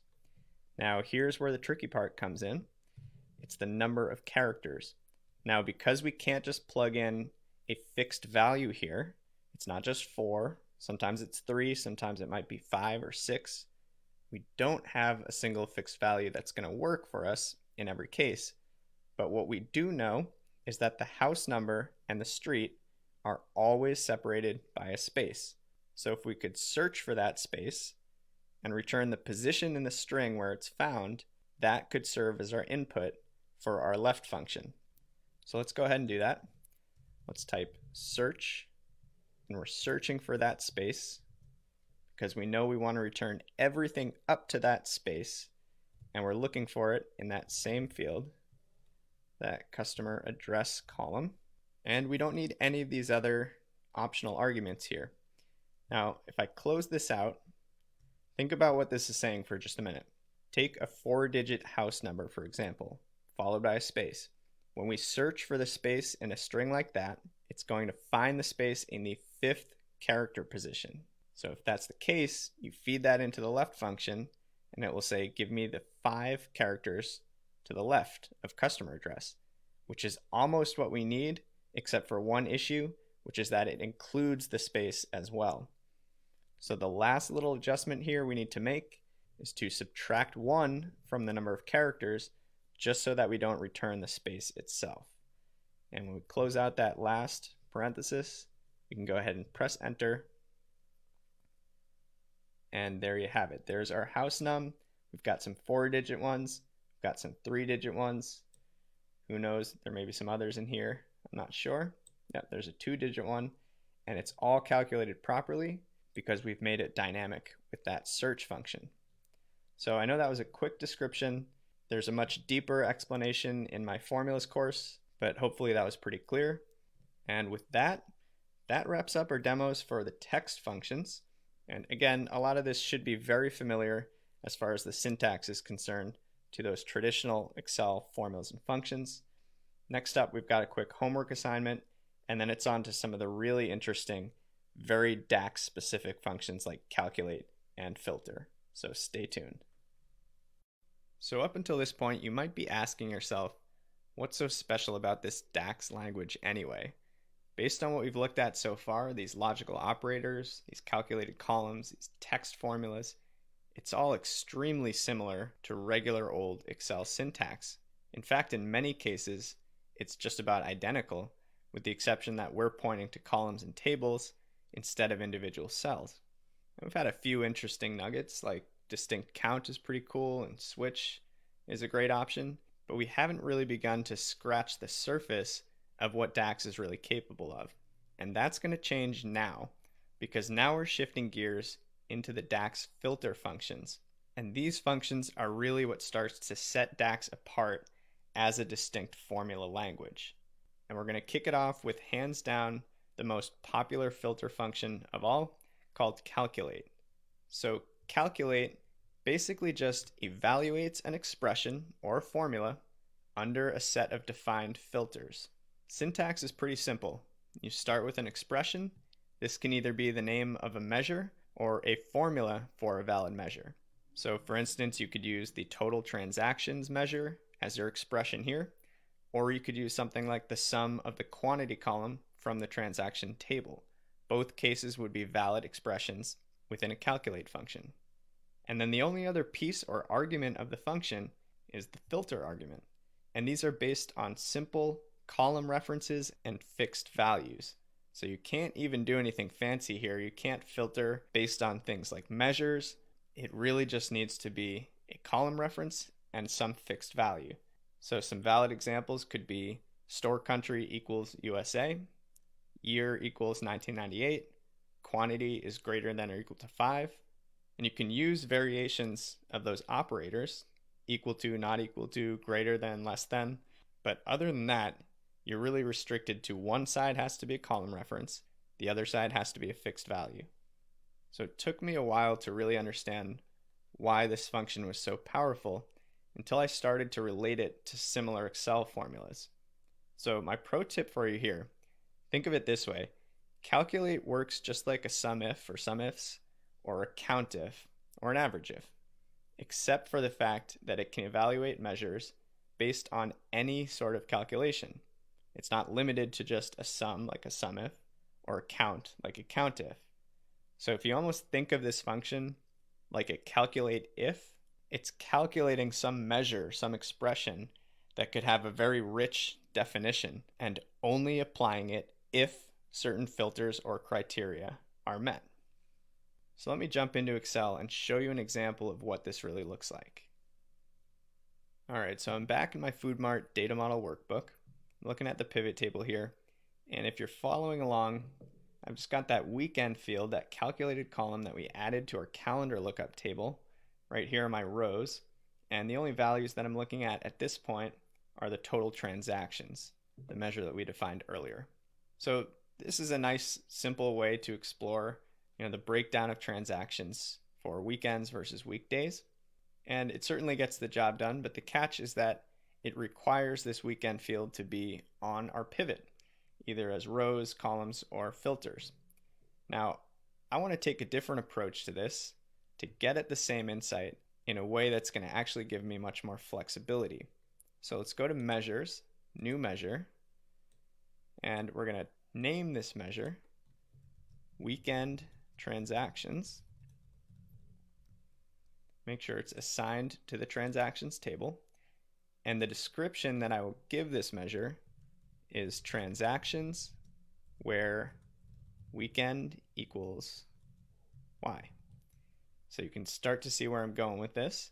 We want to calculate a measure given a specific filter or criteria.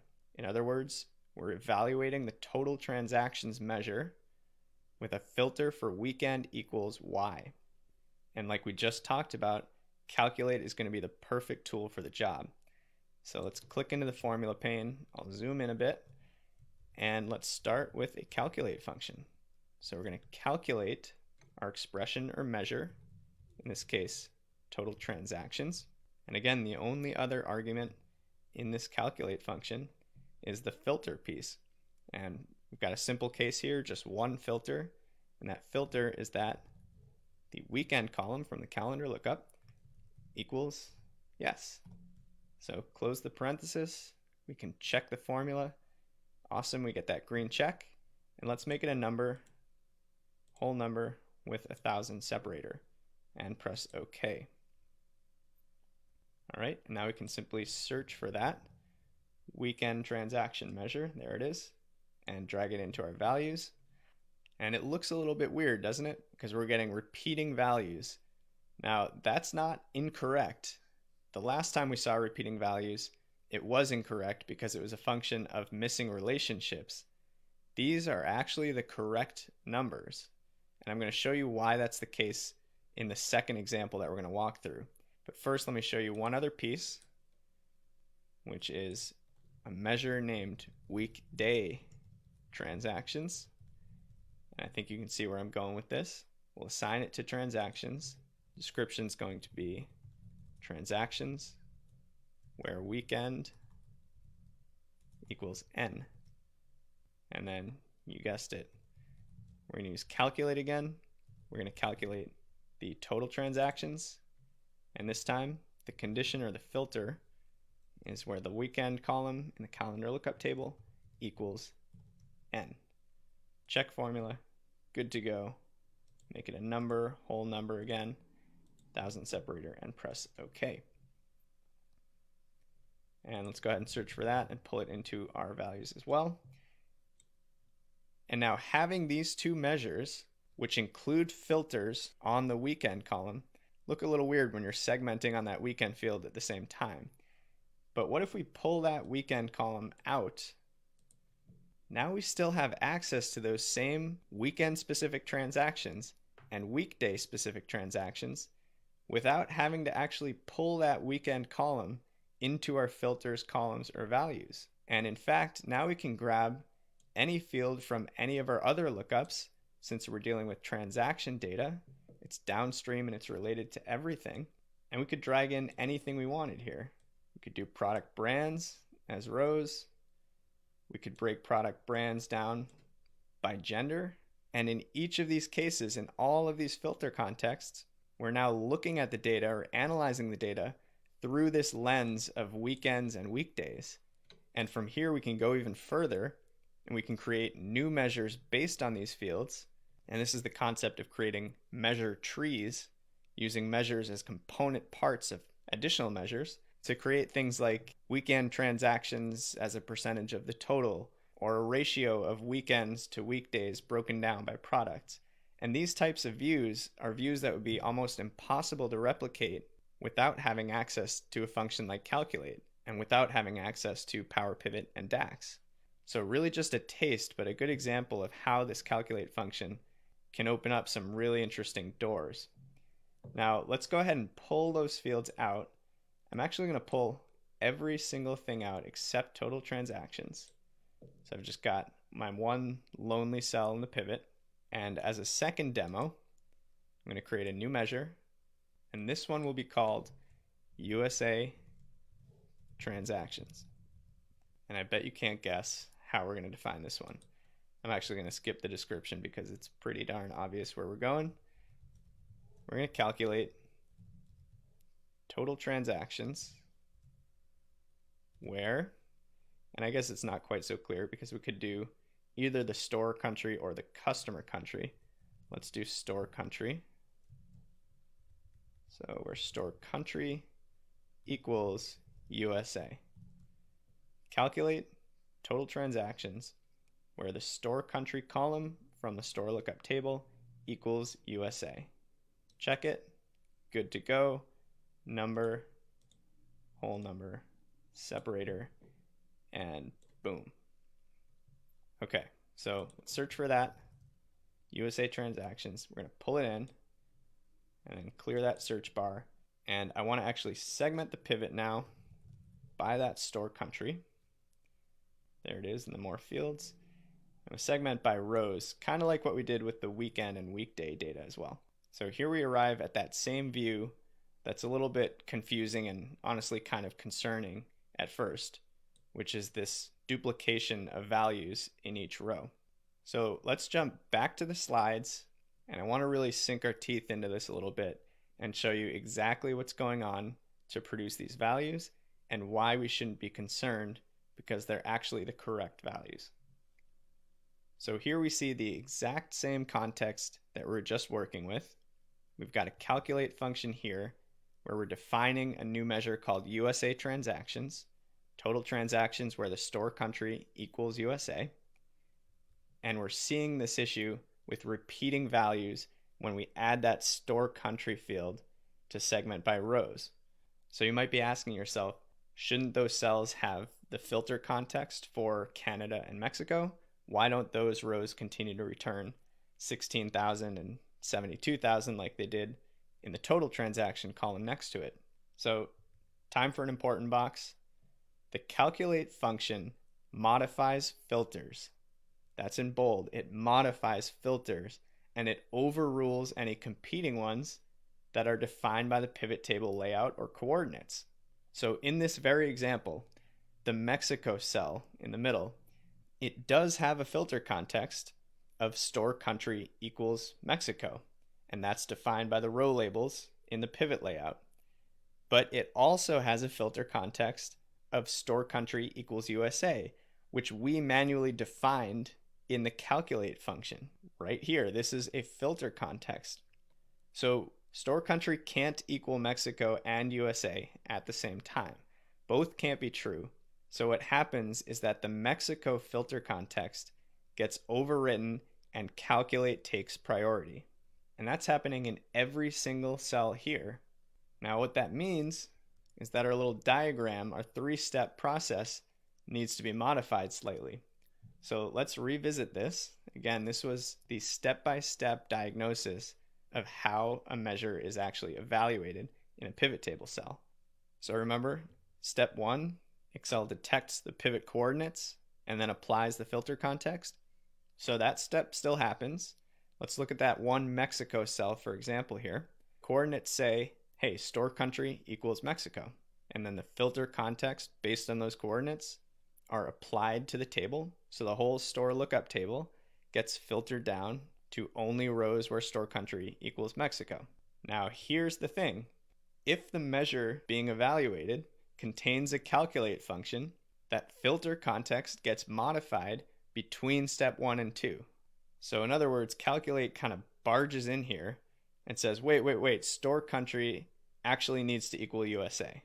And since that calculate takes priority, it's kind of the boss here, that table, that store lookup table that was filtered to Mexico, now gets refiltered to only rows where the store country equals USA. And then it's that filter that kicks off step 2, carrying those filters across the table relationships. So now we've got a USA filtered store lookup table that then causes those related downstream tables to filter on country equals USA. And then step 3, nothing's changed here. The formula or measure is evaluated against the filtered table. So in this case, the filtered table that this measure is evaluating against is the transactions table, and the filter that's made its way down to it, store country equals USA. And so you can see that no matter what store country you started with here, it's always going to get overwritten and turn into USA and flow down to all related tables. So whether it's Canada, Mexico, USA, or even the grand total, you arrive at this same last step where you evaluate the total transaction measure on that same filtered table and retrieve the same exact result of 180,823. So it's a strange concept to wrap your head around at first, this idea of formulas changing filter context and kind of overruling what a pivot is trying to tell you. But in essence, that's what makes the calculate function so powerful as soon as you know how to kind of harness it. So there you have it. That's our intro to the calculate function. In the next few lectures, we're going to talk about 2 more filter functions called filter and all, which take this even one step further to do some really, really cool and really crazy things. So buckle up, this is going to get fun. Next up, we've got the filter function. Now, by definition, filter is pretty straightforward. It returns a table that represents a subset of another table. So in other words, it takes an input table, filters it down, and spits out that filtered version. And syntax-wise, pretty straightforward as well. You've got your table argument, which is just pointing to the table that you'd like to filter. Store lookup, product lookup, both valid. And then you've got this filter expression, which is a Boolean or true-false filter expression. But there are a couple things to note here. First is that this filter expression is evaluated for every single row of the table. And this is not how a calculate filter works. So a filter function is also an iterator. And what that means is that it iterates row by row by row through an entire table, checking whether the filter expression is true or false for each of those rows. And the other thing to note is that while a calculate filter is limited to just column reference, operator, fixed value, the filter expression within a filter function can actually be much more complex. So you can introduce more sophisticated and interesting filtering logic based on things like functions or other measures here. So important thing to note, filter is specifically used to add filter context, kind of like that calculate example we showed, on top of what's already defined by the pivot table layout or coordinates. Now what makes this one a little bit trickier to wrap your head around in practice is that filter returns a table as opposed to a single value. So it's kind of a different breed. It's a little bit unusual compared to all the functions that we've been working with up to this point. So because it returns a table, you'll almost never use it by itself. Instead, it's almost always used as an input to other functions. And one of the most common examples, which I'm going to show you, is to enable more complex filtering options within a calculate. So essentially what you would do is define that complex filter expression within the filter function, and then take that whole function and embed it right inside of your calculate. Now, real quick, pro tip here. Since filter is an iterator function, it iterates through each row in a table, it can be slow and very processor intensive. So with that in mind, never use a filter when a normal calculate function will accomplish the same thing. And with that, let's jump to Excel. I'm going to show you a quick demo. Okay, so here I've got my pivot view in my Food Mart data model, just like we left it from the calculate example, where we've got total transactions, USA transactions, broken down by store country as our row labels. So what I want to do here is basically create a duplicate version. I'm going to manage measures. I want a duplicate version of this USA transactions calculate function. So I'm going to edit and just Control C to copy that, and then cancel out and start a new one. No need to reinvent the wheel here. So this measure name will be USA transactions filter. And it's going to be almost the same as our original calculate, except what we're going to do here is see what it would look like to replace the filter component of the calculate with a filter function that does the same thing. So let's go ahead and delete this piece, and let's start typing our filter function right here inside of our calculate. And the first argument is the table that we want to filter down. So that's the store lookup table. And we comma to the expression, and remember the expression is just the store country column equals USA. So store country, I'm going to use the fully qualified version, you can use either, equals quote USA, close quote. And now because I've added this nested filter, I'm going to need one more parenthesis to close things out and take me all the way back to the start to my calculate. And if we check the formula, we should be good to go. So before we dig into what this really means, I'm going to format it as a number, and I want to just show you the difference side by side in the results. So press OK. Close out of our Manage Measures dialog box, and let's search for USA and grab our filter version and drag it right into values. So kind of interesting results here. Maybe not what you'd expect. And now the question begs, why the difference? Why do we still see the correct total for USA and for the grand total, but blanks for Canada and Mexico? So this is where things get really nuanced, and it's going to take a couple passes through before it really starts to stick. At least that was the case for me. But I'm going to try to explain it the best way that I understand it, and hopefully that will help clear things up a little bit. And to do that, I'm going to go back into Manage Measures, and I want to start with our original USA transactions and press Edit. So if we kind of think about this starting from the inside out, from the filter statement first, basically this filter in a regular calculate function is acting like that filter boss that just decides it's going to overtake and replace any other store country filter context that comes its way. So in other words, it will see data from the whole store lookup table. It'll see data from the Canada rows, from the Mexico rows, from the USA rows, and it doesn't matter which row it's coming from. This is like the bully filter. It just says, I'm going to take your Canada filter context and I'm just going to turn it into USA. I'm going to take your Mexico context and turn it into USA. And that's why you see values for each of those rows, because it's simply evaluating the same USA context over and over and over and over. So that's how our original version of the calculate really operates. So we cancel out of there and look at our new version. The big difference here, obviously with our filter statement, is that what filter is doing is it's looking at the store lookup table, starting in row number 1 and saying, is the store country in this row equal to USA? Yes or no? If yes, keep that row. If no, get rid of it. So it's cycling through every single row in that store lookup table, and it's chopping out rows where the store country is not equal to USA. And once it goes through that whole table, this entire filter statement spits out a subset of the table, a chopped down filtered version of it that only contains data for USA. So there's a big difference there. It's not the whole store lookup table filtered down to USA. It's a smaller table containing fewer rows, all of which are USA.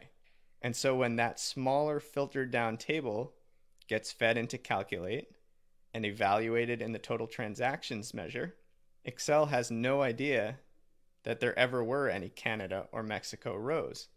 So it doesn't make sense to return anything. It doesn't make sense to return the USA total. It doesn't make sense to return 0. All it knows to do is just leave them blank because it has no idea that these were even part of the original table. So hopefully that makes some sense. If not, just take some time to kind of play with this, create some of your own measures, think through it. It'll start to make more and more sense the more you get your hands dirty with this stuff. Now it's worth noting that the example we just showed is a good case of when you should not use filter, because as we just demonstrated, we can create the same logic both ways, and we've essentially created two duplicate functions, one of which is just much less efficient than the other. So I'm going to keep it here just for reference in case you want to see how it's written or you want to play with it yourself, because I will make this completed file available to you for reference. But in a case like this, where the filter was actually quite simple, just the store country column equals the value of USA, that's a great case just to use a simple calculate. There would be no need to even use filter in that particular context. So when would you use filter? Great question. Stay tuned for the next video. I'm going to show you one of my favorite demos that uses filter in a really cool way. All right, so in the last video, we introduced the filter function. We talked about what it was all about, explained some of the nuances with it, and then walked through an example that wasn't really the most applicable. So in this lecture, let's talk about a much more useful and much more fun way to use that filter function. So this is a really cool example, and what we're going to try to do is create a way for users to interact with our pivot table using a disconnected slicer. And you'll see what I mean. We're going to walk through the 5 steps here, and then we'll replicate them over in our data model workbook. So step 1, we're going to create an Excel table containing a list of values that we'd like to use as thresholds or parameters. And this depends on what you're trying to do. In the example we're going to show, the idea is to create a price threshold so that we can see how many transactions occurred for products below certain price levels. And since we have a good sense of the distribution and the average retail price for the products in our data set, this range from 1 to 4 makes sense. That said, if you're creating a threshold based on customer age or income brackets, you'll want to customize your list and your table accordingly. So once you've created that list and formatted it as a table, step 2 is to add that table to the data model from the Power Pivot tab. Step 3, pop in a diagram view and make sure your table is disconnected. So it shouldn't have any connection to any other table in the model. And I know that feels kind of wrong and unnatural because we've been talking about how important it is to create those relationships. But in this case, there's really no relationship that could be made anyway, and it's going to serve its purpose just fine being disconnected. Next up, step 4, we're going to place that new table on our pivot as a slicer. And then step 5, here's the meat of it. We're going to create 2 measures. One that simply extracts or harvests the selected value in the price threshold slicer, and a second that references that first measure in a calculate and filter statement to create a measure that essentially allows you to break down the number of transactions depending on the price threshold selected. So you end up with something like this, which is really, really cool. You know, as users click through those different buttons in the price threshold, you'll dynamically see those transaction numbers in the measure column changing as well. And of course, we can add some conditional formatting like data bars or color scales, really anything we choose. So to recap, we're going to be calculating a measure that calculates transactions, but only for products whose retail price falls below the selected price threshold. So this is going to be a really powerful tool, especially for things like reporting or building interactive dashboards, or just creating any kind of user-friendly way to interact and explore with your data. So let's go ahead and add this to our own data model. All right, so back in the data model, I'm going to pull out some of these USA fields that we'd created to practice calculate. I'm going to clear my search selection. And instead of looking at data by store country, I'd like to use a product field. Let's pull in the product brand as our row labels. So pretty simple. I'm just looking at the breakdown of total transactions at this point by product brand. And now let's simply walk through those 5 steps and see if we can make this thing work. So step 1, create our parameter table. Let's open a new sheet, and right here in A1 I can give my column a header. Let's call it price underscore threshold, and that's just going to contain those 4 values, 1, 2, 3, and 4. And right now it's still just a range of cells, it's not a table, so I need to select that whole table, A1 through A5, and go into my home menu. I can click this format as table button. Really doesn't matter what kind of format you give it. In fact, we're just going to probably hide this tab anyway. So there you go. Yes, my table has headers, and yes, it lives in A1 through A5, so okay. And there you go. I've got a table. Give it a common name, so price underscore threshold, and enter. And that is step 1. So step 2, head to the Power Pivot tab, and we're going to add this table to the data model. So we click that button. There you go. It's added it. I can see it right here in my data view in its own little tab. See, it's got this little chain icon. That means it's linked to a table right here in my Excel workbook. And if I jump to diagram view, there you go, floating off on its own. So we can pop it right here. There's no relationship lines, no connections to any other table. And again, there's no way we even could draw a connection because this doesn't have any foreign keys that would match against any primary keys in any kind of meaningful way. So that was step 2 and 3. Next step is to go back to our pivot. And let's hide the tab that our table is on because we don't really need that. We don't need to ever really see it again. And let's search for threshold here. May have to click all tables. And there it is. So the price threshold table with the 1 column within it, also named price threshold. And a little shortcut here, just right click that field and you can choose add as slicer right from there. And there we go, we've got our slicer. You can keep the vertical layout if you want. If you want to get fancy, go into your slicer tools and you can change it to, something like this. I kind of like the horizontal layout, to be honest. And I'm going to add some rows up here. Use the F4 shortcut to duplicate what I just did.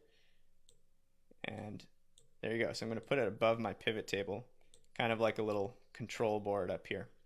So there we go. That's step 4. And now we get to the last couple steps, which is where it gets a little trickier.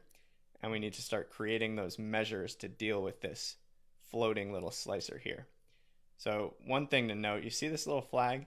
That is the one big drawback of using this approach, because it's true, relationships may be needed because it's seeing that I've pulled in a table into the same pivot with other tables that it's not related to.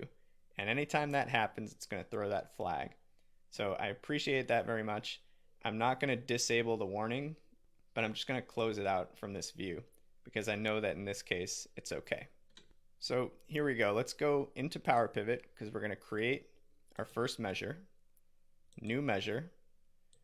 And this is going to be the measure that essentially captures or harvests the selected value in the slicer. We don't really need anything fancy here. In fact, let's just use a simple max function.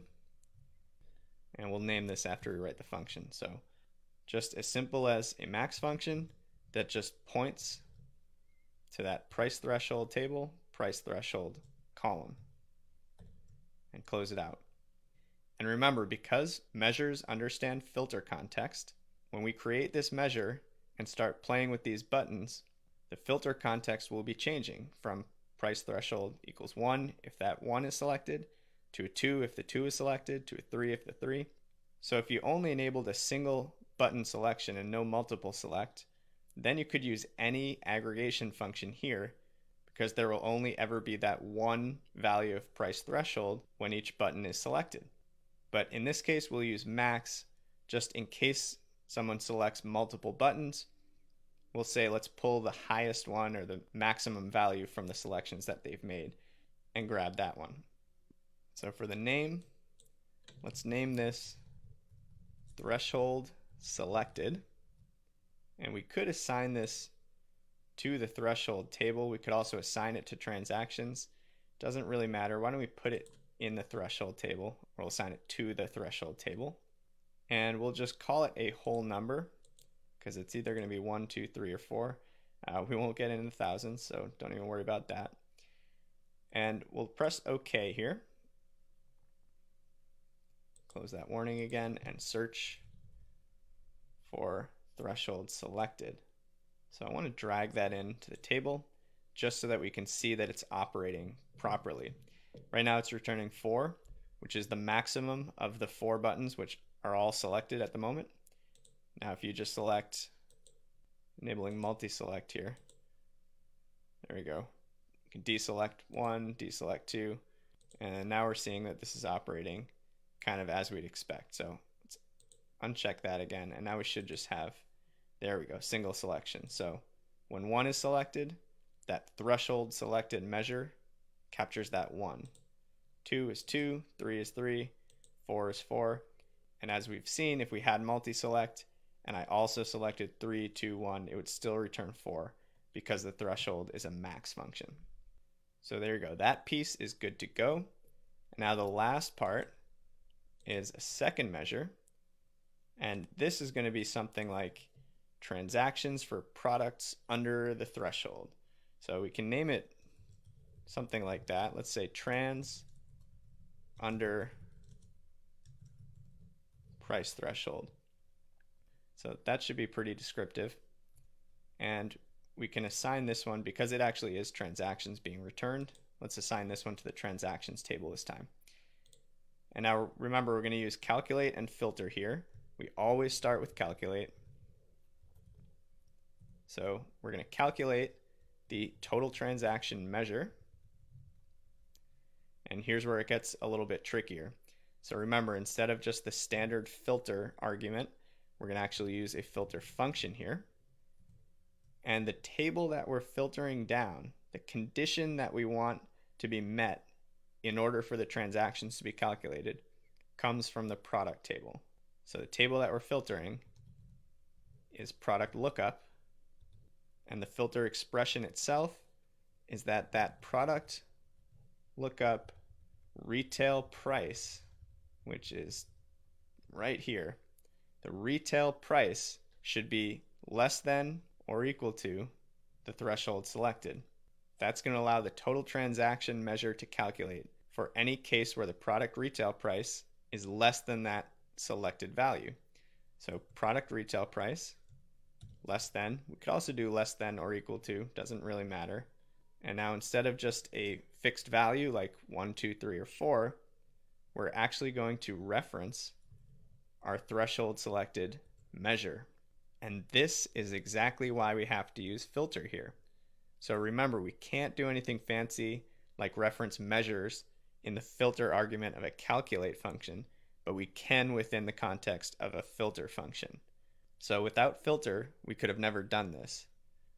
Now we're just about there. We just need to close out 2 parentheses and check that formula. There we go, it looks good. I'm going to try to expand so that you guys can just make sure everyone can read this. There, that's a little bit better. So we're calculating total transactions, and the condition under which we're calculating those transactions is only for rows where the product retail price is less than the threshold selected in this slicer. So since we're dealing with transactions, let's do a number, whole number with a separator, and press OK.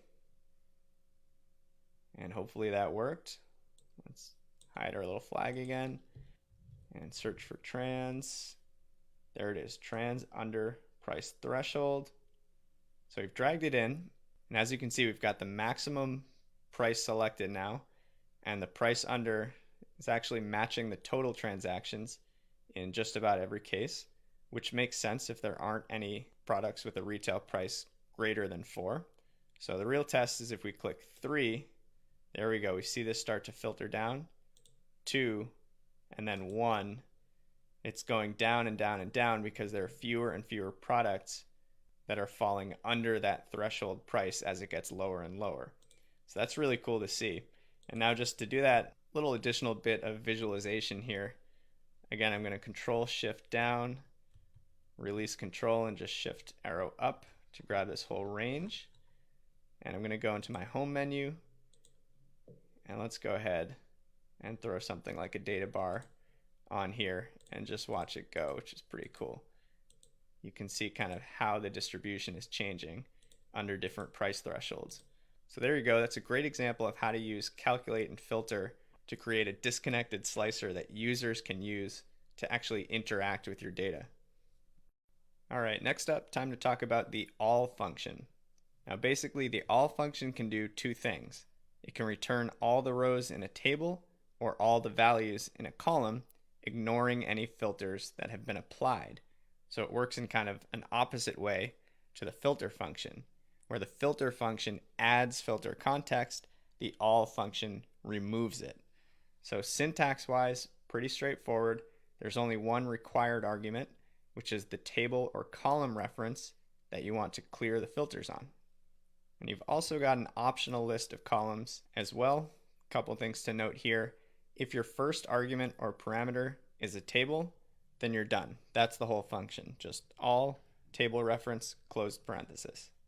But if you specify a column, then you can specify an additional list of columns as well, provided that A, they're fully qualified, so they include the table name, and B, they all come from the same table. So that allows you to do things like clear the filters on columns A and B, but keep the filters on any others. And there's actually a variant of this function called all except that basically lets you do the inverse of that. Now, one thing to note about the all function, just like filter, is that it returns a table, not a single value. So just like filter, this is another function that we're not really going to ever write on its own. We're going to use it as a component part of other functions, functions like calculate or iterators like sumx, which we're going to talk about. So if you're feeling a little bit confused, that's totally understandable because this is really unlike any other kind of formula or function or language that we've ever really had to deal with before.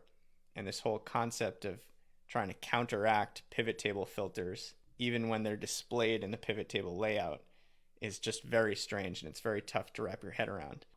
But here's a pro tip for you. Think about all as just the opposite of filter.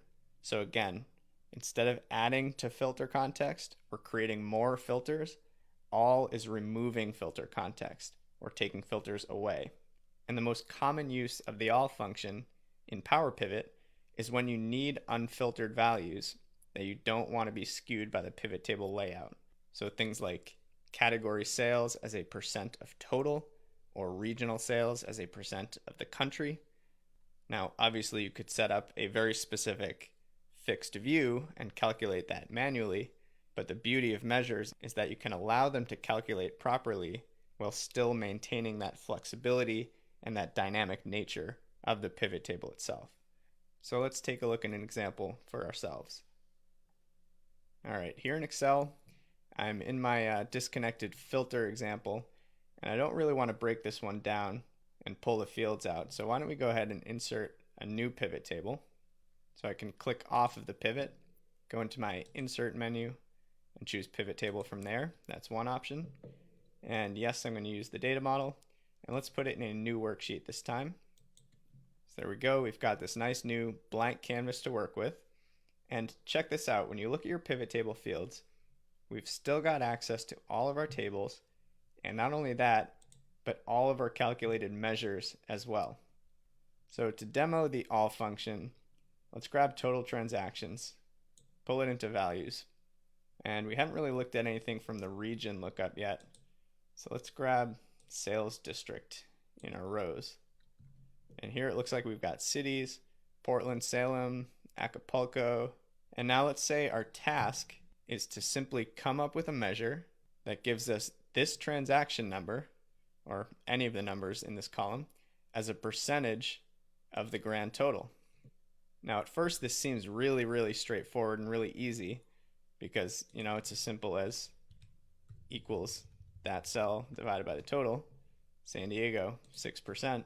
But with measures, it's trickier because this whole concept of filter context means that these measures are really fluid, constantly changing as the pivot table coordinates and layout change around the measures. So essentially what we need to do here is create a measure that will always return this number, this grand total number, no matter where it lives in the pivot or what other rows, columns, filters, or slicers exist in the pivot. And when you think about what this cell is giving us, is it's giving us the total transaction measure with the absence of any filter. So let's go into Power Pivot and try to replicate that with our own measure. So what we can do is name this new measure all transactions. And let's go ahead and assign that to the transactions table. Remember that the all function is a table function, so we're not just going to start writing all by itself. We're going to use it in the context of another function.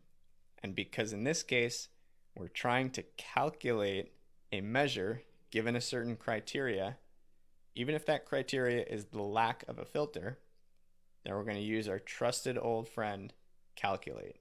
So let's start with calculate. And the expression or the measure that we're calculating here, you guessed it, total transactions. And now this piece is kind of a misnomer because it's asking for a filter here, but we're about to give it an anti-filter using the all statement. So in the past, we've used actual filter criteria here, or we've used the filter function itself here. But keep in mind that you don't have to add filters in this component of a calculate function. In fact, you can do what we're about to do and write an all function to remove the filter context. That's totally valid. And the table that we want to remove any filter context from, the table that we want the grand total of, is just the transaction table. 2 parentheses, and we're closed out. Let's go ahead and check that formula. Green check looks good. And so in theory, this should give us the grand total of transactions no matter what. It should be completely impervious to pivot table coordinates. So whole number, 1000 separator, press OK. And it should pop up right here at the bottom. And there you go. So see how it matches with that grand total? Every single row, the all statement is saying, I don't care that you've given me a row label on sales district. I've been instructed to not respect any filters that you pass or any filter context that surrounds me. At least that's kind of the way I think of it in my head.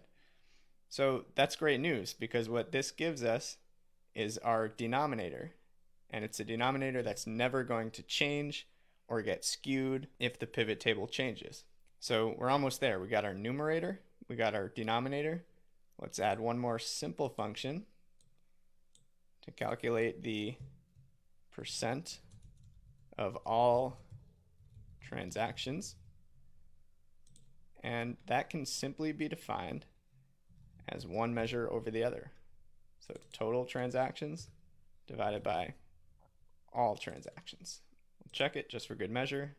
And let's format this as a number, percentage, with 1 decimal and press OK. Whoops, looks like I've already created this function. So just to show you what this looks like, I'm going to add a 2 here and press OK. And there we go, percent of all transactions 2. And there you have it. So San Diego, there's that 6.1 we saw. Looks like LA makes up 11.7% the transactions. Camacho 3.1. And now what's cool about this percent of total calculation is that even though I've got my numerator here, my denominator here, both of which are component pieces of the measure, they don't have to live in the pivot with it. And this will still continue to operate independently and accurately. So there you go, using all to calculate a percent of total. All right, next up, let's talk about the related function. Now, related returns related values in each row of a table based on its relationships with other tables in the model. So the syntax is incredibly easy. You just point it to a column reference, and that's the column that contains the values you're trying to retrieve. So important note here, related works almost exactly like a VLOOKUP.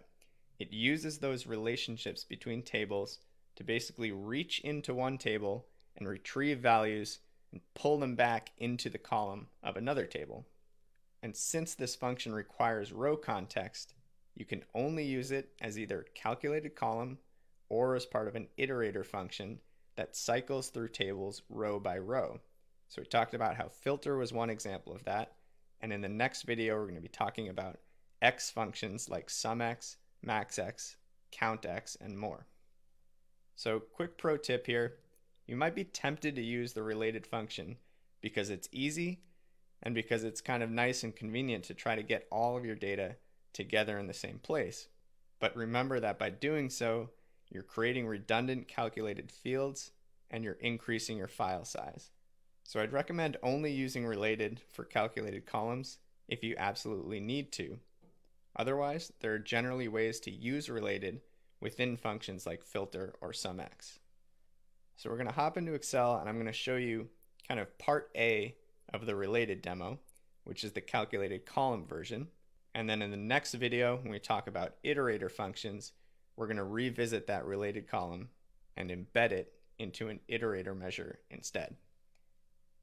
Okay, back in the Food Mart data model, and I know it's been a while since we've done a calculated column, but let's go ahead and hop into our Power Pivot data model. And I'm going to want to be in data view here. And let's go to the transactions data tab. Now, again, I'm going to show you kind of part A of the related demo, which is the calculated column part. And essentially what I'm going to do here is add a calculated column here in the transactions table to retrieve some related information from the product lookup table. And the information that I'm going to try to retrieve here is the product retail price. So it's as simple as this. In the formula bar, I'm going to type equals related, and I simply point to the table, product lookup, and the field that I'm looking for. Product lookup, product retail price. I'll tab to lock that in, close the parenthesis, and press enter. And there you go. It's got the row context that it needs to look up this product ID, follow the relationship to the product lookup table, find the retail price in a neighboring column, and then bring it right back here into the transaction table. So now let's name this header retail price. And now it's going to be even more important to use fully qualified column references because we've now got product retail price in the product table and retail price here in the transaction table. So there you go. Super simple. That's how you'd use related to follow a table relationship and retrieve related values from another table. All right, we're saving some of the best stuff for last because up now we've got iterator or X functions. And the thing about these iterator functions is that they allow you to loop through the same calculation or expression on every single row of a table and then apply some sort of aggregation to the results.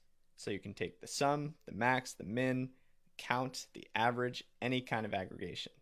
So if you've ever written a sum product function in Excel, then you already know how these work because the sum product takes a product on each row of the data set and then sums the answers up. The difference is that instead of just taking a sum, like a SumX, you've got several other options as well. So you've got a CountX version, an AverageX, a RankX, a MaxX, and a MinX. And each of these applies a different type of aggregation to the results derived by the expression. So the first argument in the syntax is just a reference to the table. And this is the table in which the expression will be evaluated. So this could be a simple reference like transactions table, or it could be a more complicated table reference that includes nested functions like filter and related. And then finally, you've got your expression. And this is just your mathematical operation or your calculation that you want to evaluate for every single row of the table.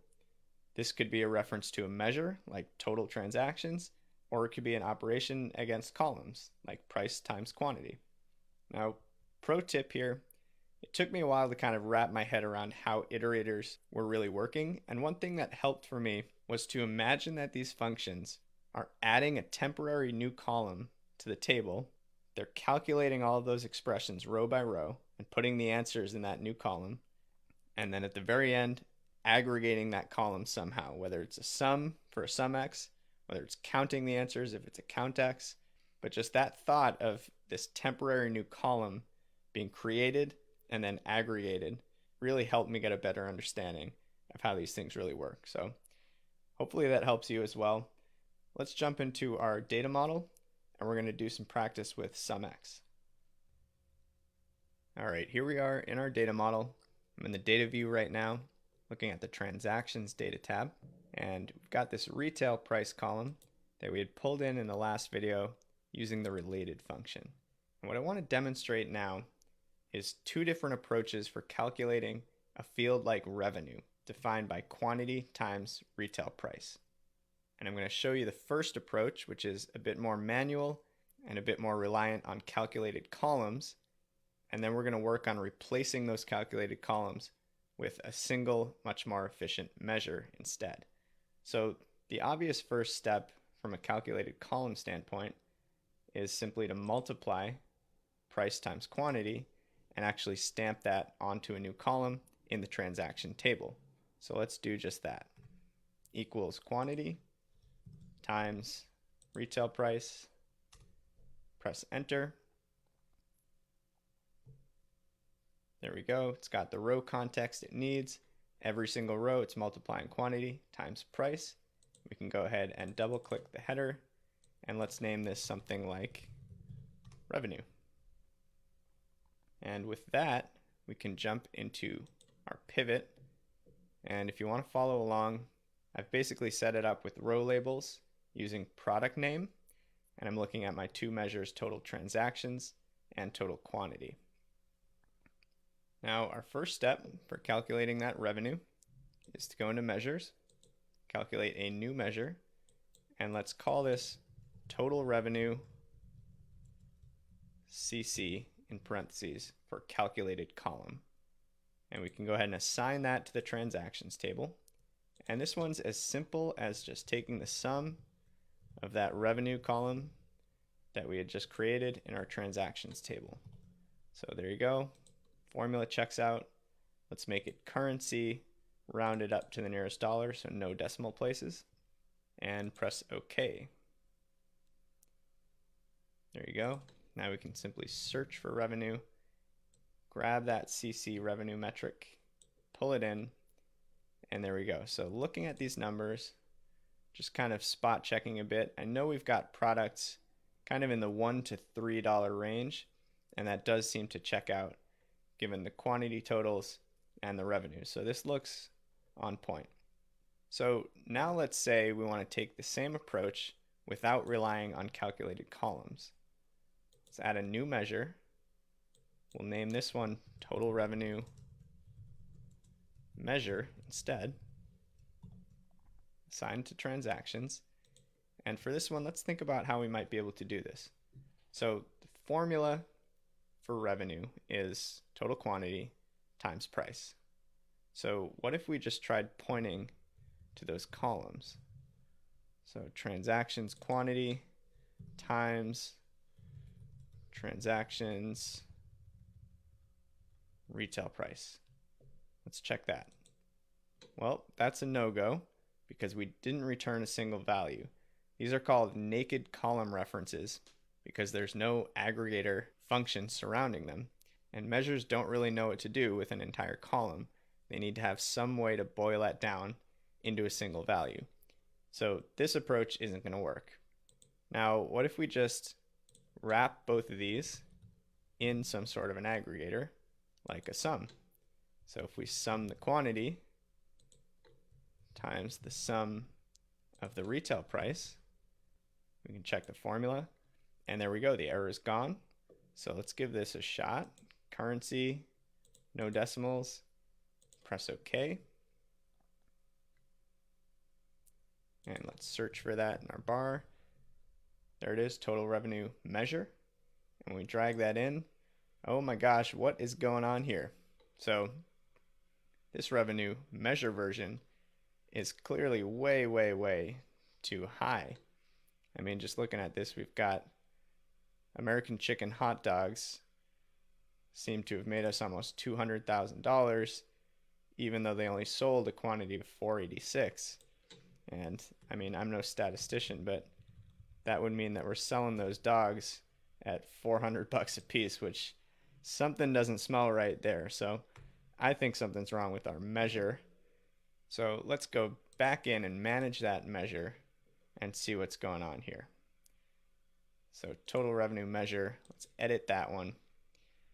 And as you may have guessed, here's the problem, is that we can't just sum up all the retail prices across all the rows. That ends up with a number that's just nonsense, and clearly, as we've seen, way, way too high.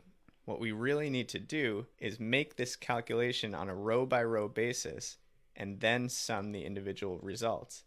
And that is exactly what iterator functions, and in this case specifically SUMX, are designed to do. So what I'm going to do here is delete everything after the sum and just kick off a SUMX function. So the first argument that the SUMX takes is the table. So where do we want to actually calculate this expression? Well, the transaction table. That's where our quantity and price metrics live. So transactions table.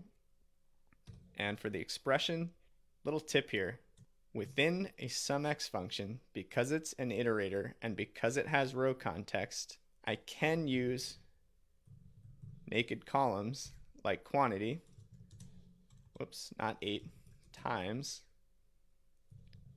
retail price.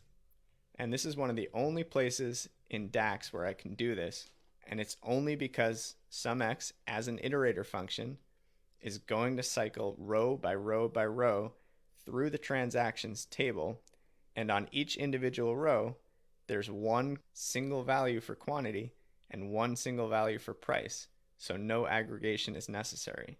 And because this expression is being evaluated within the context of the transactions table, I don't need fully qualified columns either. So this should work just fine. Let's go ahead and check the formula. No errors, got our formatting locked in, and we press OK. Hopefully we see these numbers match up now. There we go. So everything looks like it's matching just fine. So that's great. And what that means is that the calculated column for revenue that we had stamped into our transactions table is now no longer necessary. So before I delete that, because the measure relies on it, let's delete the measure first. So revenue, CC, let's go ahead and delete that measure. There we go. And we'll go into our model and we'll delete calculated column as well. So we've trimmed out half of the dead weight, but we've still got this one that I would love to get rid of, because remember, these are just duplicate, redundant data points here. So back to our measure, there's one more step that we can take, and I alluded to this earlier. Let's go back in and edit it one more time. Remember how I said that you should only use a related function in a calculated column if you absolutely had to, and that you can often find ways to embed it in functions like filter and sumx? Well, we're here in a sumx function and we're looking for a place to embed our related function. So I think we've got a nice little match here. What I'm going to do is, instead of pointing at the retail price column in the transactions table, I'm going to use related and say, hey, reach into this product lookup table, which is related to the transaction table, and grab the retail price for this particular row in which I'm evaluating the expression. So we're basically skipping right past that process of physically grabbing the retail price and pasting it in columns in transactions. We're kind of just riding the relationship all the way through to the product table, grabbing the info we need and coming back out. So it looks like with one more parenthesis, we can check the formula, got that green check mark, and hopefully when we press OK here, nothing really changes. There we go. Same values here. And you know what that means? We can go back to our model and we can delete this related calculated column permanently. And look at that. We're back to square one. We've got our nice clean transaction table with just that quantity field, which came from the CSV. We got no dead weight, no extra calculated columns, and we were able to calculate that revenue field entirely in a single measure using sumx and related. So there you have it, calculating a field like revenue. Great case study for when to use iterators like sumx. All right, before we move on, I just got to show you guys a demo with rankx because it works a little bit differently from sumx, and it's just a really cool function. So I'm back here in my pivot table, same setup as before, breaking down the data by product name. And the idea here is to create a new measure that essentially ranks out these products based on total revenue. So let's give this a name along the lines of product rank, and if we want specifics, we can just say by revenue, and assigning to transactions is just fine. And now for something like this is where rankx is really useful, because you can use it to rank fields based on all sorts of expressions and measures and things like that. So let's start with rankx. Same syntax here, table, then expression. It also has a few extra optional ones for dealing with the rank order and ties and stuff like that. We're just going to stick with the basics for now.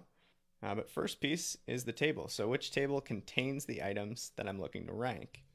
That would be the product lookup table. And then what's the expression? Remember, I can just point to a measure here, and we've already defined that measure for total revenue. So I'm going to grab that brand new one, total revenue measure, and lock that in. And when I check that formula, I get my green check mark. So all looks good at first glance. Can make this a number, whole number with a separator. And let's press OK. And search for it here. There's product rank. We drag it in, something a little funny happens. So every single row in the view is a 1. And obviously that's not very helpful, right? So what's happening here is kind of interesting, which is that on each row where this rankx measure is being evaluated, it has a filter context of a single product name. And as a result, the rank is acting as if that's the only product in the universe for each row. So each of these product names is ranked number 1 in its own little private universe, which I guess is nice, but it's not really helpful from an analytical standpoint. So luckily we have tools to fix this kind of thing. Let's go in and manage our measure. Go into product rank by revenue. And here's the deal. So the filter context from the pivot coordinates was constricting our view of the product lookup table.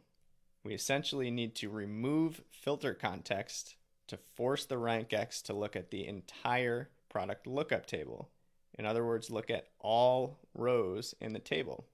So a little throwback to the all function here. We're going to just plug all right in there. and we can feed the all function either a table or a column. Let's just give it the product lookup, and I think that should do it right there. So now we're saying run this rank operation, but make sure you're doing it on the entire product lookup table and ignoring the filter context that previously was restricting the view to just single rows of products. So we can check this version, still get the green check, looks good. Press OK, close. There we go. So these numbers look a lot more reasonable. And now to get a better sense of whether or not these are accurate, let's do a little data viz here. I'm going to add some color scale. And what I'll do is I'll make red the highs, because a high rank is not good, and a green, a low rank, is good. And so we can then sort our names ascending by that new product rank by revenue field.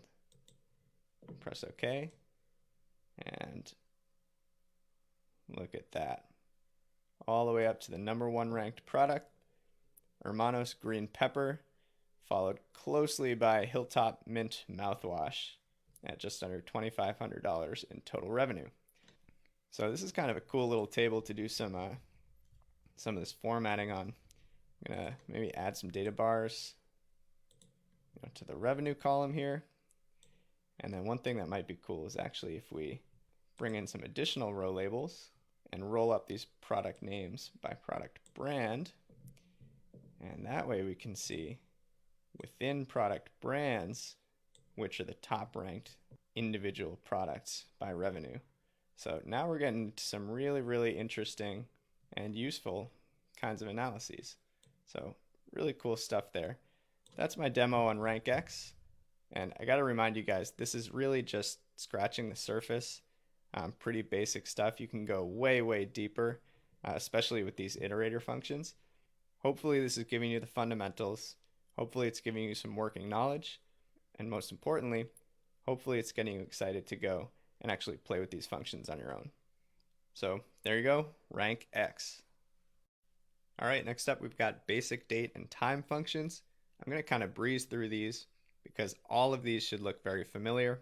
Most are pretty much identical to their Excel formula counterparts, and we've covered a lot of these in the Power Query section of the course anyway. So just to cover quickly, you've got your component metrics like day, month, year. Syntax-wise, you just point it to a column containing a date. Then you have your time-specific versions of those, your hour, minute, and second. Same deal, you just point it to a column containing a date time-specific value. Of course, you've got today and now, the two volatile functions. Those return the current date or the exact time, respectively. And syntax-wise, there really is no component to those formulas. It's as simple as open and closed parentheses. And then weekday, week num, these will give you a weekday number by default starting on Sundays, or the week number of the year. And in this case, you've got the optional type to determine exactly when that week definition starts. EO month, otherwise known as end of month, is actually a pretty helpful one, especially because of that last little bit of the function. The months argument allows you to offset a certain number of months either in the future or in the past. So you could return the end date of the current month, of the previous, of a future month, whatever you choose. And then another helpful one, date diff. So that returns the difference between two dates. And what's really nice about this one is that you can select the interval.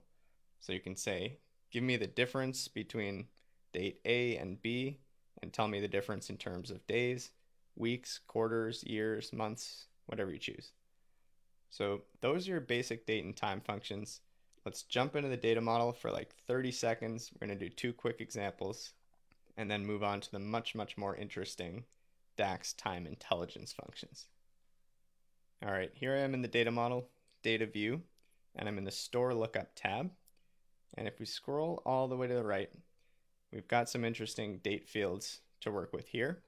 We've got the store first open date and the last remodeled date. So there's a lot of really interesting stuff we could do with this data set. It's actually an incredibly rich data set, so many different dimensions and angles that we could go with this. But just want to do a very quick demo with a couple of my favorite date functions. We're going to use date diff and then EO month. So for date diff, what if we wanted to calculate the number of years since the store was last remodeled. To do that, we can create a calculated column and set it equal to date diff. So we're calculating the difference between two dates. And the first date, the earlier of the two, is the last remodel date column. And the second date, the latest of the two, is going to be that volatile today function. So that's going to return the difference between that fixed date in the last remodel date column and the current date today. So you may not see the same answer as I'm seeing right now, depending on when you run this exercise. And now the last piece of the function, the interval, says, okay, do you want the value to be returned at the day level, at the hour level, at the week, the year, the quarter? So let's go all the way down and select year, close it off, and press enter. And there you go, that looks about right. We got 20 years since this store remodeled in 97, so looks good. Let's go ahead and rename that header years underscore since underscore remodel. So there you go, that's a good example of using both today and the date diff function. And then last one, let's just head to the calendar lookup. And we don't really have a field for the end of month date, so we can use the EO month to stamp that in pretty quickly. And we'll just type equals EO month. And start date is the actual date in the row. And then if we want the current month, we would just type a 0 there and then close the parenthesis and press enter. So there you go, these July dates return an EO month value of 731. And we've got August, September. There you go. So let's call this one end underscore of underscore month. So there you have it, basic date and time functions. So one of the coolest things about DAX is that they've introduced some incredibly powerful time intelligence formulas. And the thing about these formulas is that it makes it really easy and really turnkey to calculate common time comparisons. So for example, to calculate performance to date, you can start with the calculate, evaluate your measure, and then use the dates YTD function, which simply points to your calendar date field, to produce a year-to-date total for that measure. Now what's even better is that all you need to do is swap out YTD with QTD to update that to quarter to date, or MTD for month to date. We've also got options to calculate things like the previous period, which can be flexible to adjust for any kind of period comparisons you need to make. Things that would be really, really manual and tedious without having access to these tools.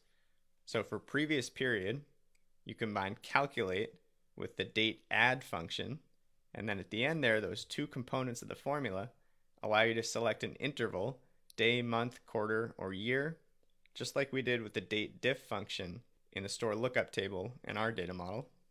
And then once you select your interval, you just select the number of intervals you want to compare. So the example we're seeing here would calculate the given measure for the previous month. If you replace that for -5 and year, it would calculate that measure for 5 years ago. So it makes it really easy to use and really flexible at the same time. And then third, you've got running total. So to calculate a running total, you can combine a calculate function with dates in period and max. And at the end there, you've got the same exact interval and number of intervals to compare. So in this case here, we'd be calculating a 10-day rolling total for the given measure. And just like previous period, you can completely customize that to suit your needs. And then one more pro tip from me, if you want to turn that running total into a moving average, all you have to do is take that whole function and divide it by the number of intervals. So in the case we're looking at here, you divide that whole formula by 10, and you'd end up with a 10-day running total. So pretty cool stuff there.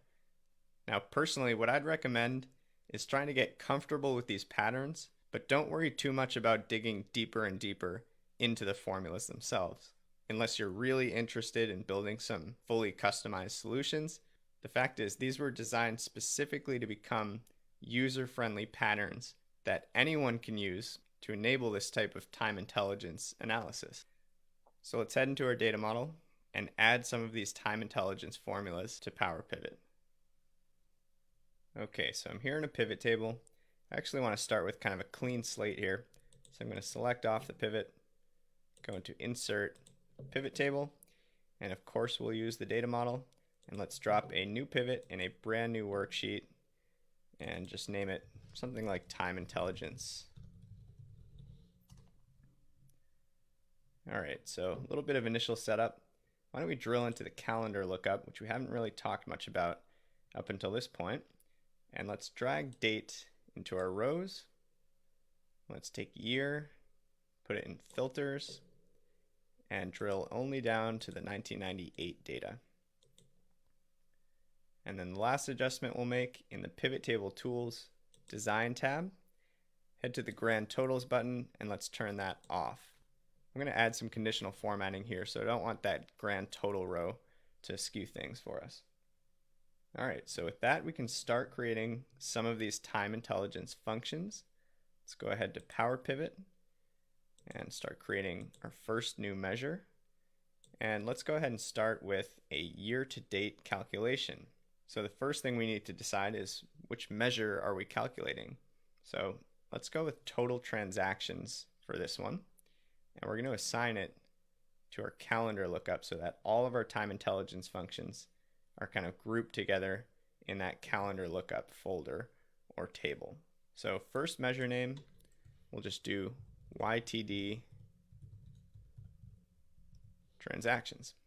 And if you remember the formula, hint, hint, they all start with calculate. So we're going to calculate our measure, which is total transactions, where dates YTD, and then you need to point it to your date column, calendar lookup date, and that's it. Closed, closed. Now we can check the formula.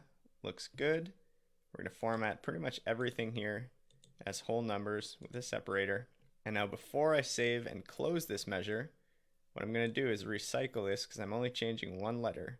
So I'm going to copy this whole string here, this whole function, and then press OK. And before I bring that into the pivot, I'm going to create my other two as well. So I'm going to paste that one in. Let me zoom in for you. Just change the Y in year to date to a Q for quarter to date, and then press Tab to lock that in. And there you go. We'll change the name of this one to QTD transactions.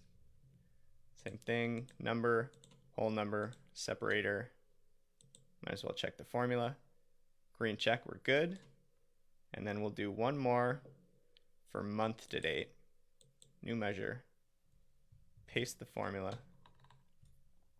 Dates, MTD, tab. So there we go. Rename this one MTD transactions. Check the formula. Looks good. Number, whole number, separator, and OK. So now looking at our calendar lookup table, got our three shiny new measures down here. And let's go ahead and drag them in one after the other. And while I'm thinking about it, why don't we get our original version of total transactions as well and drop that in right up front. So now if we scroll through, you can kind of see what's going on here, but this is going to be a lot easier to see with a little bit of conditional formatting and specifically data bars. So I'm going to select the entire year-to-date column first, head to my home menu, conditional formatting, and I'm going to add some data bars to it. And now as you scroll down, you can see that year-to-date total is just growing and growing and growing all the way through to the last date of the year, which you'd expect. And now a little hint here, if I select this entire column and double click this little format painter in my home menu, it's going to hold it on the brush so that I can just tap that column and tap that column and apply the same format to both. And now watch what happens when I scroll through here. You can see exactly how these dates are being calculated. You've got the middle column, which is resetting every 3 months or every quarter, and you've got the third column, which is resetting 12 times, one for every single month. And there you go, just a really cool way to use conditional formats in a pretty unusual way. So there you go, that was pretty straightforward, building that year-to-date, quarter-to-date, and month-to-date view. So let's go ahead and pull those out now. And we'll pull date out as well. And this time, why don't we grab month out of our calendar lookup and break down the rows by month. So this time I want to do kind of a period comparison, and I'm interested in calculating last month's transactions. So of course there's a time intelligence function for that. We'll go into measures, new measure. It's assigned to the calendar table, which is great. And let's name it last month transactions. And for this one, again, we're going to start with the calculate, as we always do. And the measure we're calculating, total transactions. Now in the filter section where these date formulas go, this time we're going to use the date add. And the first thing it needs is a link to my dates from my calendar lookup. There we go. And then remember, the last two components or arguments in this function are the number of intervals and then the definition of your interval.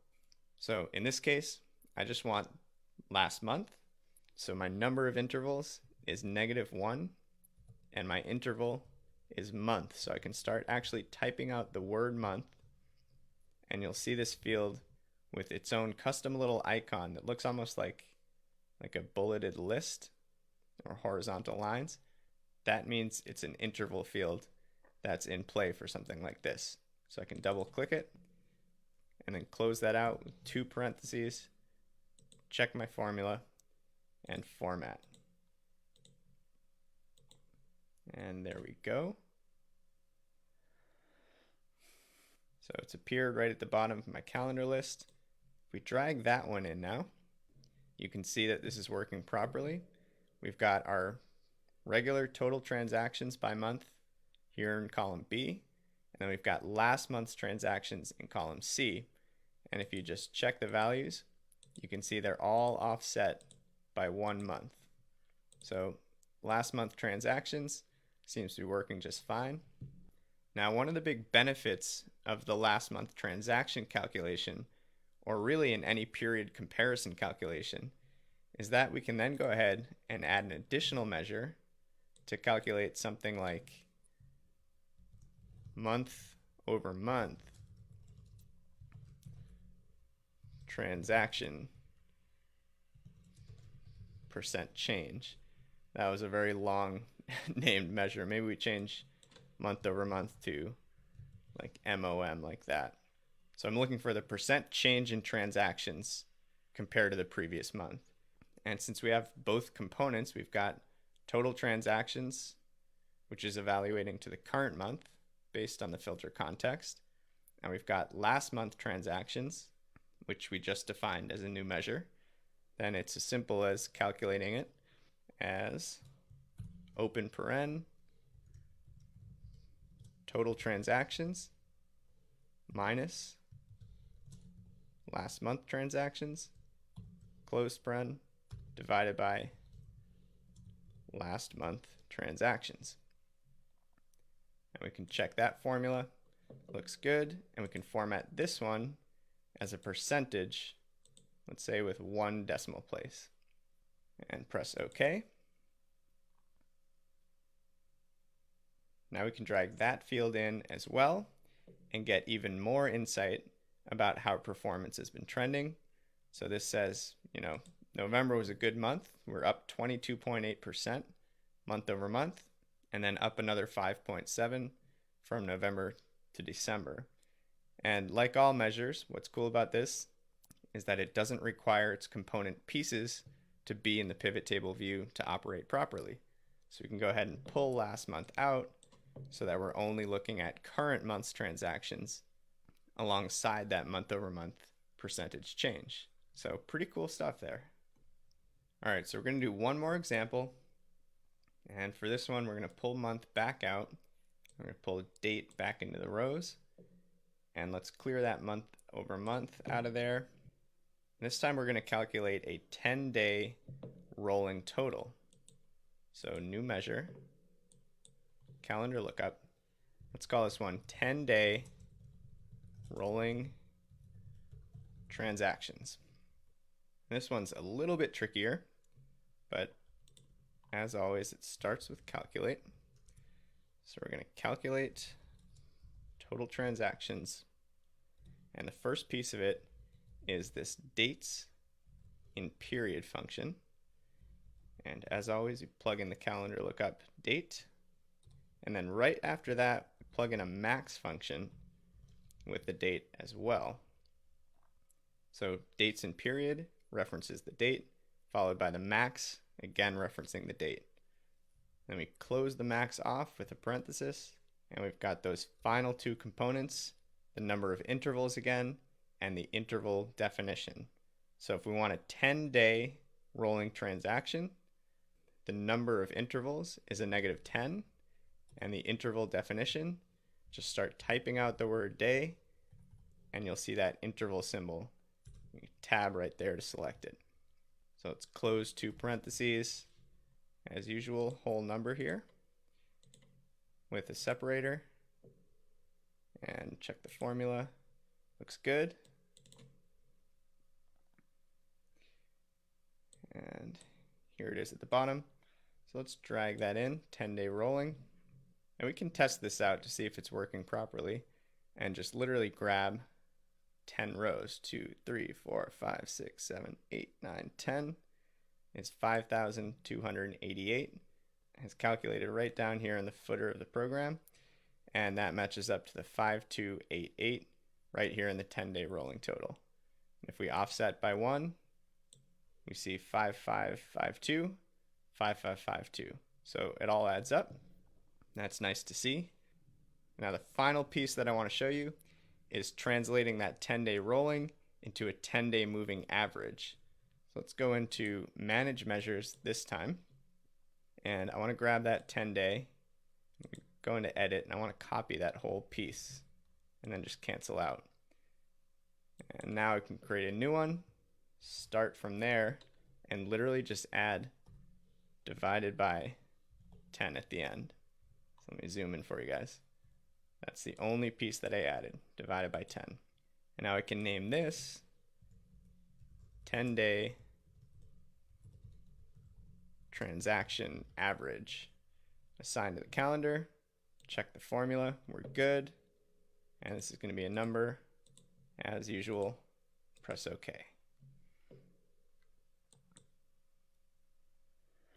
All right, so let's drag that one into the same view at the same time. This might be a good chance to use a color scale here. So let's select the full column, my home menu. Let me grab a color scale. And there we go. Now we can see these bands of green and red as we go through ups and downs and strong periods and weak periods in our transactions. So really nice way to kind of help bring this data to life. So look at this, we got year to date, quarter to date, month to date, last month, month over month, 10-day rolling, 10-day moving average, all in the matter of about 10 minutes. That's pretty incredible when you think about it. So time intelligence, definitely one of DAX's biggest strong suits. There's so much you can do and it's just so easy. So hopefully you found that demo helpful. All right, so I figured I would just walk through some speed and performance considerations, especially if you're working with large data models or you're writing a ton of DAX. Understanding what has an impact to speed and performance is pretty important. So a couple tips for you guys. Number one, avoid using unnecessary slicers or considering disabling cross-filtering. So what I mean by that, slicers are pretty cool tools, But the thing is, they cross-filter by default. That means if you've got two related slicers on a pivot and the selections in one are dependent on the selections in the other, like country and state, for instance, what Excel will do behind the scenes is calculate all this complex cross-filtering logic to gray out or disable the irrelevant selections. And that's really cool and it's really user-friendly, but it also eats up a ton of processing time. So if you feel like your model or your Power Pivot workbook is working really slowly, slicers would be the first place that I'd look. And you can actually disable those cross-filtering options in the slicer tools. So you can simply uncheck the box that says visually indicate items with no data. So that's tip 1. Tip 2, eliminate redundant columns and try to keep those data tables narrow. Now we talked about this, especially in the last couple sections, with those iterator functions, getting rid of the calculated column versions. And that's a good example. So data tables, generally speaking, really should only contain the quantitative numerical values and the foreign keys that connect them to the lookup tables. Any other descriptive or characteristic columns really should live in a related lookup table. Number 3, imported columns are always better than calculated columns. And we kind of hinted at this earlier, but when possible, if you can create those calculations at the source, like in your raw database, that's ideal. If you can't, using Power Query is a great option as well. But both are better than running tons of complex calculations and custom calculated columns in the data model itself. And then finally, minimize iterator functions whenever you can. Now, take this with a grain of salt. There are going to be times where you have no other choice, and these functions are really great tools. But the point is, don't go overboard. These do cycle through each row in a table, so they're what you call expensive, meaning that they take up a lot of time and consume a lot of processing power. That said, for most models, and especially for the one that we've been working with throughout this course, none of these factors are even really coming into the picture yet. This really starts to play a big role when you're dealing with millions or tens of millions or hundreds of millions of rows of data and tons of different complex relationships. So keep these in mind, common speed and performance considerations. All right, congratulations, you have officially made it to the end of the DAX section of the course. Nicely done. Hopefully you learned a ton and got some really awesome, powerful new functions and tools that you can go and start using right away. Now, as always, we're going to close with a few of my favorite best practices. So DAX best practice number 1, write measures even for the simplest calculations. So it might seem silly to calculate something like the sum of sales when you can just drag it in as an implicit measure. But remember, we don't like that approach. So once you create a measure, even if it's a simple one like this, the beauty is that it can be used anywhere in the workbook and as an input to many other more complex calculations, forming things that we call measure trees. DAX best practice number 2, break your measures down into simple and component parts, especially as you're learning this language. So DAX, to be honest, is a really difficult language to master. I am nowhere close to a master. To be honest, I'm still learning this stuff every day myself. So as you're learning, try focusing on practicing and understanding the simple, individual, isolated components, and then try to assemble them into the more advanced formulas. And then finally, DAX best practice number 3, reference columns with the table name, fully qualified, and measures alone. And that's what we've been doing throughout just about every lecture in this section. And it's because using those fully qualified column references, preceded by table names, really helps to make those formulas more readable and intuitive. It does add characters for sure. It makes them a bit longer sometimes. But what's really helpful is that it makes it very clear what's a column and what's a measure, especially once you start building some more complex or nested functions. So there you have it, my top 3 DAX best practices.